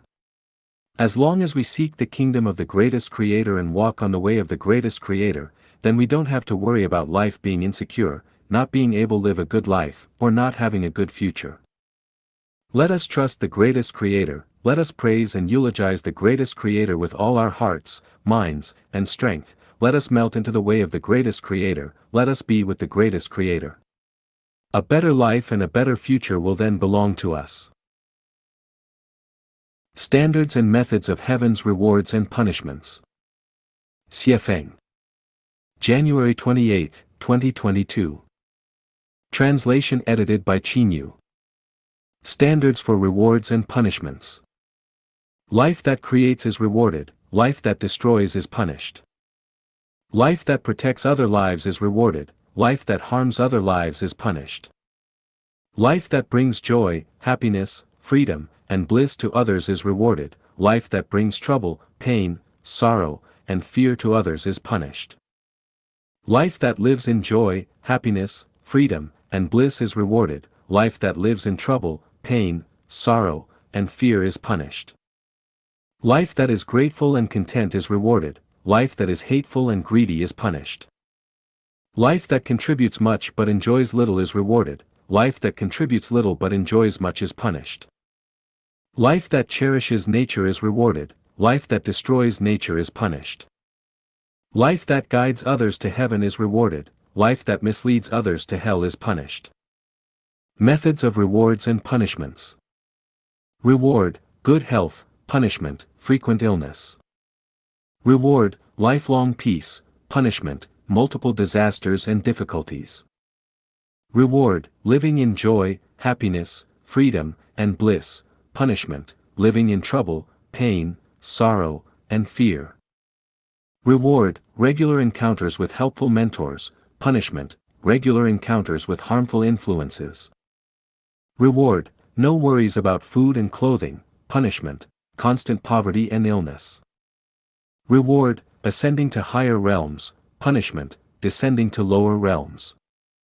Reward, living in a harmonious and naturally beautiful environment, punishment, living in a harsh and morally degraded environment. Reward, earning respect and honor, punishment, facing discrimination and contempt. The mechanism and timing of heaven's rewards and punishments. Xiefeng. January 29, 2022. Translation edited by Chinyu. Mechanism. The universe, governed by Tao, is holographic. The heavenly net is vast yet meticulous. It follows a set procedure, disregarding emotions and reasoning. It emphasizes justice, not favoring kindness. All are treated equally, regardless of their status. Respect is given to those who respect, and mockery to those who ridicule. The rich are allowed to become richer, and the poor poorer. It strikes when least expected, catching the unprepared off guard. Note, here, rich primarily refers to spiritual and mental wealth, while poor refers to spiritual and mental poverty. Those who are content, debt-free, and able to contribute to others and society are considered rich. Those who are discontented, indebted, and constantly take from others and society are considered poor. Timing of rewards and punishments. For minor offenses, rewards or punishments are immediate. For major offenses, rewards or punishments are given once a threshold is crossed. In specific cases, rewards or punishments are given promptly. In general cases, all factors must be in place before rewards or punishments are administered. Issues related to emotions are addressed through reincarnation. Issues related to love are addressed through ascension or descent. Matters involving debts are addressed through debt collection or repayment. Matters involving life are addressed based on the principle of equivalence. Note, specific cases refers to events with a limited scope, such as a fight between two individuals, while general cases refer to events with broader implications, such as World War II. For an individual, the outcome of rewards or punishments may be evident within a few years or decades, while for society as a whole, it may take several decades or even centuries. The rewards or punishments for all of humanity may take thousands or even tens of thousands of years to manifest. Recommendation: to fully understand the content of this passage, please refer to Standards and Methods of Heaven's Rewards and Punishments. Pathways of Heaven's Rewards and Punishments. Xiefeng. January 30, 2022. Translation edited by Chinyu. Rewards and punishments are administered through interactions with those closest to us. If our parents, children, spouse, or partners bring us joy, happiness, freedom, and bliss, it is a reward from the greatest Creator. Conversely, if they bring troubles, pain, worries, and despair, it is a punishment from the greatest Creator. Rewards and punishments are also delivered through interactions with those we frequently associate with. If our relatives, friends, colleagues, schoolmates, neighbors, superiors, subordinates, lovers, and online acquaintances bring us joy, happiness, freedom, and bliss, it is a reward from the greatest Creator. Conversely, it is a punishment if they bring the opposite. Food can also be a means of reward or punishment. If we have abundant, nutritious food that nourishes our body and maintains our health, it is a reward from the greatest Creator. Conversely, scarcity, poor quality, and contaminated food that leads to illness are punishments from the greatest Creator. The environment plays a role in rewards or punishments. Living in a peaceful, harmonious, warm, beautiful, and prosperous environment is a reward from the greatest Creator. Conversely, living in an environment of fighting, smashing, robbing, killing, competing for advantages, deceiving, kidnapping, cheating, and stealing is a punishment from the greatest creator. Social mechanisms determine rewards or punishments. Living in a democratic, dignified, rights-respecting society where one can live and work in peace and contentment is a reward from the greatest creator. Conversely, living in an autocratic, oppressive, deceitful, undignified, insecure society that constantly keeps people on tenterhooks and instills fear is a punishment from the greatest creator. Natural disasters can serve as rewards or punishments. Favorable weather conditions are a reward, while incessant natural disasters are a punishment. Special events can result in rewards or punishments. Meeting helpful individuals who guide us on our path and experiencing smooth and safe journeys are rewards from the greatest creator. Conversely, encountering malicious individuals who lead us astray and facing difficulties and obstacles are punishments. Life's ascent or descent can signify rewards or punishments. Going to heaven after death is a reward, while being reborn in the animal world or descending into hell is a punishment. Let our souls nestle in the greatest creator's embrace. Xiefeng. February 13, 2022. Translation edited by Chinyu. Recently, I watched a video about a newborn baby whose mother passed away shortly after his birth. The mother's heart was transplanted into a man. Despite being comforted by many people, the baby continued to cry. However, when the man who received the heart transplant from the baby's mother held him, the baby stopped crying and smiled. Looking at the baby's expression, it felt like he had found the most comfortable, warm, and secure haven. We are all like infants, regardless of where we go or what situations we face, we all need the safest, warmest, and most comfortable haven, and that haven is in the greatest creator's embrace. No matter who we are, how old we are, whether we are rich or poor, whether we have achieved something or not, there will always be times when we feel disappointed and disheartened. There will be times when we are physically weak due to illness, times when we feel hopeless or even desperate, and of course, times when we are filled with worry and fear. What do we rely on to get through these difficult times? We will find that nothing is reliable, neither the government, nor family and friends, nor wealth, nor status, nor fame. The only reliable thing is the ancestor of Buddha, the greatest creator. When we entrust our lives to the greatest creator, let our souls nestle in the greatest creator's embrace, we can truly feel safe and at ease, feel happy and free, feel warm and peaceful. This is a reflection of my personal experience. Everyone will experience feelings of helplessness, desolation, illness, and fear of death. At such times, the most comforting energy comes from the ancestor of Buddha, the greatest creator. When our souls nestle in the greatest creator's embrace, all negative and detrimental thoughts and emotions disappear, and we can face all difficulties, misfortunes, and even death with equanimity. Perhaps many people have not experienced this feeling because they have not yet recognized the greatest creator or understood the greatest creator. When you truly understand the principles of life and space-time, understand the mysteries of life's reincarnation and transformation, you will find that all the good things in life, such as happiness, health, joy, freedom, wealth, and bliss, all come from the greatest creator because the greatest creator is the source of everything. Today, I read a view on WeChat that said, the soul is difficult to live with a reliance. The ultimate enlightenment is to have no reliance. This is the inevitable path for every soul to ascend. From different positions and perspectives, we can draw different conclusions. From my position and perspective, the soul can be independent of any person or thing, but it must rely on the greatest creator. The soul must have something to rely on, and that object of reliance is the greatest creator. I cannot imagine what a soul without reliance would be like. If there were no universe, no heaven, which is the non-material world, and nothing existed, the soul could be without reliance. But would such a soul be like a water source without a source, a tree without roots? Could this soul continue to exist? How could it exist?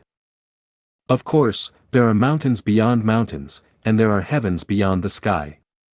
Perhaps there are souls without reliance that can truly exist, but for a soul like mine, I dare not cross the line. I can do whatever I want, but I dare not overstep the rules. Therefore, my soul will always nestle in the greatest Creator's embrace, which is where I came from and where I am going. Preface to The Chapter of the Greatest Creator. Xiefeng. Where is the past of humankind? Where is the limit of humanity's future? Can human wisdom prevent an asteroid from colliding with Earth? If we don't know or can't, then let us seek God. The first sentence of chapter 25 of the Tao Te Ching states, "There is a being, wondrous and mysterious, existing before heaven and earth." The Bible begins by stating, "In the beginning, God created the heavens and the earth." The Diamond Sutra says, "If one sees me through appearances, and seeks me through sounds, that person is following a misguided path and cannot see the Tathagata, the greatest creator." The Book of Songs, the 10 of King Wen, Great Brightness, states, "This King Wen, with great care, serves God and enjoys many blessings." The renowned scientist Stephen Hawking wrote in Chapter 8, The Origin and Destiny of the Universe, in A Brief History of Time, "The general theory of relativity itself cannot explain these features or answer these questions because it predicts that at the singularity of the Big Bang, the universe began with infinite density, and at that point, general relativity and all other physical laws break down." It seems that science has revealed a set of laws which, within the limits of the uncertainty principle, if we know the state of the universe at any moment, these laws will tell us how it evolves over time. These laws may have originally been established by God. One possible explanation is that God chose this initial structure of the universe for reasons beyond our comprehension. This certainly falls within the power of an omnipotent creator. Unless it was an act of God to create life like ours, explaining why the universe began in this manner is exceedingly difficult. Humans have 6 sensory organs: eyes, ears, nose, tongue, body, and mind, so they have 6 perceptions: vision, hearing, smell, taste, touch, and spirituality. Humans use these 6 perceptions to communicate with the material world and the non-material world. If a person were blind, how could we convince them that light exists in the universe? How could we prove the existence of light? We would be unable to. Without sight, one cannot perceive light. If a person were deaf, how could we convince them that sound exists in nature? How could we prove the existence of sound? We would be unable to. Without hearing, one cannot perceive sound. If a person lacked spiritual awareness and was spiritually ignorant, how could we convince them that the greatest creator exists in the universe? How could we prove the existence of the greatest creator? We would also be unable to. Without spiritual awareness, one cannot perceive the greatest creator. Spiritual awareness is an innate instinct. Through spiritual awareness, one can fully perceive the existence of the greatest creator. Everyone has spiritual awareness, so why do they still fail to perceive the greatest creator? This is because their spiritual awareness is obscured or dull, similar to how impaired vision prevents one from seeing clearly. When vision declines, wearing glasses can help one see clearly. When spiritual awareness is dull, enhancing wisdom can help one perceive the greatest creator. Some have used a paradoxical question to try to deny the existence of the greatest creator. Can the greatest creator create a stone that he cannot lift? This question presents a dilemma. If you say no, it denies the greatest creator. If you say yes, it implies that the greatest creator cannot lift the stone he created, which also denies the greatest creator. Thus, no matter how you answer, the result is to deny the greatest creator, at least in terms of his omnipotence. The person who devised this paradox is either very clever or malicious, aiming to confuse people's spirituality and lead them away from the greatest creator. Such a person is either Satan or someone not favored by the greatest creator. Unable to partake in the truth, they attempt to make others believe it is unattainable, similar to the saying about sour grapes. The question, can the greatest creator create a stone that he cannot lift, is a trap. Similar questions include: are you a thing? How should one answer this question? Whether you say yes or no, you fall into the designer's trap. For instance, answering, I am not a thing, or I am a thing, leads to the same result. Therefore, paradoxical questions should not be answered directly with affirmation or denial. Instead, consider or counter-question based on the question itself. For example, in response to, are you a thing, you might ask, are you a thing, to see how the questioner responds. In response to, can the greatest creator create a stone that he cannot lift, you might ask, can the greatest creator not lift a stone he has created? The question, can the greatest creator create a stone that he cannot lift, does not apply to the greatest creator himself, just as, are you a thing, does not apply to humans. Additionally, this question is inherently self-contradictory, meaning that any answer already implies a denial. Such questions have puzzled many philosophers and logicians. Here are some similar examples. Aren't you an animal born from your parents? Can eyes not see eyes? Isn't a person a non-animal? These types of questions cannot be answered directly but must be rephrased. The answer to the question of the greatest creator is, the greatest creator can create stones under any conditions. The greatest creator can lift stones under any conditions. Do you have further questions? If so, I can address them in this manner. First, I will ask, what does it mean to lift? If holding a stone with both hands and placing it above one's head constitutes lifting, then what about this definition? If not, what does lifting mean?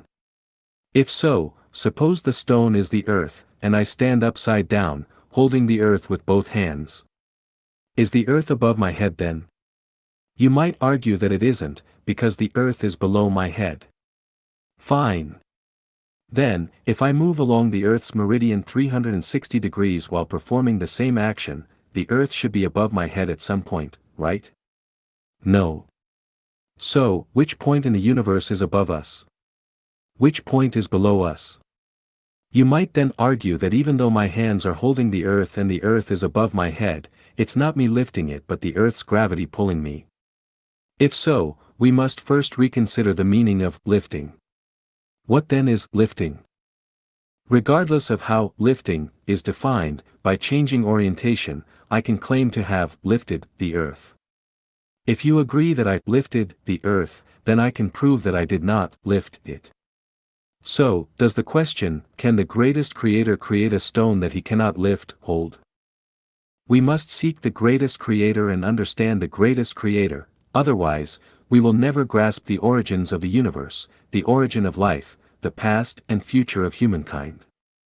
We will also fail to understand animal instincts and the purpose of life. I am 46 years old and have worked in over 20 different professions: shepherd, farmer, laborer, youth league secretary, clerk, party branch secretary, instructor of a commune cultural propaganda team, fitter, electrician, auto mechanic, middle school teacher, office staff, office director, translator, driver, salesperson, grocery store manager, restaurant purchaser, bar attendant, nightclub manager, fast food manager, and real estate developer. Except for the roles of office director and restaurant purchaser, which I held for only 2 months each, I have worked in all other positions for more than 6 months. What have I gained from working in so many different occupations? The gain is that a life without faith and without a goal is like a cloud floating aimlessly in the sky, driven by the wind. A few years ago, a mysterious car accident I experienced personally prompted me to start exploring the meaning of life. What am I living for? For the motherland and the nation? Nonsense. I can't even solve my own survival problems, yet I talk about the motherland and the nation. For my parents? Definitely not, because if it were for them, I wouldn't be able to continue living after they passed away. For my partner? That's absurd.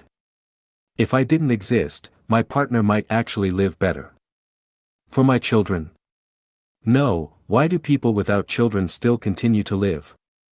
My children have established their careers, so why should I keep living? Living not only doesn't help my children anymore, but it also adds trouble and burden to them. For myself? Ridiculous. I can't decide my own birth, nor can I decide my own death. If I could choose, I would prefer to have no life, to be a zero.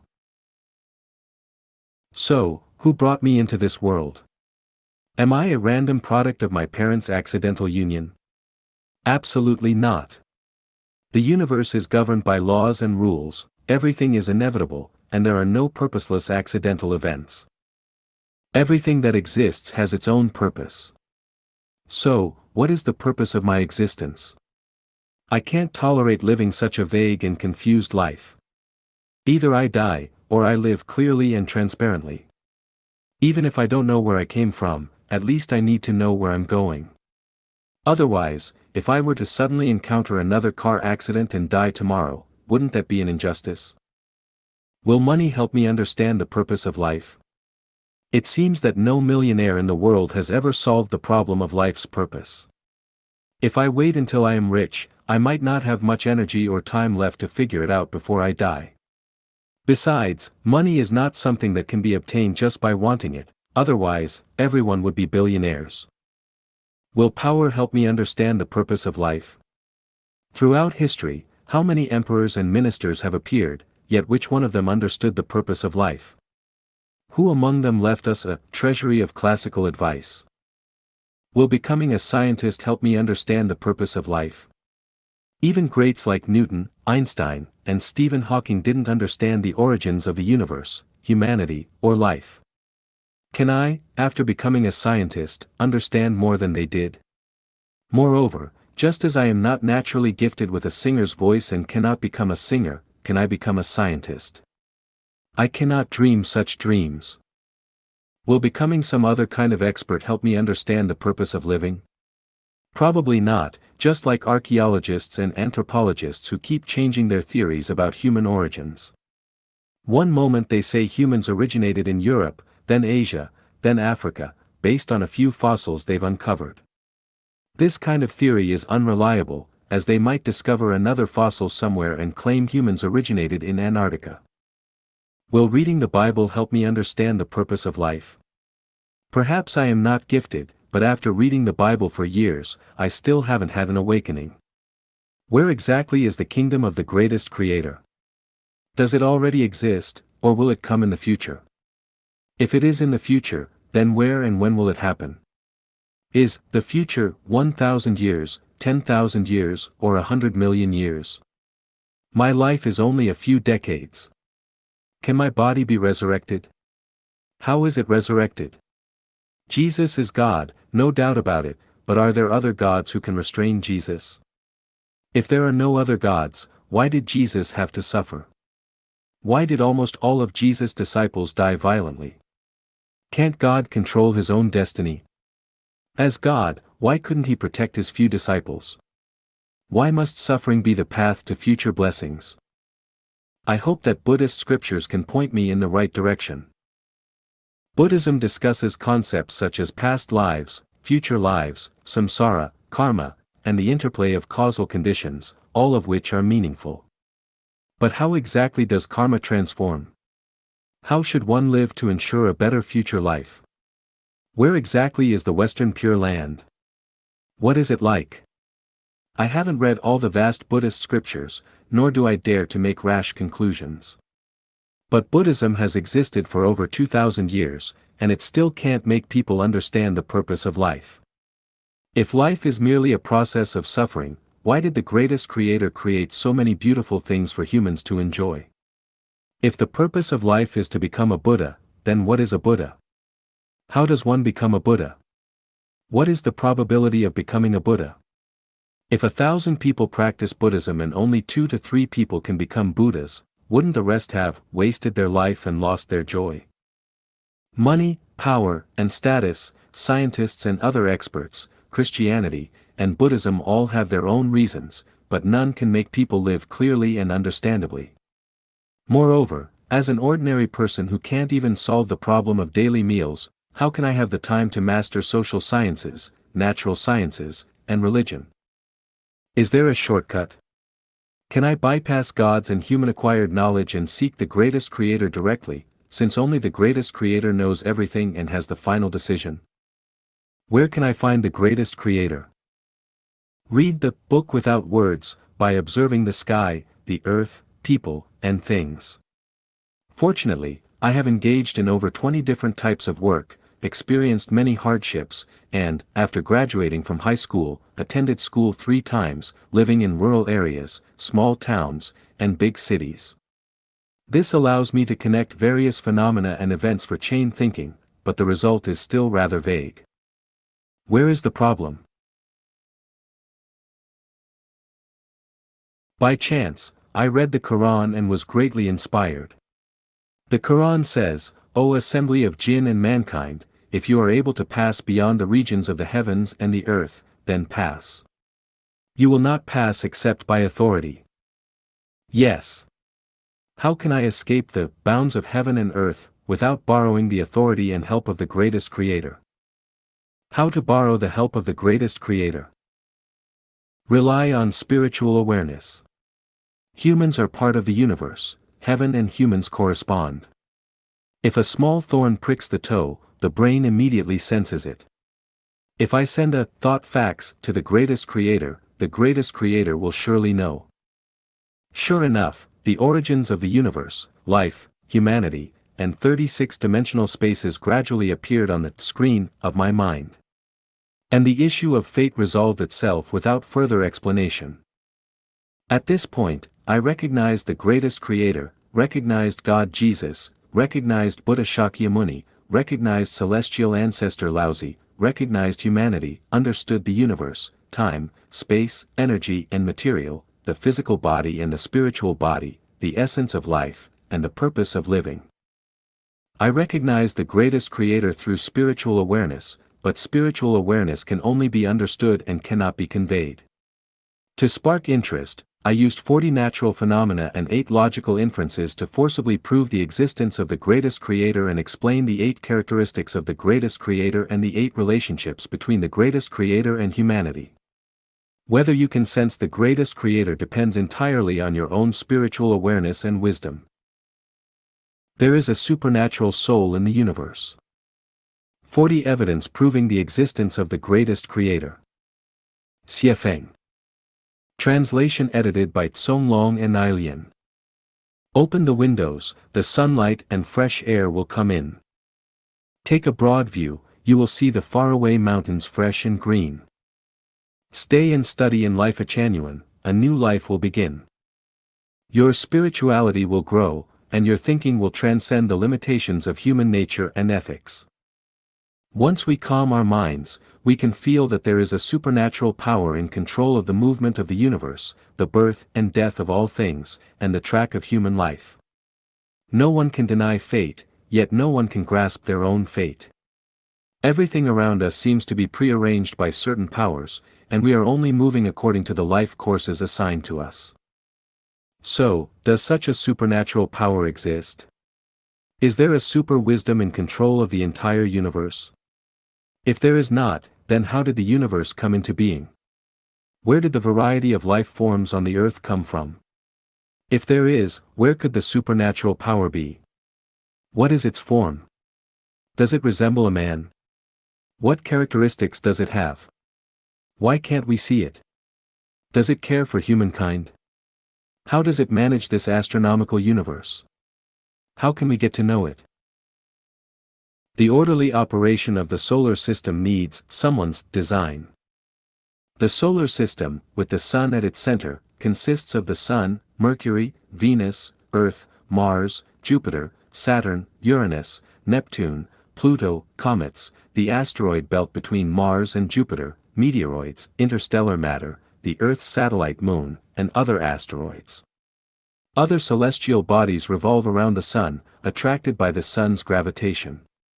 Among them, the 9 planets revolve in the same direction around the Sun along nearly round orbits in approximately the same plane. For billions of years, the solar system has been running in the Milky Way galaxy in an orderly manner, without any mistakes. The 9 planets, the Earth's satellite moon, and other asteroids have unfailingly maintained the order of the solar system, cooperating tacitly with each other, obedient and conforming. There has never been any bullying. There is a high degree of organization, discipline, and unity. If any planet does not obey the command and acts on its own, the whole solar system will immediately be knocked over by other stellar systems in the galaxy. The main task of the whole solar system is to sustain life on Earth.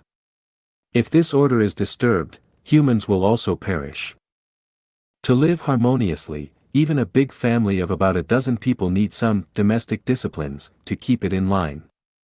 A company, no matter how small, must have rules and regulations to survive and develop.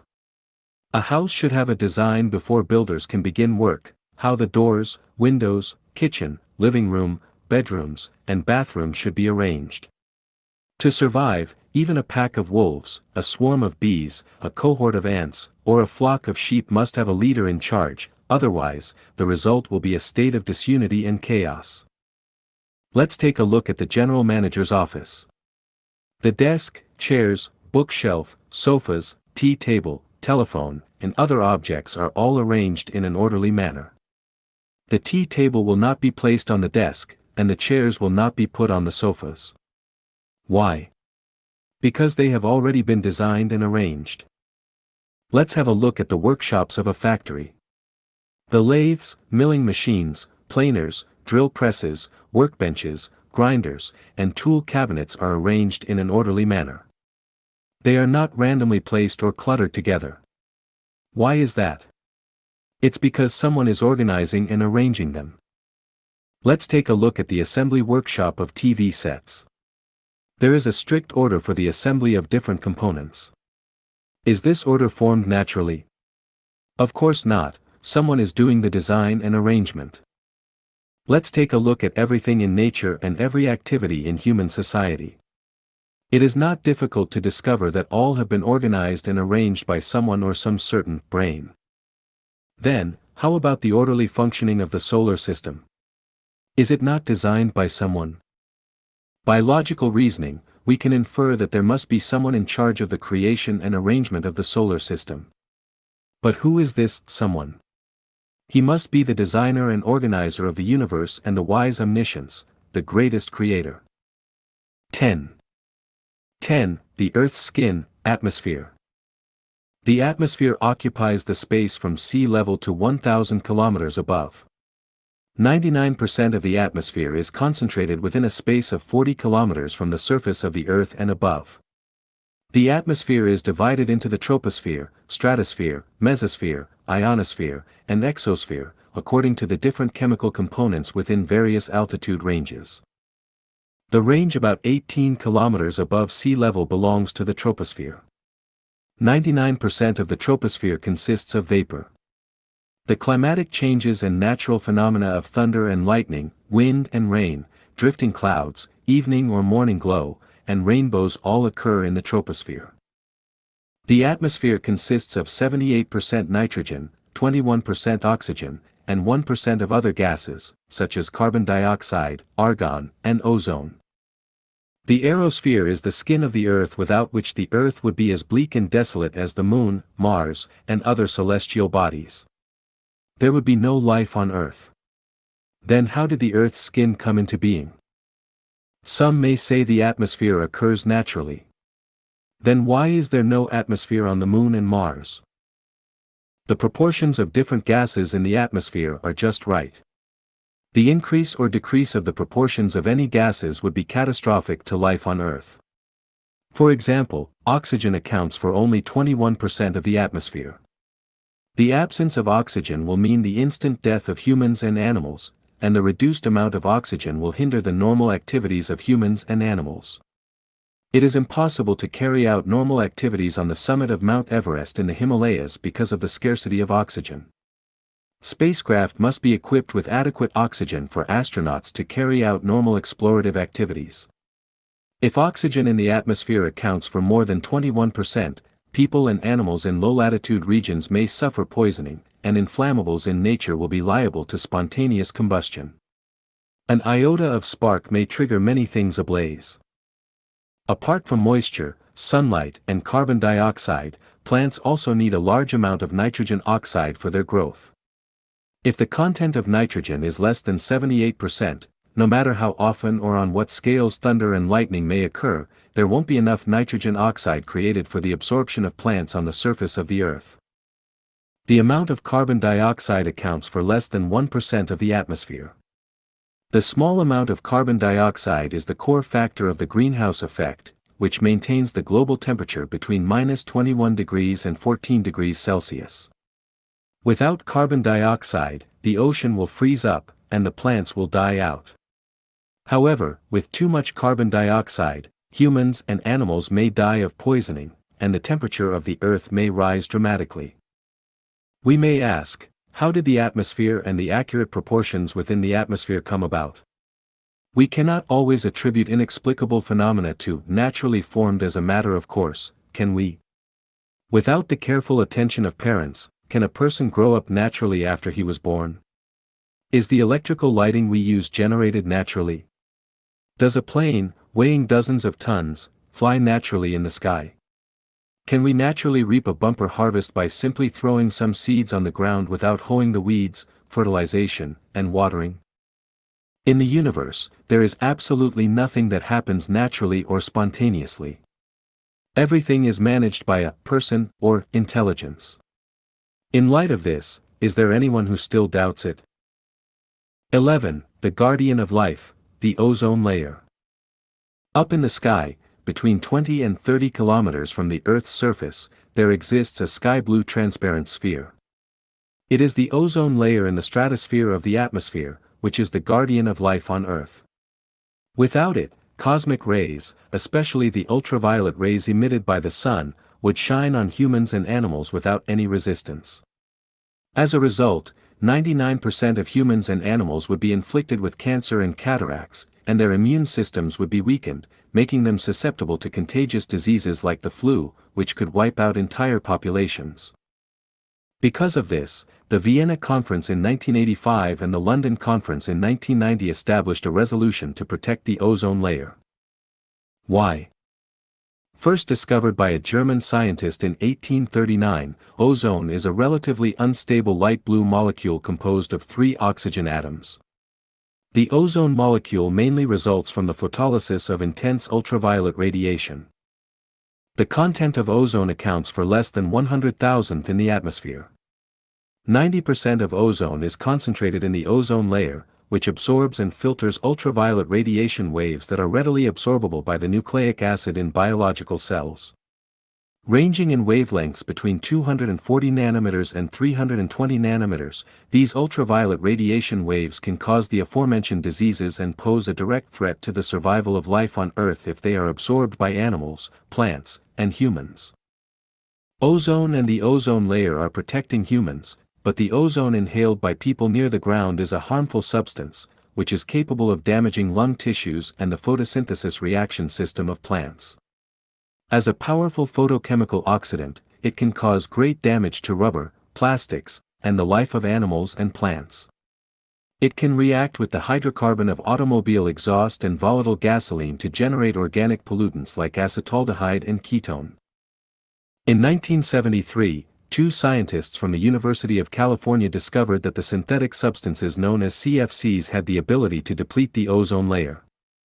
Meanwhile, human activities in the refrigeration and aviation industries were contributing to ozone generation. Human activities are pushing themselves to the brink of extinction, which has brought concern to scientists and far-sighted political leaders. This is why people should protect the ozone layer while preventing the increase of ozone in the troposphere, especially within the Earth's surface.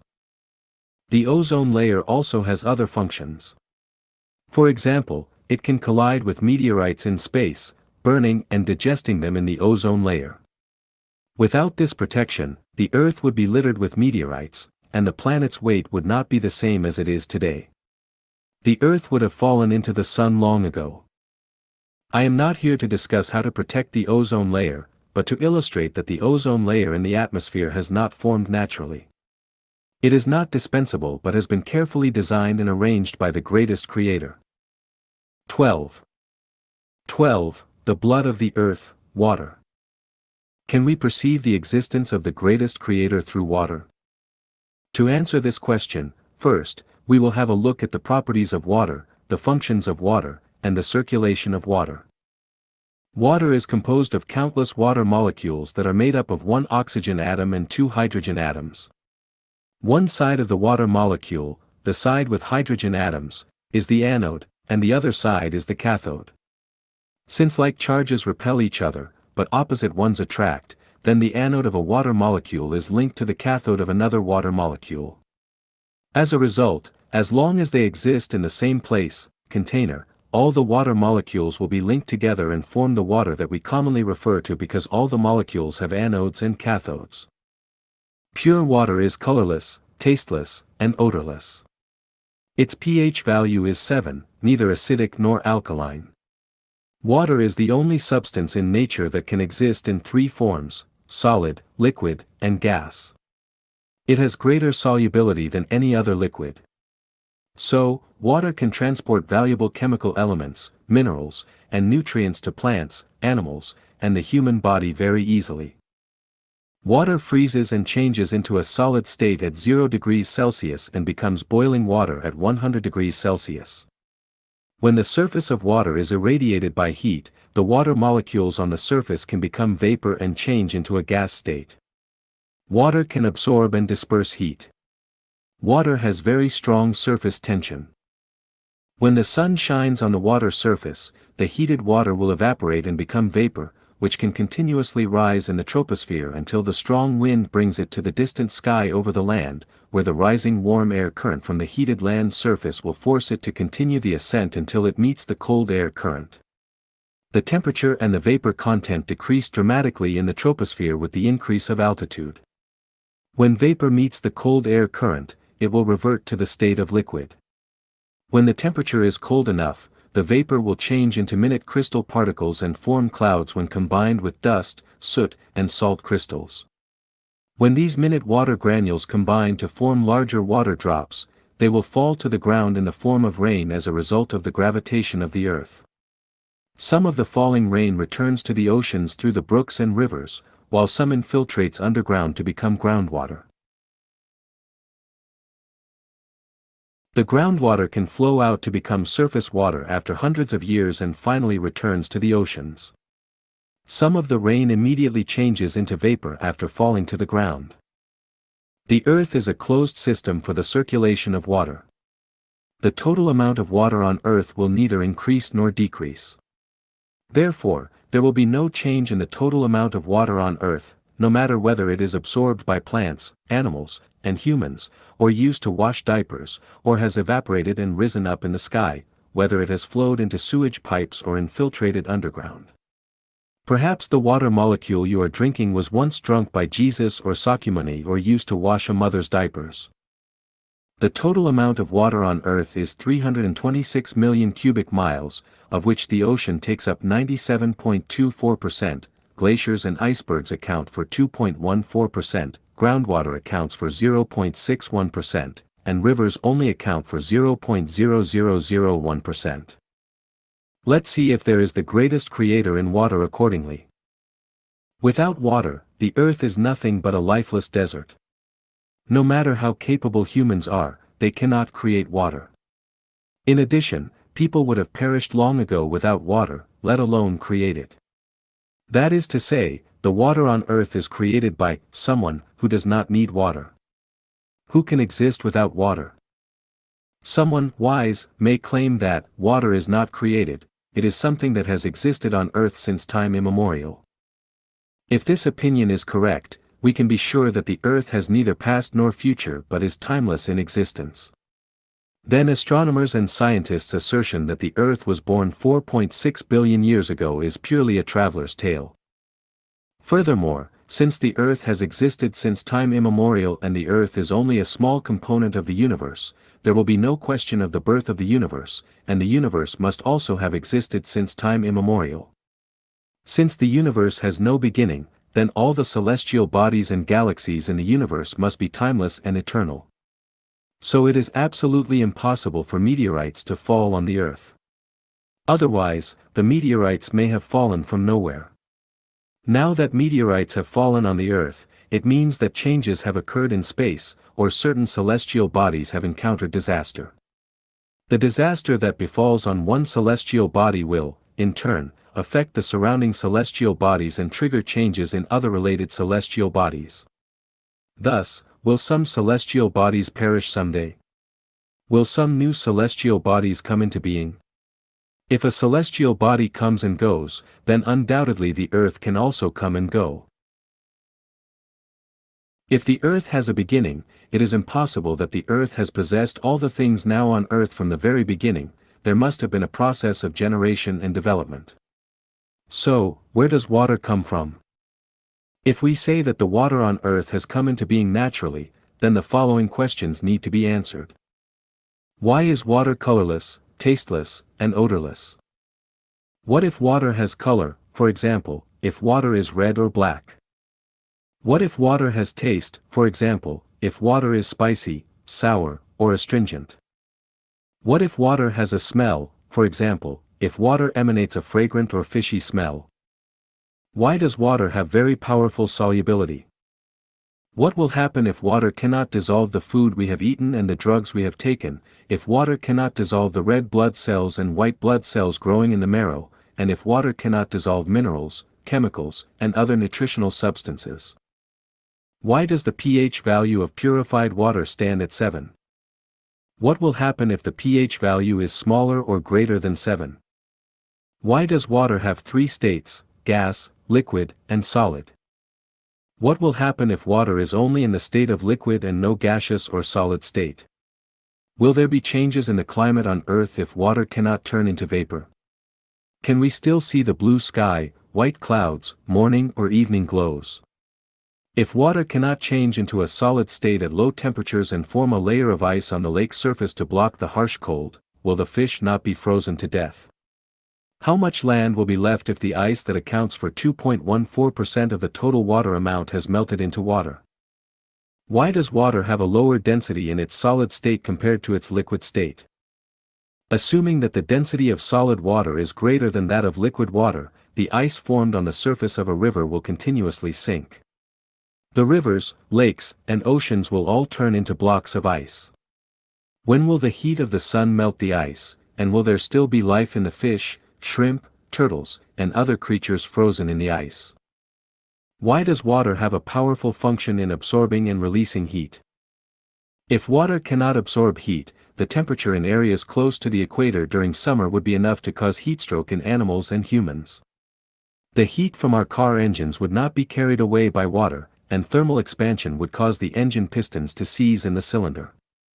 If water does not have a strong heat dissipation function, winter in temperate regions, especially coastal areas, would become extremely cold, and the heat inside the engine would not dissipate. Why does water boil at 100 degrees Celsius? If water could boil at 20 degrees Celsius instead of 100 degrees Celsius, many rivers, lakes, and oceans would become steam pots, and we could directly catch cooked fish from them to eat. If water boiled at 150 degrees Celsius, we would not be able to cook food using ordinary pots, and we would not be able to cook food at all in areas above 3,000 meters above sea level. Why does water have a very strong surface tension? If water did not have a very strong surface tension, how could it be absorbed by the root systems of plants and enter the veins of trees to bring nutrients to leaves and fruits? How could it move inside the capillary vessels of humans and animals and transport nutrients to the surface layer of skin and internal organs? Well, that's enough about water for now. Just imagine, if water were not created by the greatest creator through careful arrangement, would it be possible for nature to create water with the special functions mentioned above? 13. Cheap and essential daily necessity, salt. When I was a child, I used to see a woman with an extremely large neck in our village. Every time I saw her, I would involuntarily take more glances at her. Later, I asked my grandma, why is her neck so big? Grandma replied, according to doctors, because she did not have enough iodized salt. When I was young, there were a fairly large number of mentally challenged people in the 2 neighboring villages. I asked my father, why are there so many retarded people in those 2 villages? My father responded, possibly because they have had too much salt from Bayan Gully. Let me talk a little bit about my hometown in this paragraph. I spent my early childhood in my hometown where the Yellow River and Dashia River met. My family had an orchard and vegetable garden, from where I could look westward at the spectacular view of the Yellow River falling from the sky, which glittered in the sunshine. To the north, across the river, were the beautiful scenes of Wangjia Mountain and Wangjia Plain, and the flocks of horses, cattle, and goats on the shoals. To the south, wire-pulled boats and sheepskin rafts were ferrying passengers across Daxia River. To the east, cascades of houses were shaded and embraced by green trees. The two springs near the village were warm in winter and cool in summer. All year round, clear and sweet water flowed from these springs, and I grew up drinking their water until I became a teenager. Who doesn't say my hometown is good? But my hometown was exceptionally beautiful. Unfortunately, my hometown has now become the territory of the Dragon King. The construction of the Lujiaxia Reservoir has created tremendous wealth for the 5 provinces and autonomous regions in northwest China, but at the same time, it has sacrificed my hometown. The building of the motherland requires everyone's sacrifice, and this is very reasonable. But what remains depressing is that, dear motherland, you have forgotten the people who have dedicated their homeland. I was barely a teenager when I left my beloved hometown and migrated to a new place, which was intersected with ravines. There was barren soil, endless desolation, and no more beautiful scenery. What remained were the primordial scenes of struggling for survival. My uncle had to leave for other places with my cousins and beg for food. These scenes are still vivid and fresh in my mind, and each time I recall them, my tears flow. Motherland, can't you make some compensation for your faithful children who have sacrificed for you? Yes, you can, and you did. Every time you only gave us a set of selected works of Mao Zedong for consolation. Your representatives came 5 times, so our family got 5 sets of selected works of Mao Zedong. The spiritual power is infinite, and the force of example is immense. But you have overlooked the fact that we are merely ordinary people. Even if you have piled my house and courtyard with selected works of Mao Zedong, we still need food and clothes, and need to get married. Motherland. Have you ever thought about the lives of those poor people who have sacrificed their homeland for you when you spent hundreds of millions of RMB decorating Chang'an Avenue? Now let me return to the topic. There is a deep gully called Bayan Gully near the 2 villages just mentioned. In the gully, there flows a gurgling stream, not of clear spring water, but of salty and turbid water. In order to save a few coppers earned from selling eggs while having salt, the people there made salt from the water of Bayan Gully. The question of whether the people in the 2 villages got retarded from eating the salt from Bayan Gully can be left to scientists. We can infer from the 2 examples that salt is extremely important to humans. In human history, the salt business was very profitable. Salt merchants were the symbol of wealth. Countless fights and wars have broken out between men for the control of salt origin and the channel of salt business. In ancient times, soldiers were offered salt as a prize, and laborers were also paid by salt. When salt became a rarity, it was more valuable than gold. Just like water and air, none of us can live without salt. Our daily food can dispense with any other seasoning, but not salt. Apart from water and air, salt is the most important necessity for life among natural resources. The main component of salt is sodium chloride. Rock salt, lake salt, salt bed salt, and sea salt may differ in their respective structures and composition. For example, the refined salt we usually purchase from stores is cubic crystal in structure, while the lake salt is polygonal crystal. The best salt should be sea salt made through the sunlight-caused evaporation of seawater.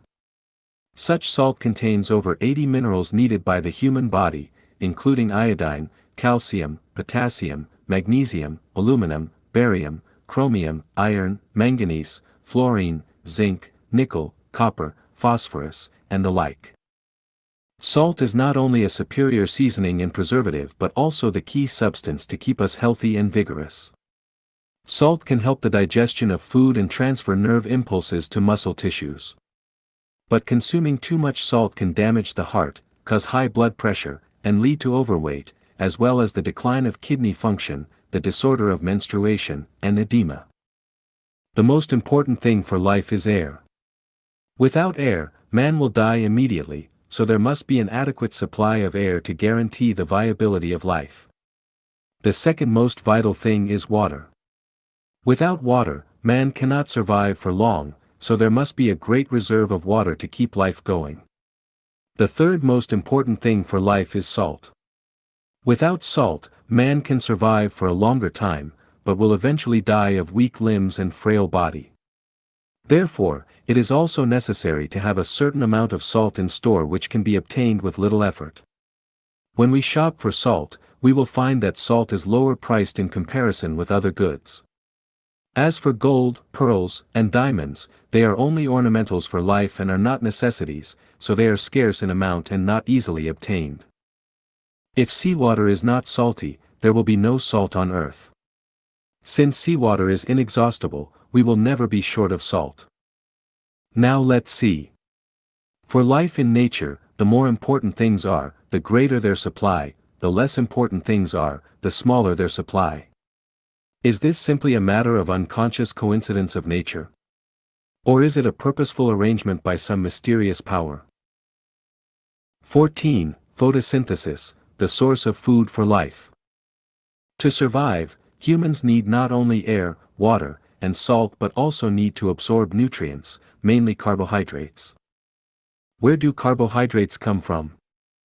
They come from photosynthesis. What is photosynthesis? Photosynthesis is the process by which plants and other organisms use light energy to convert carbon dioxide and water into the nutrients they need, specifically carbohydrates. The human body cannot conduct photosynthesis, and neither can any other animals. Photosynthesis mainly occurs within green plants. Therefore, humans must rely on green plants. Photosynthesis can be briefly described as follows. When sunlight shines upon the leaves of plants, it will be captured by chlorophyll in the cells of leaves. The light energy captured by chlorophyll will decompose the water entering the leaves via roots into hydrogen and oxygen. Oxygen will be released through the pores on the leaves, while hydrogen will be kept within the leaves and will react with carbon dioxide entering the leaves via pores on the leaves to form carbohydrates. The vigorous carbohydrates will spread in the plant cells through veins and enable the absorption and growth of plants.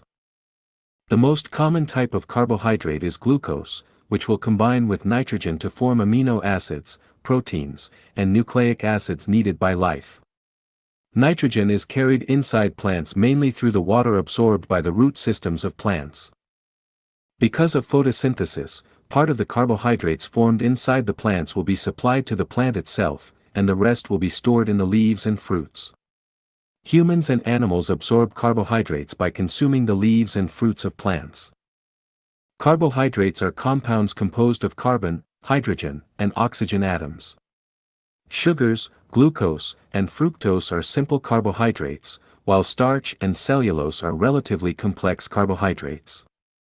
The molecules of simple carbohydrates contain only a few carbon, hydrogen, and oxygen atoms, while the molecules of complex carbohydrates have many carbon, hydrogen, and oxygen atoms.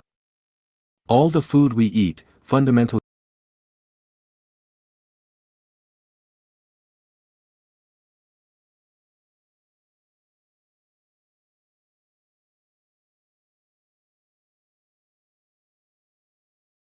speaking, comes from photosynthesis. Without photosynthesis, there would be no humans. Some people argue, I do not rely on plants and can survive only on poultry and domesticated animals, so I don't need the photosynthesis of plants. The problem is without the photosynthesis of plants, there would be no poultry and domesticated animals, as they rely on plants for survival. Of course, we can survive by eating fish, but fish also rely on the photosynthesis of algae and some protists. From a natural point of view, only plants can make food. Animals and humans cannot make food themselves because their bodies do not have the elements for photosynthesis. In addition to providing food for itself, animals, and humans, the photosynthesis of plants has a tremendous function, the absorption of carbon dioxide and the release of oxygen. If plants did not make oxygen, animals and plants would have died out long ago. If plants did not absorb carbon dioxide, the carbon dioxide in the atmosphere would exceed the norm, and the greenhouse effect would worsen, and the temperature of the earth would be too high for humans and animals to survive. Do you think that the photosynthesis of plants begins and happens incidentally? 15. 15. Symmetry in nature, a mysterious and great power. Look into the mirror. You step forward, and the person in the mirror steps forward, you move backward, and they do the same. You smile, and they smile back. You raise your leg, and so does your reflection. Take the mirror as a tangent, and you and your image in the mirror have formed symmetry. If an object is cut in half vertically from the midpoint and the left and right sides completely overlap each other, then this object is symmetrical. Let's look at the microscopic and macroscopic world, and we will discover that galaxies, the solar system, the Earth, humans, birds, tigers, fish, frogs, roundworms, flies, crickets, leaves, fresh flowers, butterflies, shells, eggs, seeds, cells, and so on are all symmetrical objects. Tornadoes, vortexes, diamonds, crystals, pyrite, pearls, hair, water droplets, the orbits of celestial movements, and helixes are also symmetrical. Among the Arabic numerals of 1, 2, 3, 4, 5, 6, 7, 8, 9, and 10, the odd numbers 1, 3, 5, 7, and 9 are symmetrical with the even numbers 2, 4, 6, 8, and 10. The number of men is symmetrical with the number of women when considered on a larger timescale. Symmetry is omnipresent in the universe. Without symmetry, there would be no universe. Why does the nail that sticks out gets hammered down? Because the nail that sticks out breaks the symmetry. Why does the Leaning Tower of Pisa make people feel uncomfortable? Because it has lost its symmetry. Why are some people called handicapped? Because they lack symmetry. Why was the World Trade Center of America bombed? Because America had become unsymmetrical with other countries. Why was Falun Gong suppressed? Because it was not symmetrical with Chinese culture at the time. Why have many ancient civilizations in human history declined? Because they have lost symmetry. Why are monsters and demons frightening? Because they are asymmetrical. Why do some artists' works look disgusting? Because their works lack symmetry. Why do some buildings appear unsafe? Because they are not symmetrical. Why are some people irascible? Because they are psychologically asymmetrical. Why are corrupt officials punished in the end? Because their mentality is not symmetrical with those of the common people. Why are meteorites frequently seen in the sky? Because these celestial bodies have lost their symmetry. Why did the emperor hang himself? Because his existence was asymmetrical with the situation of the time. Why does tranquility make one feel comfortable, while turbulence makes one feel nervous and upset? Because tranquility is symmetrical, but turbulence is asymmetrical. Symmetry is a kind of harmony, perfection, aesthetics, and order. Why are beauties intoxicating? Why are fresh flowers pleasing to the eye? Why is the music of moonlight on the spring river so soothing? Why do the sculptures of great masters appeal to us? Because they are harmonious and perfect, providing people with the enjoyment of beauty. Try to think.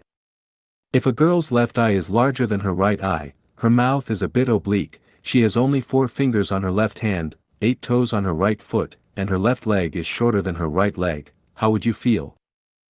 Humans are naturally inclined towards symmetry. Outstanding artists such as painters, sculptors, musicians, architects, and political leaders are experts in creating and utilizing symmetry. Understanding symmetry enables one to comprehend the mysteries of nature, while mastering symmetry allows one to perform tasks with ease and skill. A mature person is psychologically symmetrical, while a whimsical, eccentric, irascible, testy, and tempestuous person is psychologically asymmetrical. Symmetry is perfect, while asymmetry is defective. Symmetry is enduring, while asymmetry is fleeting. The purpose of discussing symmetry here is to understand the power that has created symmetry in all things in nature and why people are naturally inclined towards symmetry. Symmetry is a surface phenomenon that conceals a mysterious and powerful force. This force uses symmetry to control overdevelopment and disharmonious kinetic and potential energies. Why do humans have 2 eyes instead of 3? Why is the earth round? Why does a dog's tail grow on its rear body? Why are the wings of butterflies and birds identical? Why do people dislike ugly things? Scientists will certainly seek answers from the characteristics and structures of particles such as atoms, electrons, protons, neutrons, photons, etc., but it will be in vain, because you cannot explain the balanced symmetry of the 2 sexes, or why humans do not have tails. Do we feel, deep within our subconscious selves, that a higher wisdom is controlling all beings? If so, who is this higher wisdom but the greatest creator? 16. Golden mean, perfect proportion. In 1996, I discovered hundreds of conch species in the marine products market by the seaside of Dar es Salaam, the capital of Tanzania. Those shells were incomparably and unimaginably beautiful. The spiraling structure of the whelk, in particular, dwarfs the best works of any architect. Is the brain of a shell creature more advanced than that of a man? Later, by observing the flower discs of sunflowers, I discovered that the arrays of seeds in the discs take spiral shapes, whether seen leftward or rightward, and that the seeds are not crowded upon each other no matter how many seeds there are in the discs. I figured the ancestors of sunflowers must have had a college education or have obtained doctoral degrees, otherwise, how could their offspring have ever thought of such a perfect sequence of arrangement? Then, by observing the arrangement of celestial bodies in the solar system, the size of the earth, and the arrangement of human body and plants, the arrays of branches and leaves of growing plants, the arrays of different petals, the sizes of various insects and the arrangement of their trunks and legs, and the arrangement of 5 sense organs, 4 limbs, and torso of the human body, and so on, I discovered that everything in nature has a certain proportion, which is not controlled by an organism itself but predestined by heaven, namely, there is a mysterious power that controls the development direction of an individual organism. Take man, for example. Please open your hand. Why are there only 5 fingers on the palm? Why is the middle finger longer than the other 4 fingers? Why does the thumb not stand in line with the other 4 fingers? Why is the total length of the 3 knuckles of the little finger rightly the total length of 2 knuckles of the ring finger? Why does the thumb have only 2 condyles while all other 4 fingers have 3? What will happen if the little finger is longer than the middle finger is shorter than the index finger, or if the middle finger has 1 more knuckle and is 2 centimeters longer than the index finger and ring finger? We can raise thousands of trillions of questions. For example, why has the height of man remained at about 1.73 meters for thousands of years? Why are the eyes of mice so small and the eyes of horses so large? Why cannot grass grow up into towering trees? Why does the size of a man's penis match the depth and width of a woman's vagina? So on and so forth. As long as we examine a question thoroughly, we will have to admit that behind every phenomenon there is a mysterious power, or enigmatic law, governing everything. There is a harmonious proportion between everything, for example, the Milky Way, the solar system, Earth, the moon, humans, dogs, birds, trees, grass, insects, bacteria, and so on. Additionally, within each entity, there exists an unbreakable and precisely balanced harmony of proportions between their different parts. For example, the size of the human body and its proportions with eyes, head, mouth, arms, legs, 5 internal organs, and blood vessels. Exquisite proportions reflect the wisdom and quality of the greatest creator. That is to say, the various proportions are arranged by the greatest creator. The wisdom of the greatest creator is boundless, just like the circumference ratio pi, which is endless, enigmatic, and forever infinitely informative.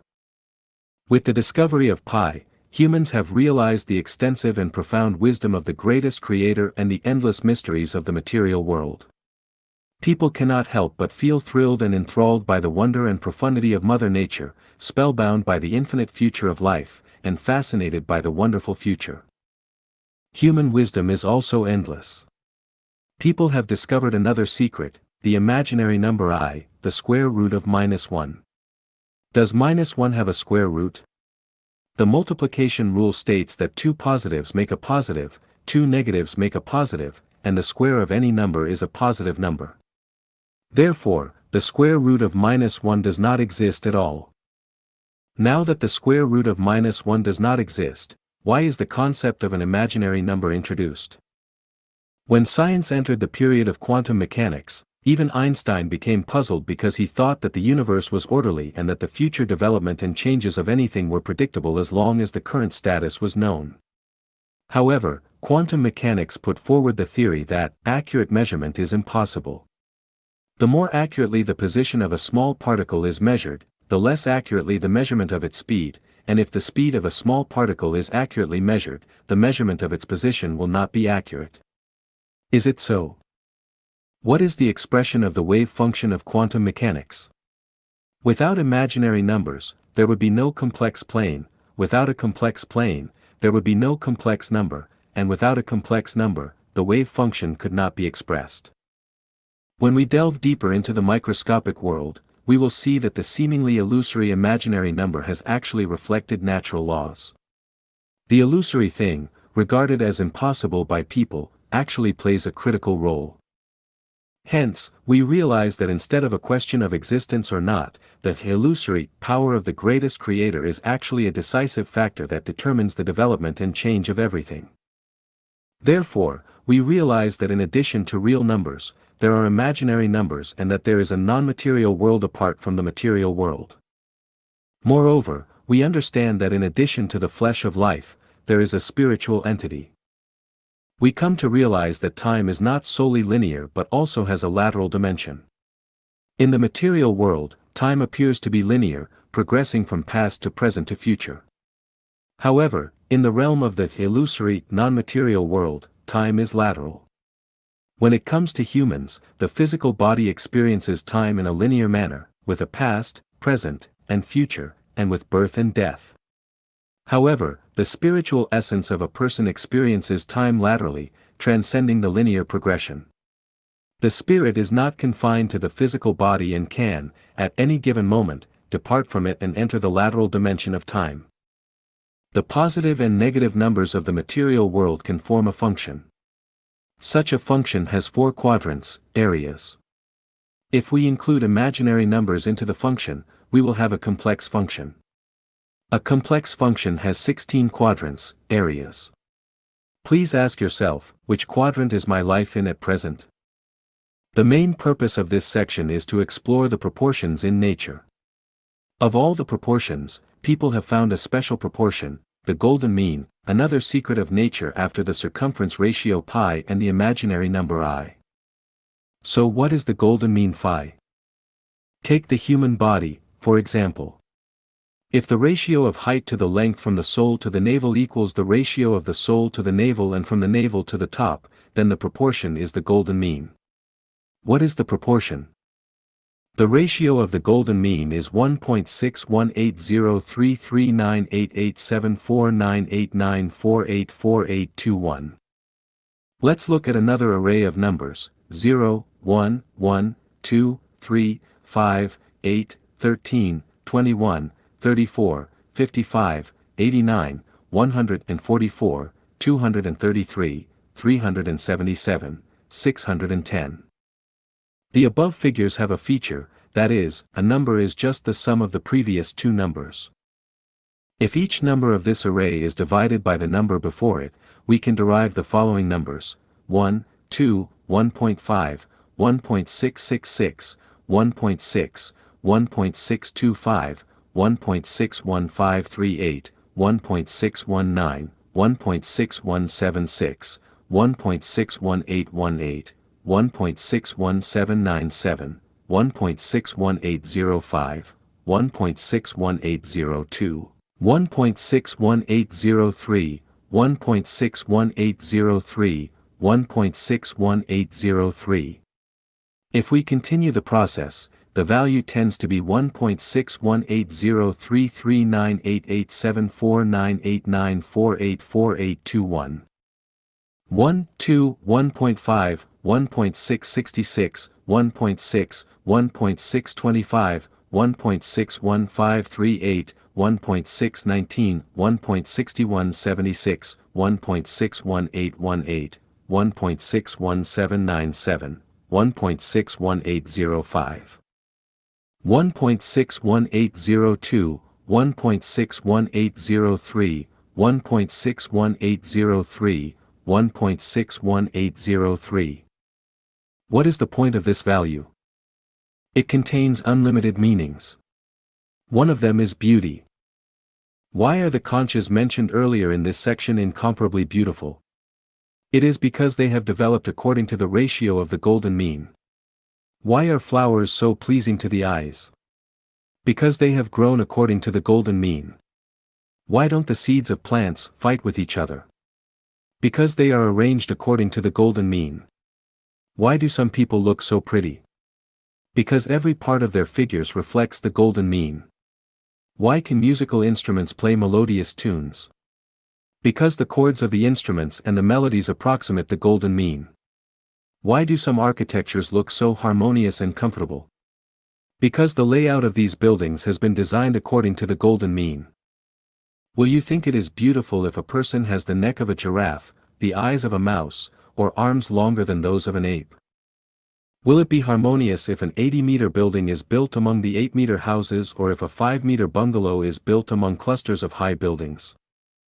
People growing up in the countryside know that if all villagers live in low bungalows and someone builds a 3-story building on a whim, this person is sure to suffer bad luck. Why was America's World Trade Center blasted off? Seemingly, it was destroyed by terrorists, but actually, the destruction has something to do with its height. Similarly, if you live in a bungalow in an area surrounded by high buildings, you will feel depressed, and you and your children will have little chances of development.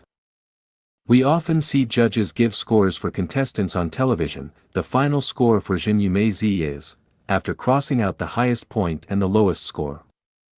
Why should the highest and lowest scores be crossed out? It is because they are problematic, discordant, and extreme. Things always reverse themselves after reaching an extreme. Everything must develop within a certain proportion and must be agreeable with its surroundings. If the range of proportions is exceeded, it is no longer beautiful and harmonious. What is harmony? Appropriate proportion is harmony. What is beauty? Appropriate proportional array is beauty. The golden mean is the most harmonious and most beautiful of all proportions. The development of all things is constrained by proportion. For the United States to become a world power, it must assist impoverished countries without exerting excessive force, otherwise, it will inevitably face punishment from natural laws. A poor and backward country must strive to move forward, otherwise, it will inevitably perish. This is also the case with human beings. If the population has increased to such an extent that it has lost harmony with the number of plants and other animals, there will be no way to sustain the continuous growth, just like a rapidly growing branch of a tree. If the branch does not break off, it will pull down or even uproot the tree. Since there is a mysterious power or law of nature that governs the harmony of proportions, the exploding population will certainly be controlled. If humans can exercise control over themselves, all the better. If the population cannot be brought under control, then the power of nature will play its role. For example, wars, earthquakes, floods, fires, plagues, famines, and torridity can all play their part in reducing the population. Wasn't the outbreak of SARS in 2003 an alarm bell sounded by nature for mankind? Proportion is a mysterious power in nature that controls the development and changes of everything in the universe. Who but the greatest creator has formulated this proportion? 17. Brain, epitome of the universe. All the material wealth created by humans is a realistic reflection of the brain. Humans' thinking, memory, speech, and actions are all attributes of the brain. That a society can be organically united to accomplish a goal is also the result of brain activity. All Nobel Prize winners and great men in history distinguish themselves from others because they have made full use of their brains. Scientists are still far away from uncovering the mystery of the brain, although they have conducted intensive research into the brain in the fields of neurology, anatomy, biology, biochemistry, and electromagnetism and have had detailed explanations for the structure of the brain and functions of different components. It can be said that humans are still in their infancy in terms of understanding the brain. Our knowledge of the brain is comparable to the part of an iceberg above the water, and what remains unknown can be likened to the gigantic mass underwater.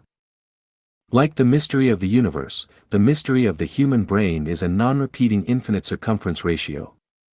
Although we know that the brain consists of 10 billion brain cells and 10 trillion interacting nerves, that the nerve network of the brain is 10 miles long and can process a billion units of information per second, and that the memory capacity of the brain is 1.2 million times that of a large-scale computer, the brain, which accounts for 3% of body weight, still has unlimited contents. The brain is the epitome of the universe, and the laws of the brain match the laws of the universe. The brain is the epitome of the greatest creator's wisdom, and the brain contains all the wisdom of the greatest creator. The brain is the epitome of time, and the brain owns the information on the changes of the universe over several billions of years. The brain is a processing factory, which can create things out of nothing and can transform the universe. What is imaginable in the brain can all turn to reality. The brain's potential is unlimited, therefore, humans' future is also unlimited, as long as humans do not go to extremes but stay in line with the greatest creator. The brain is a mysterious place. Each neuron of the brain is not in direct contact with each other. The information between neurons is transferred by neurotransmitters, which are chemical in nature. However, within the neurons, the transmission of information is through electrical impulses.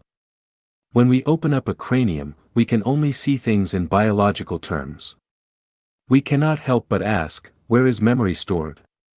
Where are thoughts stored? How does man's thought come into being? Where is man's memory stored? How does the brain process a large amount of complicated information?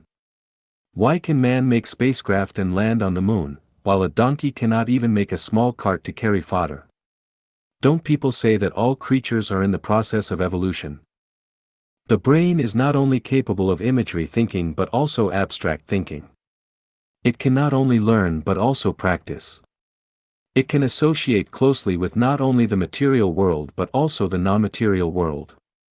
Most of the scenes in our dreams are not necessarily the real image of the contemporary time-space but may be scenes from the past or even future time-space or even the real image of another time-space. How does the brain work its way out? How do our emotions such as joy, anger, sadness, merriment, panic, trepidation, and yearning occur? How does the brain distinguish and correctly process them? How do we instantly recognize the tastes of sourness, sweetness, bitterness, spiciness, and saltiness? How does the brain react to them? We have senses of pain, itching, tingling, soreness, swelling, acerbity, slipperiness, jumping, hardness, softness, coldness, heat, coolness, and warmth. How does the brain recognize these senses and pass on the information to related departments? The love between a man and a woman is intoxicating. We are in ecstasy when sexual excitement reaches its climax. How does the brain perceive and respond to these sensations? How could the brain come into being if it were not the careful design of the greatest creator? Could such a fantastic and intricate structure arise naturally? Could it have evolved from a single-celled microorganism? 18. Gene, a sealed book of life. Genes are a type of structure and the cornerstone of life. It is the general term for the special nucleotide sequences with genetic effects in DNA molecules. The resemblance of children to their parents is caused by the reproductive function of genes, which pass on genetic information to the next generation. The different gene structures account for why the white race is white, the black race is black, the yellow race is yellow, a dog is a dog, and a rose is a rose. Genes are a part of DNA, deoxyribonucleic acid, which is a molecular chain. Scientific studies have shown that there are about 30,000 human genes, with each gene possessing an average of 14 different versions. The human genome contains about 42,000 gene versions.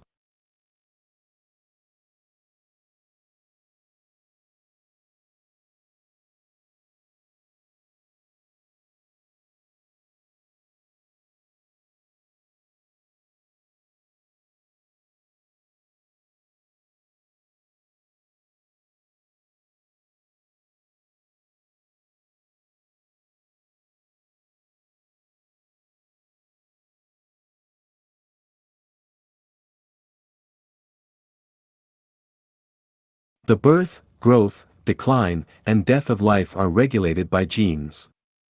Over 8,000 known human diseases are related to genes.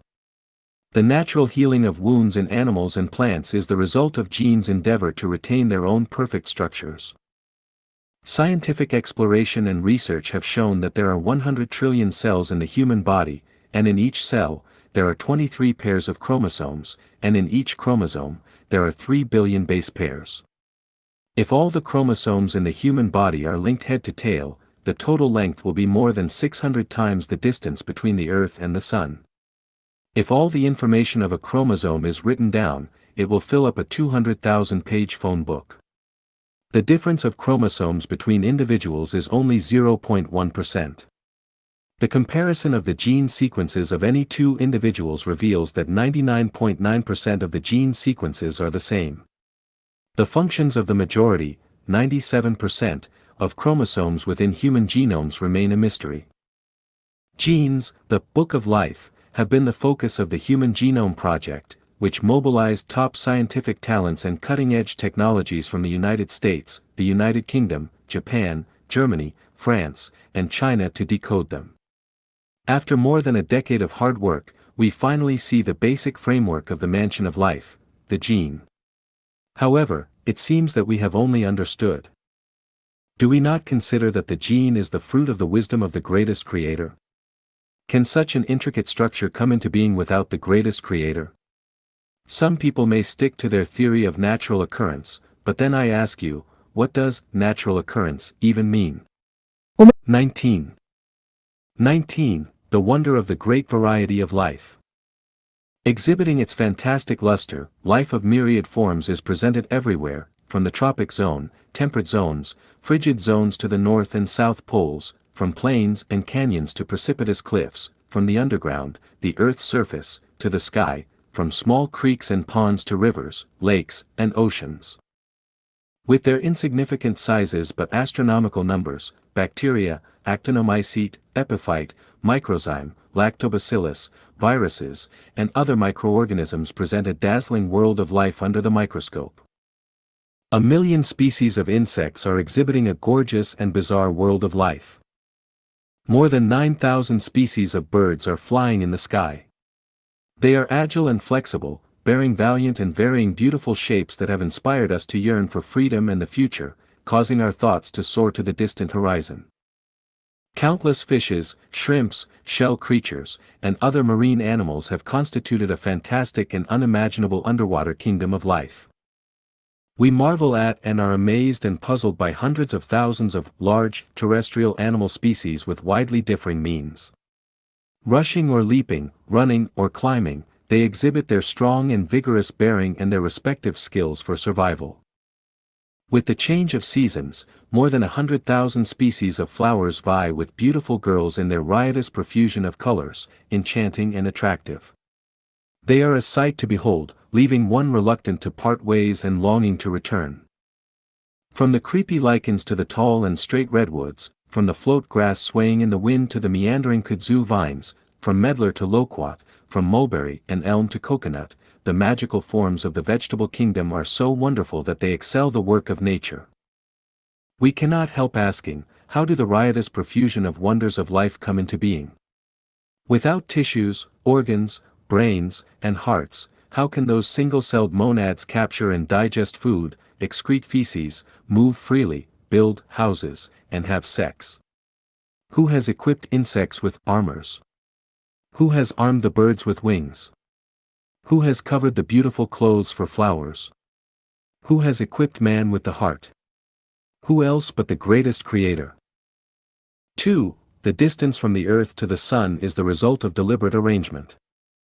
The distance from the earth to the sun is 147 million kilometers, which is the ideal distance for the earth to absorb solar energy. If it were too far, the earth would be a cold and bleak place. If it were too close, the earth would become a flaming globe. You may have experienced warming yourself by a fire on cold winter days. Your distance from the fire is determined by its size. If you are too close to the fire, the heat will be unbearable, but if you are too far, you cannot absorb the heat. You will automatically adjust yourself to an appropriate distance that is not too warm to bear. Now, let's do a calculation.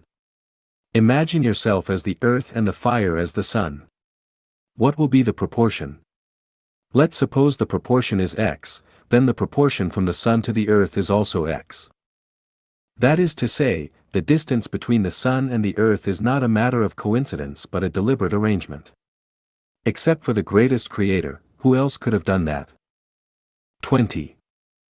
The protection mechanism of life, conditioned reflex. What is a conditioned reflex?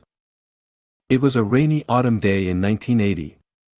I was looking out of a closed window of a classroom in the Geological Technical School of Zhangjiago when suddenly a classmate named Cheng Hongfu from Sichuan mischievously spat at me from outside the window.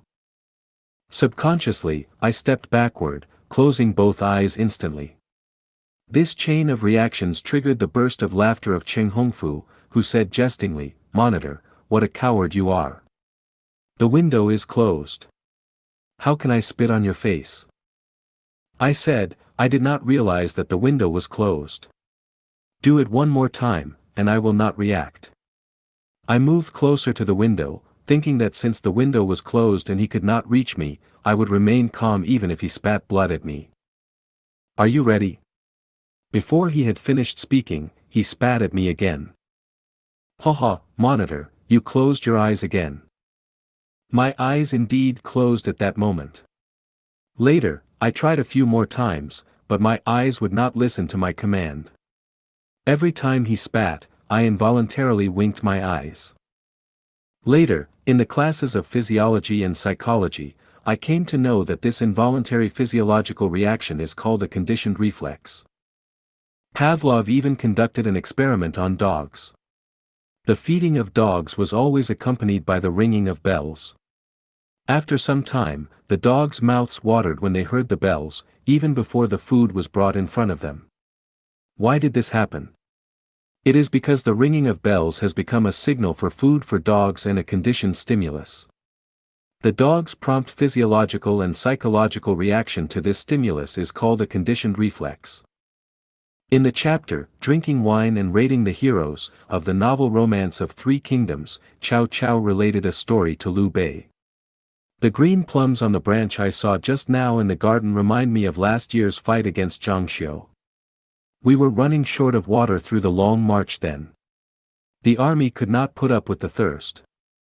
Suddenly an idea came to me. "There is a plum grove ahead," I cried and pointed with my riding whip. Having heard this and thinking of the sour green fruits, their mouths watered, and they did not feel thirsty anymore. Because of the conditioned reflex, the troops of Cao Cao secreted saliva when hearing plums. There are endless examples of conditioned reflex. Poke a crawling caterpillar with your hand or a stick, and it will immediately curl up into a circle.